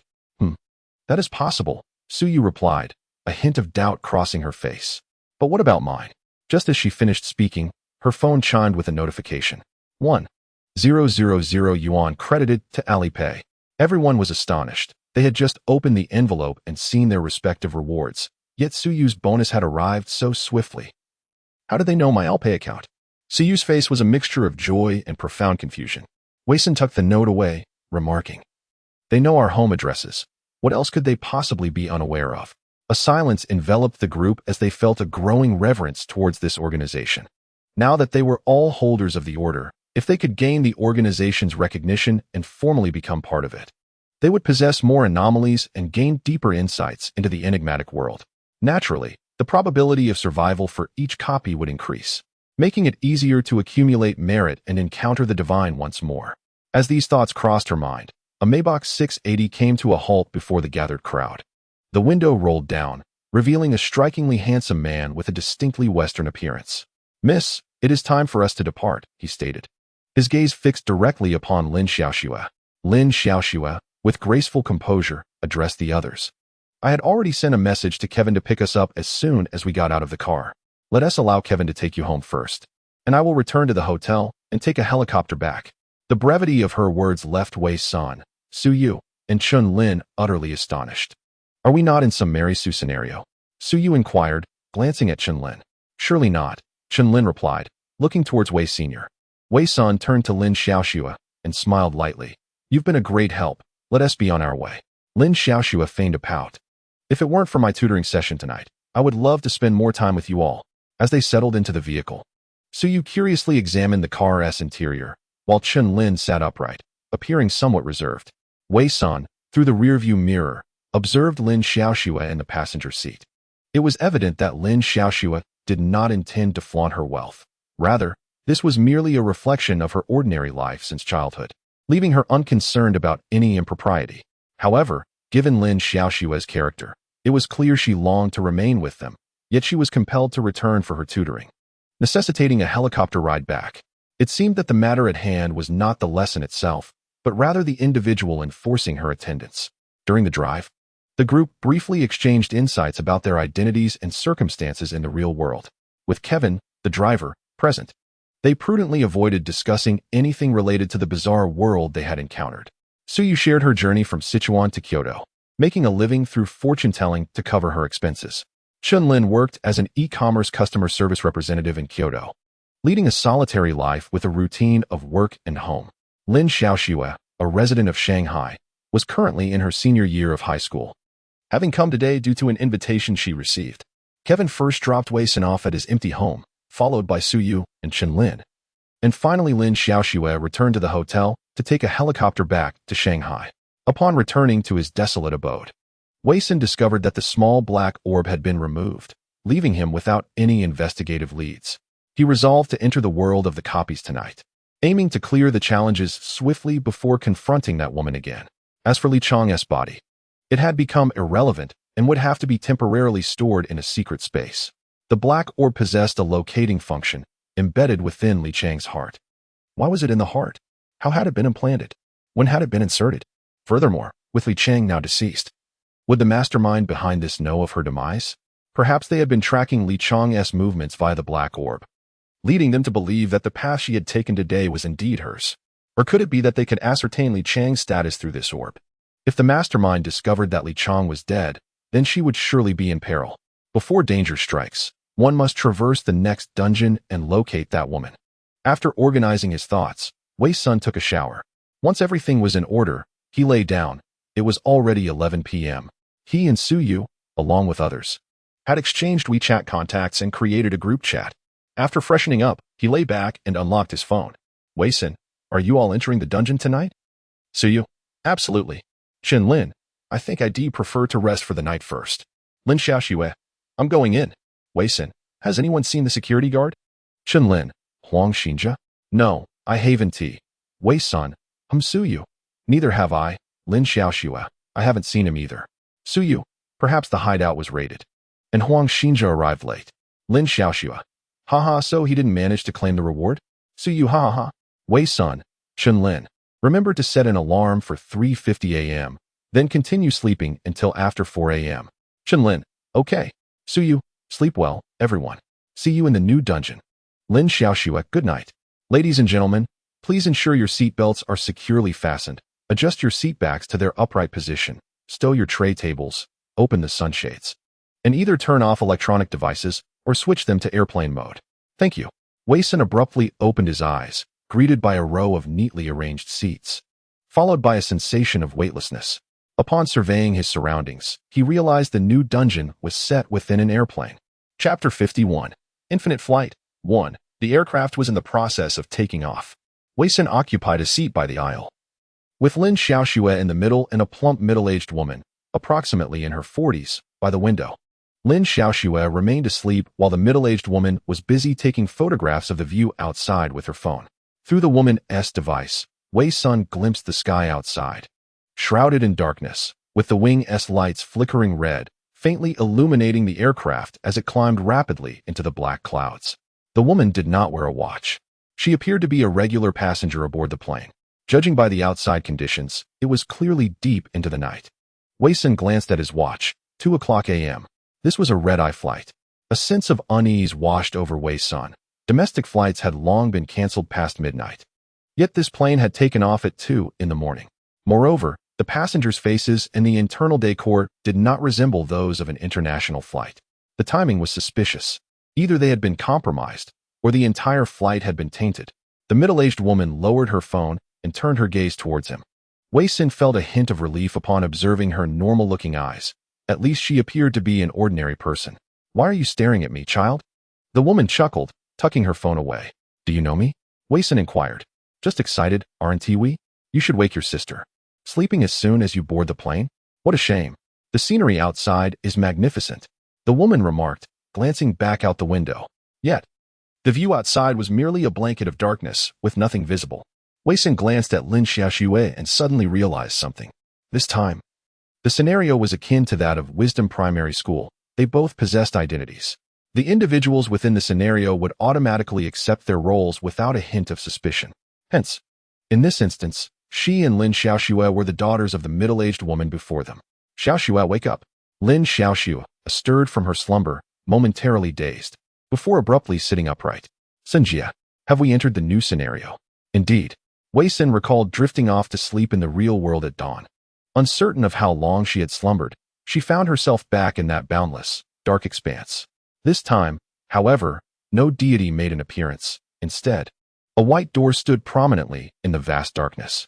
The inscription read, "Scenario, Infinite Flight, Difficulty Level, E, Mortality Rate 20, Number of Participants, 13.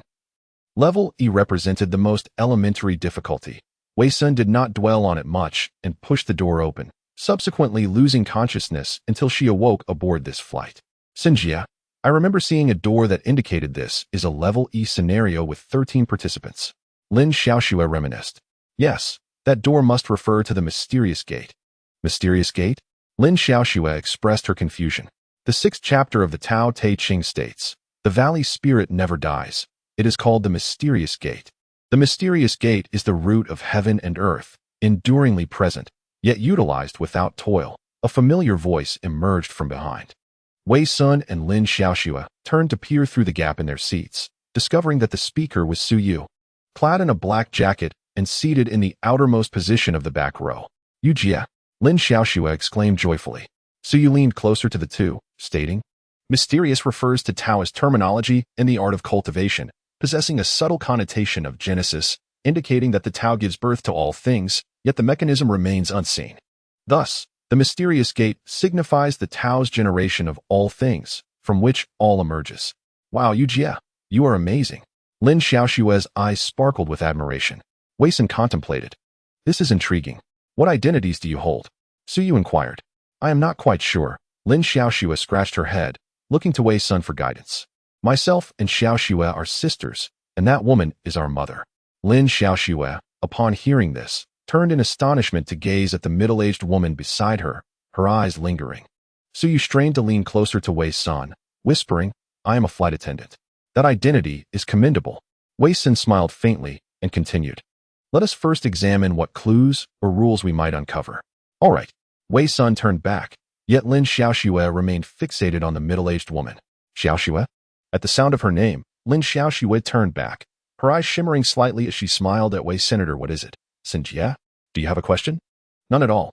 Let's first see if we can find any clues around us." Wei Sun pressed on. "Okay, Sunjia." Wei Sun rummaged through her pocket and discovered an identification card and a boarding pass. The name on the identification card belongs to her. Yet the birth date indicates the year 1998. The boarding pass bears an enigmatic distortion, rendering the specific time and destination indecipherable, though a single year, 2022, remains visible. They now find themselves within a replica of the year 2022, implying she would be 24 years old this year. Subsequently, Wei Sun discovered a note in the pocket of the seat in front of him, Passenger Code of Conduct, 1-1. During takeoff and landing, do not unfasten your seatbelt to wander about, regardless of any sounds or sights you may encounter. Otherwise, we cannot guarantee your safety. 2. At all times and in all places, for the safety of yourself and fellow passengers, please adhere strictly to the instructions of the crew. 3. The following items are prohibited on board: lighters, electronic cigarettes, power banks exceeding 20,000 mAh, controlled knives, more than 100 milliliters of red liquid, alcoholic beverages, and pungent food. Additional note: if you possess any of the aforementioned items, please hand them over to the crew for destruction immediately. Do not attempt to conceal them, as this may result in further inspection. 4. In the event of turbulence, please return to your seat and fasten your seatbelt immediately. If you're in the restroom, promptly press the green button. Note: there is only one green button in the restroom. If multiple are visible, select the oldest one. Additional note: the crew will arrive to assist you within 30 seconds. If no response is received after 30 seconds, please press the button repeatedly until you hear a knock. Note that the knock must consist of 3 taps. If not, do not open the door. 5. Regarding onboard beverages, this flight only offers coffee, tea, juice, cola, and mineral water. Red wine will not be provided. If the crew inquires whether you would like red wine, kindly decline and choose another beverage. Should the crew offer you red wine without inquiry, please rise immediately and lock the restroom door from the inside, waiting 5 minutes before returning to your seat. If you hear any passenger requesting red wine from the crew, do not make eye contact with them. Meanwhile, Lin Xiaoxue also discovered the same set of rules in the pocket of her seat, along with her own identification card and boarding pass. The boarding pass, too, was obscured, with the identification card displaying her name and age, which coincidentally matched her own, 18 years old. Wei Sin glanced at his watch, confirming the existence of a group chat. Infinite Flight 13. There was also a smaller group. Upon entering, Wei Sun was taken aback. Group 6: Wei Sun, Su Yu, Lin Xiaoxue, Huang Xinze, Xia Susu. Zhu Chaoyang. Chapter 52. Infinite Flight 2. Invisible Teammates. What is happening? Su Yu also noticed the group chat information on his watch and leaned out from the aisle towards Wei Sin, questioning whether Xia Susu had indeed been corrupted by the enigma. Wei Sin pondered. It seems that if one is merely ensnared by the anomaly without succumbing to death, it is still possible to clear the challenge and return to the real world. From the group chat, it appeared that members of the same team would prioritize teaming up. This time, Chun Lin was absent, leaving our small group 1 member short, thus introducing a new teammate. How fortunate she was, seemingly devoid of reason, yet still chose to follow us out through that door. Su Yu remarked, sending a message in the group chat. Su Yu, Xia Susu, are you human or ghost? Xia Susu, you're the ghost. Huang Xinze, where are you all? Su Yu, 43. Huang Xinze, are you passengers? Su Yu, aren't you? Huang Xinze, Su and I are crew members. Wei Sun, have you found the identity rules? Huang Xinze, yes, but I cannot disclose them. Su Yu, me too. Wei Sun, it seemed that the differing identity rules could not be shared. Wei Sun pondered. However, the passenger code in her hands did not stipulate that identity could not be revealed. This suggested that the latter half of the passenger code must contain a clause prohibiting the disclosure of rules to non-passengers. This was the current hidden rule.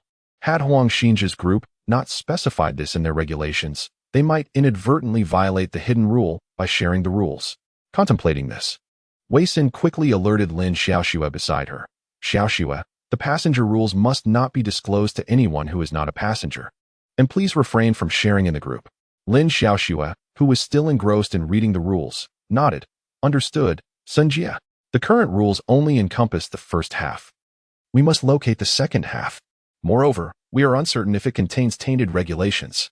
As Wei Sin spoke, she recalled the chaos I reward bestowed upon her by the mysterious organization. Xiaoxue, check if you possess any artifacts. Wei Sin produced the glasses she had discovered earlier, initially believing them to be the property of the original identity owner. Upon reflection, she now surmised that these glasses must indeed be the artifact. Lin Xiaoxue searched her attire once more and retrieved a paper doll fashioned from white paper from a hidden pocket. Is this my substitute paper doll? How is this organization capable of bestowing artifacts upon us out of thin air in this new scenario? Lin Xiaoxue was baffled. Wei Sin shook her head, equally perplexed by the intricacies involved. Lin Xiaoxue carefully stored the paper doll. Regardless, these items are quite useful. I will keep them for when the need arises. Wei Sun glanced at the rules in her hand, deciding to test the chaos eye. She donned the black glasses, and the previously ordinary rules suddenly revealed an additional line of red text. Two at all times and in all places, for your safety and that of other passengers. Please heed the crew's instructions. However, this is contingent upon ensuring that she is wearing the airline's uniform. Otherwise, disregard any of her requests and do not respond. Upon reading this, the functionality of the chaos eye ceased, and the red text vanished. Indeed, it could only be utilized once. Wei Sin contemplated informing Lin Xiaoxue about the irregularities in the rules, and subsequently requested Huang Xinjia to share a glimpse of their work attire in the group chat. Huang Xinjia swiftly sent over a rather vain selfie. Huang Xinjia, what do you think? Don't I look dashing in this flight attendant uniform? Suyu puke. Xia Susu, let me show you the most beautiful flight attendant. Wei Sin zoomed in on the photos sent by Huang Xinjia and Xia Susu. Their uniforms were a deep navy blue, emblazoned with an emblem resembling the infinity symbol, inscribed with Ether Airlines. Ether? Wei Sin mused. Could it be the Ether group from the Wisdom Elementary School dungeon? He recalled the photograph he had seen in the principal's office, where a Caucasian individual appeared to have close ties to the Ether group. At that moment, Lin Xiaoxue also checked her watch. Xia Susu, she exclaimed. A middle-aged woman, who had been gazing out the window, turned to her. What is it? Nothing. Nothing, Lin Xiaoxue replied, her gaze filled with unfamiliar tension. The middle-aged woman smiled kindly. What is going on with you two today? You seem a bit peculiar. Is this your first time traveling far? Mom, we're fine. Just continue enjoying the scenery, Wei Sin interjected. The mother nodded slightly. All right, as long as you're okay, keep your voices down so you don't disturb others. Okay. The mother returned to her view, and Lin Xiaoxue sighed in relief, whispering to Wei Sin, Sister son, it seems like Mom is quite normal, not strange at all? Wei Sin replied, yes, these passengers differ significantly from the peculiarities in the Wisdom Elementary School dungeon. They appear to be ordinary individuals, not holders of the order. Well, that is not frightening at all. Lin Xiaoxue beamed. Don't let your guard down.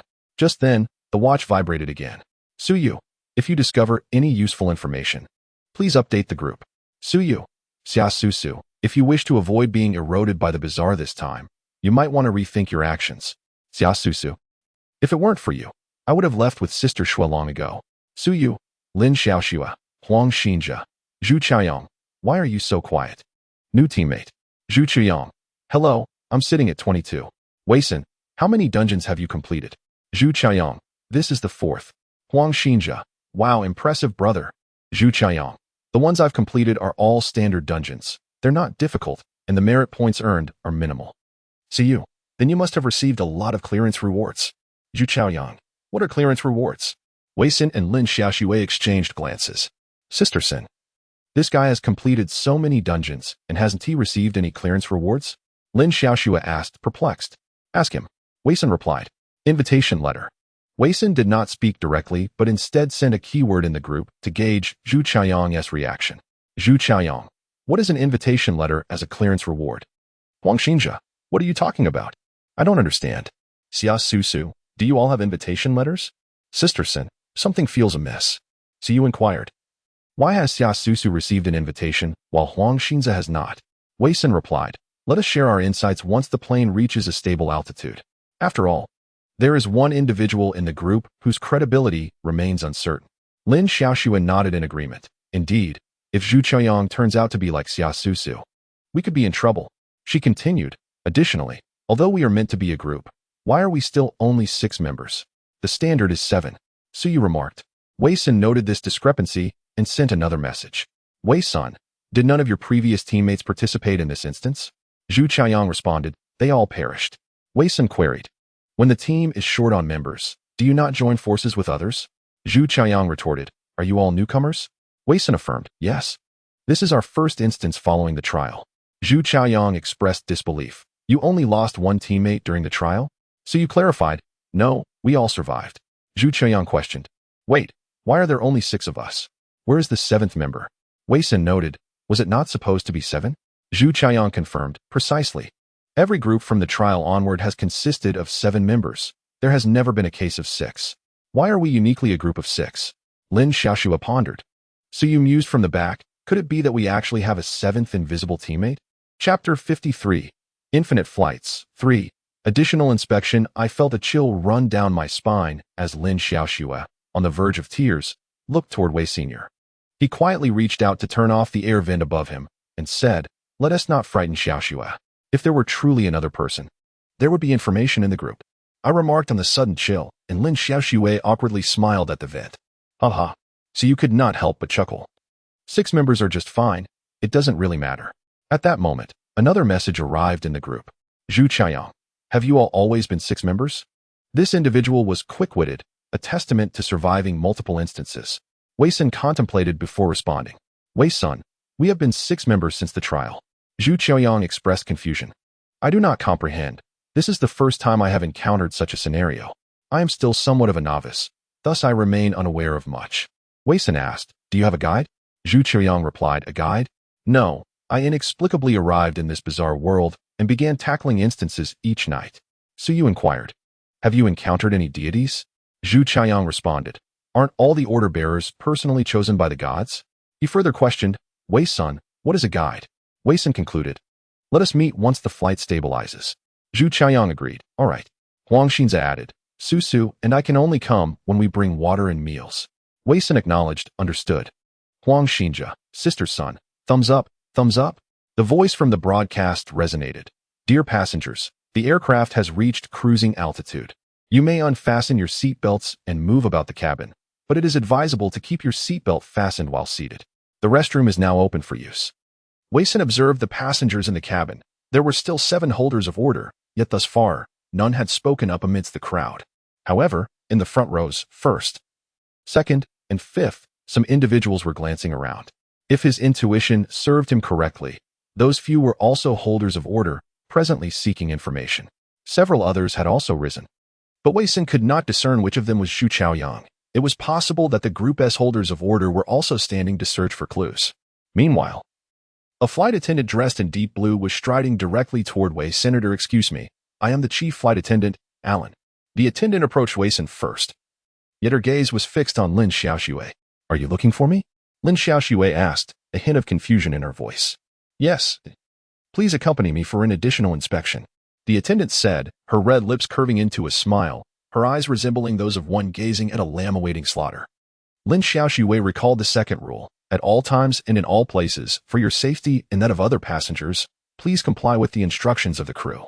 However, the latter part of this rule remained concealed, provided she is wearing the uniform of this airline. Otherwise, please disregard any of her demands and do not respond. Sister Sun, she is a legitimate crew member, isn't she? Lin Xiaoxue inquired uncertainly. Yes, Wei Sun replied, his expression grave. Although she was indeed a legitimate crew member, this additional inspection was likely not a good omen. What is the matter? Why should my daughter undergo your additional inspection? Mother's voice rose, glaring fiercely at attendant Alan. Wei Sun and Lin Xiaoxue were taken aback that it was Mother who stepped forward at that moment.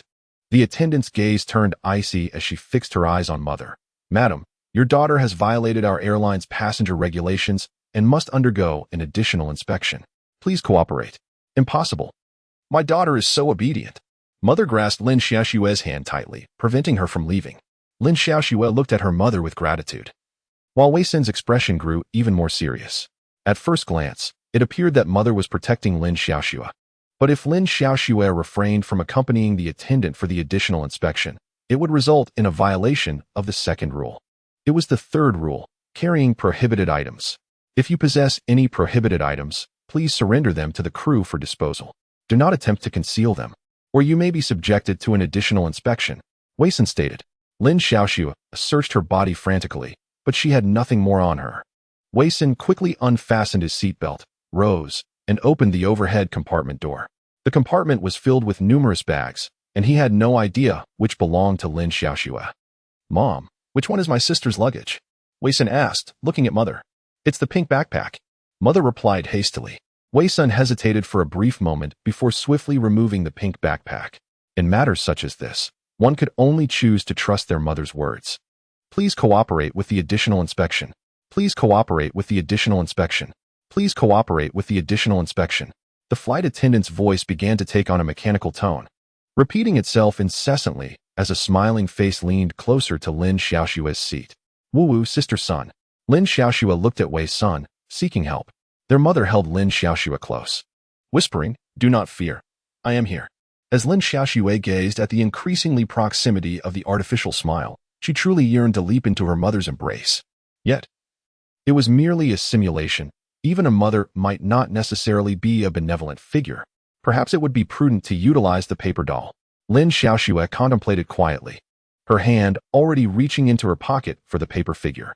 Simultaneously, Wei Sun emptied the contents of the pink bag onto her seat, and her eyes quickly landed upon a bottle of strawberry juice, estimated to contain over 200 milliliters, exceeding the stipulated limit of 100 milliliters of red liquid.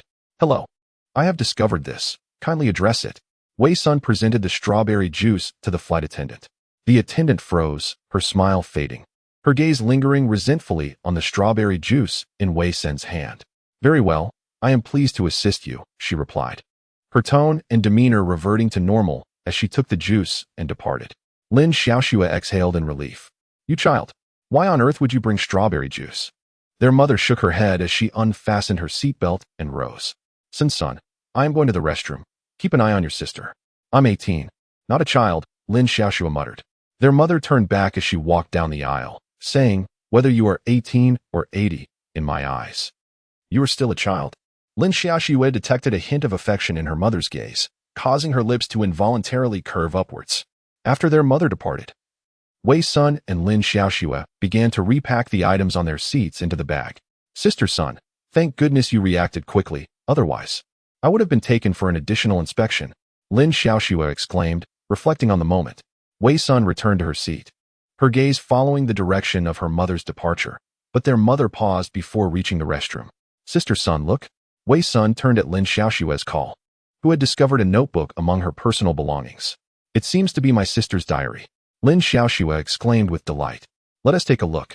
The two perused the diary, but regrettably, it was a new notebook with only the first page containing a written entry. I never expected that my mother would truly fulfill my wish for an adventure on my 18th birthday. At last, I can embark on a spontaneous journey. However, I know that my mother has stayed up late to meticulously plan for this trip, and over the past year, she has refrained from buying even a single new garment, saving every penny for this journey. Thank you, Mom. This is the finest birthday gift I have ever received and will remain an unforgettable memory. Mother's favorite flower is the white carnation. Once I return home, I shall present her with the gift she cherishes most. What are you two engrossed in? Just as they were deeply focused, a subdued child's voice suddenly emerged beside them.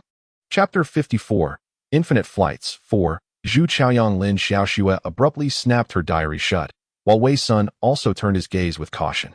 Standing in the aisle was a boy of about 13 or 14, not particularly tall, with a buzz cut, his eyes reflecting a maturity and depth beyond his years.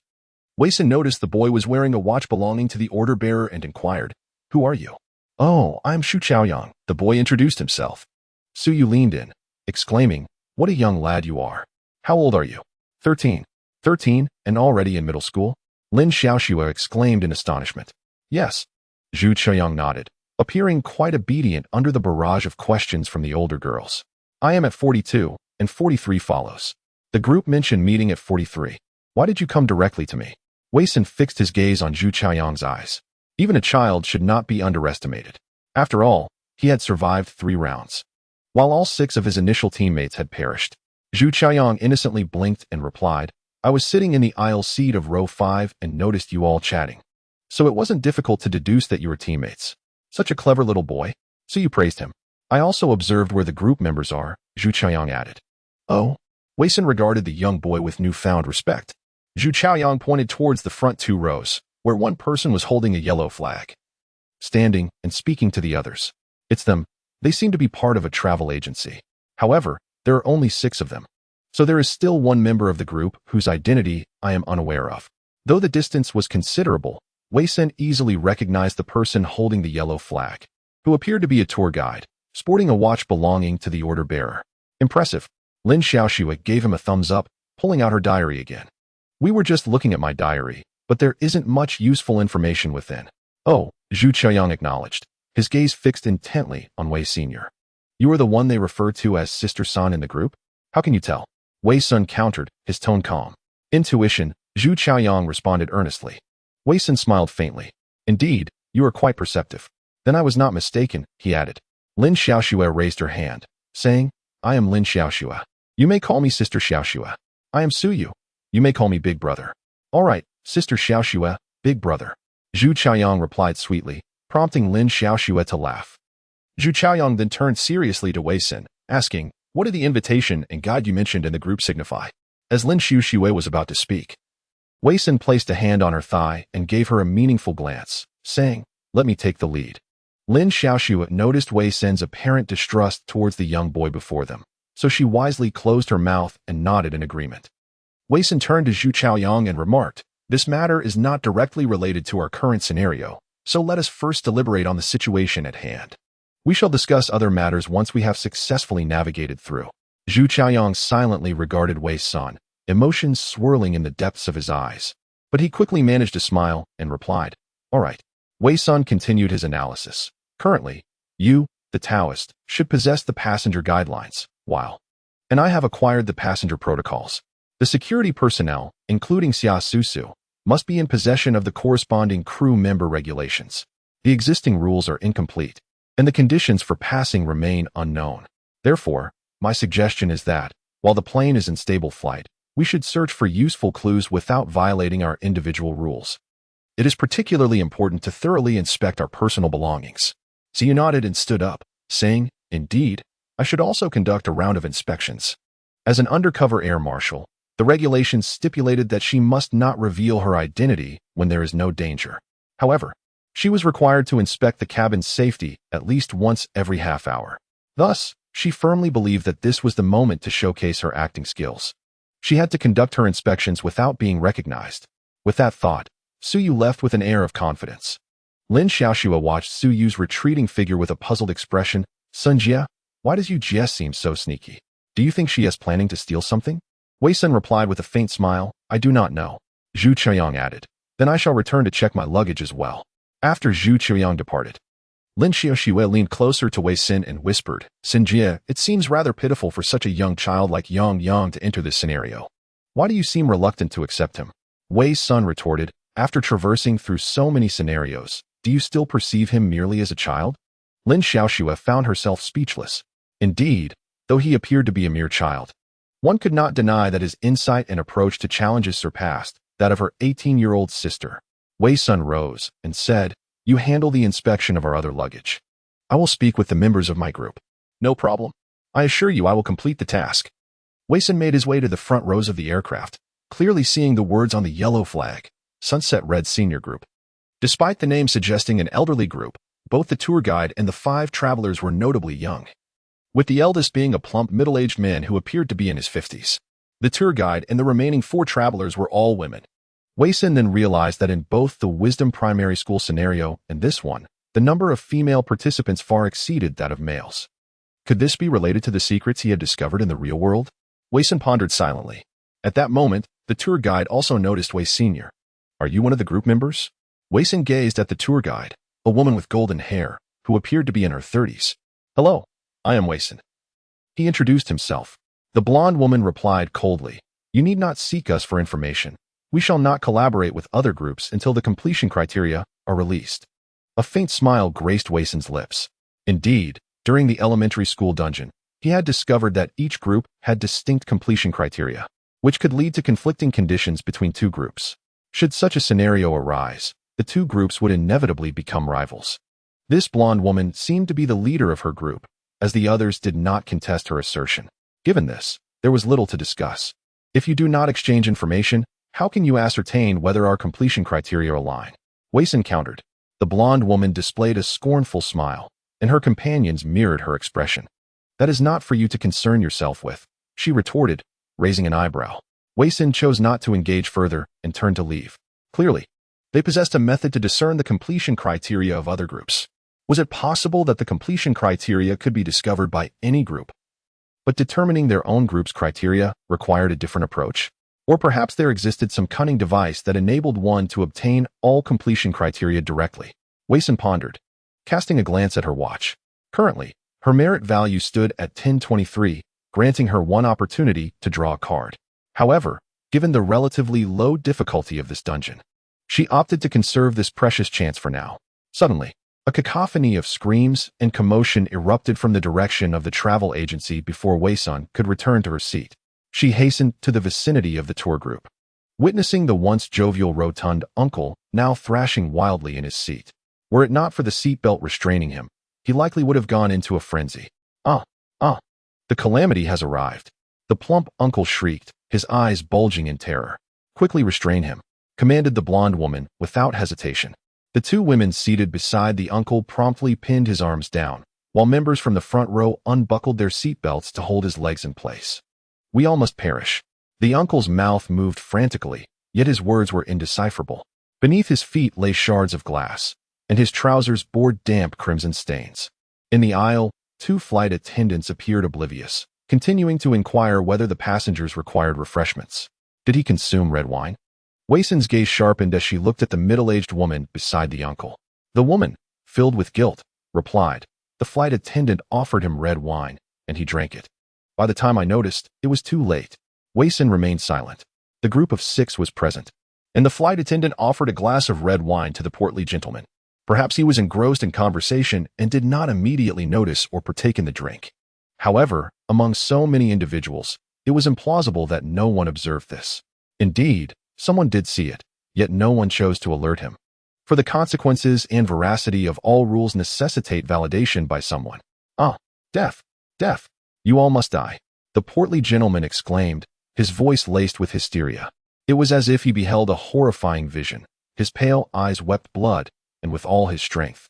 He uttered his final words before spewing forth a mouthful of blood, along with a portion of his tongue. Ah, a middle-aged woman suddenly released her grip. Trembling as she pointed at the bloody tongue on the floor, exclaiming, he bit his tongue to end his life. A collective gasp echoed among the onlookers as they witnessed the portly gentleman convulsing violently in his seat before falling still. The flight attendant continued distributing beverages, while the other ordinary passengers appeared oblivious to the unfolding chaos, remaining seated and unresponsive. I am an air marshal. This is my jurisdiction, so you proclaimed, swiftly moving from the rear of the plane to the front, brandishing her credentials. The crowd parted, and Siyu glanced at Wei Sun before approaching the lifeless body of the portly gentleman and hoisting it onto her shoulder. Wei Sun was taken aback by the sight of the seemingly frail Taoist possessing such strength, effortlessly lifting a man weighing 140 to 150 pounds. Under the watchful gaze of the passengers, Siyu carried the corpse toward the cockpit. She did not enter the cockpit, but instead paused in the galley outside, retrieving a large black trash bag from a cabinet and wrapping the body as if it were refuse. You should leave. This is not your concern, the blonde woman warned. Eyeing Wei Sun warily, Wei Sun chose not to respond, casting a knowing glance at the others before silently returning to her seat. Upon her return, her mother, who had gone to the restroom, was already back in her place. Meanwhile, Huang Xinjia and Xia Susu, who had been distributing drinks from the rear, were nearing row 44. Lin Xiaoxue, seeing Wei Sun return, hurriedly inquired, Sister Sun, what transpired up front? Someone consumed the red wine offered by the flight attendant, violating the rules, and died. Wei Sun replied succinctly. Such a simple rule could be disregarded? Lin Xiaoxue questioned, a mix of confusion and regret in her tone. In a high-difficulty scenario, there remains a 20% mortality rate. Yet, some still succumb due to complacency, so we must remain vigilant, Wei Sun explained. Lin Xiaoxue nodded earnestly, yes. I will be more cautious. Have you discovered anything regarding the luggage? Wei Sun inquired. Lin Xiaoxue shook her head in dismay. Not yet. No matter. At least we have ruled out the possibility of carrying other prohibited items, Wei Sun reassured her. Hello, may I offer you something to drink? A rather impatient female voice interjected. The two turned to see Xia Susu and Huang Xinjia wheeling a cart down the aisle. Huang Xinjia smiled brightly and asked, We have coffee, tea, juice, cola, and mineral water. Which would you prefer? Mineral water, thank you, Wei Sun replied, glancing at Xia Susu. Maintaining her smile, Xia Susu begrudgingly retrieved a bottle of mineral water and handed it to Wei Senator Me Too. Lin Xiaoxue exclaimed joyfully, raising her hand. Xia Susu continued to smile. Yet her gaze revealed a hint of disdain as she swiftly passed the water. And for the lady inside, what would you like? Huang Xinjia inquired, not forgetting to ask the mother seated at the back. The mother looked at the small cart, hesitated for a moment, and said, I would like a glass of red wine. Just as Lin Xiaoxue was about to say something to her mother, Wei Sun swiftly grasped her hand. Sister, let us discuss how we will enjoy our destination, Wei Sun said to Lin Xiaoxue. Observing Wei Sun's serious expression, Lin Xiaoxue recalled the rules stating not to make eye contact with anyone who ordered red wine. All right, sister, she replied. Xia Susu and Huang Xinzhou were unaware of the passenger regulations, but their crew rules included a directive. If a traveler inquired about red wine, they must immediately fulfill the request. If red wine was unavailable, they were to creatively transform mineral water into a red hue and serve it to the traveler. Fortunately, there was still half a bottle of red wine left in the cart, and Xia Susu quickly poured a glass and handed it to the mother. This is delightful. Would you like to try it, Sin and Xiaoxue? The mother asked. However, neither of them looked her way. Mom, you enjoy it yourself. My sister and I need to discuss our travel strategy, Wei Sun replied. Very well, you children, the mother murmured, turning her gaze to the scenery outside and falling silent. Sister Sun, what's wrong? Huang Xinzha whispered. The rules, she replied. Oh, I see. Huang Xinzha understood and refrained from further questioning. Susu told me all about it. You all received invitations and rewards, while I got nothing. Huang Xinzha asked in a hushed tone, growing anxious. What about Linlin? Was she unable to return to reality? Sister Linlin went back, but she did not participate in this instance, Lin Xiaoxue explained. What? You can choose whether to participate in the instance or not. Huang Xinzha exclaimed in disbelief. Xia Susu raised an eyebrow. Oh, I forgot to mention, as long as you stay awake until 4 a.m., you need not enter the instance for that day. You saw her, Wei Sun remarked, looking at Xia Susu, estimating that she must have encountered her after they did, and not at the Utopia Tavern. Indeed, your guide is also her, Xia Susu stated confidently. I knew it, since we are all part of the same group of newcomers. We would certainly share a guide. Huang Xinzha lamented. Why was I left out? Am I unworthy? We shall see after this instance concludes, Wei Sun replied, hesitating. Recalling the destruction of the base and the ensuing escape from the Utopia Tavern, she noted that most of the order bearers were women, with only a few men visible throughout the tavern. But what? Huang Xinzha pressed for clarification. Wei Sun hesitated to make any definitive statements, as the current enigma was laden with uncertainties. Perhaps, if she could successfully infiltrate the organization, she would glean more insights. Let us first devise a plan to navigate through this immediate scenario, Wei Sun declared solemnly. Huang Xinzha sighed. All right, have you made any discoveries? Several individuals shook their heads. Although this instance is merely of moderate difficulty, the clues provided are scarce, and we remain oblivious to the criteria for completion, Lin Xiaoxue pouted. Fortunately, given the limited area we have, we shall turn it inside out. I refuse to believe we cannot uncover the conditions for success, Huang Xinzha asserted confidently.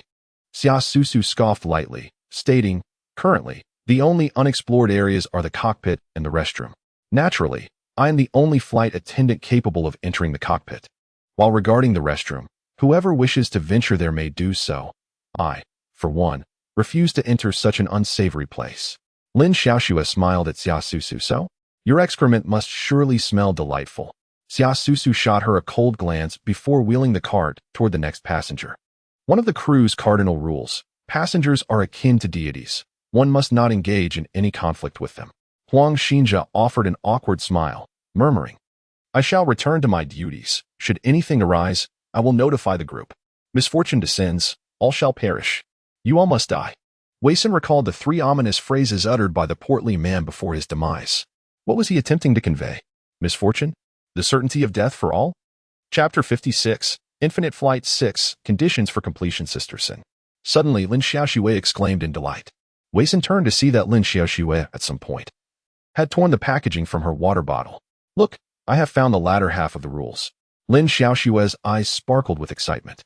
Wei Sun hastily tore off her own water bottle packaging to inspect it. Indeed, densely printed in minuscule black font on the reverse was a plethora of rules. Excellent. Wei Sun praised Lin Xiaoxue with an approving glance. Lin Xiaoxue chuckled.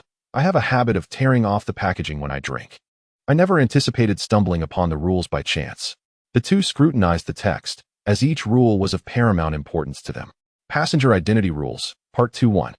A sudden drop in cabin temperature is a normal occurrence. You may close the air vent, but please refrain from requesting a blanket from the crew, as you cannot ascertain whether that blanket belongs to this airline. 2. The captain will not leave the cockpit. If you encounter someone outside the cockpit claiming to be the captain, exercise extreme caution. 3. Always remember your identity and remain vigilant. Do not mistake anyone for another, for no one can guarantee your safety. 4. Should you glimpse a crow outside the window, it is surely an illusion.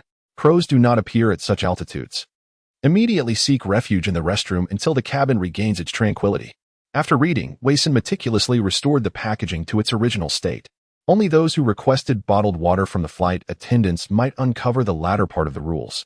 It is improbable for everyone to choose bottled water. And even those who successfully obtained it and discovered the rules may not immediately share their findings with their fellow group members. The demise of that portly uncle serves as a poignant testament to this fact. Wei-san understood that sharing the information about the rules concealed behind the bottled water with her group would earn her a measure of merit. Yet she refrained from doing so. Some individuals are inherently unworthy of salvation. Moreover, setting aside the impulse to assist others and respecting their destinies is paramount. One should refrain from offering unsolicited help, as everyone possesses their own karmic journey. Although the system implored her to act virtuously, since awakening from the car accident, she had not been a truly good person in the conventional sense. At that moment, her watch vibrated. "Sister Sun, look at this." "What is it?" Lin Xiaoxue exclaimed, her eyes wide as she gazed at the messages in the group chat. Wei-san opened the message to find two images sent by Zhu Qiaoyang. The images depicted a round stone disc slightly larger than a palm. The front of the disc featured 5 concentric circles, each intricately etched with different symbols. The first layer displayed 20 symbols combining shells, dots, and lines.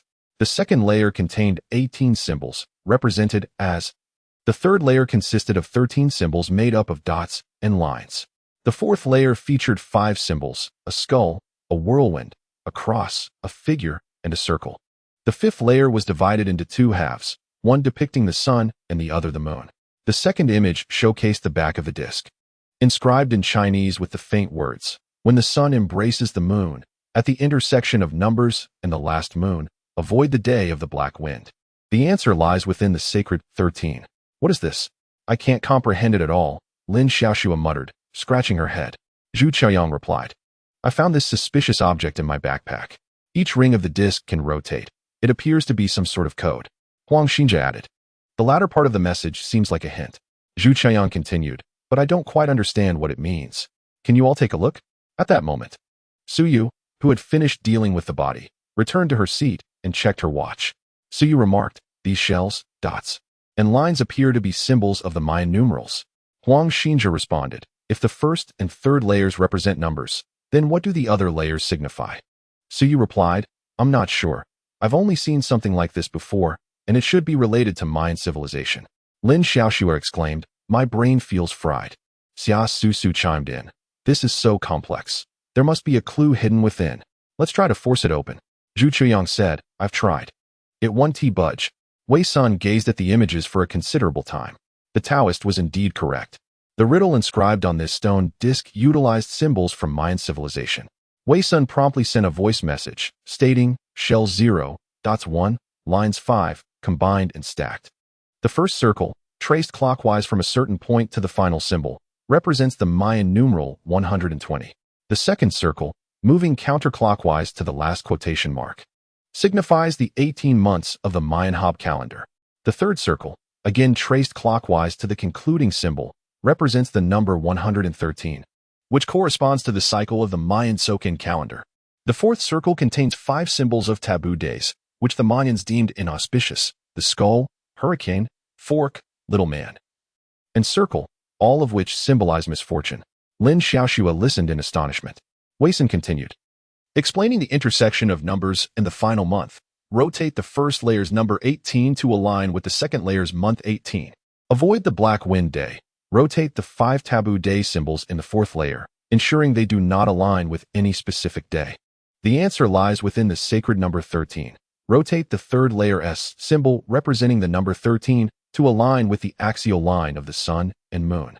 As Lin Xiaoxue absorbed this reasoning, she held her breath, awaiting responses from the group. After a considerable pause, her watch vibrated again. Ding! The host has successfully assisted teammates in solving the puzzle, earning 20 merit points. Zhu Qiaoyang, it's open. Wei-san, you are my dear sister. Wei-san exhaled in relief, still gazing thoughtfully at the image of the stone plate. Shortly thereafter, Zhu Qiaoyang shared a photo of the carved text from the stone box in the group chat. "Oh my gosh, Sister Sin, you are incredibly amazing." Lin Xiaoxue exclaimed in admiration. How do you understand Mayan civilization? Wei Sun shook her head, saying, I cannot recall why I comprehend these things. They simply seem to resurface upon sight. Sister Sun, you are a genius. Lin Xiaoxua exclaimed, nearly jumping with excitement. Let us see what treasures are hidden within this challenging mechanism, Wei Sun urged, pulling her back. Oh right, we must first discover what good things lie within. The two then viewed the latest image sent by Zhu Qiuyang. Infinite flight clearance rules. 1. Eliminate the doomed beast, earning 500 merit points. 2. Other survivors will automatically clear, earning 50 merit points. Hint 1. The doomed beast despises all things red. Hint 2. Once awakened, the doomed beast will bring immense misfortune. Hint 3. The doomed beast can disguise itself as a human. Huang Xinza. If there are clearance conditions, things will be easier. Xia Susu. How can we determine whether this is the Group S clearance condition or not? Lin Xiaoxue. Oh, someone has learned from their past mistakes. Xia Susu, you shut up. Zhu Qiuyang. Based on my experience with these previous levels, it seems that for a dungeon of this lower difficulty, if there were specific clearance conditions for each group, they would be clearly stated. Since nothing is mentioned, it should be universal. Huang Xinza. So, are you saying that of the 12 of us currently alive, those who eliminate the doomed beast can earn 500 merit points, while the rest can only earn 50 points? Suyu. That seems to be the case. Wei Sun. Indeed. Xia Susua. I risked my life to enter this dungeon, and why should I only earn 50 points? Zhu Qiuyang. Should I share this with the group? Xia Susu. Absolutely not. Only one person can gain 500 points. So it's far better to keep it within our own group than to share it with others. The others remained silent. Xia Susu's words, though blunt, held a kernel of truth. The disparity between 500 merit points and 50 merit points was not trivial. Everyone was risking their lives in the dungeon for the sake of accruing greater merit and realizing their wishes by encountering the divine once more. Thus, each individual aspired to be the one who attained the 500 merit points. Wei Sun, too, belatedly grasped why Zhu Qiuyang had taken so long to disseminate the news of the stone box in the group. He likely intended to comprehend its contents first before deciding whether to share the information with others. Had he possessed the intellect to decipher the stone box and uncover the conditions for success, he would most likely have chosen not to share it with anyone. Unfortunately, he was unable to crack the code, and after many futile attempts, he resorted to taking a photograph and seeking assistance from the group. Wei Sun, not yet synchronized. Wei Sun also sent a message, acknowledging the inherent selfishness of individuals, a truth he did not shy away from. Although they were teammates, the allocation of the 500 merit points would ultimately depend on one's own abilities. Chapter 57. Infinite Flights. 7. Happy birthday, Suyu. After all, we are teammates. I have no objections to whoever vanquishes the doomed beast. Lin Xiaoxua. It definitely won TB me. So you all go ahead. I'll just be lying back and winning this round. Huang Xinja. While you are all lovely ladies and younger brothers, I will not yield to you. Xia Susua. Can't you let me have a turn? Huang Xinja. We can discuss that later. Zhu Qiuyang. The third hint suggests that the doomed beast is hidden among these passengers. Xia Susu. There are a total of 132 passengers and crew members on this flight. Can we really identify the doomed beast with just 3 hints? Lin Xiaoxua. How about we test each passenger one by one with something red? Huang Xinja. That is not advisable. The second hint states that if the doomed beast awakens, it will bring tremendous misfortune. What if it is provoked and ends up killing us all? Xia Susu. Don't you all have life-saving charms? Huang Xinja. I don't. Wei Sun. The only thing we can ascertain about the doomed beast is that it fears the color red, so we can exclude all passengers who ordered red wine. Xia Susu and Huang Xinja. You should make a note of which passengers requested red wine. Huang Xinja. No problem. Wei Sun. Let us continue searching for clues. Particularly focusing on the passengers, anyone carrying red items can be ruled out as suspects. Suyu, I concur. First, let us narrow down the list of suspects and then investigate further, as we currently lack sufficient information to understand the doomed beast's abilities. Huang Xinja. I second that. Suyu. I will continue my patrol. Lin Xiaoxua. Received. Zhu Qiuyang. All right. Xia Susu. Just wait. I will definitely be the first to find the doomed beast. Sister Sun. You must persevere. I have a premonition that you will surely find the doomed beast. Lin Xiaoxua gazed expectantly at Wei Sr. Even if they were to locate the doomed beast, the rules did not specify the means by which it could be vanquished. Lin Xiaoxua paused, realizing indeed, to vanquish it must equate to killing it. To take a life is no simple task, To slay a beast would likely require the aid of arcane artifacts. Wei Sin pondered, secretly weighing whether to utilize the opportunity for drawing from the system, should he chance upon an artifact with destructive capabilities. It would be like adding wings to a tiger. Alas, the rules of the substitute paper figure dictated its purpose was to die in our stead, not to slay for us. I shall take a brief trip to the restroom. Perhaps I might uncover some clues or artifacts, Wei Sun announced, preparing to rise. Ahem. Son, where do you think you are going? Mother, seated by the window, turned her head to scrutinize Wei Sun intently. To the restroom. Oh dear. Do you see what time it is? Mother raised her eyebrows with a knowing look. Wei Sun glanced at his watch. It was 2:36 a.m. Having taken off at 2 o'clock a.m. What was the issue with the time? Just as he contemplated this, two flight attendants approached, pushing a small cart towards them. The cart bore a pink cake shaped like a bear, adorned with the numbers 1 and 8. Happy birthday to you. Happy birthday to you.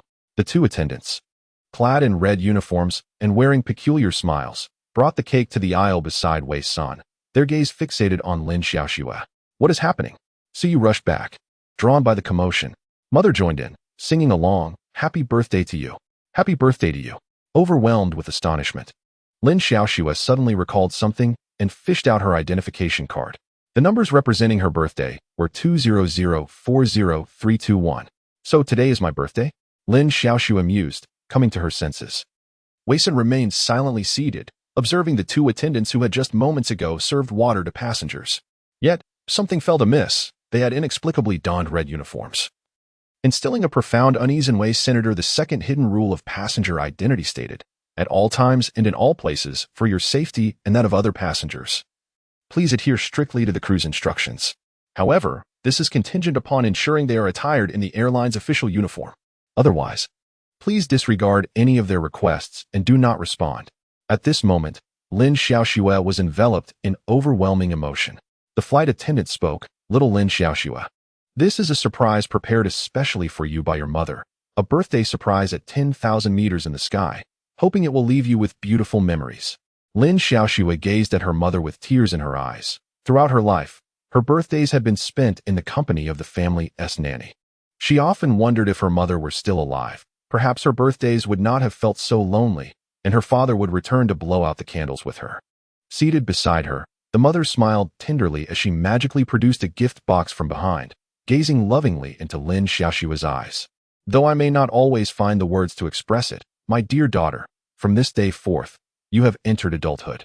I may not always be by your side, but remember, my love for you is ever present. With that, she extended the gift box towards Lin Xiaoxue. Overwhelmed with emotion, Lin Xiaoxue reached out slowly.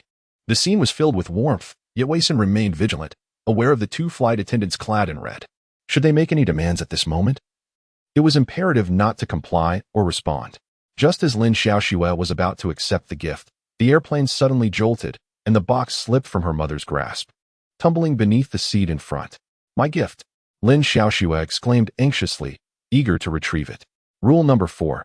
In the event of turbulence, please return to your seat and fasten your seatbelt.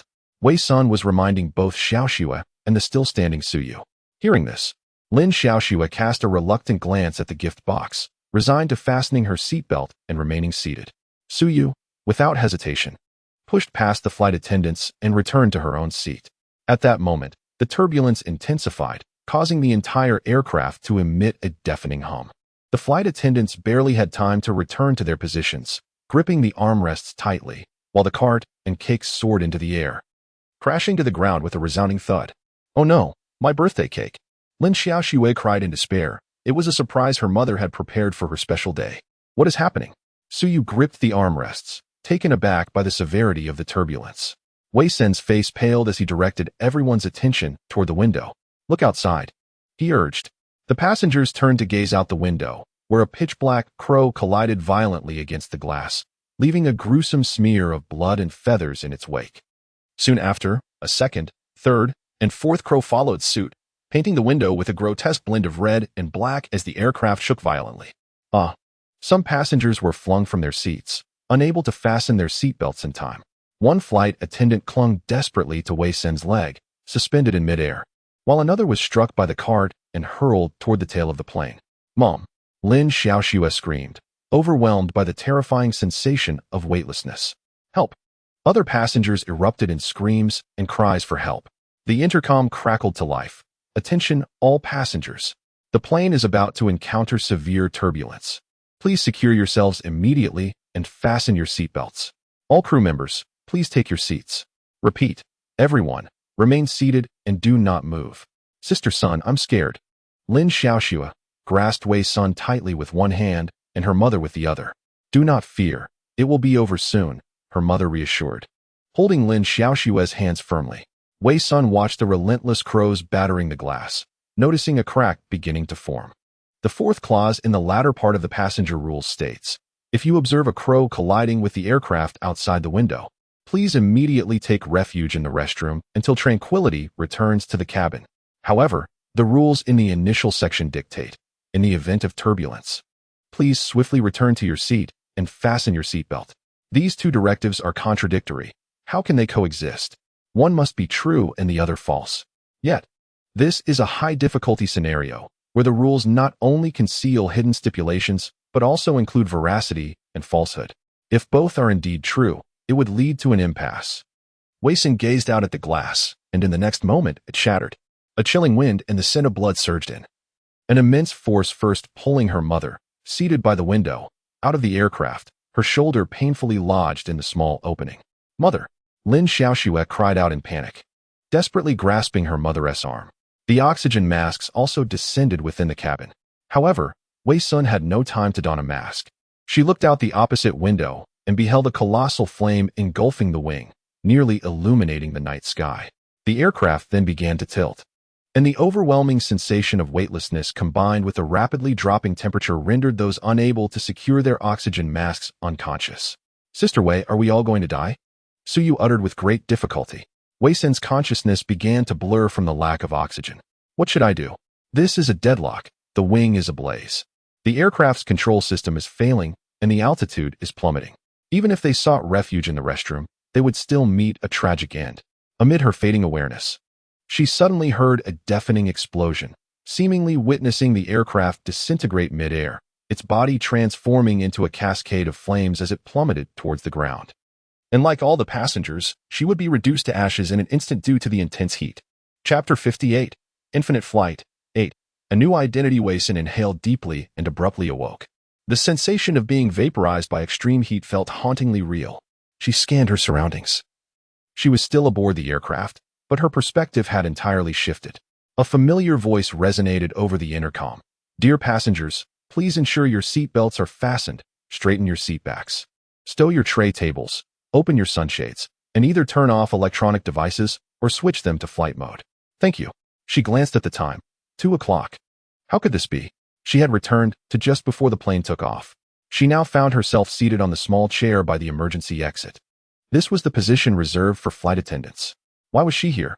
Lowering her gaze, she noticed her attire, a blue flight attendant uniform. She had become a flight attendant. Are you all right, Asen? The nearby flight attendant inquired. Looking at Wei, Senator Wei Sun recognized her. She was the one who, along with another attendant, had delivered the cake. Yet at this moment, she was clad in a blue uniform, and the insignia upon it appeared entirely unblemished. I'm fine, Wei Sun replied calmly.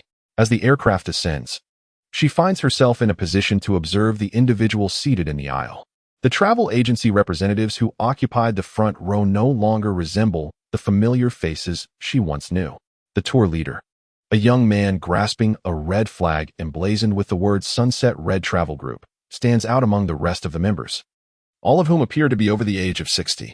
The individual who was previously seated in seat 22, Zhu Chaoyang, has been replaced by a male university student clad in a white shirt. Moreover, the seats occupied by her and Suyu, 43 and 44, are now taken by a young woman in her 20s and a man in a black jacket. However, in seat 13, Wei Sun recognizes a familiar face, Huang Xinjia, whose attire has notably transformed into a casual suit, reminiscent of a prosperous businessman. Wei Sun is certain that following the aircraft's mishap, they have all been reborn to the moment of takeoff, albeit with their identities entirely altered. Previously, she and Lin Xiaoxue were sisters. Now, those sisterly ties have shifted to others, or perhaps reverted to their original forms, akin to the members of the Sunset Travel Group. Presently, She serves as a flight attendant, while Huang Xinjia embodies a business figure. But what of the others? Wei Sun ponders as she receives messages on her watch. Wei Sun, are we all awake? Huang Xinjia, damn, what is going on? I thought I was dead. Suyu, we're not dead. It seems like time has reset. Xia Susu, I can't believe I'm no longer a flight attendant. Our identities have changed. Lin Xiaoxua, thank goodness, I'm alive. Wei Sun, it appears to be true. After the plane crash, we all returned to the moment before takeoff, and our identities have shifted. Suyu, no wonder the scenario is titled Infinite Flight. This explains everything. Zhu Chaoyang, the crash, could it be due to the Beast of Misfortune? Wei Sun, it's possible. Before the incident, I saw 2 flight attendants dressed in red. Suyu, was it the red that provoked the Beast of Misfortune? Lin Xiaoxue, then the Beast of Misfortune could be lurking around row 44. Wei Sun, it's still too soon to ascertain. Let us first examine our identities and the regulations. Currently, as the aircraft is in the ascent phase, Wei Sun is unable to unbuckle her seatbelt and move freely. So she begins to search around her seat. Soon, she discovers a note containing the rules tucked away in the pocket of her uniform. Flight Attendant Code of Conduct 1. Please remember, the passengers are akin to deities. Maintain a smile and use courteous language when addressing them, ensuring no conflicts arise. 2. This airline primarily serves coffee, tea, juice, cola, and mineral water. If a passenger requests red wine, it must be provided immediately. If red wine is unavailable, find a way to transform mineral water into a red hue and serve it to the passenger. 3. In the event of turbulence, please return to your seat and fasten your seatbelt. If a passenger is in the lavatory and the light at the door is green, remember it is green, not red. Please rush to assist him within 30 seconds. Knock thrice on the bathroom door, then attempt to open it from the outside. If you happen to see crows outside the window, it must surely be a figment of your imagination. Crows do not appear at such altitudes. Seek refuge in the restroom immediately until tranquility is restored within the cabin. Our airline does not provide meals, should any passenger require sustenance. Please procure the freshest meat within 1 minute. We offer complimentary blankets, though supplies are limited. If you notice any passenger using a blanket not provided by our airline, please dispose of it immediately. Should you discover a passenger attempting to bring contraband on board, escort them to the restroom for additional inspection, which entails a thorough examination until the prohibited items are located, after which they may be returned to their seat. If contraband is found, you are to place it in the bottommost cabinet to the left of the small kitchen, and then wash your hands thoroughly 3 times in the restroom, taking care not to look in the mirror during this process. Remember, you have signed a confidentiality agreement with our airline. You must not disclose our employee code of conduct to anyone outside your designated identity. Adhere strictly to your assigned role. At no time should you harm any regular passengers. Wei Sun pondered the 10th rule. What constitutes a regular passenger? Passengers disguised as doomed beasts are not regular, while the others, regardless of their unreasonable demands, are deemed regular. This must be the case, she mused. The rules do not delineate between sections, yet this does not imply completeness in the flight attendant's regulations. She recalled the latter half of the passenger identity code. The second rule states that the captain will not leave the cockpit. If you encounter someone claiming to be the captain outside the cockpit, exercise utmost caution. The third rule reminds you to remain aware of your identity and stay vigilant. Do not mistake anyone for another, for no one can guarantee your safety. These 2 rules are absent from the flight attendant's identity code, yet share similarities with the passenger code, such as the provision of blankets and the absence of crows at high altitudes, and there exists no contradictory rule. This suggests that while identities may shift, certain rules remain universally applicable. The second and third rules of the passenger identity code are likely hidden regulations within the flight attendant's code. Wei Sun felt fortunate to have just navigated a round of passenger identity. Otherwise, these concealed rules would remain unknown unless someone transgressed them. Before long, the group shared their new identity introductions. Huang Xinjia, I am a 38-year-old businessman, traveling with my wife and child for a vacation. I have obtained the upper portion of the passenger identity code. Lin Xiaoxua, do not disclose the rules. Huang Xinjia, rest assured. Huang Xinjia, allow me to formally introduce my wife, Suyu. Suyu, I have also received the upper portion of the passenger identity code. Zhu Chaoyang, Dad, Mom. Huang Xinjia, good boy, my dear eldest son. Zhu Chaoyang, smile. Lin Xiaoxua, you are such a happy family of 3. I truly envy you. Lin Xiaoxua, I am a young painter traveling alone. Xiasusu.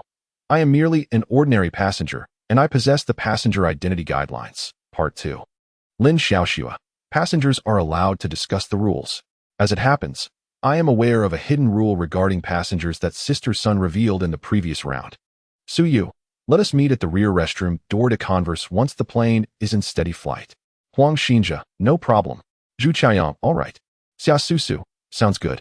Wei Xin glanced at the time. It was currently 2:12 a.m. The plane had been in a stable flight for about half an hour since takeoff, after which everyone could commence their activities freely. However, in the previous round, the incident occurred around 2:40 a.m. If they were to remain passive this time, would the calamity be still awakened at that hour, leading to yet another disaster? Regardless, the most prudent course of action would be to locate and eliminate the calamity beast within the first 10 minutes of stable flight. Chapter 59.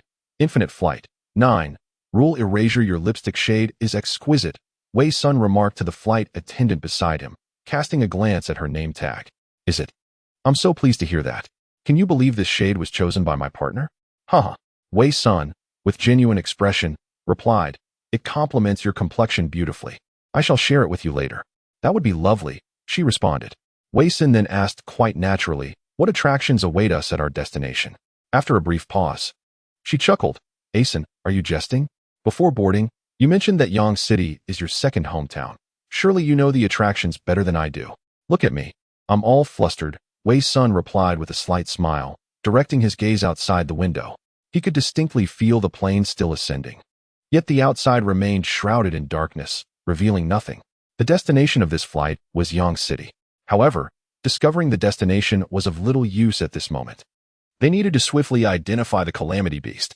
This would not only save the entire plane's occupants, but also facilitate a successful passage through the level. Wei Sun discreetly observed the sisters at row 44. That was their true appearance. The elder sister appeared composed, while the younger, though just 18, still bore a youthful innocence.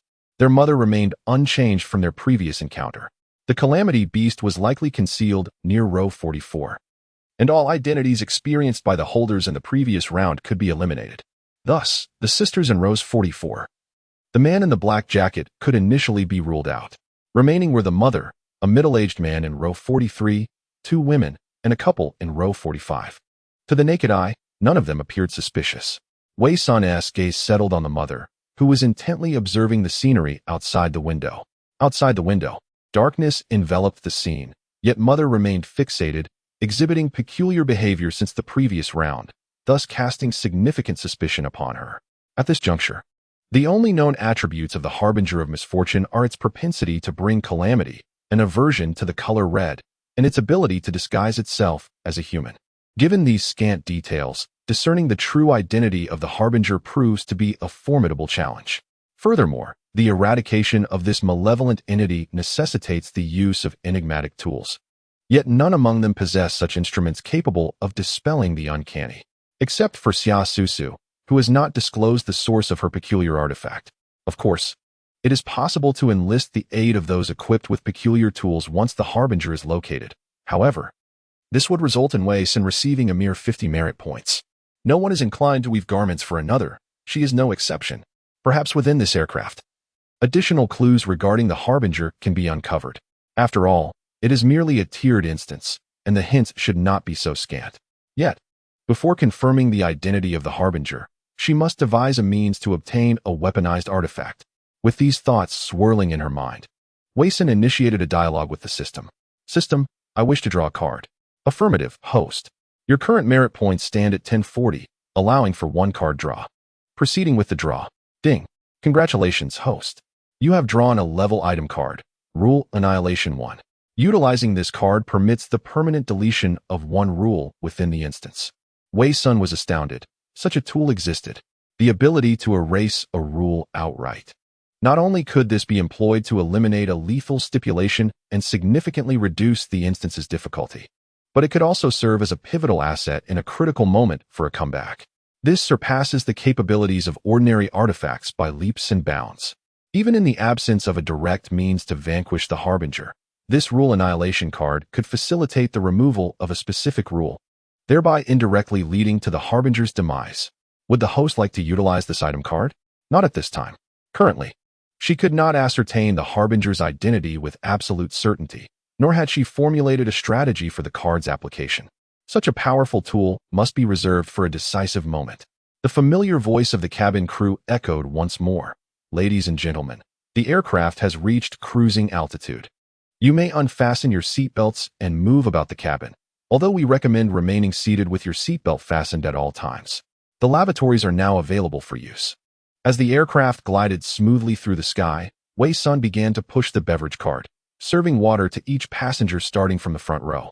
This provided her an opportunity to scrutinize each row of passengers with great care. Although she had tentatively narrowed the potential range of the Harbinger to around row 44, the possibility of it lurking elsewhere could not be dismissed. After all, during the last incident, she was seated in row 44 and had not observed any awakening among those nearby.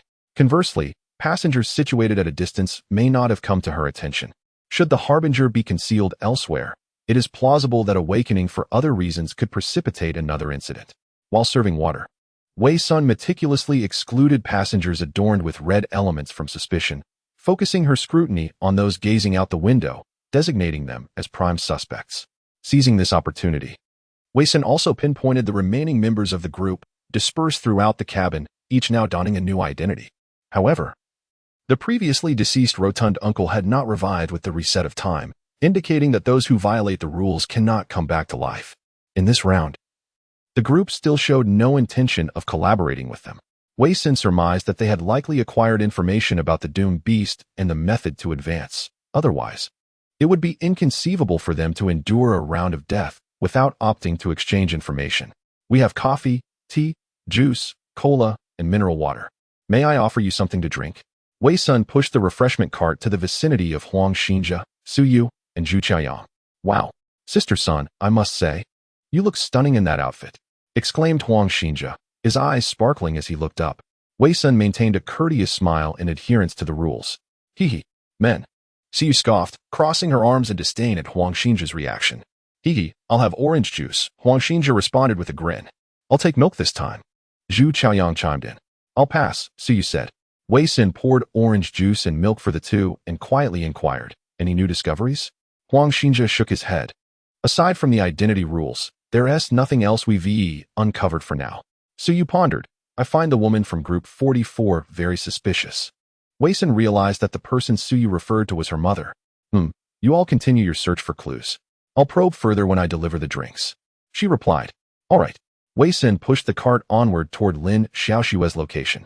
Lin Xiaoxue had been gazing intently in the direction of group 44, oblivious to Wei Sun's approach until the latter spoke. Excuse me, dear traveler, would you like something to drink? It was only upon hearing Wei Sun's voice that Lin Xiaoxue had turned around in surprise, her face lighting up. Sister Sun, do not forget the third rule of the passenger identity guidelines, Wei Sun reminded her. The third rule states, always remember your identity. Stay alert and never mistake someone for another, for no one can guarantee your safety.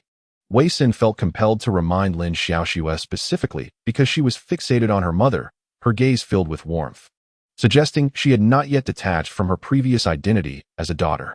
Lin Xiaoxue nodded earnestly. Yes, I understand. By the way, Sister Sun, she retrieved a drawing board the size of an A4 sheet from the side, featuring a piece created by a young artist before boarding the plane. The artwork was laden with shadowy figures, its style bizarre and abstract, rendering it difficult to decipher its meaning at first glance.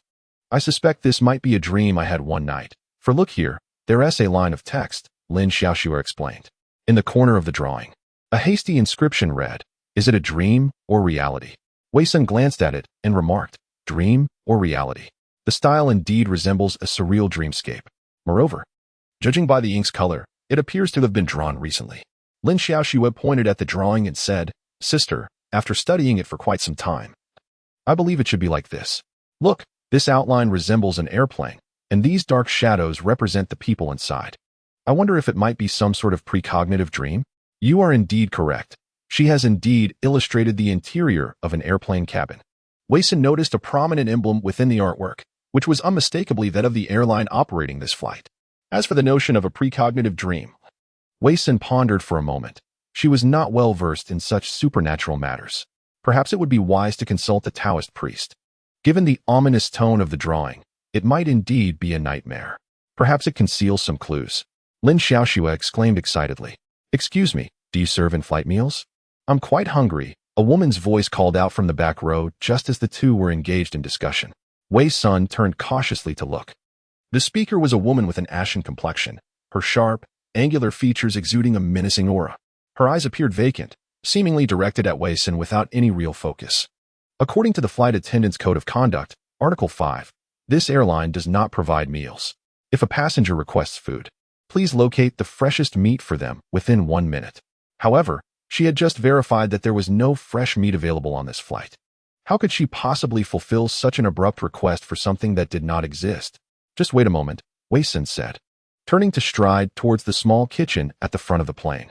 Upon entering the kitchen, she retrieved a fruit knife from the cupboard. To circumvent the rules, this appeared to be her only option.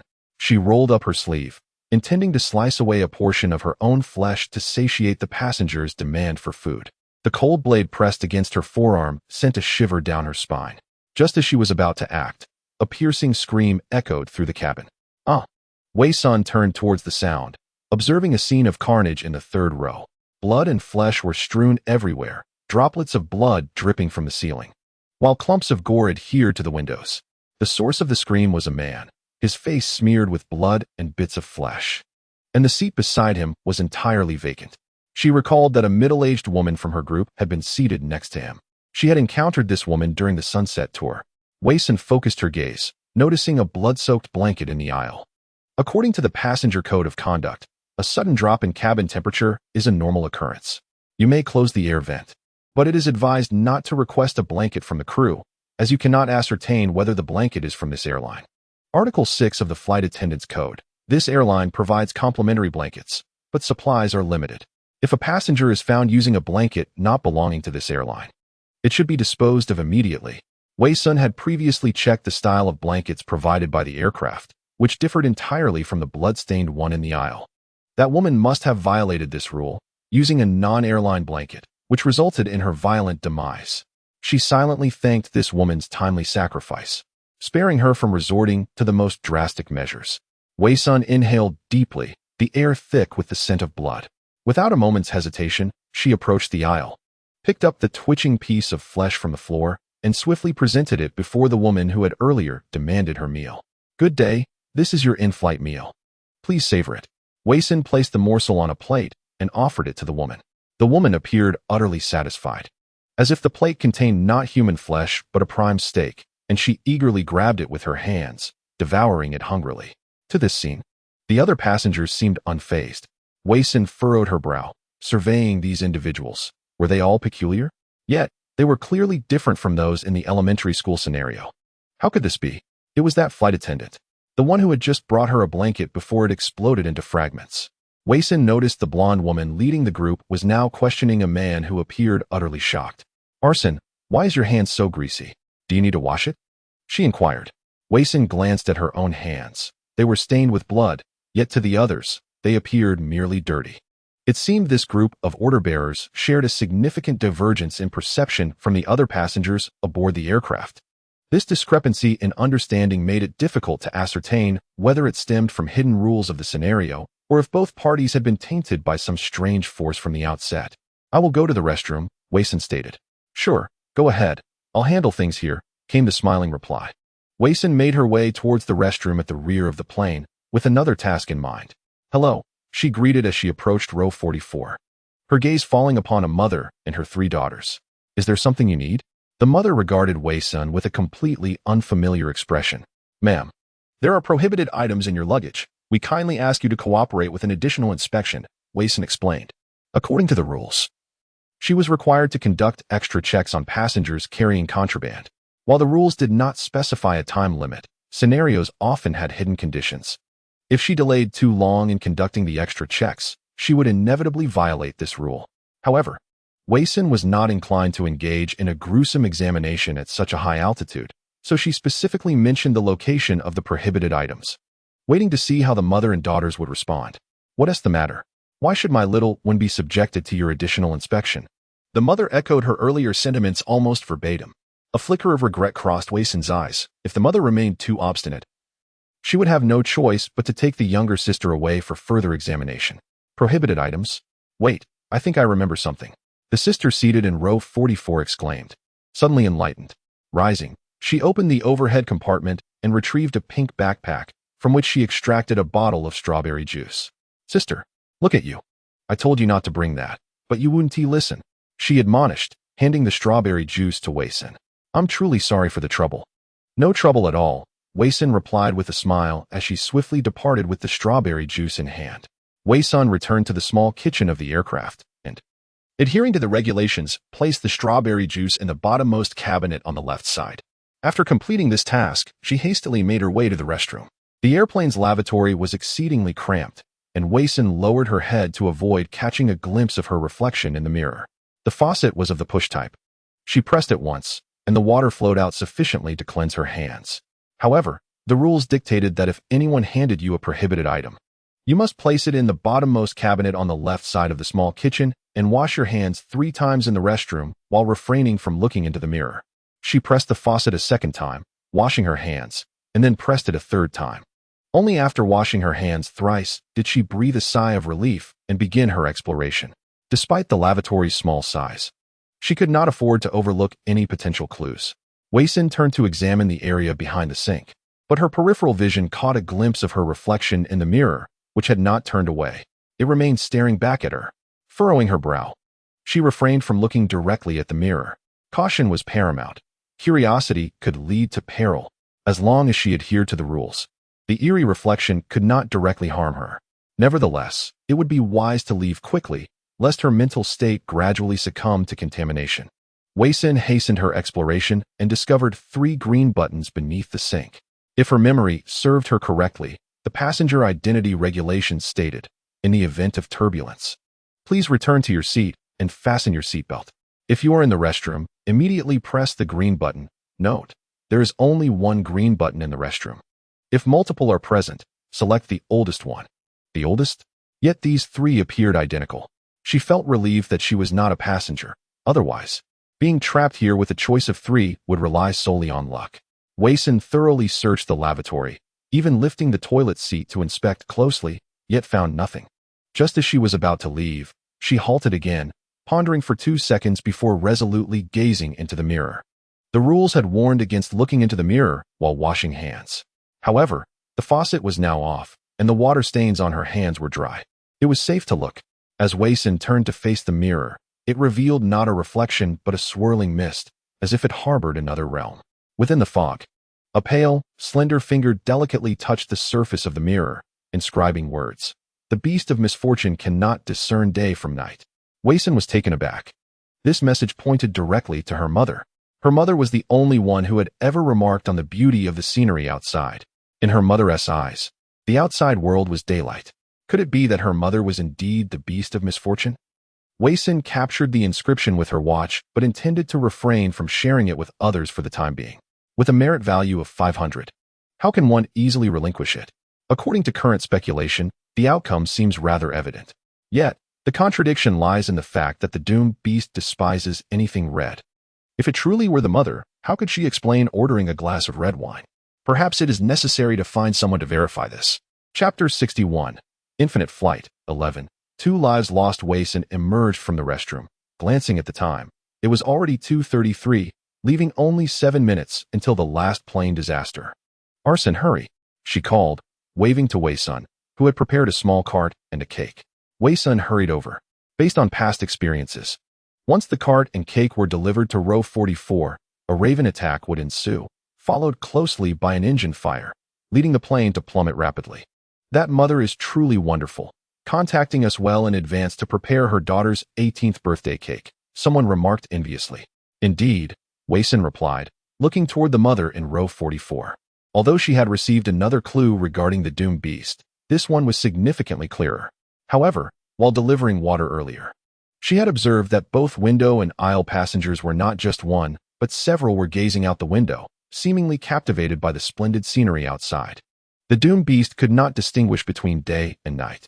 Could it be that there is more than one doomed beast? Wei-sun carefully recalled the hints about the doomed beast. And indeed, none indicated that there was only one. If there were many doomed beasts, slaying one would yield an increase of 500 merit points. Thus, an individual could accumulate more than just 500 points. In light of this revelation, Wei-sun decided to share the images she had captured in the restroom with the group chat. Upon receiving her message, the group chat quickly erupted in excitement. Lin Xiaoxua, isn't this the mother? So you know? I feel the person behind me also cannot differentiate between day and night. I heard him say something about the beautiful sunlight outside. Zhu Chaoyang, could there be more than one doom beast? Huang Xinjia, quite right. Xia Susu, so, if that is the case, could I not slay 2 doomed beasts and earn 1,000 merit points? Huang Xinjia, your reasoning is quite sound. Now everyone seems like a doomed beast to me. Wei-sun, let us not act rashly. Misidentification could lead to dire consequences. They all overlook the crucial detail that the doomed beast detests the color red. This is a fatal error. The rules explicitly state not to harm ordinary passengers. If one were to mistakenly kill the wrong person, they would undoubtedly meet a fate akin to that of the woman before. However, Wei-sun refrained from directly warning them. While she did not wish to deliberately set someone up as fodder to validate her hypothesis, she would not hinder those intent on proceeding. Arson. The time is nearly upon us. We must head over now. Wei-sun glanced at the time, 2:38, with merely 2 minutes remaining. She possessed no cunning devices and thus could not afford to act recklessly at this juncture. The impetus for her to broadcast the critical hint regarding the doomed beast stemmed from 2 convictions. Firstly, she was certain there were multiple doomed beasts, and their relationship was not one of absolute competition. Secondly, she sought to discern the various means that could potentially vanquish the doomed beasts. Happy birthday, happy birthday. Wei-sun approached row 44, pushing a cake.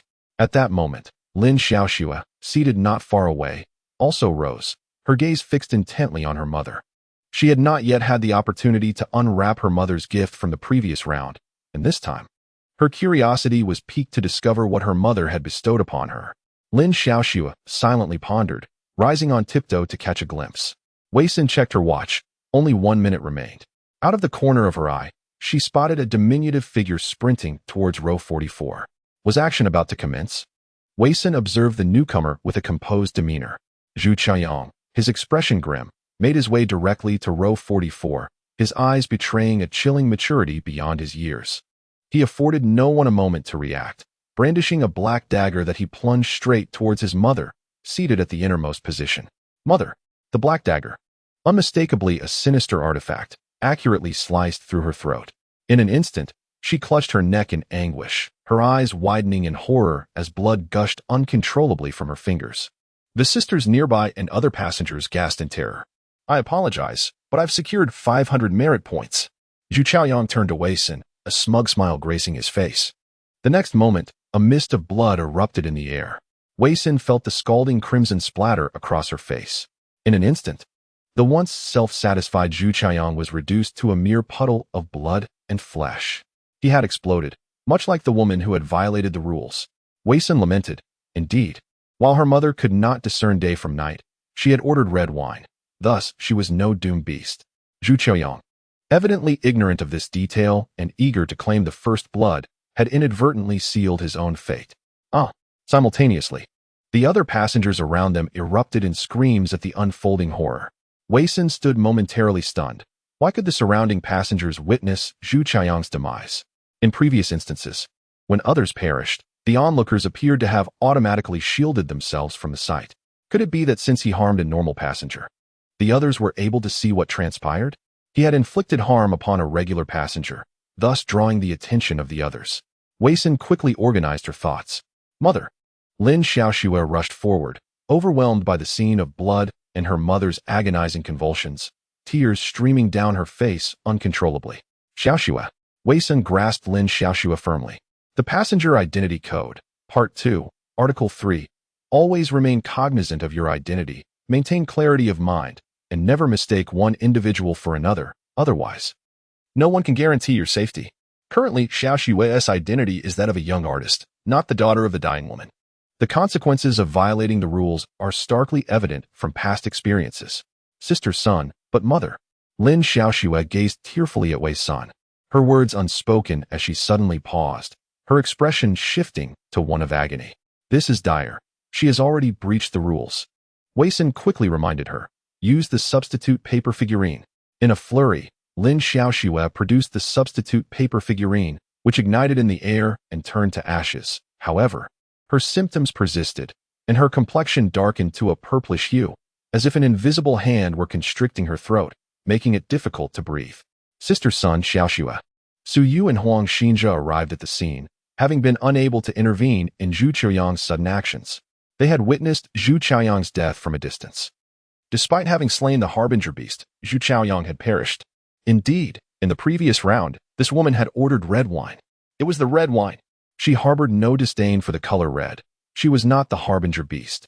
Huang Xinjia realized the truth and suddenly noticed Lin Xiaoxue's alarming condition. Xiaoxue, what is wrong with you? Su Yu inquired, puzzled. Glancing at Senator Wei Sun's expression turned grave. She has violated the rules. Su Yu gasped, hurry. Use the cursed artifact. It has already been employed. Then why? Huang Xinjia hesitated to finish his thought. Lin Xiaoxue screamed in a fit of despair. Clutching her head, Wei Sun observed the familiar scene, recalling that in the previous round, a participant from the Sunset Tour who had violated the rules by drinking red wine had exhibited a similar state. Xiaoxue. Su Yu hastily retrieved talisman paper from her belongings and affixed it to Lin Xiaoxue's body. The previously tormented Lin Xiaoxue ceased her struggles the moment the talisman was applied. Taking several deep breaths, Wei Sun breathed a sigh of relief. She had known this Taoist possessed some skill. Yet, in the next moment, Lin Xiaoxue erupted once more. Die? We all must die. Her eyes glowed crimson, struggling to vocalize, her hands painfully gripping her hair. The talisman Su Yu had placed began to redden, seemingly corroded by an uncanny force, losing its efficacy entirely. This cannot stand. Its power is too formidable. I cannot resist. System, is there any means to save her? System. Wei Sun incessantly called out to the system in her mind, yet received no response. Witnessing Lin Xiaoxue's agonizing struggle, Wei Sun felt an unprecedented emotion surging within her. I. Lin Xiaoxue clawed at her face in torment. Her eyes bloodshot as she looked at Wei Sun and the others, tears streaming down her cheeks. She managed to utter, "It's gone," before breaking free from Su Yu's grasp and, expending every ounce of her strength, hurled herself against the aircraft window. Bang! A thunderous crash reverberated, leaving everyone in stunned silence. Lin Xiaoxue's body slumped against the porthole, landing softly in the embrace of her mother's lifeless form. Chapter 62. Infinite Flight. 12. Co-pilot Wei Sun gazed at the scene before her, her heart wrenching in pain. Just a short while ago, Lin Xiaoxue had been her sister, a vibrant and delightful girl who had just turned 18. Now, she lay as a cold corpse.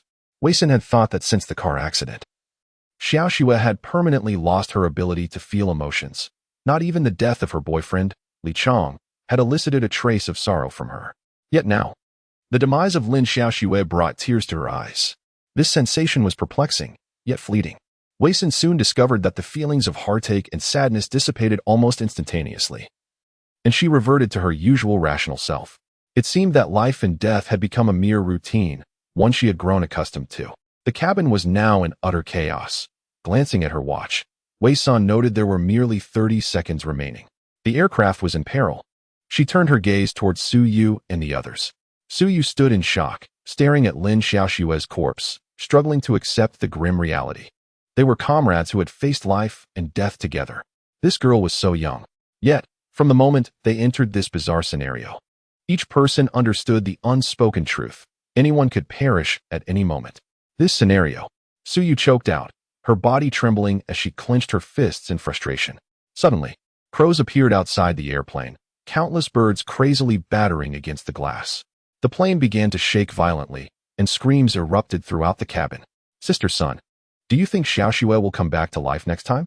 Su Yu, unsteady on her feet, gripped the edge of her seat tightly. Wei Sun hesitated. The last person who had succumbed to despair after drinking red wine, much like Xiaoxue, had not revived in this round. Thus, it was impossible for Xiaoxue to return in the next. Wei Sun remained silent. Her silence spoke volumes. What a cursed, strange world this is. Huang Xinjia spat in anger. At that moment, Xia Susu also arrived. Shock etched on her face as she beheld the two corpses and the scattered remains, incredulously exclaiming, Lin Xiaoxue is dead? Suddenly, the crows outside began to crash against the glass, One, then two, and soon an innumerable number. The aircraft shook violently, the scenery outside turning a deep crimson. What on earth is happening? Xia Susu grasped her chair tightly, looking at the others in bewilderment. Come on, someone say something. Huang Xinjia sighed, addressing everyone. We'll meet again in the next round. As before, it was not long before the plane's engine ignited, plummeting rapidly, culminating in a tremendous explosion during the descent. Once again, the group lost consciousness amidst the chaos. Wei Sin took a deep breath and awoke anew. This time, the scene before her was entirely different. Before her stood an expansive glass window, through which she could see the straight runway ahead, the aircraft accelerating down its length. Wait a moment.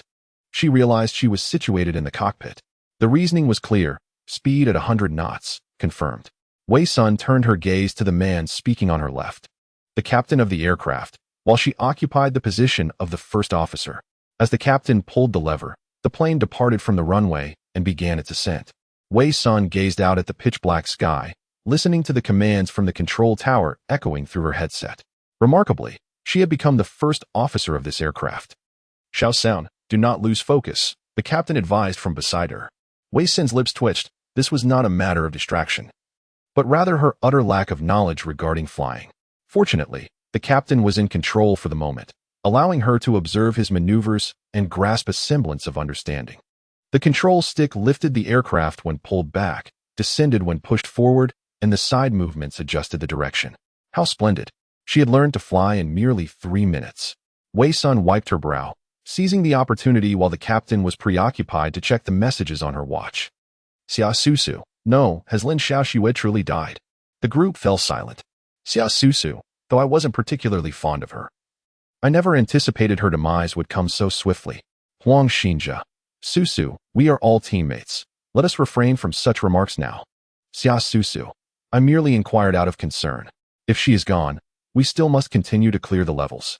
Wei Sun, what are your current roles? Huang Xinjia, I am now a passenger in the Sunset Red Travel Group. Xia Susu, university student. Su Yu, flight attendant. Wei Sun, first officer. Huang Xinjia, are you actually piloting the plane? With the deaths of Lin Xiaoxue and Zhu Chaoyang, the atmosphere in the group had grown considerably heavy. Wei Sin ceased her contributions, realizing that she must urgently devise a strategy to advance. The mortality rate in this level had already surpassed 20%. Thus far, their group had lost Zhu Chaoyang and Lin Xiaoxue, while 2 others had perished, one due to consuming red wine and the other from a blanket. But wait, why did the conditions of these 4 deaths differ? Lin Xiaoxue and the individual who drank red wine experienced immense suffering before their demise, ultimately succumbing to the unbearable pain. Conversely, Zhu Chaoyang and the other person had disintegrated into a mist of blood. What had caused Zhu Chaoyang's death? Which rule had he violated? Could it be that his mother truly was not the harbinger of doom, and that mistakenly killing the wrong person might lead to such consequences? Regarding the harbinger of doom, 4 clues were provided. 1. Dislikes the color red. 2.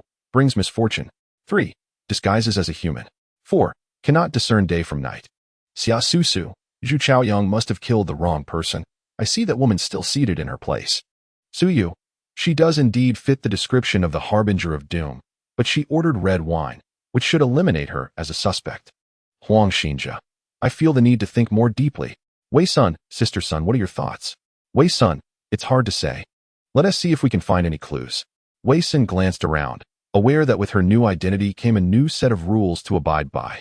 Indeed, she discovered a note tucked inside her jacket pocket. Co-pilot Code of Conduct. 1. Under no circumstances should you harm any regular passengers. 2. If you encounter difficulties, seek assistance from the captain. You can trust him completely. 3. Do not leave the cockpit, as no one can guarantee your safety outside of it. 4.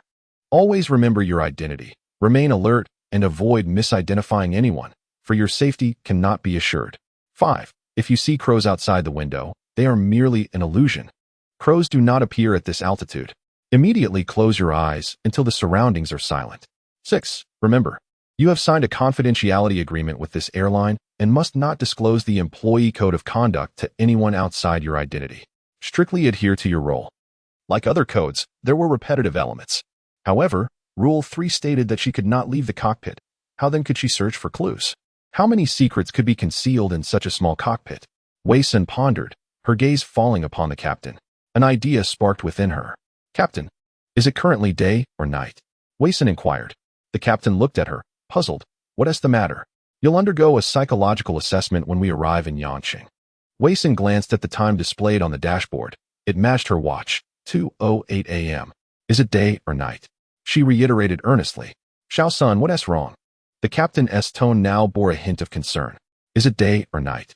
Wei Sun's voice grew more serious. The captain furrowed his brow. It's 2:08 p.m. What is going on with you today? Wei Sun inhaled sharply. So was it truly 2 p.m. or 2 a.m.? Who among those gazing out the window was unable to distinguish between day and night? Was it them or the watch-wearing cohort?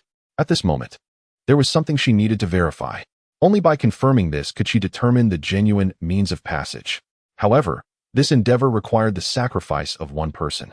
Wei Sun opened the group chat to observe the remaining 3 individuals, Su Yu, Huang Xinjia, Xia Susu. After careful consideration, she finally tapped on one person's avatar, preparing to send a private message. Chapter 63, Infinite Flight, 13, Reappearance of Ether in the cabin. Su Yu glanced at her watch and then at the private chat interface. Her expression grave. It was a message from Wei Senator. Due to the constraints of the rules, Wei Sun could not leave the cockpit. So she sought Su Yu's assistance for a task. In her heart, she had harbored vague suspicions, yet deemed them too incredible to accept, which left her in uncertainty. However, upon receiving news from Wei Sun, she realized that she was not alone in her contemplations. The task Wei Sun requested of her could aptly elucidate the confusions that lingered within her mind. Why had 4 individuals perished thus far? Yet each met their demise in distinct manners? Perhaps Lin Xiaoxue was still alive. With this thought, Su Yu temporarily settled in her seat, awaiting further developments. 20 minutes later, the plane was flying smoothly. Su Yu unfastened her seatbelt and proceeded directly towards the blonde woman at the rear of the aircraft. Let us converse, Su Yu stated matter-of-factly. The blonde woman regarded Su Yu with suspicion. You are from the group, she asserted. Indeed, there is nothing of relevance for us to discuss, the blonde woman scoffed. Do you not wish to know how to pass? Su Yu raised an eyebrow slightly. The blonde woman, skeptical, inquired, if you know the method to succeed. Why not attempt it yourself instead of seeking me out? Some details are best clarified with you, Su Yu replied. After weighing her options, the blonde woman decided to hear Su Yu out, and they moved towards the rear of the plane together. Speak, she commanded, arms crossed defensively. You are the leader of your group. You must possess some understanding of your members' situations, Su Yu began. I have but one question. Answer truthfully, and I shall reveal the method to succeed. The blonde woman narrowed her eyes, testing the waters. You mean the method to succeed is to eliminate the harbinger of misfortune? Oh, so you are already aware of that information, Su Yu remarked, noting the blonde woman's change in demeanor. The blonde woman's expression darkened. Are you jesting with me? Su Yu shrugged with a smile. Of course not. But first, answer my question. The individual from your group who violated the rules by drinking red wine, did he possess a life-saving artifact prior to entering the instance? What does this have to do with the method to succeed? The blonde woman retorted. Yes, she finally conceded after a moment of contemplation. He did possess a life-saving artifact. Then it follows. Su Yu's lips curled into a smile. If that is the case, then Xiaoxue is indeed alive. The blonde woman looked perplexed. What do you mean by that? The male from your group and the girl from ours are both alive. They have succeeded. As for the 2 who were shattered into pieces from your group and ours, they are the ones truly dead. Succeeded? Impossible. The conditions for success clearly state that one must eliminate the harbinger of misfortune. They did not kill anyone. How could they have succeeded? Did not kill anyone? Su Yu countered. The blonde woman suddenly recalled something. Disbelief etched on her face as she stammered. Are you suggesting that they killed themselves? Precisely. Otherwise, how can one explain that, despite all having violated the rules, the manner of their deaths was so dissimilar? The 2 who were reduced to mere fragments lacked life-saving artifacts, thus perishing immediately. Conversely, those with life-saving artifacts, upon breaking the rules, transformed into harbingers of misfortune. Upon realizing this, they chose to take their own lives, inadvertently fulfilling the conditions for success. The blonde woman's pupils constricted sharply. There are no strange devices on Shaoli. The boy in our group possesses an offensive device, and he has used it. He killed an ordinary passenger, thus violating the rules and leading to his demise. Su Yu expressed her regret. She never anticipated that Zhu Chaoyang would act so impulsively, In his quest for 500 merit points, he took the initiative and ultimately sacrificed his life. The blonde woman inhaled sharply and remarked, "So, the way to pass this level is to eliminate those who violate the rules. If a rule breaker lacks a life-saving device, they will explode upon breaking the rules, leaving you no time to intervene." So you smiled slightly, suggesting that the most prudent course of action would be to acquire a life-saving device and then deliberately violate the rules to commit suicide, which seems more appropriate. A glint of malice crossed the blonde woman's eyes. Suicide? Huh. You share such crucial information with me, hoping I will verify the accuracy of this conjecture? What sort of validation is that? If you truly violate the rules and end up either succeeding or perishing, I remain none the wiser. So you shrugged, turning to leave.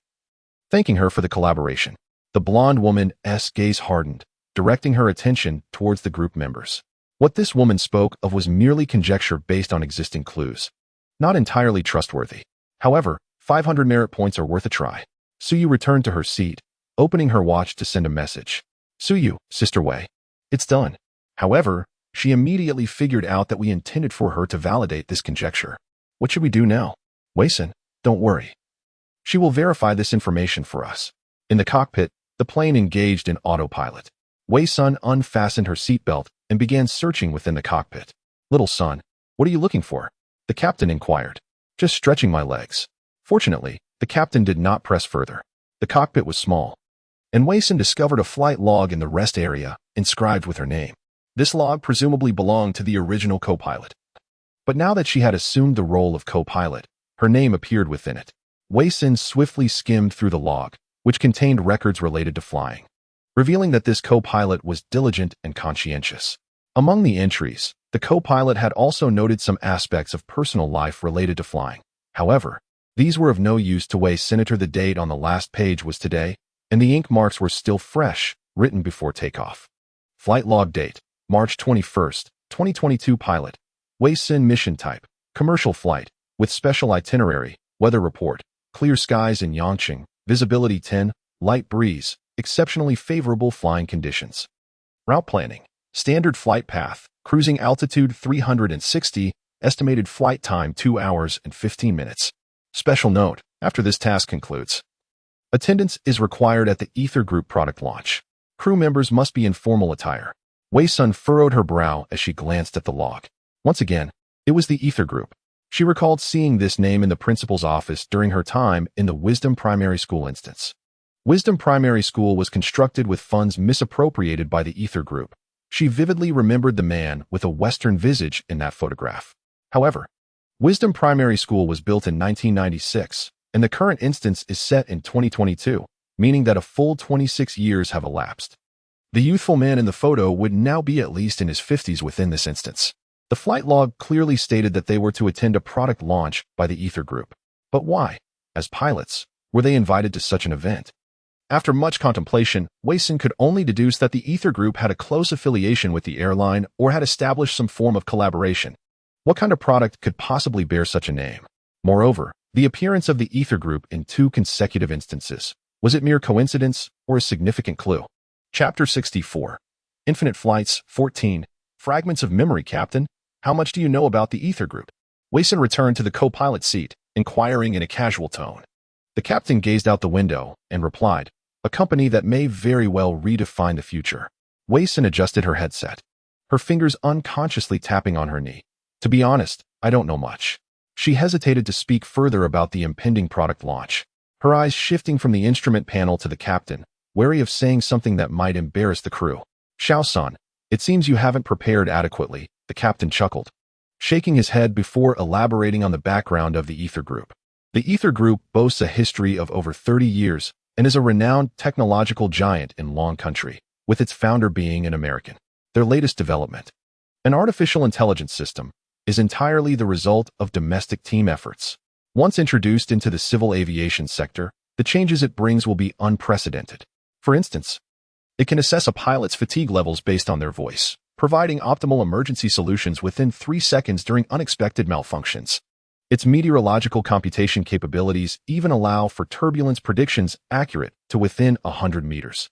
Wei-san focused intently on the fluctuating data streams on the heads-up display, finally grasping why they had been specially assigned to attend the product launch. Artificial intelligence. After hearing the captain's explanation, Wei Sin suddenly felt an inexplicable familiarity with the product. Yet this was said in 2022, while the real world had advanced to 2102. 80 years had passed, and technology must have undergone revolutionary changes. However, as Wei Sun recalled the years spent in the real world after leaving the dark fairy tale instance, she realized that there had been no information regarding such a product whatsoever. In the world of 2102, nothing at all. As for the Ether Group, after the conclusion of the Wisdom Elementary School scenario, Wei Sun conducted an online search, yet discovered not a single trace of information regarding the Ether Group, nor any details about an individual named Mark. She began to suspect that the timeline of this bizarre world was not merely a reflection of the past in the real world, but rather a parallel universe coexisting with it. How else could one explain the complete absence of information about such a renowned group that once existed? Even a thorough search of the internet yielded nothing. Wait, Wei Sin's pupils constricted. She suddenly realized a chilling thought. There were things from the world of 2012 that had never been mentioned by anyone prior to this scenario. How then did she come to know of such matters? When did this knowledge first take root in her mind? Wei Sin's complexion turned pale, her thoughts swirling into chaos. The last time she felt this way was when she had just awakened from a coma following the car accident. Xiao Sound, what is wrong? The captain inquired with concern. It's nothing. Wei Sun took a deep breath, striving to maintain her composure, and sent a message via her watch. Wei Sun, are you familiar with artificial intelligence? Responses soon flooded the group chat. Xia Su Su, huh? What is that? Huang Xinze, never heard of it. Suyu, no idea. How could this be? Wei Sin's pupils trembled. She distinctly recalled that artificial intelligence had already been applied across various fields worldwide, with large-scale pre-trained language models emerging as helpful assistants, indeed bringing considerable convenience. Furthermore, many had lost their jobs due to this advancement, coinciding with a significant surge in gold prices. She even possessed a gold bracelet, a gift from someone. No, wait, what were these memories? Wei Sun clutched her head as a torrent of disjointed memories surged through her mind, threatening to overwhelm her. What was happening? Had she been tainted by some strange force? Or had she violated some rule? No, she was certain she had not broken any rules. Her mind felt as though it might shatter under the weight of those fragmented memories swirling within her like shards of glass. 1 piece of gold each year. And once we have 3, we shall marry. Although gifting gold seemed somewhat kitsch, it was not only durable, but also offered excellent value. Perhaps this was the romance of a science and engineering man? Hush, there were secrets hidden here. The voice of that person echoed in her mind, a man's voice. So gentle, identical to the one she had heard before plunging into the dark fairy tale scenario. Who was this person? Were these memories truly hers? Xiao Sin. Xiao Sin. The captain was urgently tapping her hand, his tone frantic. Xiao Sound, what is happening to you? Wei Sin inhaled sharply, as if something taut in her mind had suddenly snapped, restoring a profound tranquility to the world around her. The once clamorous memories now fell away like fragments of paper, settling quietly, as if a great collapse had ushered in a serene stillness. She was certain of one thing. A man from her memories had gifted her a gold bracelet, inscribed with a poignant phrase in English, "You are my dearest greeting," and the most difficult farewell to utter. Xiao Sin? The captain, noticing Wei Sin's unusual demeanor, prepared to contact the ground. Wei Sun lifted her gaze to the captain, only to realize that her eyes were misty with tears. She wiped the corners of her eyes, puzzled by the shimmering on her fingertips. Why was this happening? What was the reason behind her state? Xiao Sin, you're not quite yourself. I'm fine. Wei Sin interrupted the captain, her tone remarkably calm, the previous panic now absent from her eyes.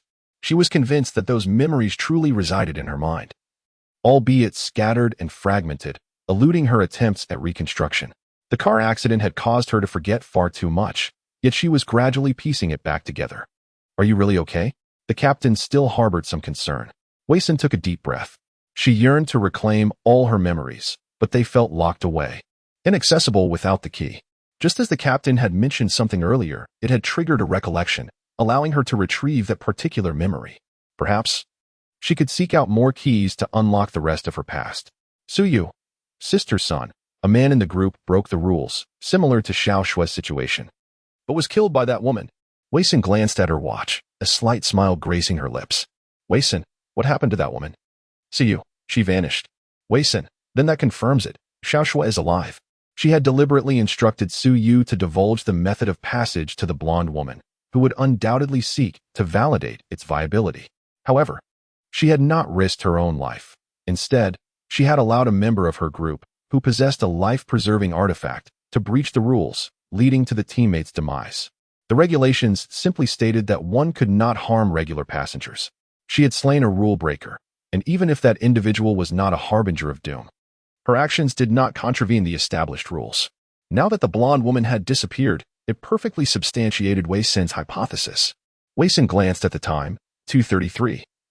Mere minutes before the plane would encounter trouble, she had already discerned her course of action. She sent a message to Su Yu, and a minute later, a voice crackled through her earpiece. "Captain, there's an emergency. A passenger has suffered a heart attack." Wei Sin looked toward the captain, who contemplated for a moment before springing into action. "Xiao Sun, I'll go check it out.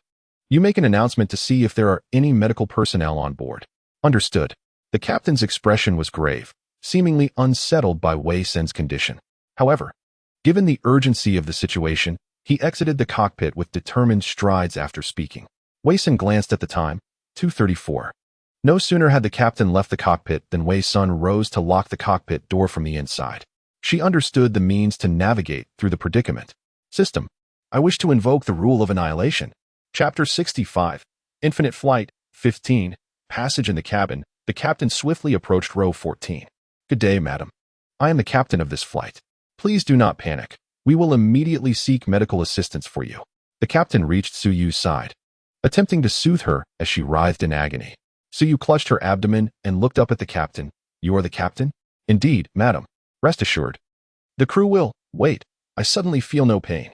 Su Yu blinked, her expression earnest as she gazed at the captain and several flight attendants who had gathered around.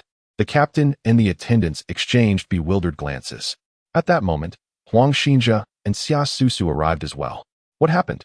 Huang Xinjia inquired, stepping forward and extending his hand to check Su Yu's forehead. "Are you out of your mind?" Su Yu swatted his hand away. "It's my stomach that hurts. Not my head. I'm just worried." Xia Susu shot Huang Xinjia a look of exasperation, her tone laced with sarcasm. "Are you perhaps hungry?" Before Huang Xinjia could respond, Su Yu stood up. "What do you mean by that?" Though a Taoist, she possessed a certain charm, and being dismissed by someone entirely artificial was unacceptable. The captain and flight attendants were taken aback by the scene. The person who had been wailing in pain moments ago was now energetically engaged in a verbal spat. Where was the evidence of illness in that? "Madam, it's good to see you're all right." The captain attempted to ease the tension between the two. Xia Susu, seeing through the facade, looked up at Su Yu. "You can't be pretending, can you?"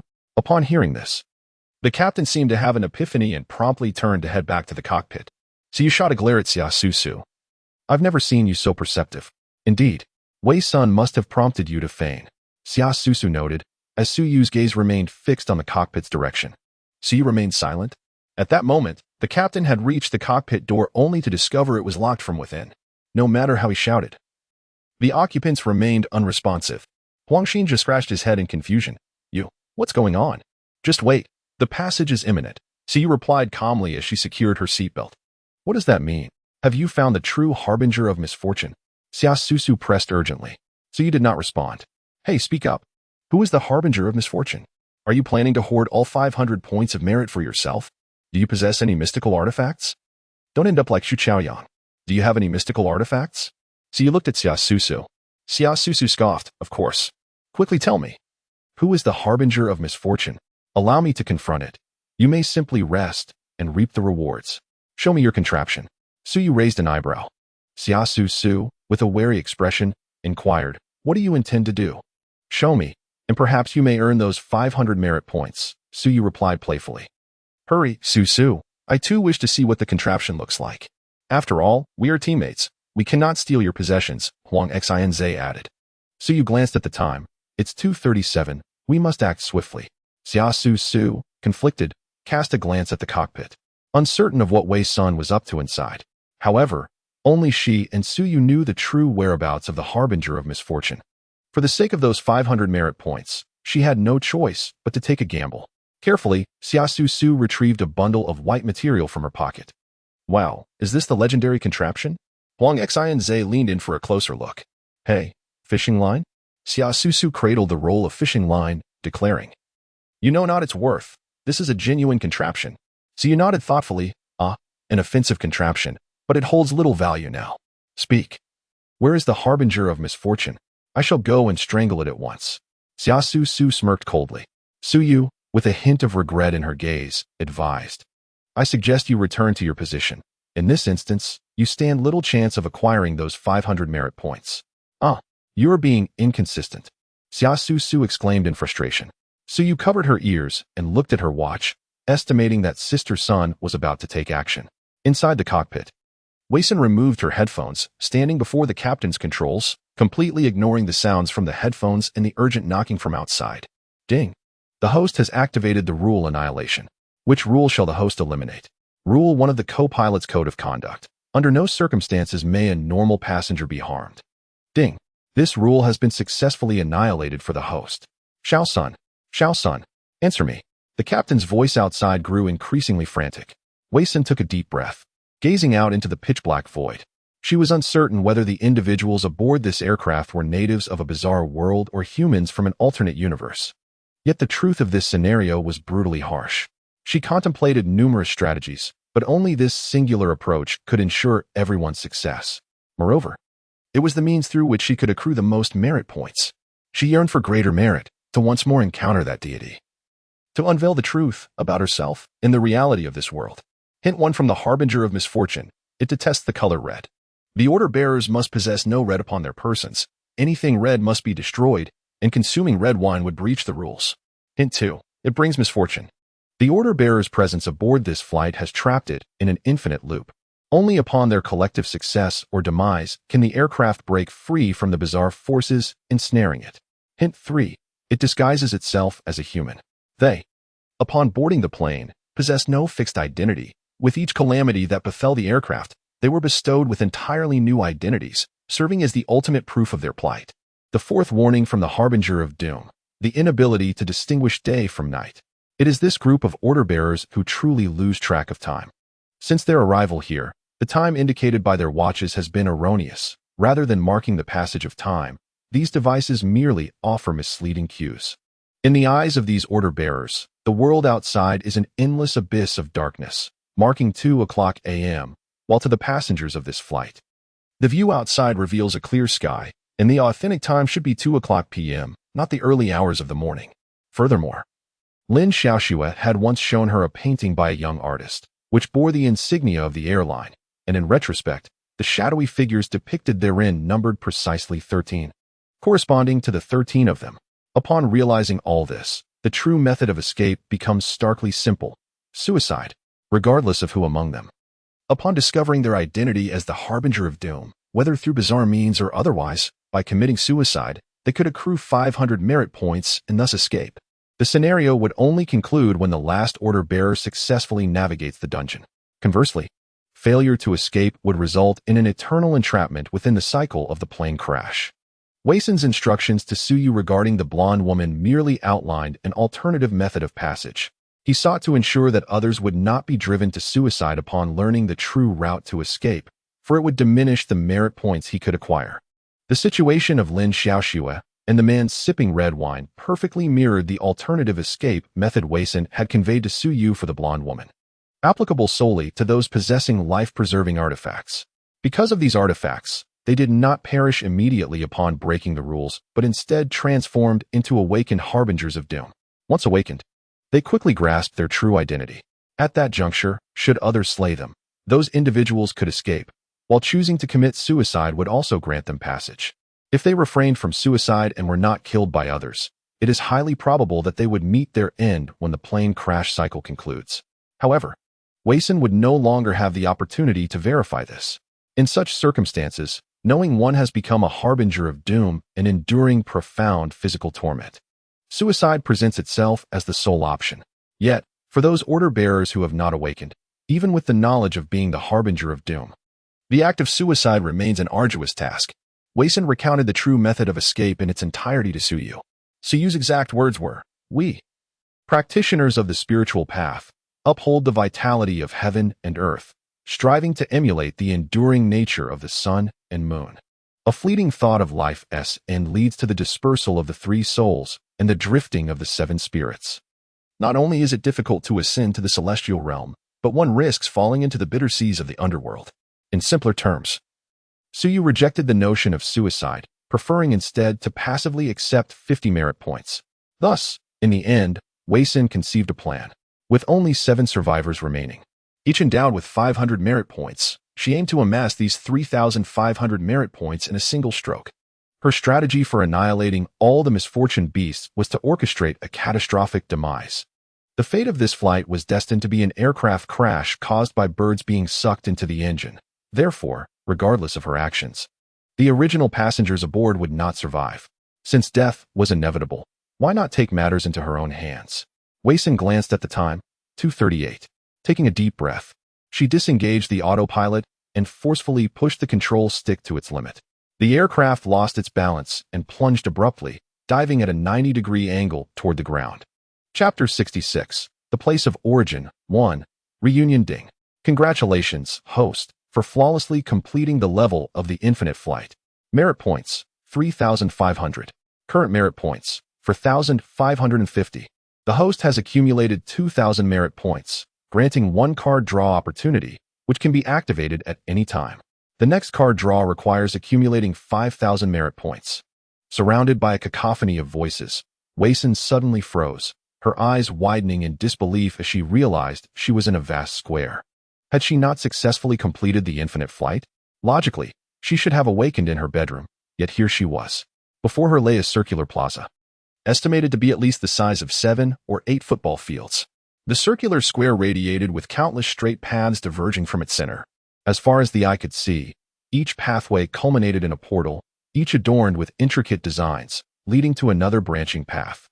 At the end of each branch stood yet another ornate portal and a new bifurcation, creating an endless labyrinth of roads and doors extending in all directions from the circular square.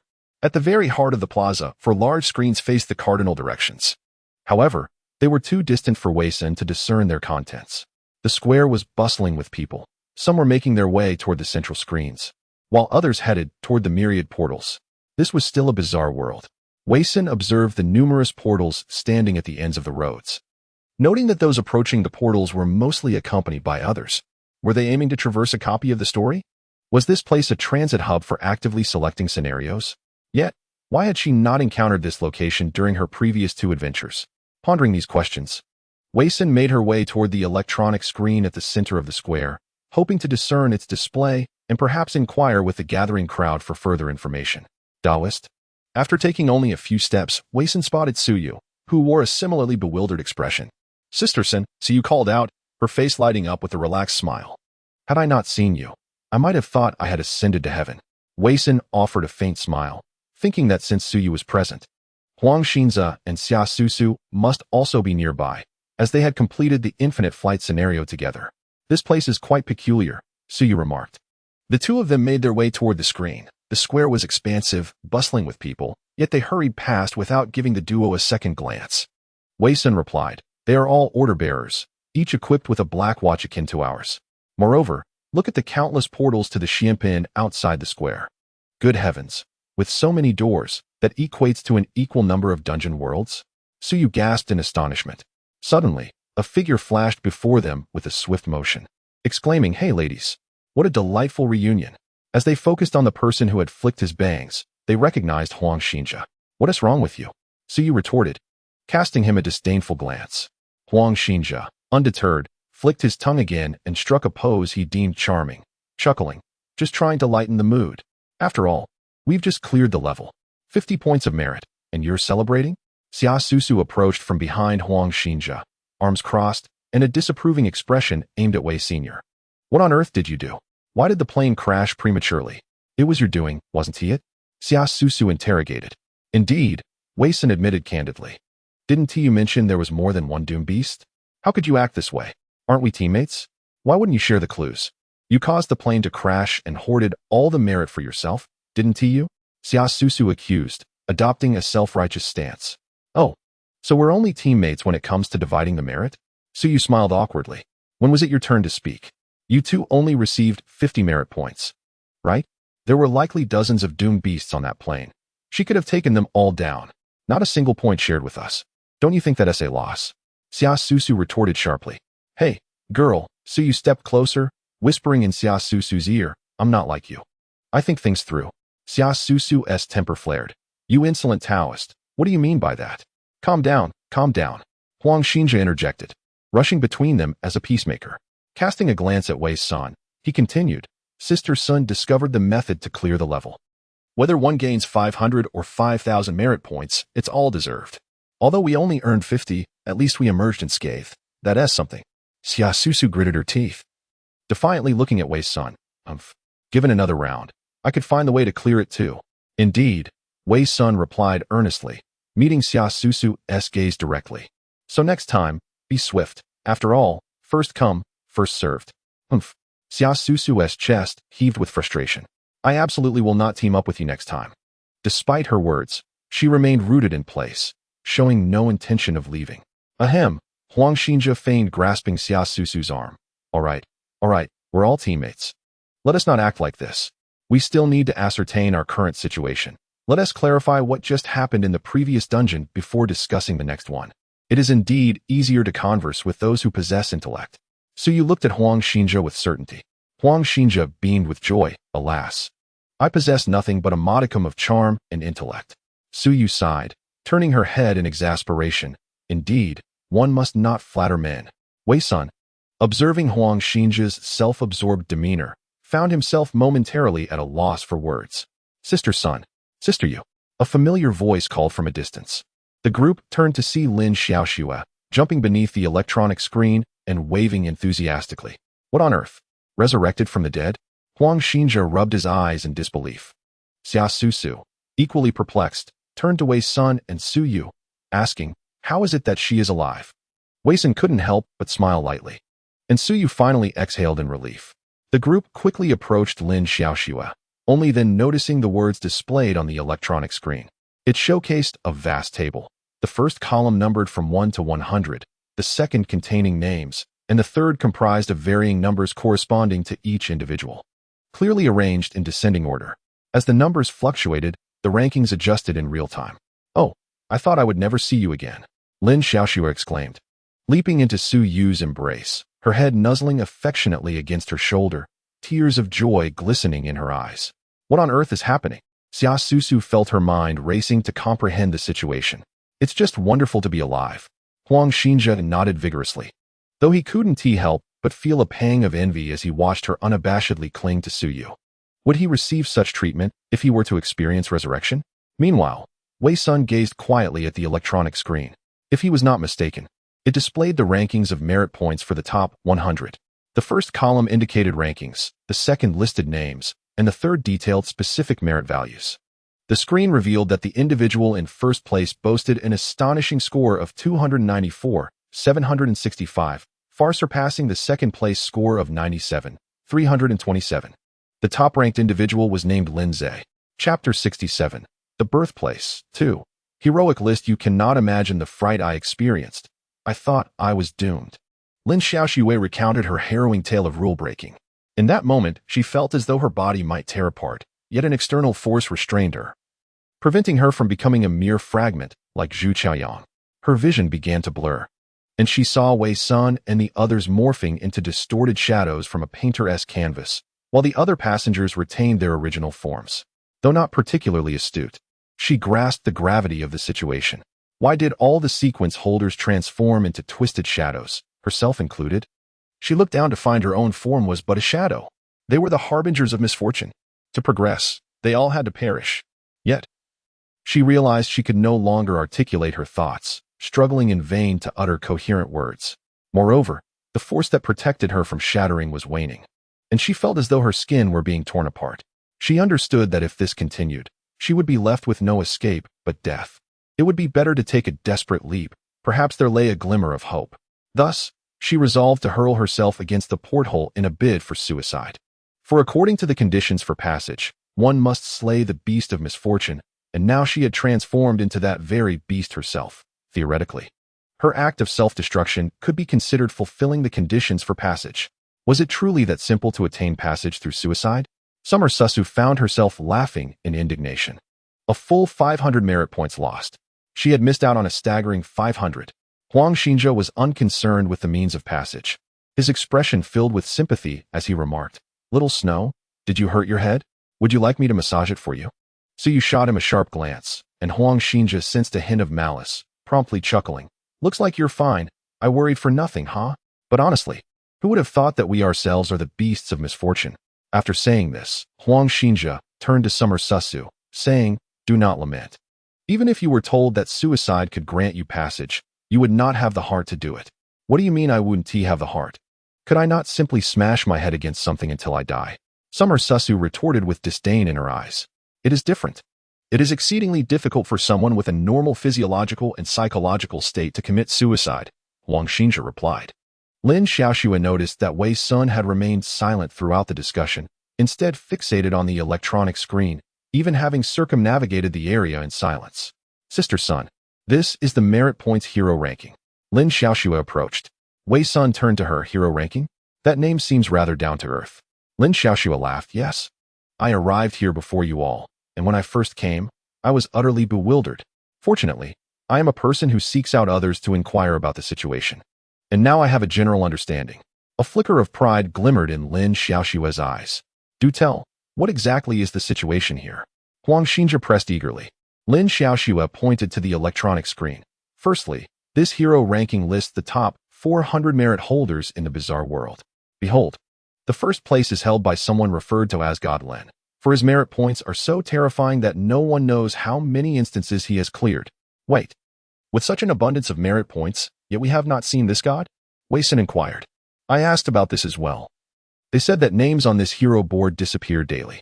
Those who vanish may have died, or perhaps have met the god and fulfilled their wishes, subsequently departing from the bizarre world altogether. Moreover, the merit points required to meet the god vary according to each individual's wishes, thus the specific values differ. This god Lin is known for being a lone wolf. No one knows his circumstances, whether he voluntarily remains in the bizarre world, or if his wishes are so outlandish that his high merit points have yet to lead him to the god."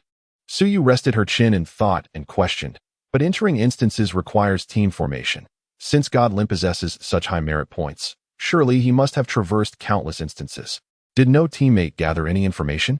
Lin Xiaoxue clapped her hands and exclaimed, "This is precisely what we newcomers are unaware of. It turns out that not every dungeon requires a team. They say that once one's merit points reach 10,000, one can choose the number of team members independently. Each team can consist of a maximum of 10 individuals and a minimum of 1. Thus, Lin Shen has always preferred to operate solo, often delving into advanced dungeons. The legends surrounding Lin Shen have been disseminated by those fortunate enough to encounter him within the dungeons." Wei Sun let out a cold laugh. She had presumed that after experiencing 3 dungeons, she possessed a considerable understanding of this peculiar world, yet it appeared that they remained as novice as ever. What then? Was this place? Was it a world crafted by the divine? Wei Sun glanced at Lin Xiaoxue. "This is the origin," Lin Xiaoxue stated solemnly. "It connects all the dungeons of this bizarre world, which are said to be countless. There is a fool who comes here daily, not to venture into the dungeons, but to tally the number of gates. He has counted over 10,000 thus far, although he has yet to complete his count. Furthermore, there are certain conditions for arriving at the origin," but Lin Xiaoxue hesitated, having been somewhat lost in the details when she had overheard others discussing it earlier. "What are those conditions?"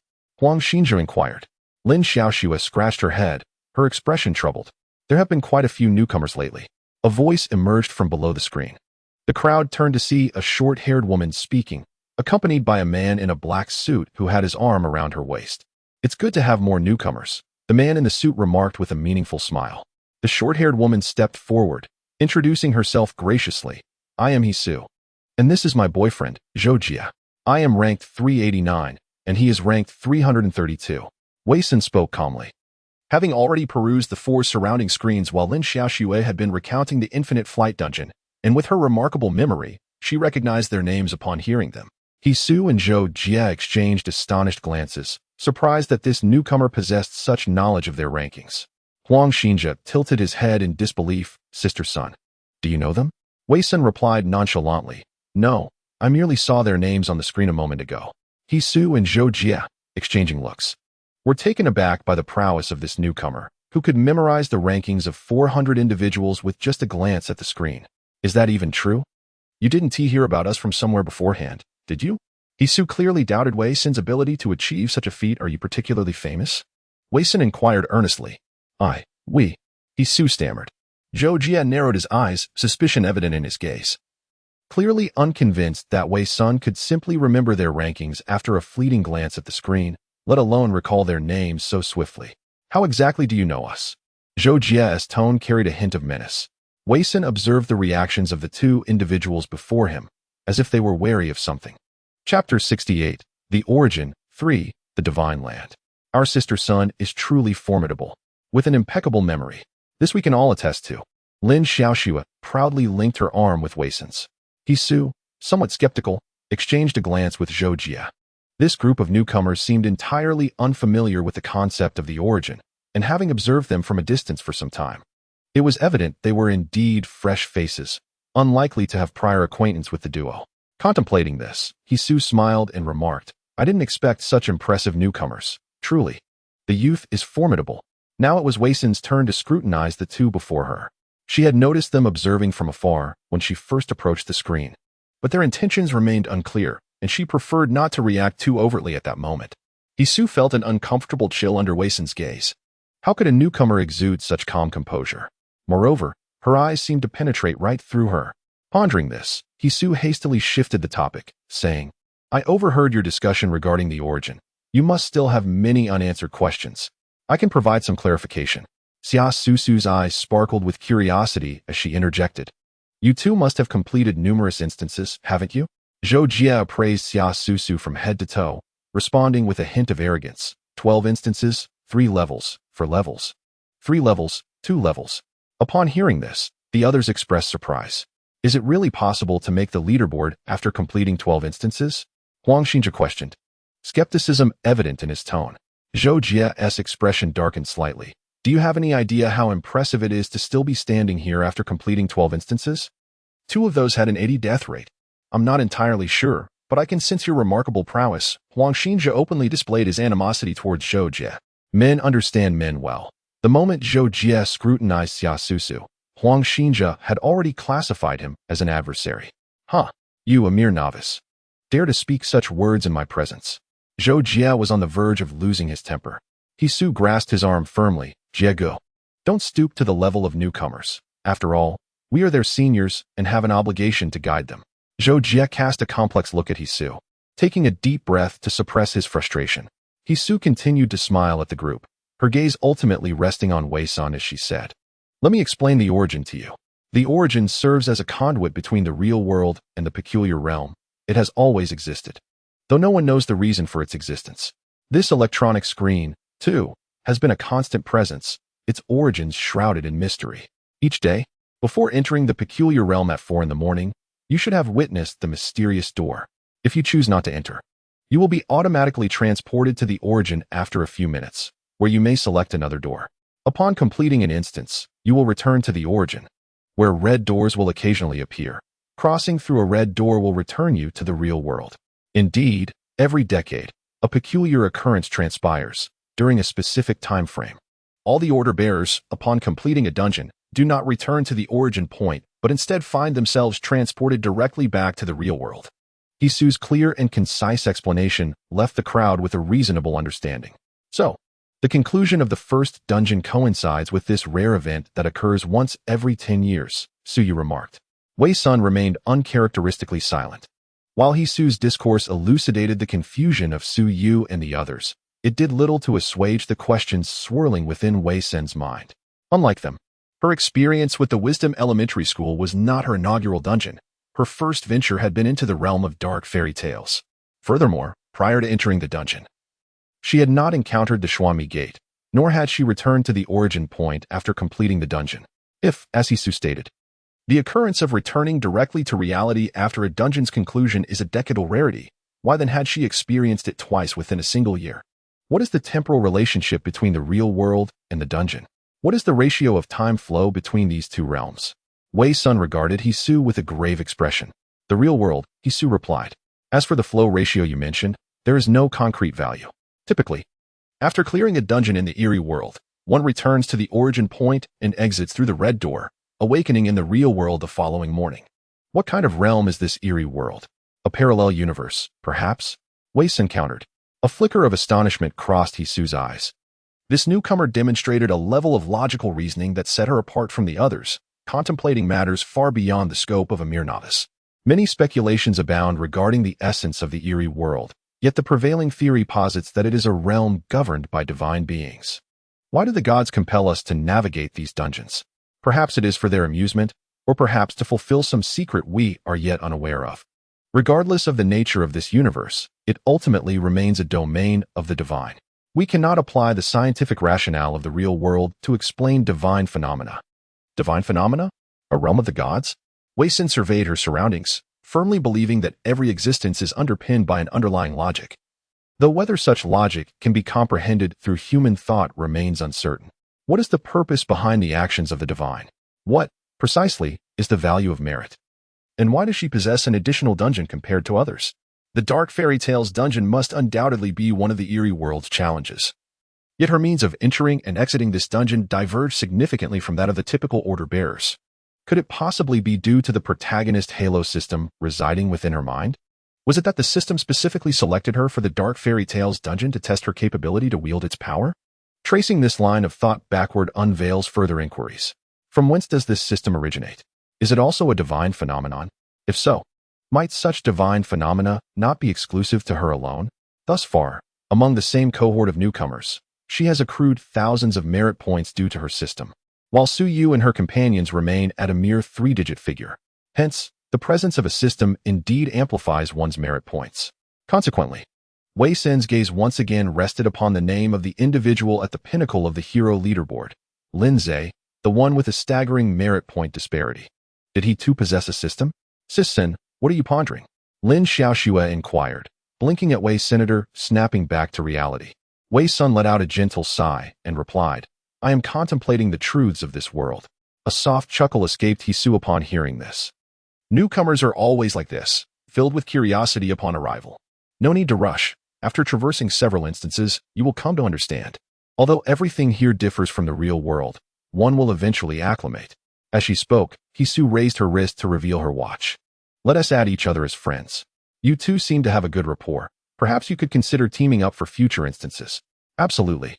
Xia Su was the first to agree. How do we add friends? Just a touch, Hisu replied, extending her hand to tap Xia Su's watch. The group gasped in astonishment, realizing that the watch possessed such functionality. Xia Su received a friend request on her watch. Done, she exclaimed.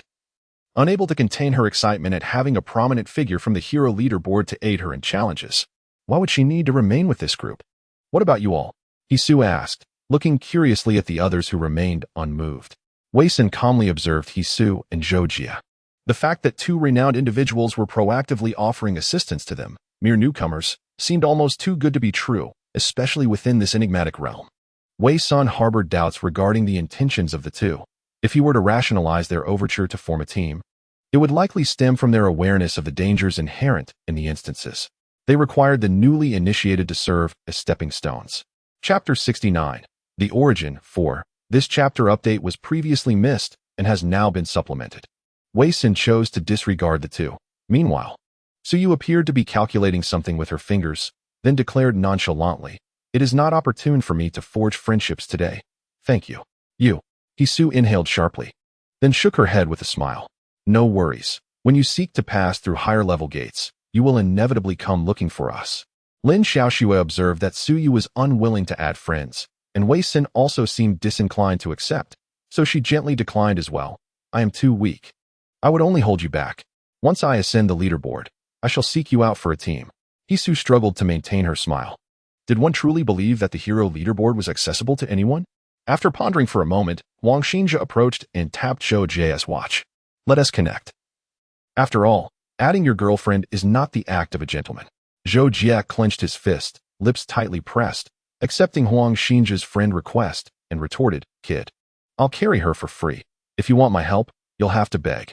Huh, brother, Huang Xinjia chuckled. Huang Xinjia stepped forward, towering over Zhou Jia, who stood at less than 1.7 meters, creating an inexplicable sense of oppression. Leaning closer to his ear, he whispered, Do you know what adding a friend is good for? You can see them when they're dead. You brat. Zhou Jia clenched his fist in response. Brother Jia, The red doors have appeared. Hisu called out just in time. The crowd turned their gaze, witnessing countless red doors suddenly materializing in the square. Those lingering there hastily chose the nearest red door to depart from the origin. As the bearers of order entered the red doors, they would vanish accordingly. Wei-san observed this scene, reminiscing about the snowy landscape in the Wisdom Elementary dungeon, where they too had exited through a red door. Thus, these doors not only appeared at the origin, if encountered in eerie dungeons, they also served as safe exits. Let us go, Hisu urged. Linking her arm with Zhou Jie shot a fierce glare at Huang Xinjia. You little rascal, I'll be waiting for you in the dungeon. Huang Xinjia merely grinned, remaining silent. Xia Susu surveyed the crowd, pushing a stray lock of hair behind her ear, and remarked, Farewell, everyone. I suppose we one T have the chance to meet again. Who would care to see you again? Lin Xiaoxue muttered. Xia Susu paid her no mind. Lost in the joy of having ingratiated herself with the right people, and turned to select the nearest red door. Huang Xinjia turned his attention back to Wei Sun and the others. We should leave as well, lest we miss the window to depart and be left waiting indefinitely. Once we return to the real world, shall we gather? I presume we will all receive invitations again and meet at Sister's place? Lin Xiaoxue questioned with curiosity. Wei Sun glanced at Huang Xinjia, who wore a puzzled expression. Wait, who exactly is this sister? And why didn't she send me an invitation last time? What if I miss it again this time? We should arrange a place to meet. All right, you choose the location, Wei Sun replied. Huang Xinjia also felt perplexed about why he hadn't been invited the last time. Let me think. Let us meet in the Central District. No matter where everyone is. That will surely be the closest. Huang Xinjia declared enthusiastically. Wei Sun and the others exchanged glances. Central District? Where is that? Suyu furrowed her brows. Having traversed many places, yet never having visited this one. Huang Xinjia looked at them in disbelief. You don't know the Central District? No. Which city is it in? Lin Xiaoxue asked, bewildered. No. Which district are you in? Huang Xinjia inquired. I'm in District 23. 2. 10. 3. The three exchanged bewildered glances once more. Which province and city are you in? Suyu asked. Huang Xinjia's eyes were filled with confusion. What province and city? It's not in the Eerie world. I'm right in District 23. Where are you all? I'll come find you. Are you in Longhua? Are you in Civilization City? Suyu and Huang Xinjia simultaneously posed their questions. Where's Civilization City? Where's Longhua? The two spoke in perfect harmony. Lin Xiaoxue blinked her eyes, looking at Wei Sun with evident skepticism. Sister Sun, something feels amiss. Indeed, it was quite peculiar. Wei Sun pondered. Could there be some underlying issue?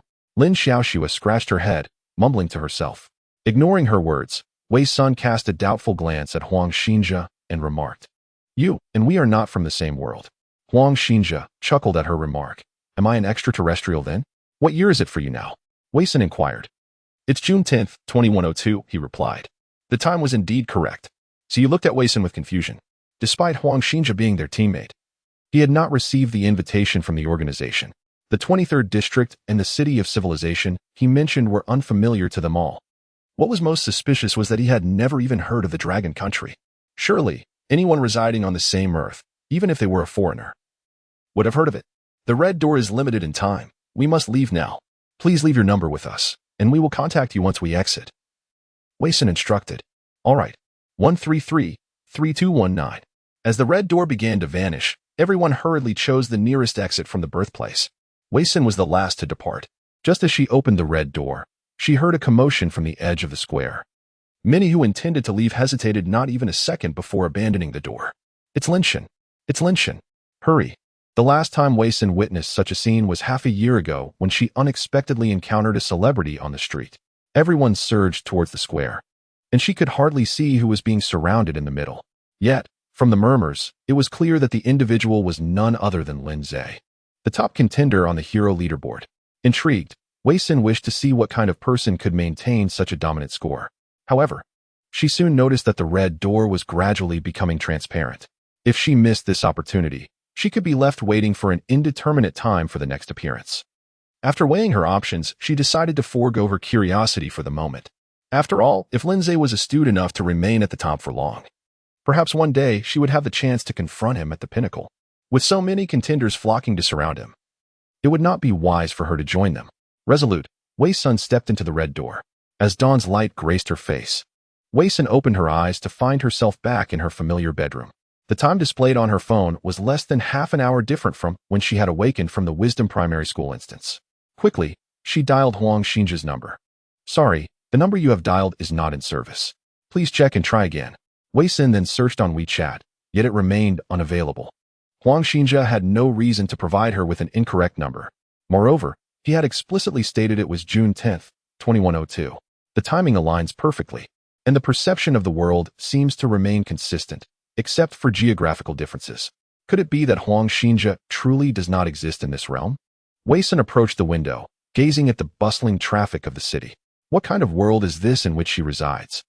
Chapter 70. The Real World. 1. A notification chimed from WeChat on her phone. "See you, Sister Sin, have you managed to contact Huang Xinjia?" Wei Xin promptly replied. "Wei Sun, the number is unreachable. Su Yu, I find this situation quite peculiar. Let us convene." Wei Sun, "All right, let us meet at my home." Su Yu.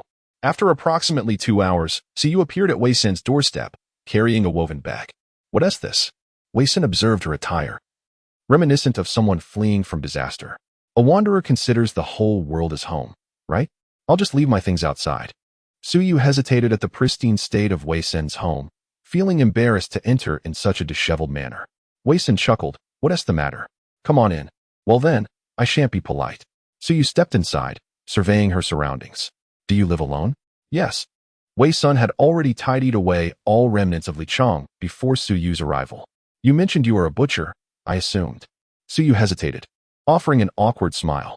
"That's just a side job I mentioned casually back at Wisdom Primary School," Wei Sun recalled. "I currently have no formal employment." "I knew it." "The burden of karma from a butcher is quite heavy," Su Yu stated earnestly, looking at Wei Senator, "but you seem free from it." "Is that so? You can tell?" Wei Sun smiled gently, guiding Su Yu to the sofa. "Please, have a seat." Instinctively, Wei Sun glanced around the living room. The system's hidden space still existed. With Li Chang's body concealed within, yet she refrained from summoning it. The space would remain undisclosed. If the karma of a butcher is heavy, would not that of a murderer be even more so? Yet Su Yu claims she bore none. Perhaps the lives she has taken weigh less than those of mere livestock? "It's not something you see. It's more of a feeling," Su Yu remarked. "Haven't you eaten yet?" Wei Sun headed toward the kitchen, choosing not to pursue the topic any further. "How did you know?" Su Yu inquired. Wei Sun remained silent, noting Su Yu's disheveled appearance, suggesting she likely hadn't had a proper meal. Before long, 2 bowls of noodles were served on the dining table. Su Yu, famished, took a bite but paused, eventually saying, "Sister Sun, I must admit, your culinary skills have room for improvement." Wei Sun was indifferent. For her, eating was merely a means of ensuring survival. Previously, it was Li Chong who cooked for her, and she had seldom ventured into the kitchen. Being able to cook the noodles adequately was already a feat weight. Su Yu's expression grew serious as she sniffed the air. "What's wrong?" Su Yu approached the dining table, taking a deep sniff, her eyes reflecting a hint of astonishment. Why was there such a strong scent of blood lingering in the air? Wei Sun had not anticipated Su Yu's sensitivity. "Sister Sun, I never would have guessed that you enjoy blood pudding." Su Yu chuckled, returning to her noodles. Wei Sun remained composed, continuing her meal. "Huang Xinjia shouldn't have given a false number," Su Yu remarked between bites. "Do you believe in the theory of parallel universes?" Su Yu inquired with a smile. "The myriad paths of evolution, each forming its own realm. The vast void is but an illusion, ultimately converging into a singular essence." Wei Sun set down her chopsticks. "If indeed there exist countless worlds, all fundamentally alike, perhaps they could intertwine and traverse between one another. Just like those inexplicable memories swirling in her mind. Were they remnants from her life before amnesia, or echoes from another realm? Yet, all this remained conjecture. They possessed no evidence to substantiate that Huang Xinjia hailed from an alternate universe. Alternatively, should it be proven that the bizarre world belonged to a parallel dimension, it would illuminate Huang Xinjia's circumstances. However, they were at an impasse. Initially, Wei Sun believed that uncovering the truth necessitated accumulating enough merit to once again encounter the divine. Yet now, it seemed she might be able to initiate her inquiry through Huang Xinjia. If she could procure evidence affirming that Huang Xinjia truly existed in another world, it would also validate the existence of parallel universes. Should such universes be real, it might elucidate the dissonance between her memories and the reality she inhabited. By following this thread and continuing her investigation, Perhaps she could indeed wield her own strength to unearth the truth she sought. For the moment, however, contact with Huang Xinze was elusive, leaving all uncertainties to be addressed upon their next encounter. Ding dong, the doorbell rang, and Wei Sun exchanged glances with Su Yu. Who could it be? Your friend? It shouldn't be, Wei Sun replied as she rose to approach the door. I'll check. Hello. I have 2 packages that require signatures from Ms. Wei and Ms. Su. Upon opening the door, she was greeted by the same delivery person as before. The courier attempted to peer inside as he spoke, glancing around and only spotting another woman by the dining table, with no other individuals or peculiar objects in sight. Could it be that the strange scene from last time had indeed been a mere figment of her imagination? Without hesitation, Wei Sun accepted the packages. The presence of deliveries at this juncture could only be attributed to a mysterious organization. Su Yu, puzzled, interjected, Wait a moment. How did you know I was here? The courier pointed to the delivery slip. The address is written here. Let us sign for it, Wei Sun suggested. Oh, so you quickly complied, signing for the packages. After closing the door, the 2 women unwrapped their parcels, revealing once again the same invitation letter as before, albeit with a different address. But how could this organization possibly know I was here? Su Yu was utterly perplexed. I had only been here for 2 hours. Oh no. I forgot to ask that person when they received the order. Wei Sun glanced at the delivery slip, noting that the dispatch date was yesterday, and the sending address was concealed. How could they possibly know Su Yu's location today based on a package sent yesterday? Where were you when you last received the invitation? Wei Sun inquired. Su Yu recalled at that time. I had just set up my stall and hadn't made a single sale. Is your stall fixed in one location? Of course not. I set up wherever there are no city inspectors, and I run away whenever they show up, Su Yu chuckled. Wei Sun remembered Su Yu's appearance earlier that morning, and it seemed likely she had indeed been chased away by the inspectors. So, they anticipated your location last time and sent the package in advance, Wei Sun stated gravely. Su Yu, slowly coming to a realization, said, I didn't pay attention to the dispatch time last time. I thought someone had sent it to me on the spot. Now that I think about it, Su Yu carefully re-examined the tracking number. It was a standard delivery service, and the dispatch time was indeed yesterday. The previous invitation had also been delivered by this company, which guaranteed next-day delivery. Thus, it was impossible for someone to have sent it on the same day. If someone had sent it that day, there would have been no need to disguise it as a package. What could be the reason behind this? Su Yu pondered, baffled by how they knew she would be here. Wei Sun, too, fell into contemplation, gripping the invitation more tightly to uncover the truth. They would have to question that woman. Chapter 71. The Real World, 2. Had they traversed dimensions? Before long, both Wei Sun and Su Yu's phones chimed simultaneously. It was a video call from Xiao Xue. You answer it. I'll hang up here, Wei Sun suggested. Su Yu accepted the video call, intentionally directing the camera towards Wei Senator Oh my. Lin Xiao Xue leaned closer to the camera, astonished. Sister Sun, you actually met up first. Su Yu turned the camera back to herself and replied, We've been waiting for you. Lin Xiao Xue raised the invitation in her hand, saying, I just received the invitation and am on my way to you now. Su Yu looked at Lin Xiao Xue's background with confusion. Are you in a car? On the high-speed train, Lin Xiao Xue replied, panning her phone around to reveal she was seated in a business class section, next to her driver and bodyguard, Kevin.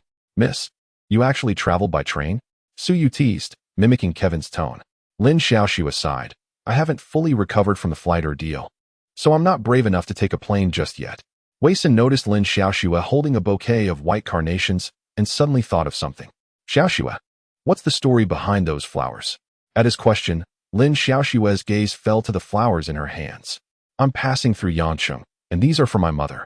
Wei Sun would certainly not forget that in the infinite flight instance, Xiao Xue's initial identity was that of her younger sister. At that time, she received a diary that contained the words, Mother loves white carnations the most. Upon returning home, I must present her with her favorite gift. These were the characters within the instance. Xiao Xue. One must recognize the reality of the situation. Wei Sun's tone was grave. Upon hearing this, Lin Xiao Xue abruptly lifted her gaze towards the screen, exclaiming, No, Sun Jie? Mother truly exists. Both Wei Sun and Su Yu were taken aback by these words. It would be more accurate to say that she had existed. Lin Xiao Xue bit her lip, her voice trembling slightly as she continued. The first thing I did upon waking was search online for information regarding the flight to Yancheng on March 28, 2022. Although 80 years have passed, That incident was a major news story at the time and left behind a considerable amount of reports. In Lin Xiaoshui's eyes, disbelief lingered as she elaborated. 80 years ago, on March 28, 2022, at 14:38, a plane bound for Yanqing crashed vertically shortly after takeoff. Although the black box was recovered, the specific cause of the accident was never disclosed, remaining a mystery to this day. A chill ran down Wei Sen's spine. 14:38 was precisely when she had pushed the control stick, resulting in the aircraft's vertical descent. Why did the information Xiao Shui found online align so perfectly with her actions in the instance world? Could it be that we are the cause of this plane's fate? Suyu ventured a bold hypothesis. Lin Xiaoshui shook her head, saying, I truly cannot comprehend. Could that world be the past? We. She lowered her voice, tentatively suggesting, have crossed over? Wei Sun rubbed her forehead, finding the notion increasingly absurd, yet it seemed to hold a semblance of truth. Otherwise, how could one explain the eerie correlation between her actions in that strange world and events that had transpired in the real world? No, that is incorrect. There is one discrepancy. This world lacks the ether group.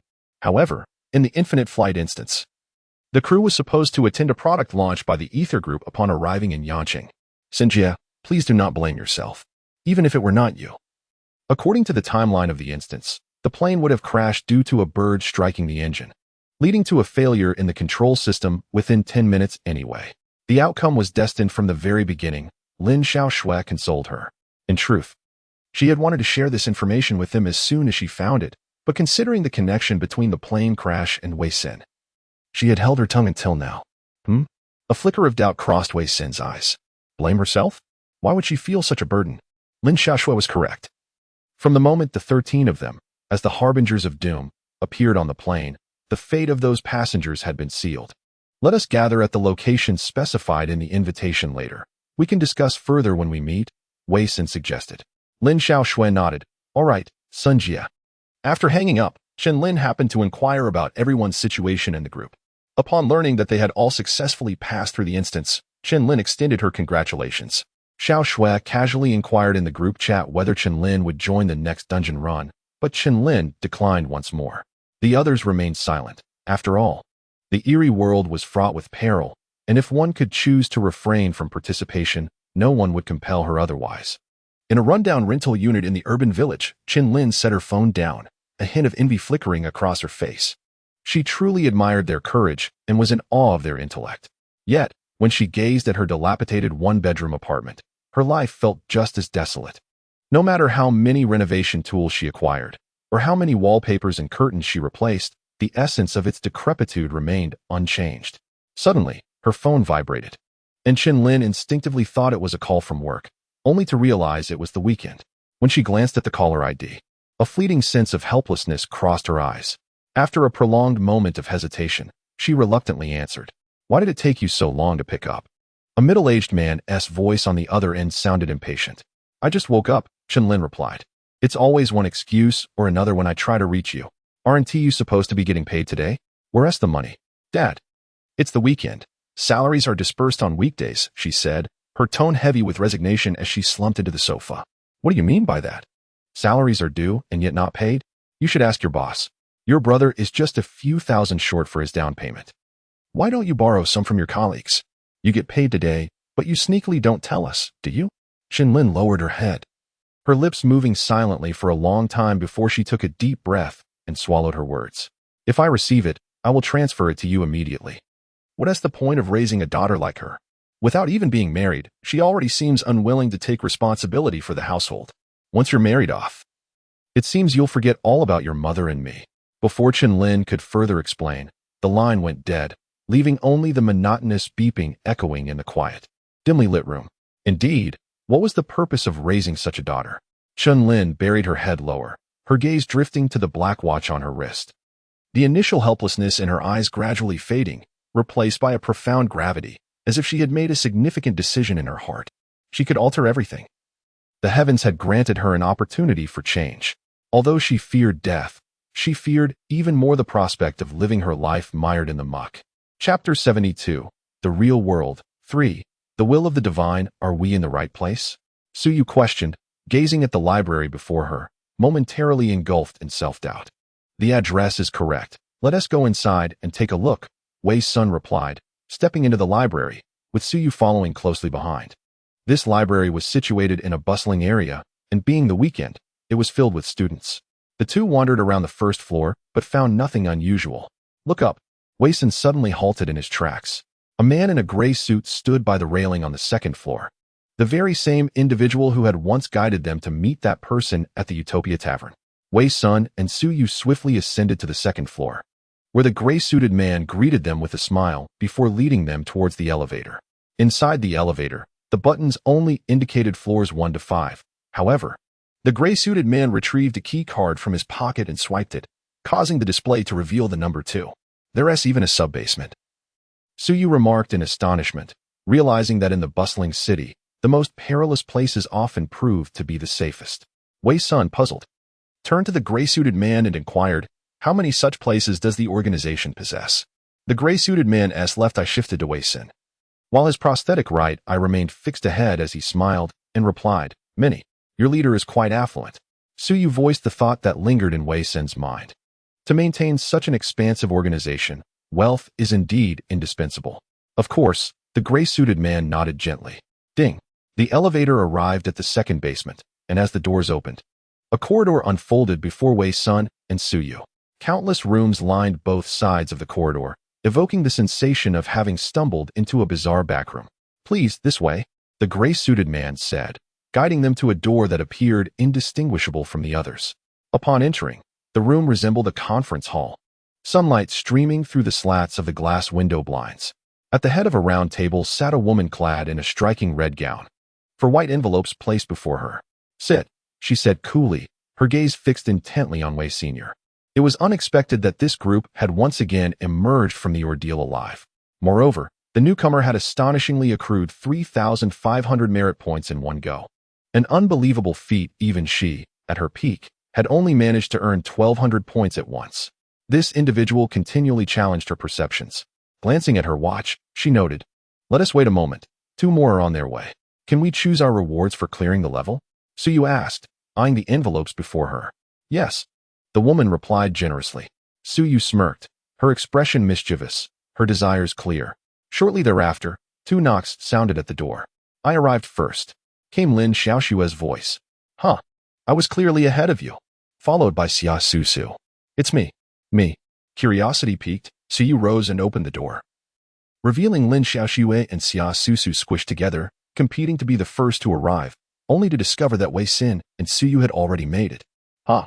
Xia Susu shot a glance at Lin Xiaoxue. "Turns out someone is even more eager than you." Lin Xiaoxue, undeterred, stepped aside. Come, you first. I shan't compete with the elderly and infirm." "Who are you calling old?" Xia Susu's face darkened. No, you're not old. You're just weak," Lin Xiaoxue retorted, giving Xia Susu a thumbs up. Furious, Xia Susu clenched her fists. "I think you're the one with problems." Inside the room, a look of exasperation crossed her face. The last time, due to Wei Sin's arrival with the heart, their team was unable to assemble. Now, after much effort to gather nearly everyone, an unexpected scene unfolded. "Have they always been like this?" she inquired of Wei Senator. "Indeed," Wei Sun replied, already accustomed to the bickering between the two. "Come in quickly. It's time to receive your rewards." Suyu cast a meaningful glance at Lin Xiaoxue. Lin Xiaoxue stuck her tongue out at Xia Susu, huffed in annoyance, and then linked arms with Suyu, declaring, "Let us go, sister. I won't stoop to the level of this weakling." Xia Susu's face turned green with anger, pondering why she should let a little girl irritate her. Taking a few deep breaths to suppress her irritation, she followed them into the room. "Now that everyone is here, let us get to the main topic," she addressed the group. "Are you certain everyone has arrived?" Wei Sun retorted, noting that their team had always consisted of more than just these individuals, and Huang Xinjia had also passed the level alongside them this time. "Yes, we are complete," she replied, casting a knowing look at Wei Sr. Wei Sun sensed that she must know something regarding the civilization city mentioned by Huang Xinjia, but was not given the chance to inquire further as she continued. "All right, time is limited. First, congratulations to everyone for successfully passing the Infinite Flight Dungeon. The organization has prepared rewards for your accomplishments." All eyes fell upon the envelope before her. Recognizing it as their reward, Wei Sun temporarily shelved her questions, planning to find an appropriate moment to probe the person in front of her. The current rewards include offensive and defensive artifacts, money, and merit points. You may choose as you wish, she explained. Merit points as well? Siyu asked, as they had thought that acquiring merit points was only possible through clearing dungeons. With a slight smile, she affirmed, indeed. Well then, Siyu nodded earnestly, I choose money. Stunned, Lin Xiaoxua pondered why she would even ask about merit points if she wanted money. After a moment of thought, she declared, I want a defensive artifact. I want an offensive one. Xia Susu chimed in. She turned to Wei Sun. What about you? Merit points. Wei Sun replied without hesitation. With sufficient merit points, she could activate the system's card draw, allowing her to obtain artifacts as well. The more merit points she accumulated, the greater her chances of encountering divine beings. Thus, for her, the choice of merit points was a twofold advantage. She distributed 4 envelopes to them. Wei Sun opened her envelope to reveal, reward, 500 merit points. This amount was not insignificant. Ding. Congratulations, host, you have received 500 merit points. Your current merit points total 5,100, allowing for 1 card draw. The host now had 2 opportunities for card draws available. Wei Sun secretly glanced at the merit points displayed on her watch. Indeed, it was 5,100 points. The organization had credited her merit points in real time. How could this possibly be explained? Wei Sun looked on in utter confusion, noticing the bewilderment in her eyes. The smile deepened as she asked, would you like to know how the organization can acquire these things and bestow them upon you? Indeed, an explanation is required. Siyu interjected, her curiosity piqued despite having received a substantial sum of 2,000 yuan. She was eager to understand the connection between this enigmatic organization and the peculiar realm they found themselves in. With a soft chuckle and a moment of contemplation, she explained, our elder is a messenger of the divine. At this revelation, a profound silence enveloped the room. The term elder felt refreshingly novel in this era. Is all of this done under the divine's command? Wei Sun inquired. One could interpret it that way, she replied. Can he commune with the divine at any moment? Lin Xiaoxua pressed further. With a proud smile, she affirmed, indeed. Wei Sun posed another question. Is the bestowal of rewards for our progress also a divine directive? Certainly, she confirmed. Chapter 73, The Real World 4. The path to joining the organization. The room fell into a contemplative silence, each individual absorbed in their thoughts. After a lengthy pause, Wei Sun spoke with gravity. What exactly is your organization? Relaxed and leaning back in her chair with arms crossed, she replied, as I mentioned previously. You currently lack the qualifications to know. Wei Sun insisted, conditions. For a moment, she held his gaze in silence. Her eyes radiated an inexplicable pressure, suggesting that if she desired knowledge, no secret could remain concealed. At least through 20 instances, the organization will evaluate your performances to determine your eligibility for formal membership. Once you become a formal member, you will meet the elder and, naturally, uncover more secrets of the organization. 20. Are you out of your mind? Xia Susu exclaimed. Each instance poses a risk to life. I refuse to jeopardize myself in pursuit of your organization. By the way, I neglected to mention that after joining the organization, your merit points from instances will receive an enhancement. What does that imply? Xia Susu inquired. For instance, I am aware that during this infinite flight instance, each participant earns a minimum of 50 merit points. However, if you join the organization, each session's merit point enhancement will be between 100 and 200. This means that for this instance, the minimum could rise to 55 merit points, with the potential to exceed 150 or even more. As she spoke the final sentence, she cast a knowing glance at Wei Senator once again. The room fell silent. Wei Sun involuntarily clenched her fist. A 200-point enhancement. If her merit points of 3,500 were to receive this boost, it would amount to 10,500, if her memory served her right. The last position on the hero's leaderboard, with 400 merit points, was only at 11,298. I wish to join the organization. Lin Xiaoxua declared, her gaze resolute. The prospect of enhanced merit points stirred the hearts of all present. For their willingness to brave significant danger in the instances was driven by the desire to accumulate more merit points and draw closer to the divine. Furthermore, as mentioned, joining the organization would grant them access to the elder, who could commune with the divine at will. Meeting the elder would be akin to standing just a step away from the divine itself. Xia Susu murmured, it sounds appealing. But I cannot possibly tackle 20 dungeons every night without rest. If that were the case, earning money through live streaming during the day And then confronting those ghastly entities in the eerie realm at night would surely drive me to a mental breakdown within half a month. Is there no swifter way to join the organization? Suyu inquired. Indeed. With a cheerful tone, they stated that by clearing a level dungeon, the organization would grant exceptional admission. It felt akin to university entrance exams. Suyu rolled her eyes. Level dungeons. Everyone present knew how perilous that was. An 80 mortality rate makes it nearly impossible for all to survive. However, no one immediately countered, for the allure of a 200 bonus was exceedingly tempting. You mentioned 10. 200. How is that figure determined? Wei-sun asked. It depends on the dungeon's difficulty. The more challenging the dungeon, the greater the bonus at the conclusion of the clearing. Not to mention the contribution of individual performance. The eerie world is truly not a game. Wei-sun uttered this with a tone that suggested he was not jesting. Clearing levels, bonuses, points, it undeniably resembled a game. Moreover, they existed in the eerie world solely in their consciousness, devoid of physical bodies. Their consciousness could manifest as they appeared before sleep or as the indigenous inhabitants of the eerie realm, which was rather peculiar. The entire eerie world resembled a virtual game environment, with the sole distinction being that should they perish in the eerie world, they would also meet their demise in reality. Yet, one aspect perplexed Wei-sun. If the eerie world were a mere virtual game, how could the phenomenon of infinite flights be explained? Why did her actions mirror those in reality so closely? Indeed, it appears quite similar, he nodded slightly. But it is not, Suyu asserted, defying the notion. Wei-sun gazed at her in astonishment and asked, what makes you so certain it is not? Furrowing her brow, Suyu replied, I can sense that the eerie world is genuinely saturated with malevolent energy. Such a phenomenon could not exist in a mere virtual game. She chuckled softly. A Taoist? Quite intriguing. Taking a deep breath, her expression turned serious. This is a true world. You will come to understand this in due time. You seem to know us well. Wei-sun remarked.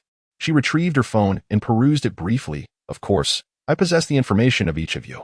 Wei-sun narrowed his eyes, realizing that this organization was far more formidable than he had anticipated. Why were only we invited? Huang Xinjia questioned. What about him? Wei-sun inquired on cue.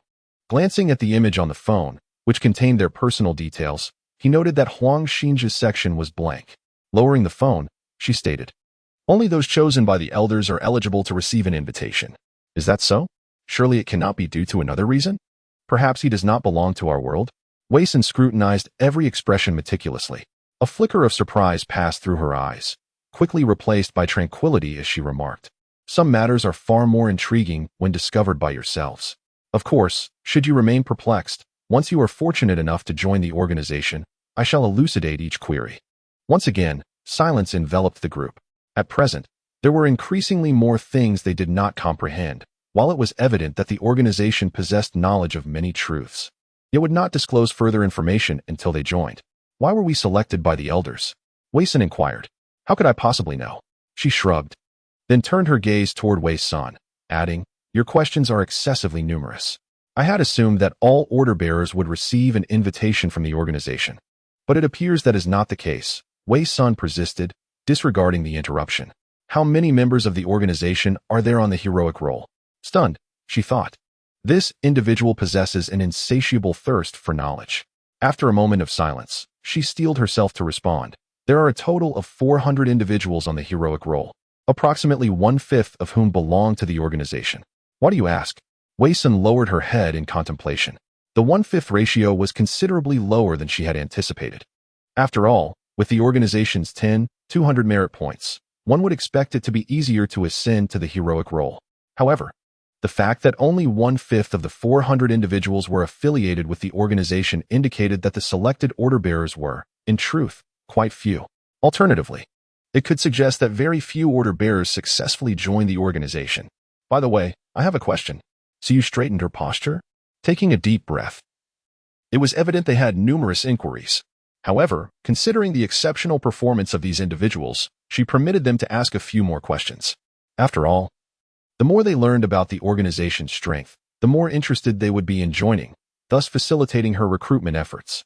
Go ahead and ask, she feigned impatience. How can one discern whether another is a member of the organization? Surely there must be some secret signals, like the king covers the earth, the pagoda suppresses the river demon? Suyu inquired earnestly. A slight twitch at the corner of her mouth revealed her bemusement. How banal. There are none. What if we encounter an organization member in a dungeon and mistakenly harm an innocent? Suyu pressed on.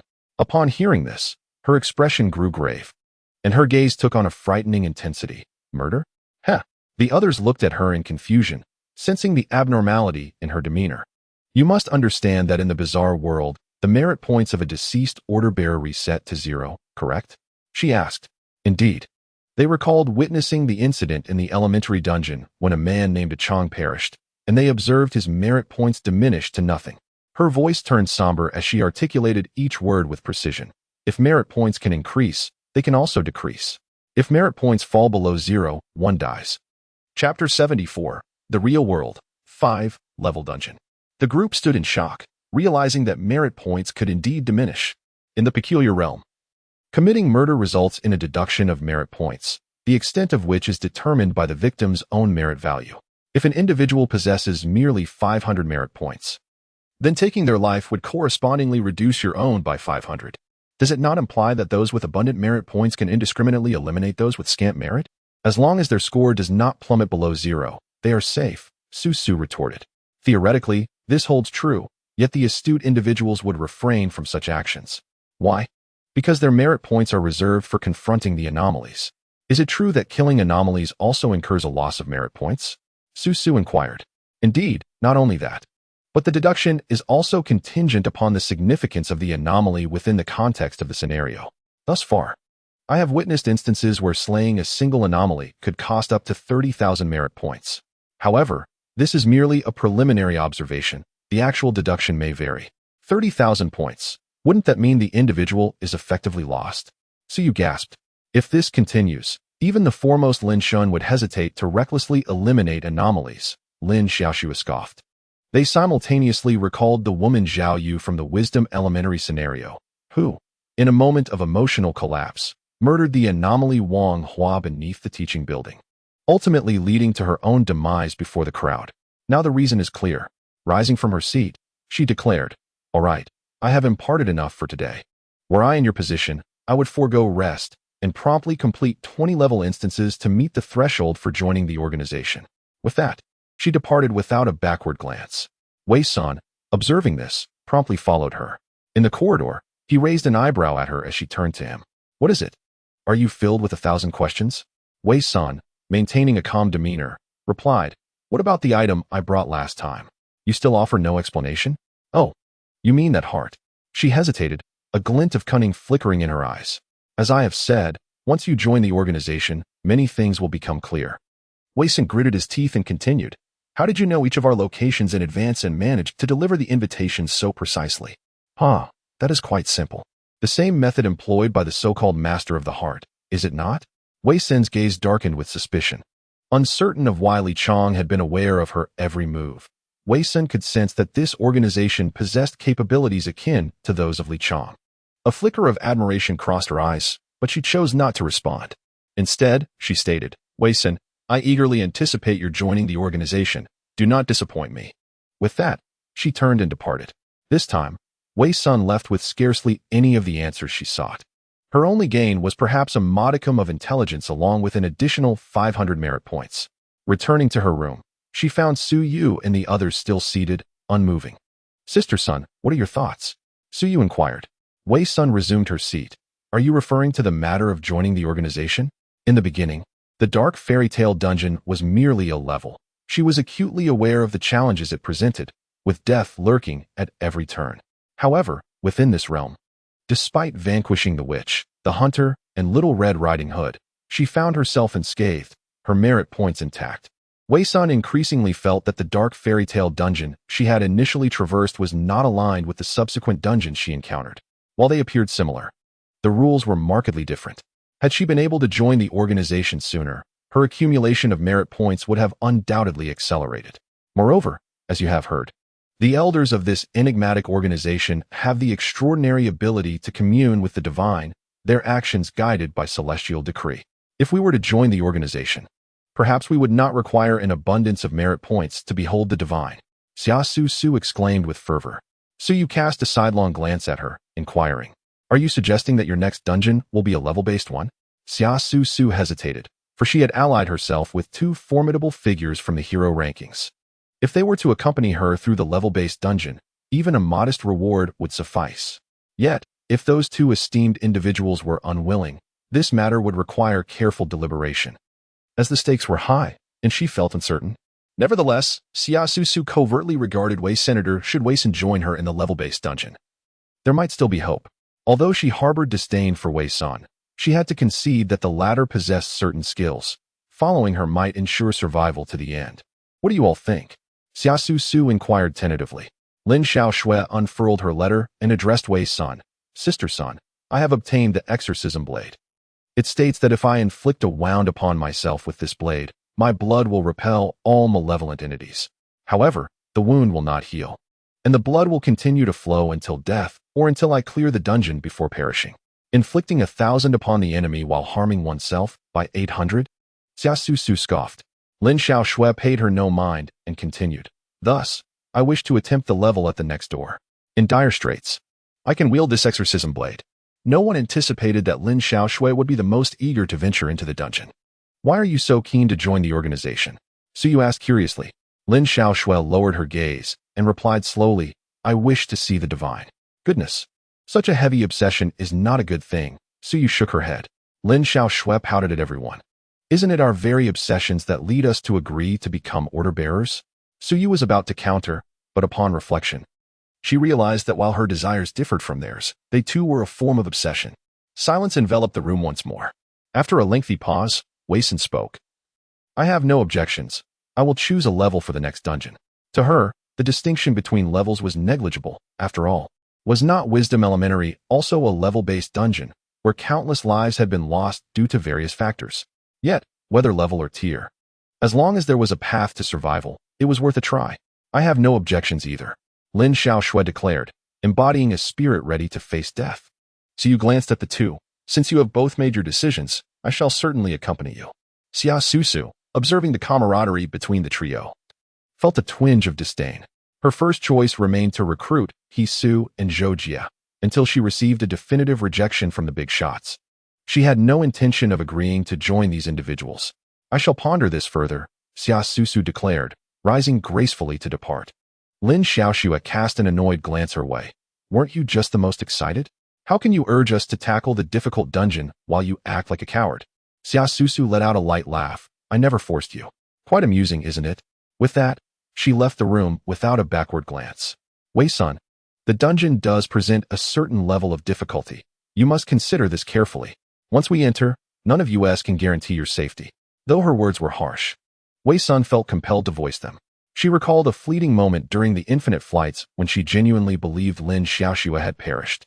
That brief pang of heartache lingered vividly in her memory. She did not wish to endure such discomfort a second time.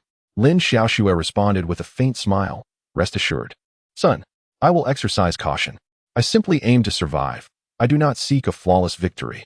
Achieving even the most basic completion criteria will suffice. After all, I only need to meet the threshold for joining the organization.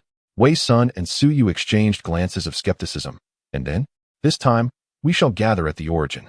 I plan to scout some individuals from the hero rankings. The more, the merrier, so they can assist us in clearing the dungeon. Lin Xiaoshui revealed a cunning smile. Suyu's eyes widened. It can be done that way? Lin Xiaoshui shrugged. The elder sister never forbade it. But how willing will those big shots be?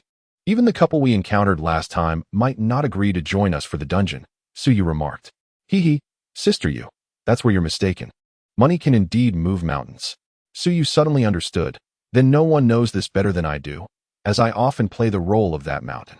Wei Sun smiled faintly, realizing why the typically timid Xiaoshui dared to proclaim her intent to tackle the dungeon. It was because she had thought of this shortcut. Then it is settled. Tomorrow at 4 in the morning, we shall meet at the origin. Lin Xiaoshui declared confidently. What about Huang Xinjia and Chunlin? Suyu suddenly inquired.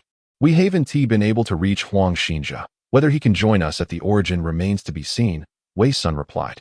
As for Chunlin, she is not particularly suited for the dungeon, but I will update her on today's news later and see what she wishes to do. Suyu nodded seriously. Intrigued, all right. A dungeon, is it? Allow me to make my entrance. Chapter 75. The Origin, 1. The big shots seek assistance. Wei Sun relayed the information regarding the dungeon and the organization to Chunlin. Surprisingly, upon learning of it, Lin expressed her desire to join them in the dungeon. Despite their attempts to dissuade her, Lin remained resolute, as if she had been stirred by some unseen force, completely unyielding to their concerns. At last, the crowd ceased their persuasion, for each individual is entitled to make their own choices. As night fell, everyone retired to their slumber. Wei Sun once again found herself enveloped in the vast darkness, facing the ethereal white door of the instance. The door bore the information of the dungeon that was meant to be entered. Dungeon name: Poor Beast Village. Dungeon difficulty: level. Dungeon size: 15 players. Instead of pushing the door open, Wei Sun chose to remain still, silently counting in her mind for nearly 2 minutes. Suddenly, a blinding light flashed before her eyes, and upon reopening them, she found herself in the square of the origin place. Before falling asleep, the group had agreed to reconvene beneath the electronic screen, so Wei Sun made her way directly towards it. Upon her arrival, Su Yu, Chen Lin, Lin Xiaoxue, and Huang Xinjia had already gathered, accompanied by an unfamiliar man and woman.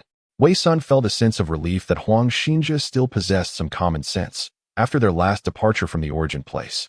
He had left his contact information. However, he likely anticipated that they would not reach out to him due to circumstances, which is why he opted not to select the level dungeon and instead chose to come to the origin place. Sister Sun, Lin Xiaoxue waved excitedly. Are we all set? Wei Sun inquired. The expressions of the group were serious, each displaying a countenance that reflected a readiness to face death. They were all aware of the dungeon's difficulty and had prepared themselves mentally. Wei Sun felt a newfound curiosity towards her teammates. What aspirations compelled them to risk their lives? You are truly courageous. Although I do not comprehend your reasons for choosing the level dungeon, I am willing to accompany beautiful women to the death. Worth it. Huang Xinjia attempted to lighten the mood. Wei Sun and Su Yu exchanged glances, remaining cautious about the organizational matters regarding Huang Xinjia, as his identity still held significant mysteries. By the way, hurry, let us add each other as friends. Su Yu turned to Wei Sun, recalling an important matter. Huang Xinjia's eyes lit up at her words. Looking at Su Yu with delight. So you agree to let me add you all as friends? Su Yu rolled her eyes. What else would it be? Your broken phone number is unreachable. What can we do if we don't add you? I must warn you, once you add us as friends, if you dare to disturb any of us, I will not hesitate to deal with you. Do you take me for someone else? I will only provide warm condolences and blessings at the appropriate times. I would never disturb anyone. Huang Xinjia chuckled, beaming with joy. While Huang Xinjia was busy adding friends, Lin Xiaoxue stepped forward. Sister Sun, allow me to introduce these two. They are the expert passers I hired at great expense. They will guide us through this level dungeon. Lin Xiaoxue approached the unfamiliar man and woman. The woman was clad in riding attire, her hair tied back in a simple ponytail, her expression notably serious. This sister's name is Guolan, ranked 250th. Lin Xiaoxue announced. Guolan's previously stern face darkened upon hearing Lin Xiaoxue's introduction. Not that kind of meaning. She is ranked 250th on the hero list. Quite impressive. Lin Xiaoxue quickly clarified. Wei Sun glanced at Guolan, recalling that there was indeed a name, Guolan, on the leaderboard. However, the last time she checked, Guolan was ranked 293rd. She was astonished to see that today she had ascended to the 250th position. Lin Xiaoxue approached another diminutive man and introduced him, saying, This is Lu Shuang, a formidable player who exclusively challenges high-level instances. Lu Shuang chuckled, a glimmer of cunning in his eyes as he turned to Wei Sun and inquired, Hello there. How many levels of instances have you completed? Wei Sun, eschewing pleasantries, directly posed her question. Lu Shuang hesitated for a moment, then grinned. Oh, not many, just 9. How many other instances have you cleared? Wei Sun pressed on. Lin Xiaoxue sensed the tension in the air. Lu Shuang was a prominent figure she had paid handsomely to secure, yet it appeared that Wei Sun harbored doubts about him. Lu Shuang, feeling the weight of Wei Sun's scrutiny, frowned and asked, What do you mean? Are you doubting my abilities? Wei Sun remained as calm as a still pond and replied, I recall someone mentioning they had cleared 12 instances, yet only 2 were of a high level, and they were already ranked over 300. You, having completed 9 high-level instances, do not appear on the leaderboard. How do you explain that? Lu Shuang stood frozen, staring incredulously at the woman before him. Did not the financier claim that they were merely newcomers who had cleared only 2 high-level instances? How could this woman know so much and exude such an overwhelming presence? He was merely trying to earn a living. In truth, he had only completed 2 instances thus far, one of which was a high-level instance. Today, while wandering through the marketplace, he had heard someone shouting for assistance at a high price and had come to investigate. It is often said that money drives people to desperate measures, and indeed, this financier was quite generous, offering a staggering 100,000 for assistance in a high-level instance. As a rideshare driver, he could not earn that much in a year. Considering the prospect of earning that sum, what was the harm in stepping into a high-level instance? After all, he possessed enough wits and the cunning artifacts acquired from his previous instance. He sought nothing more than to survive until the end. As for protecting the financier, that was out of the question. If luck favored the financier and they survived until the end, he would earn a fortune upon exiting the instance. Conversely, if the financier met an untimely demise, he could still emerge victorious from the high-level instance, gaining a substantial amount of merit points. It was a win-win situation. Yet, the woman before him was about to unravel his deceit. No, he could not afford to lose this lucrative opportunity. Lu Shuang's mind raced as he waved his hand and chuckled lightly. "Oh, I thought you were referring to something serious. You see, I have only ever tackled high-level instances since my very first one, so I have only cleared high-level challenges. Of course, achieving a perfect completion isn't always possible. So my score has yet qualified me for the hero leaderboard. There are often multiple ways to conquer a dungeon. Yet achieving a perfect clearance is the most effective means of accumulating merit points. The other methods yield significantly lesser points, varying greatly based on their difficulty." Although Wei Sun was aware of this, he couldn't help but notice the flicker of evasion in the man's gaze before him. Clearly, he was lying. Yet Wei Sun had no intention of exposing him. Xiao Shui was not in want of money. It mattered little how much she gave to this man. With a death rate soaring to 80 in high-level dungeons, a few extra pawns could enhance their safety. Contemplating this, Wei Sun nodded and said, "Very well. I shall rely on the two of you for this dungeon." Guolan regarded Wei Sun with a knowing look, seemingly piercing through her thoughts, and replied nonchalantly, "It is my duty." Lu Shuang took a deep breath, exuding confidence. "Rest assured, as long as you all follow my lead, nothing major will occur." Just as the group prepared to head towards the edge of the square, a familiar voice called out from nearby. Xia Su Su was striding towards them, accompanied by Hisu and Shou Jie. "Su Su!" Huang Xinze exclaimed with delight, scampering forward. "I thought you weren't coming today."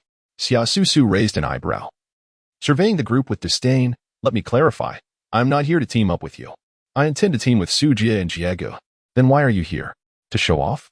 Lin Xiaoshui retorted, stepping forward defiantly. "This lady, Lan Jie, is ranked 250. Guolan's expression darkened further. Unable to restrain herself, "Little sister, could you please complete your sentences?" Lin Xiaoshui smiled apologetically and reiterated, "This lady is ranked 250 on the hero list, Lan Jie. And this gentleman, though enlisted, has conquered 9 high-level dungeons, Lu Shuang." "What?" Hisu and Zhou Jie exchanged puzzled glances, their expressions quickly shifting as they shared an unspoken understanding to mask their embarrassment. They had encountered such deceivers before, who genuinely believed that clearing high-level dungeons was as simple as cutting cabbage. If someone had truly conquered 8 or 9 high-level dungeons, surely they would be on the leaderboard. "Oh, esteemed gentlemen," Hisu smiled at Guolan and Lu Shuang. It was evident that Guolan recognized Lu Shuang's exaggeration, but chose not to reveal the truth. With another successful evasion, Lu Shuang felt emboldened. "So, are you both also planning to tackle high-level dungeons?" "Indeed," Hisu replied, glancing at Wei Sr. "Su Su has informed me of the situation. Since you intend to conquer high-level dungeons, it would be prudent for us to join forces. More people means better protection." Wei Sin scrutinized Xia Su Su for a moment. Surely, this woman would not be foolish enough to divulge organizational matters to outsiders? She had been sternly cautioned about the severe consequences of leaking such information. Xia Su Su stepped forward, stating, "Su Jie and Jiegu are eager to assist and are willing to team up with you, so you may rejoice in secret." Lin Xiaoshui, hands on her hips, was about to argue with Xia Su Su when Su Yu pulled her arm, interjecting, "Let it be. Strength lies in numbers. Yo-Yo, we can manage without them." Lin Xiaoxue murmured softly, "Be good, don't fuss. Listen to your sister, strength lies in numbers." So you comforted Lin Xiaoxue, then turned to Wei Sun, "Right, Sister Sun?" Wei Sun exchanged a knowing glance with Su Yu, both aware of the underlying dynamics. These ancient foxes were clearly playing their own games. Even before entering the dungeon, the atmosphere was already intriguing. Chapter 76, The Traveler in the Snowstorm. 1. In the tranquil forest, Wei Sun stated, "I have no objections.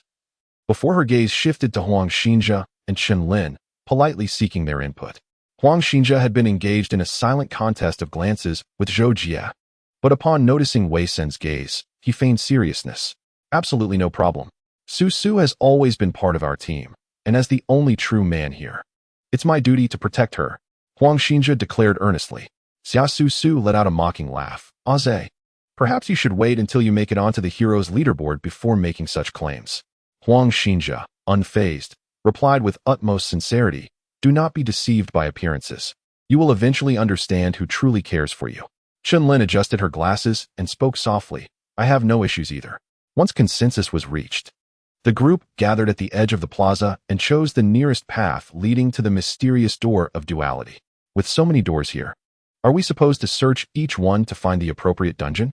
Lin Xiaoxue inquired of Guolan. No need.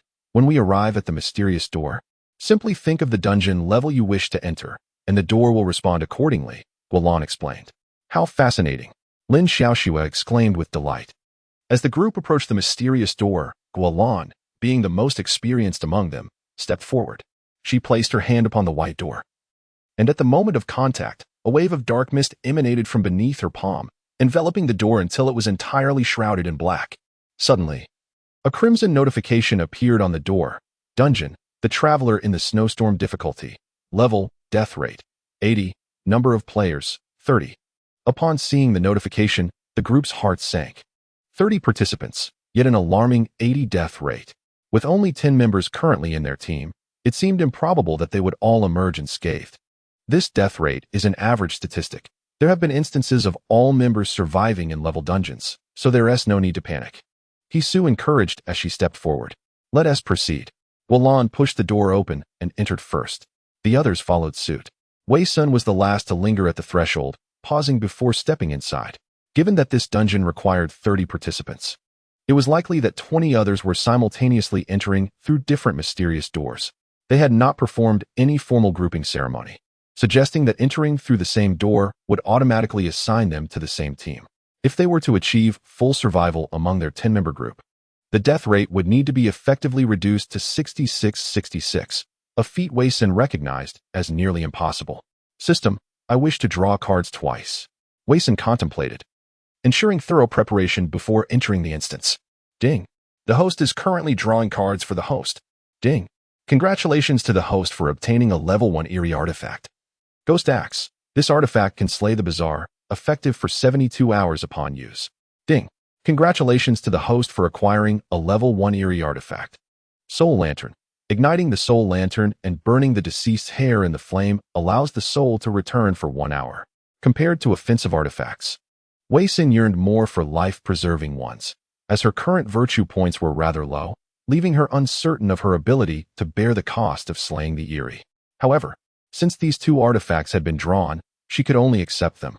At least possessing 2 artifacts placed her in a far better position than an ordinary order bearer. With that thought, Wei Sun stepped into the mysterious gate. Upon traversing the mysterious gate, the group found themselves in a snow-covered forest, eerily tranquil. Flurries of snow danced in the air, the biting cold enveloped them, and the vast expanse of white obscured any discernible path. Achoo! It's freezing. Where are we? They exchanged glances, bundled in thick clothing, each lugging either a suitcase or a heavy backpack, resembling a group of tourists lost in the woods. Why are there only a few of us? Wasn't there supposed to be 30 people in this instance? Xia Susu inquired, puzzled. It's normal. The spawn points in the instance are not necessarily the same for everyone, Hisu replied, glancing at her watch.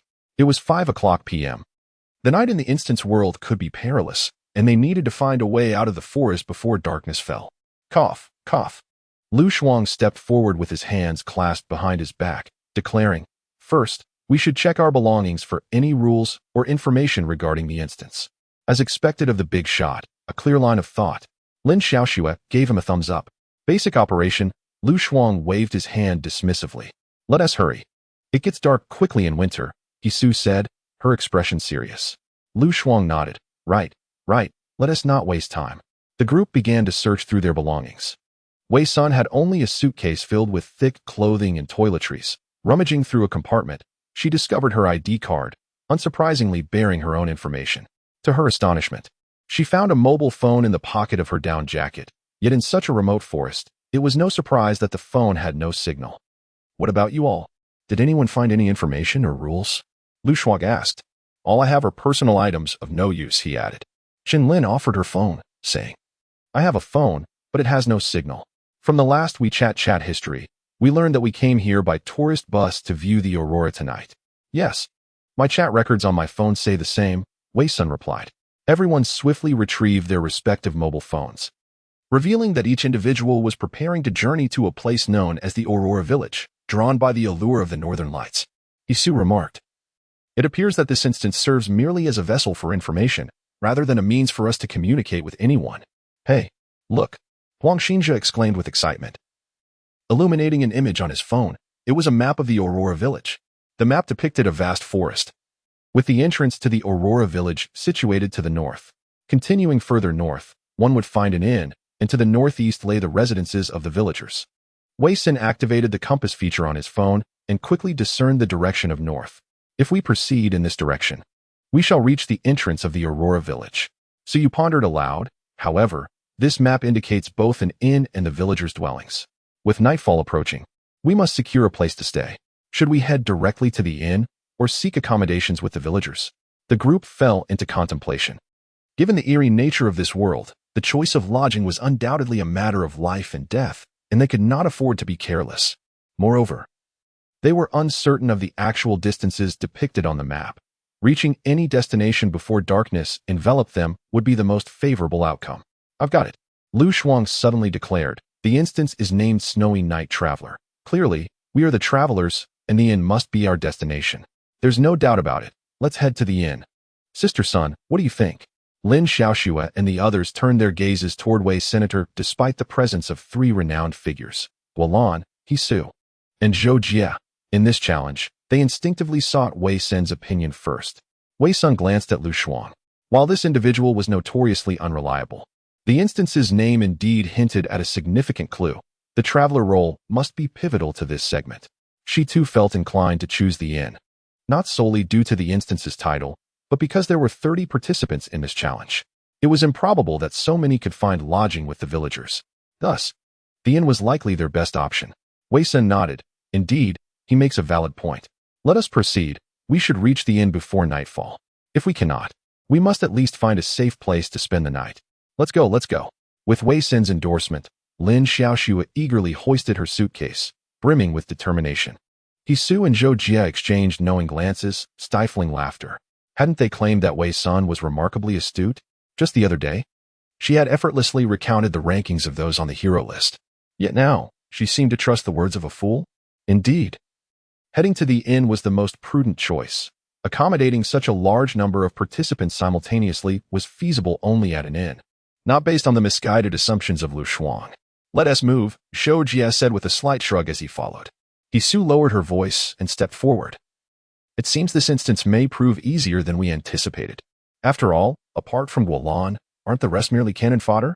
Chapter 77. The Traveler in the Snowy Night 2, tracking and steering. The group advanced, guided by the compass, with Guolan and Hisu leading the way, followed by Wei Sun and others in the middle, while Lu Shuang and Zhou Jie brought up the rear. The temperature in the forest was exceptionally low, and the breath of each person condensed into mist in the frigid air. Even clad in thick down jackets, they felt the biting cold.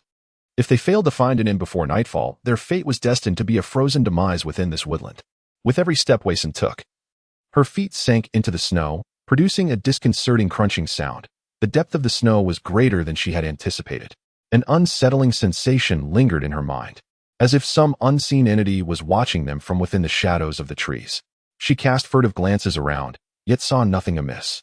However, as her gaze returned to the path ahead, the feeling of being surveilled resurfaced, causing the hairs on the back of her neck to stand on end.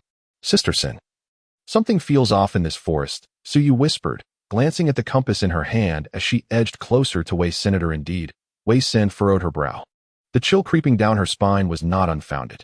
She noticed Guolan ahead, with her hands tucked in her pockets, while Hisu seemed to be gripping something tightly in her hand.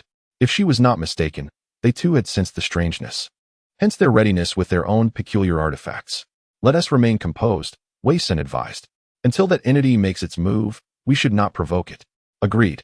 So you nodded in affirmation. Suddenly, Huang Xinzi squeezed forward from the back, his voice low and urgent. Look at those trees. He pointed towards a cluster of dark woods nearby. Their shapes are quite peculiar. Following his gaze, the group shivered involuntarily.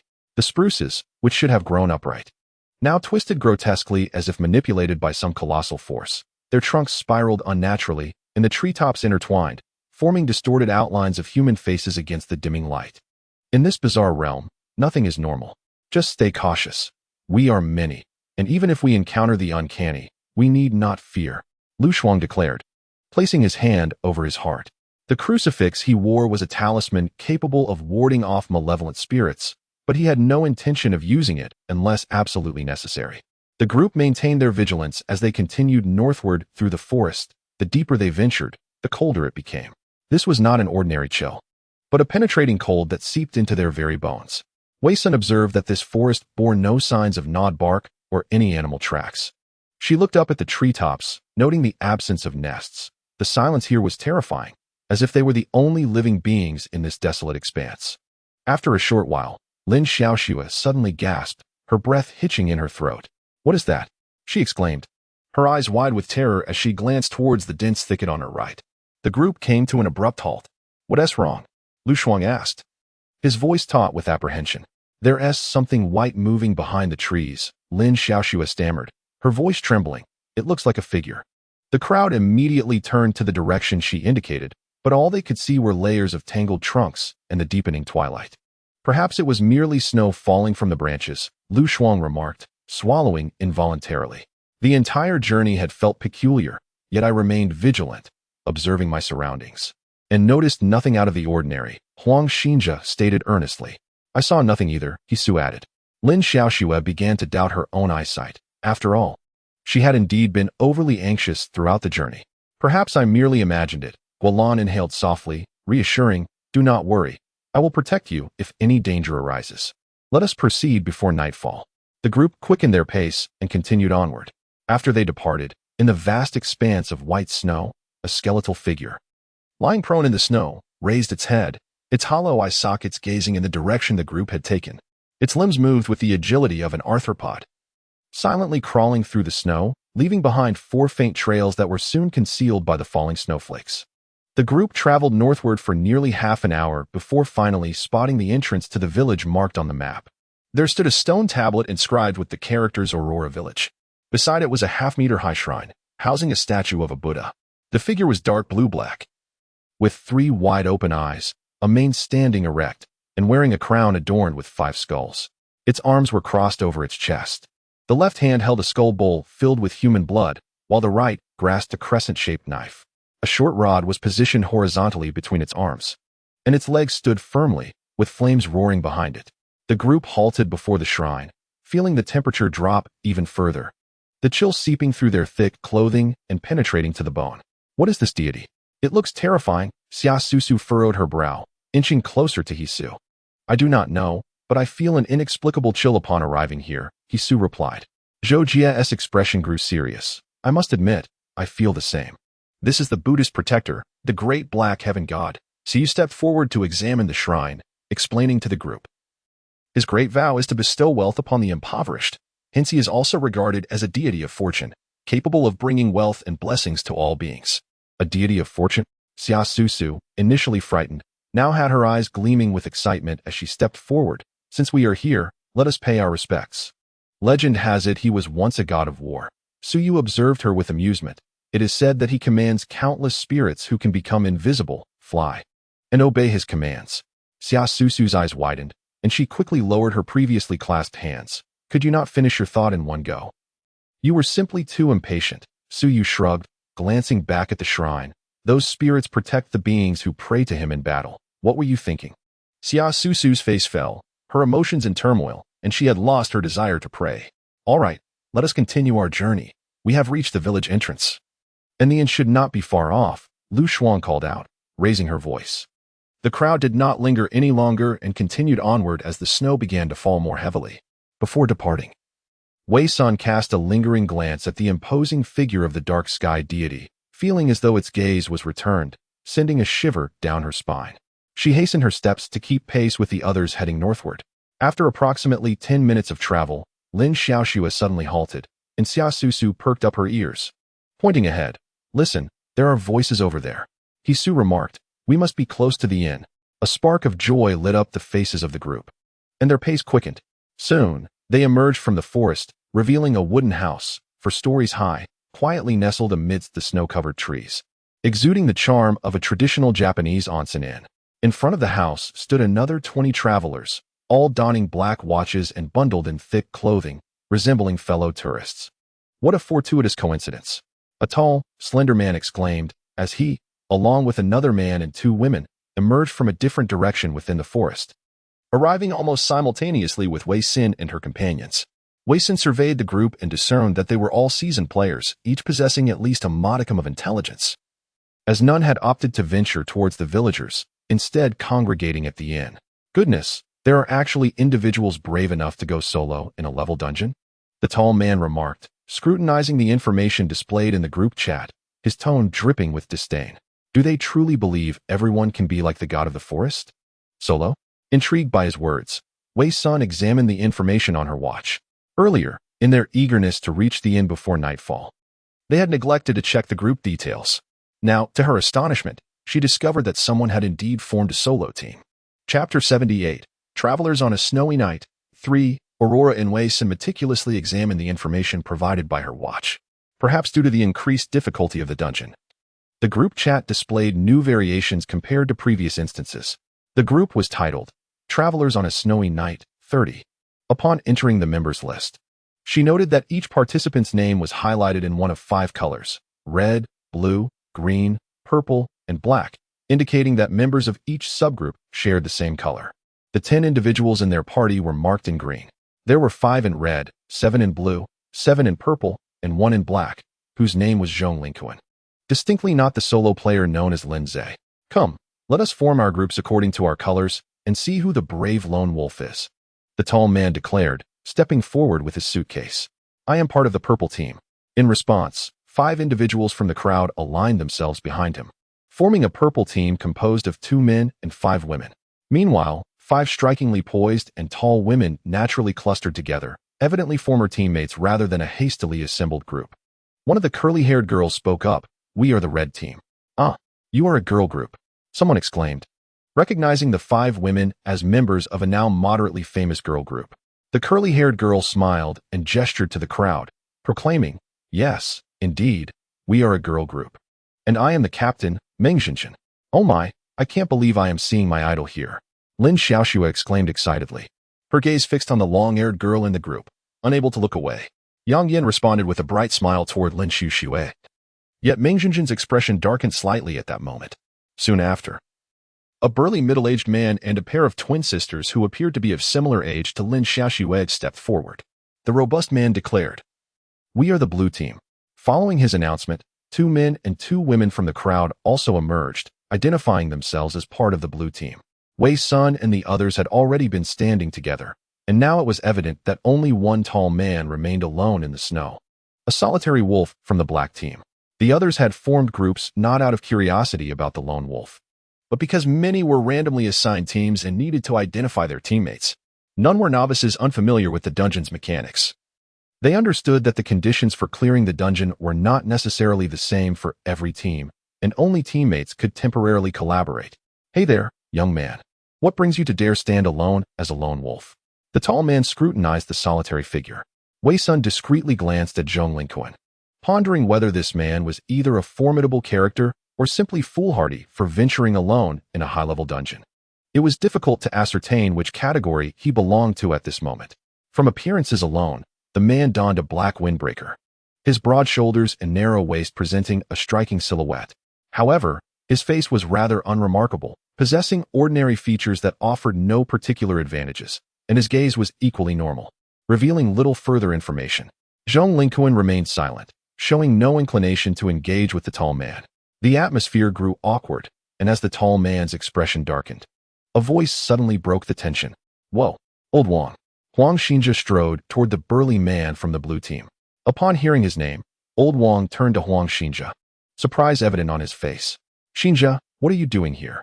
"I'm here because you are here," Huang Xinjia replied with a grin. Old Wang surveyed the crowd. aware that some matters were not suitable for discussion in such a setting. I never expected to run into you here. It seems we are fated, Huang Xinjia quipped, nudging Old Wang with his watch. Old Wang did not refuse the gesture. Both exchanged knowing glances, understanding each other's thoughts. Wei Sun observed this exchange thoughtfully. It appeared that Huang Xinjia and Old Wang were long-time friends. She had yet to inquire about Huang Xinjia's background from Civilization City, but since he knew Old Wang, it was likely that Old Wang hailed from the same place. Wei Sun discreetly surveyed the 30 individuals present, pondering the possibility of inquiring about each person's origin, thereby discerning whether they hailed from the same world and time. Ladies and gentlemen, a woman, clad in a yellow puffer coat and seemingly in her early 30s, hurriedly approached. Exhaling clouds of breath, she apologized. I did not realize you had all arrived. I am Mia, an employee of the Aurora Inn. Please gather your luggage and follow me. Aurora Inn? I don't see a sign, Yang Yin inquired, her doe-like eyes blinking with curiosity. Mia replied with a smile, in our Aurora village. This is the only inn, hence there is no sign. However, you should have seen the name when you made your reservations online. Yes, we did, Meng Zhenjin chimed in. It was evident that in this scenario, their identities were those of tourists visiting Aurora Village.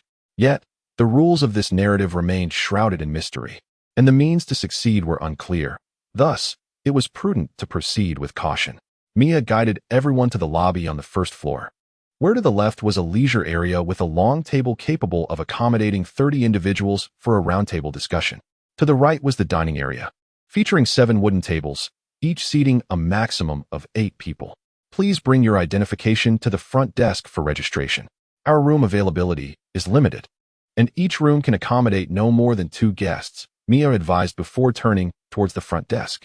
The group did not immediately follow her. Instead, they lingered, dividing into teams to deliberate about their accommodations. Based on my experience, it's safer for us 10 to share rooms 2 by 2. Lu Shuang declared, assuming a commanding presence. Su glanced at him, deliberately raising her voice. That makes sense. No wonder you have successfully navigated 9 levels of the narrative. Her words elicited surprised glances towards Lu Shuang from many. Shu, keep it low-key. A flicker of guilt crossed Lu Shuang's eyes. I'll share a room with Brother Jia, Su stated, presenting her identification alongside Shou Jie's. What about me? Xia Susu stood frozen. Susu, Brother Jia and I are definitely sharing. You can't possibly stay with us, can you? Xia Susu swallowed her remaining words. After all, this was a peculiar narrative. Who had the leisure to engage in frivolities? However, since the front desk had mentioned that a room could accommodate only 2, Xia Susu refrained from further objections, opting instead to remain silent and observe the situation. Guolan approached Lin Xiaoxue, suggesting, you should stay with me. Lin Xiaoxue glanced at Wei Sun and the others, recognizing that staying with the prominent figures would ensure her safety. Yet she could not abandon Wei Sun and the others. How about we girls share a room? There might be suites available. She endeavored to negotiate. Guolan firmly replied, do not underestimate the provided guidance. The front desk has clearly stated that rooms can accommodate a maximum of 2. We must adhere to that. A sense of vigilance enveloped the group. Though there are currently no explicit rules in place, the woman named Maya, being an employee here, certainly speaks on behalf of the establishment's regulations. Since they have chosen to stay at this inn, adhering to its rules is undoubtedly the most basic requirement for survival. You and Guolan will share a room, Suyu remarked, gently patting Lin Xiaoxue's shoulder and leaning in to whisper, after all, we have spent money. And she is truly a big shot. Lin Xiaoxue was somewhat puzzled by the notion that Guolan was a true big shot. Were there imposters among them? What about you? Lin Xiaoxue inquired with concern. Suyu replied nonchalantly, no problem, the remaining 2 of us will share a room as well. All right then. I'll share a room with Sister Lan. Lin Xiaoxue handed her identification card to Guolan. Lu Shuang glanced at Huang Xinjia and said, that leaves just the 2 of us men. I suppose I'll make do with you. Huang Xinjia chuckled awkwardly, and then turned his gaze back and forth among Wei Sun, Suyu, Chen Lin, and Xia Susu, extending a sincere invitation for lovely ladies. Would any of you care to spend a delightful evening with me? I want to share a room with Brother Shuang. Xia Susu hurriedly interjected, clearly anxious that someone might vie for her companion, entirely disregarding Huang Xinjia's offer. Lu Shuang was taken aback, surprised that such a stunning beauty would approach him so directly. Huang Xinjia sighed deeply, not lamenting his inability to share a room with Xia Susu, but rather recognizing that fate is indeed fair. It opens a window for Xia Susu while shutting a door for him. What a foolish beauty. Lu Shuang was on the verge of branding him a fraud. Yet she still believed he was a big shot. Huang Xinjia sighed once more, aware that given the current situation, he could not say much more. Meanwhile, Siyu suppressed a smile, knowing that with Xia Susu and Lu Shua sharing a room, one eager to cling to a strong ally, the other a paper tiger, it was hard to imagine the hilarity that would ensue should anything unusual occur that night. Not a problem. I will ensure your safety, Lu Shuang confidently affirmed. Huang Xinjia, in a final struggle, asked, Susu, will you truly not reconsider me? Xia Susu approached Lu Shuang's side, raising an eyebrow as she looked at Huang Xinjia. I still believe in the strength of a true big shot. So you gave her a thumbs up. You have good judgment. You will soon witness the might of a true big shot. Wei Sun assessed the remaining members of the group, 2 women and 1 man, and surmised that neither Su Yu nor Chen Lin would be inclined to team up with Huang Xinjia, herself included. Taoist, you should pair up with Chen Lin, Wei Sun suggested. Su Yu appeared nonchalant, indifferent to whom she partnered with as long as it was not someone she disliked. Sure thing, Chen Lin replied, somewhat anxious, but Xinjia, Xinjia is actually sharing a room with me. This happiness has come too suddenly. Huang Xinjia exclaimed excitedly, clenching his fists. Wei Sun straightened her lips, fixing her gaze on Huang Xinjia. I will be staying alone, thank you. Ah, heartless woman. Huang Xinjia clutched his chest. Xiao Zhe, would you like to stay with me tonight? Old Wang approached, holding his identification card. It was then that Huang Xinjia recalled something, his expression turning serious. All right. Yet, still unconvinced, he glanced at Wei Sun, Sister Sun. Do you truly not want me to accompany you? No need. Very well. Wei Sun turned her attention to Old Wang. You are Huang Xinjia's friend, hailing from Civilization City, correct? No one anticipated Wei Sun would boldly pose such a direct question. Old Wang's gaze shifted, a flicker of doubt crossing his face, though he maintained a friendly demeanor. Yes, is there an issue? Wei Sun was about to speak when her wrist was abruptly seized by Guolan. The matter you wish to inquire about is unrelated to this instance. Let us proceed with the check-in first. Guolan's expression remained stern, clearly displaying her mistrust of Old Wang. You know what I want to ask? Wei Sun queried, perplexed by Guolan's sudden intervention. 2 worlds. Guolan's concise 4 words rendered Wei Sun speechless. She should have recognized this sooner. Both Guolan and Hisu, as well as Zhou Jia, were individuals on the heroic list, having traversed numerous instances and naturally acquainted with many order holders. They must have discerned that the order holders could originate from different worlds long ago. Old Wang had also heard Guolan's words and smiled lightly. This is not a secret. At the appropriate time, let this young lady explain it to you. Wei Sun fell into silence. Indeed, for seasoned veterans who had navigated countless instances, the notion of order holders coming from diverse origins was hardly surprising. However, newcomers like them were likely still oblivious to such matters. After all, not every team would manage to survive intact from the very first instance. Most would be selected by mysterious organizations for offline meetings upon returning to the real world. Yet, as long as one survived long enough in the bizarre world, this reality would eventually reveal itself. Thus, this topic was not a forbidden secret among order holders. Consequently, Wei Sun refrained from further inquiries. Soon, everyone had prepared their identification cards. Among the 30 individuals present, apart from Wei Sun and Zhong Lingquan, the rest paired up for check-in. Just as they were about to proceed, the landline at the front desk suddenly rang, the urgent tone causing everyone to halt, an inexplicable sense of unease settling in. Hello. This is Maya. She answered the phone, her expression gradually turning grave. All right, understood. Yes, I will relay the message to the guests. Maya hung up and addressed the group. Everyone, I have some rather unfortunate news to share. Tension filled the air. Typically, unfavorable news within the instance concealed lethal dangers. Due to the heavy snowfall, the bus cannot ascend the mountain and is expected to wait until the snow ceases in 7 days before it can successfully transport you back. Does this mean we must stay here for at least 7 days? Meng Zhenjin inquired. Maya nodded. Yes, but there is no need for concern. Due to the weather, the inn has no other guests at this time, so the manager has decided to charge a market-low rate of 200 per person per night. 7 days for just 1,400. What an incredible bargain. Lin Xiaoxua whispered. Bargain. Guolan furrowed her brows as she looked at Lin Xiaoxua, sensing impending trouble. Still puzzled, Lin Xiaoxua remained silent while Siyu was the first to notice the issue. When we checked the luggage earlier, did you find any cash on you? It was only then that everyone realized they possessed nothing but a signal-less phone, their identification cards, and a few personal items. No money whatsoever. without any funds. How could they pay for their accommodation? The currency in this bizarre world surely cannot be renminbi. Wei Sun glanced at Guolan, who evidently knew more than she let on. Of course, their circulating currency is. Guolan looked at her black watch. Merit points. What? The revelation sent waves of disbelief through the group. Among them, Xia Susu reacted the most vehemently, incredulously staring at Hisu and Zhou Jie. Is she serious? They deduct 200 merit points from me every night. Indeed, how many do you currently possess? Hisu inquired. Xia Susu's body momentarily went limp, nearly causing her to lose her balance as she shakily raised her hand to check her merit points. Meanwhile, Huang Xinjia, Suyu Lin Xiaoxue, and Chen Lin wore equally troubled expressions. Among them, Lin Xiaoxue had accumulated 500 merit points from the Infinite Flight and 100 from Wisdom Primary School, totaling 600 merit points, just enough for 3 nights. In contrast, Huang Xinjia, Suyu, and Xia Susu had garnered only 50 merit points from the Infinite Flight and 100 from Wisdom Primary School, summing up to a mere 150 points, not even sufficient for a single night. As for Chen Lin, with only 100 merit points from Wisdom Primary School, she was in a state of utter panic. One more person was equally anxious, Lu Shuang, who always prided himself on being a big shot. He secretly checked his merit points and found he had 600, just enough for 3 nights. This was a dire situation.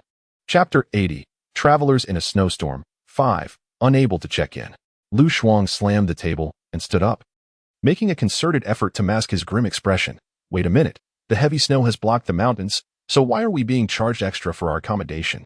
We should only pay for the first night at 200 points. At that, a significant portion of the group began to stir restlessly.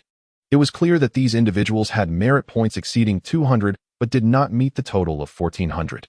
Or perhaps they simply refused to part with such a substantial amount. Meanwhile, those like Su Yu, who hadn't even reached the 200-point mark, were already contemplating alternative strategies. Since we aren't staying, why not let us stay for free? Lu Xuan continued to incite the crowd, believing that if everyone raised their voices, they might secure a discount.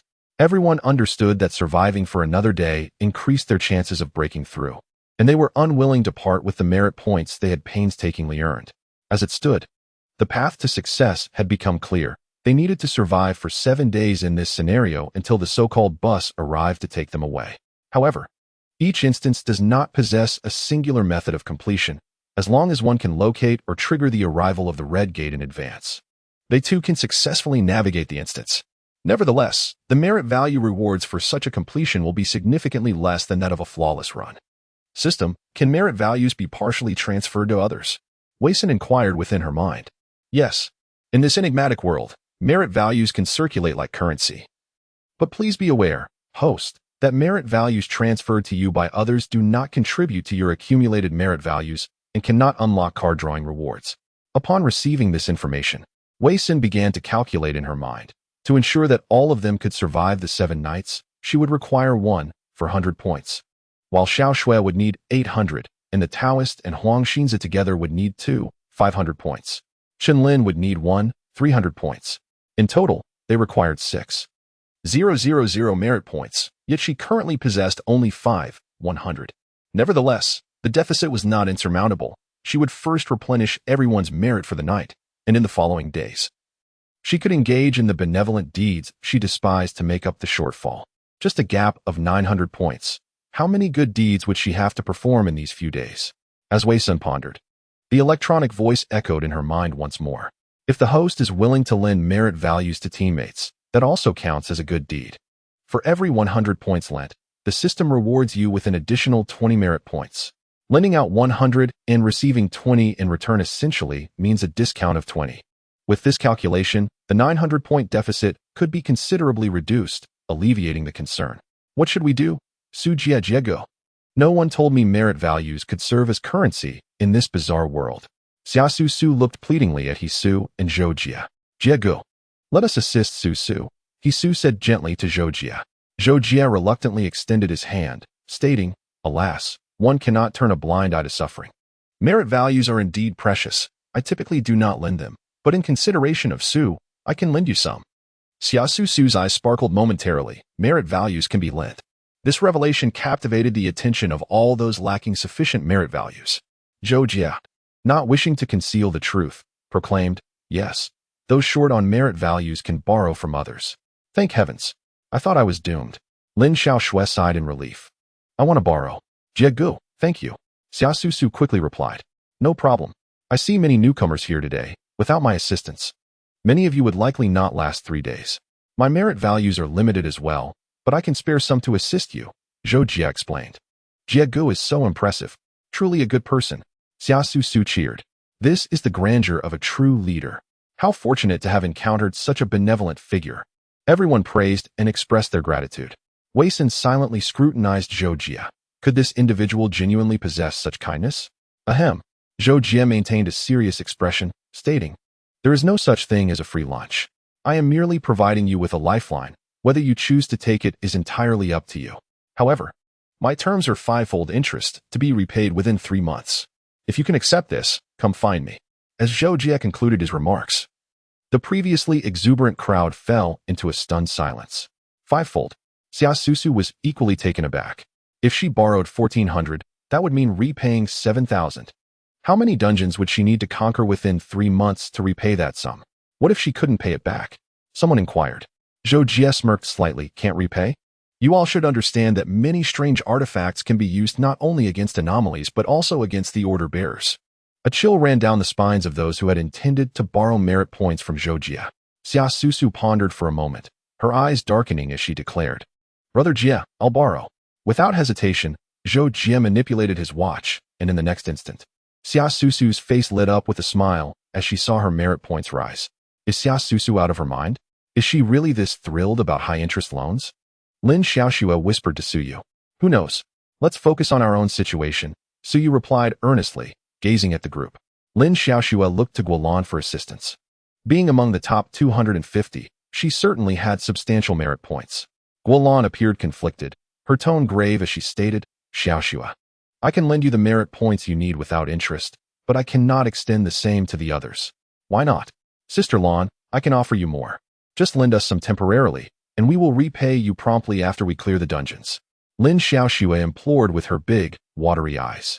Firstly, merit points are, to some extent, equivalent to life force.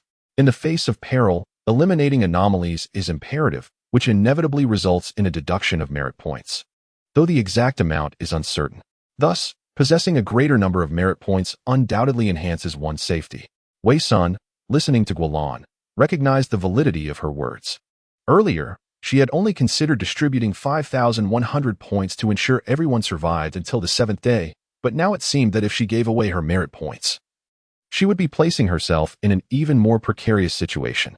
Secondly, the mortality rate in this dungeon is 80. What you lend may not be returned. Do you understand? Guolan added. Lin Xiaoxue was rendered speechless. It was indeed true. This was precisely why Zhou Jie proposed a 5-fold interest rate. As long as one of the 5 who borrowed merit points from him survived, he would not incur a loss. Lending out merit points was undeniably a gamble, especially in high-level dungeons. Yet Lin Xiaoxue was still determined to fight for her teammates, as they were allies. She couldn't simply disregard their lives. Of course, Xia Susu was the exception. How about this? Wei Xin interrupted Lin Xiaoxue, turning to Guolan. Transfer the merit points you were going to Lin Xiaoxue to me, and I will cover the shortfall for everyone. The group looked at Wei Xin in astonishment. Guolan was equally surprised. You? Covering for them all? Yes, I will. Wei Sun replied, her expression remaining calm and composed. Sister Sun, don't feel pressured. Suyu quickly cautioned. Indeed, we could seek a loan from Zhou Jie. After all, repayment hinges on his ability to emerge from this place alive. Huang Xinjia remarked with nonchalance, yet beneath his casual tone lay a hint of menace. Chen Lin softly suggested, perhaps I could inquire about working off the accommodation fees and contemplate alternative solutions. Rest assured, the merit points accrued from infinite flights are substantial, though we still require a fraction more. As Wei Xin spoke, his gaze remained fixed on Guolan. Assisting them was but one motive. Additionally, this endeavor bore personal advantages for her. The merit points rewarded by the system are cumulative, and she must attain a certain threshold to unlock card draws. Moreover, if Guolan were to transfer the 800 points that Xiaoxue lacks to her first, and then she lent it to Xiaoxue, she could earn an additional 160 points in system rewards. Why would she not seize such an opportunity? Guolan expressed her skepticism, questioning, have you not all just completed 2 instances? How can you possess so many merit points? Yes, Wei Sun replied succinctly, unwilling to elaborate further. And why should I give you the points meant for Xiao Shui? Guolan pressed on. Wei Sun, still disinclined to clarify, simply stated, I have my own considerations. Ladies and gentlemen, the nights in Aurora Village are exceedingly cold. If you do not stay at the inn, no one can guarantee your safety. Although there are 13 households in the village, they do not accommodate travelers. Please consider this carefully, if you are prepared with the lodging fees for 7 nights. Kindly proceed to the front desk to check in and receive your room keys. After delivering this message, Maya returned to the front desk. The implication was clear. To survive the night, they must take refuge in this inn. I need to borrow. I too shall borrow. The group, previously lamenting Shou Jie's cunning, swiftly altered their stance. Repayment could wait, but securing accommodation was their immediate priority. Only Lu Shuang sat in contemplation, fist clenched in silence. Very well, Guolan refrained from further inquiries and tapped her watch against Wei Sin's, subsequently executing a transfer of 800 merit points to him. Xiao Xuan needed 800. The Taoist required 1250, Huang Xinjia also 1250, and Shen Lin 1300. Wei Sun discovered a discrete function on his watch allowing for the transfer of merit points, and he allocated an additional point to each individual to prevent any from reaching 0. Ding. The host has lent merit points. Reward, 920 points. Current cumulative merit points, 6,020. Remaining merit points, 2,220. This system proves invaluable in critical moments. Thus, not only did she secure the 1,400 points for her own lodging, but she also garnered a bit extra. A smile crept onto Wei Sin's lips, evident in his expression. Meanwhile, Suyu gasped in amazement, turning to Huang Xinjia and exclaiming, Did you see that? This is what we call vision. This is true vision. Resolutely refusing to abandon any teammate and finding joy in aiding others. What a remarkable attitude. Wei Sun smiled as he surveyed the group, now more determined than ever to ensure their survival through this instance. Otherwise, who would repay her the merit points she had lent? As Huang Xinjia beheld the contented smile that Wei Sun wore from assisting others, he nodded solemnly. Filled with respect, Sister Sun is indeed a good person. One by one, the others proceeded to check in, with Wei Sun and his companions being the last to arrive. What's this? You haven't gathered the room fees yet? Xia Susu approached, intending to check in alongside Lu Shuang. Yet, no one responded to her. Only Lu Shuang slowly stood and said, Let us go, we'll book a room. Xia Susu glanced at the group and scoffed, then followed Lu Shuang to the front desk. Please arrange 3 nights for us, Lu Shuang stated confidently. Both Xia Susu and Maya were taken aback. 3 nights? Why? Shuangge? Xia Susu queried, perplexed. Lu Shuang replied earnestly, with this level of difficulty, 3 days should suffice. You must trust me. Though Xia Susu remained uncertain, she suggested, What if we pay for 7 nights? After all, it would be better to clear the challenge ahead of time. If not, we can still wait until the 7th day to succeed. Why waste merit points if we can clear it early? Trust your Shuangge, if need be. We can always extend after 3 days, Lu Shuang chuckled. After pondering for a moment and observing his confident demeanor, Xia Susu acquiesced. Maya promptly facilitated their check-in for 3 nights, and at the moment they received the room cards, Lu Shuang quietly exhaled in relief. There are 7 of us. Booking 4 rooms for 7 nights, full payment. Lin Xiaoxue strode forward, deliberately positioning herself beside Xia Susu. Wei Sin, Siyu, Chen Lin, Guolan, Huang Xinjia, and Lao Wang, who would share a room with him, also joined. Xia Susu looked at Lin Xiaoxue and the others in astonishment. Where did you all obtain such abundant merit points?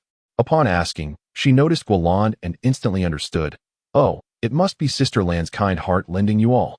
No, I only lent 800, Guolan clarified truthfully. Then where did you acquire the rest? Xia Susu pressed, astonished.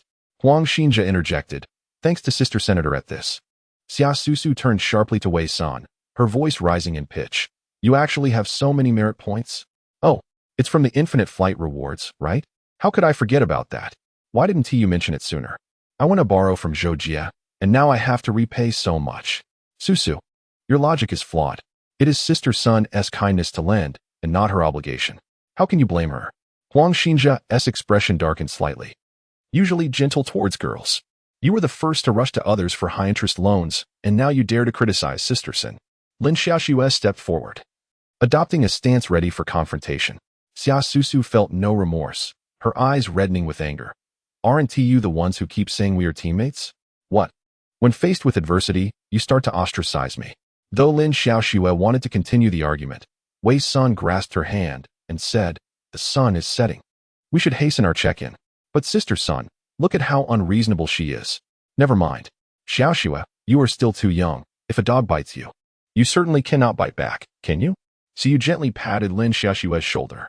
In an instant, Xia Susu was engulfed in fury.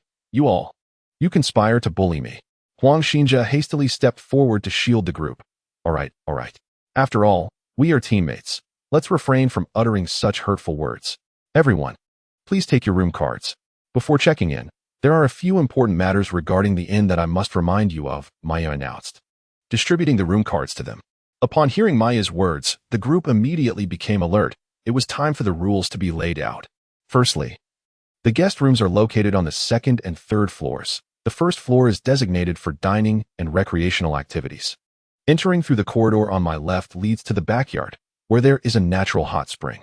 It is a mixed-gender bathing area, and guests wishing to enjoy the hot spring must adhere to the bathing regulations, which are posted beside the spring. Secondly, the fourth floor is the private domain of the innkeeper, and all guests are strictly prohibited from entering. The consequences of being discovered by the innkeeper are dire. Thirdly, breakfast is served from 7 to 7:30, lunch from 12 to 12:30, and dinner from 18 to 18:30. Food will only be available during these times. There will be no food service outside these hours. Fourthly, after dark, it is advisable to refrain from leaving the inn, especially to enter the forest, as the nighttime forest is perilous. Fifthly, guests can admire the aurora through the panoramic floor-to-ceiling windows on the first floor or venture to the backyard for the same view. Each room is equipped with a balcony where guests can also enjoy the spectacle. However, be mindful of the darkness and the fierce winds, as well as the extremely low outdoor temperatures. Please ensure your safety while gazing at the aurora. Sixthly, there are a total of 13 households residing in the forest. While they are warm and welcoming, do not spend the night in their homes. You must return to the inn before nightfall. Seventhly, there is a shrine at the village entrance, which represents the beliefs of the Aurora village residents. Travelers are welcome to visit and take photos, but please refrain from approaching it too closely, touching it, or showing any disrespect. Chapter 82, Travelers on a Snowy Night. 7. Room Regulations. The group silently committed Maya's words to memory before ascending the stairs with their room cards. They returned to their rooms to organize their belongings, as there were still 10 minutes until mealtime. "Let's meet on the first floor shortly," Wei Sun instructed the group. Suyu gestured affirmatively. "No problem, Sunjia. Take care of yourself while staying alone. If anything arises, please inform us in the group chat." Understood. Wei Sun's room was at the end of the corridor on the third floor, room 310. Suyu and Chunlin resided directly below her in room 210, while Lin Xiaoxue and Guolan were on the second floor near the stairwell in room 201.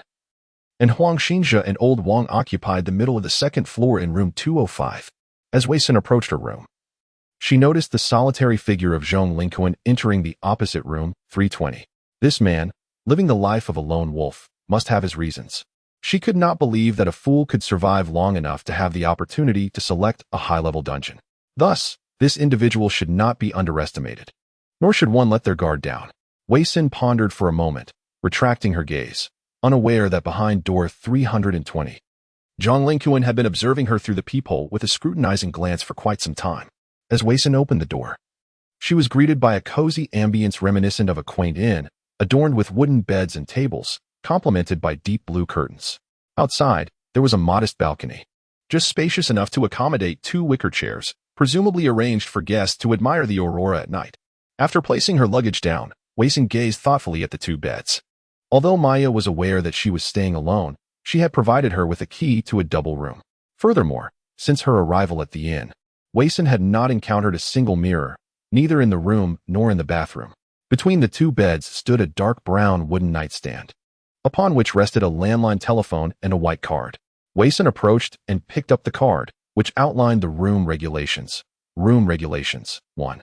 Please ensure to lock the door before sleeping. The forest often experiences snow and wind at night, and any strange sounds should be disregarded. 2.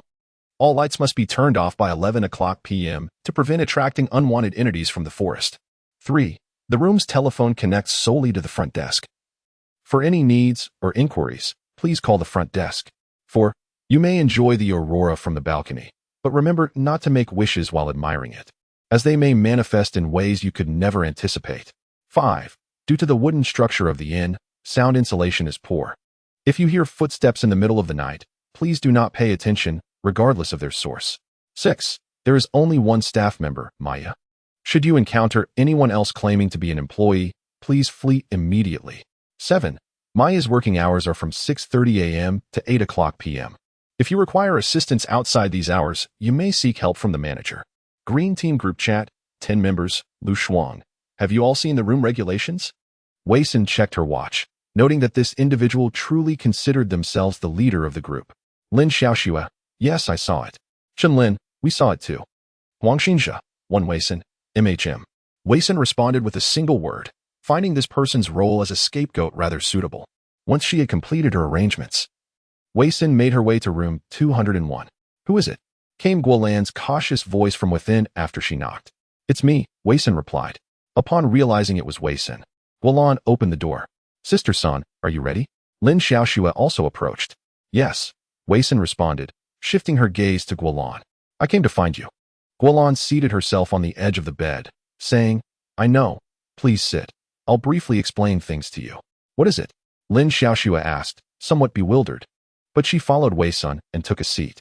Guolan continued, in the strange world, there are many order bearers, though the exact number remains unknown.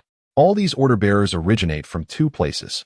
One is the Dragon Kingdom, and the other is Civilization City. Upon hearing the mention of Civilization City, Lin Xiaoxue suddenly understood. This was indeed about that matter.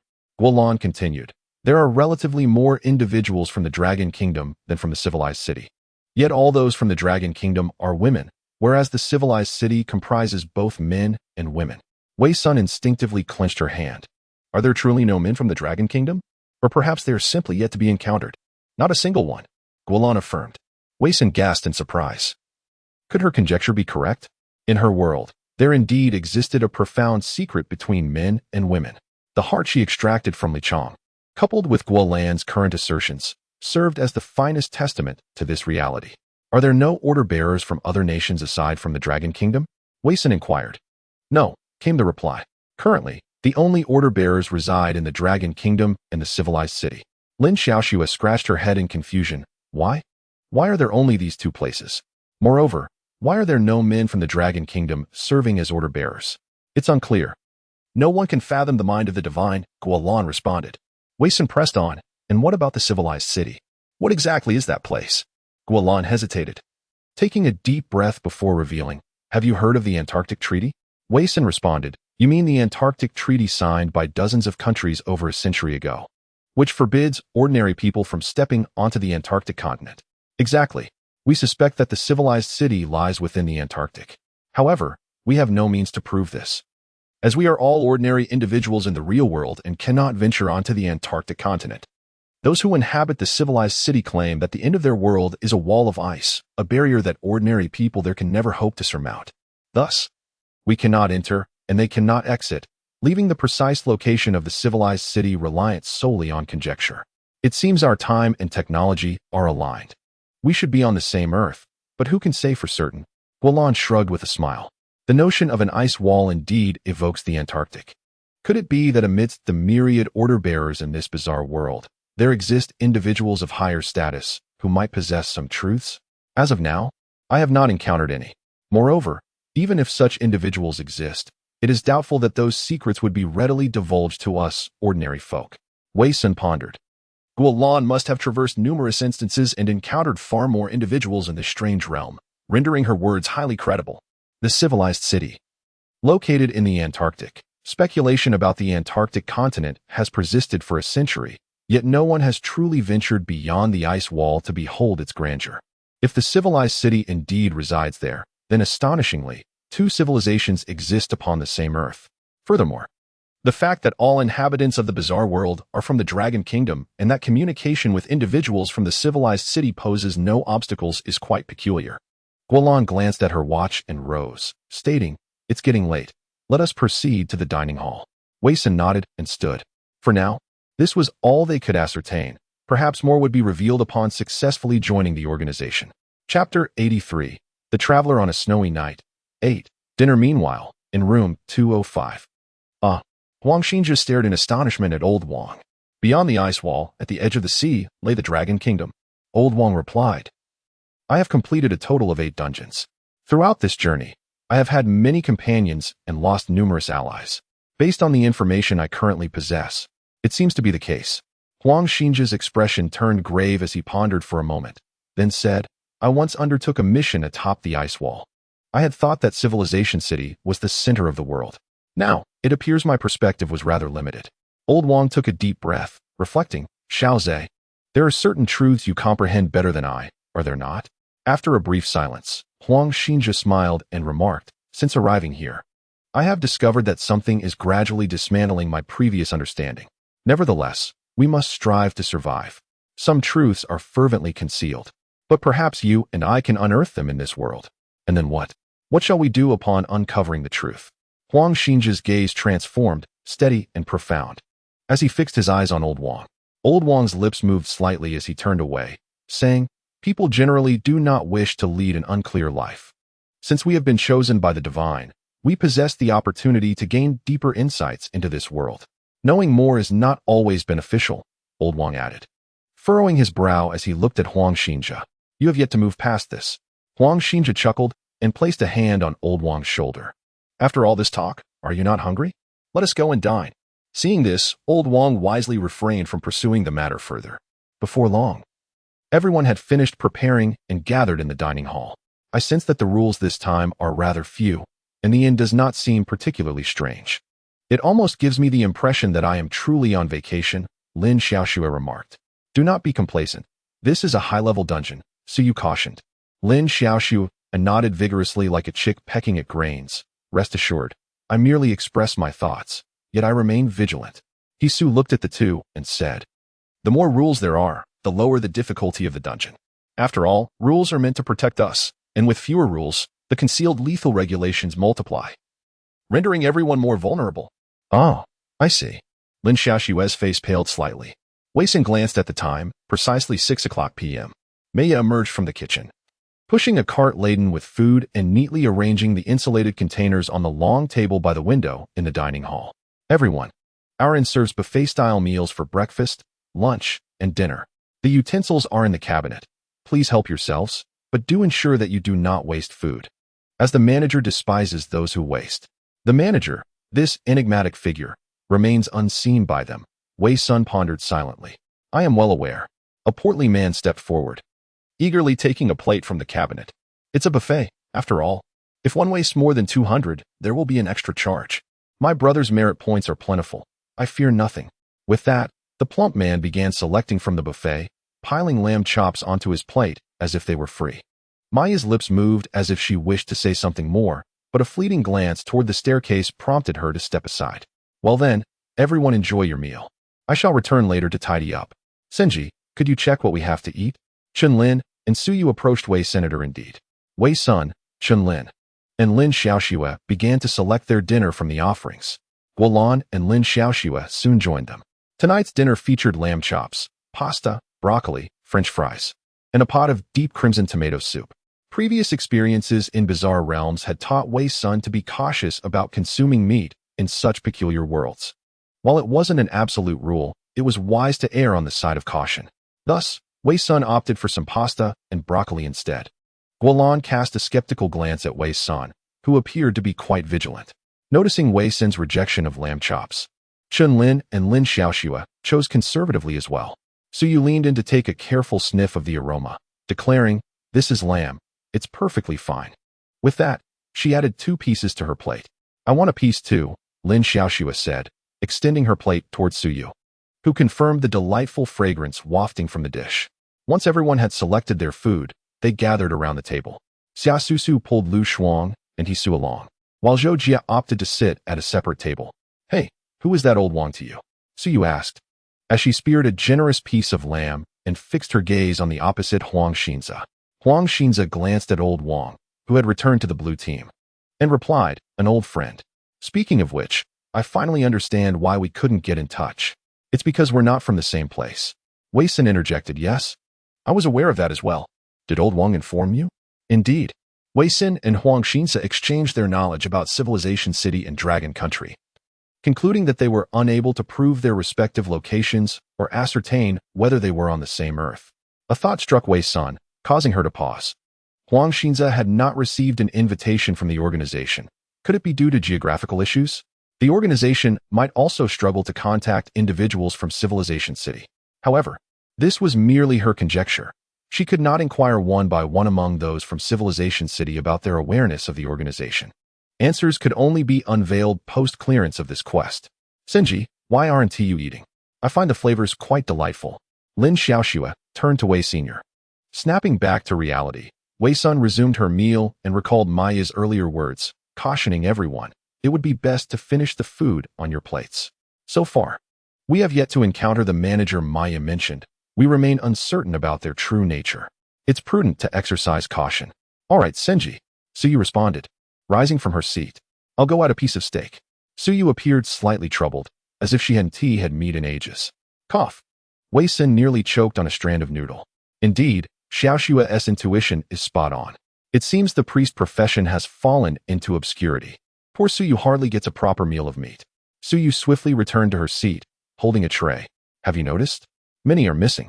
When Wei Sun entered the dining hall, he had counted the number of attendees. Originally 30, now only 24 remained, with 6 individuals yet to arrive. 6 are missing. Guolan, who had been silent until now, interjected. It's the members of the purple team, Wei Sun added. Are you certain? Guolan had merely observed the numbers and was unaware of the specific individuals absent. Indeed, when the group first gathered at the inn's entrance, Wei Sin had memorized everyone's appearances and teams, making it easy to identify that the tardy members belonged to the purple team. Dinner will soon conclude. Are they truly not coming to eat? Lin Xiaoxue pondered aloud.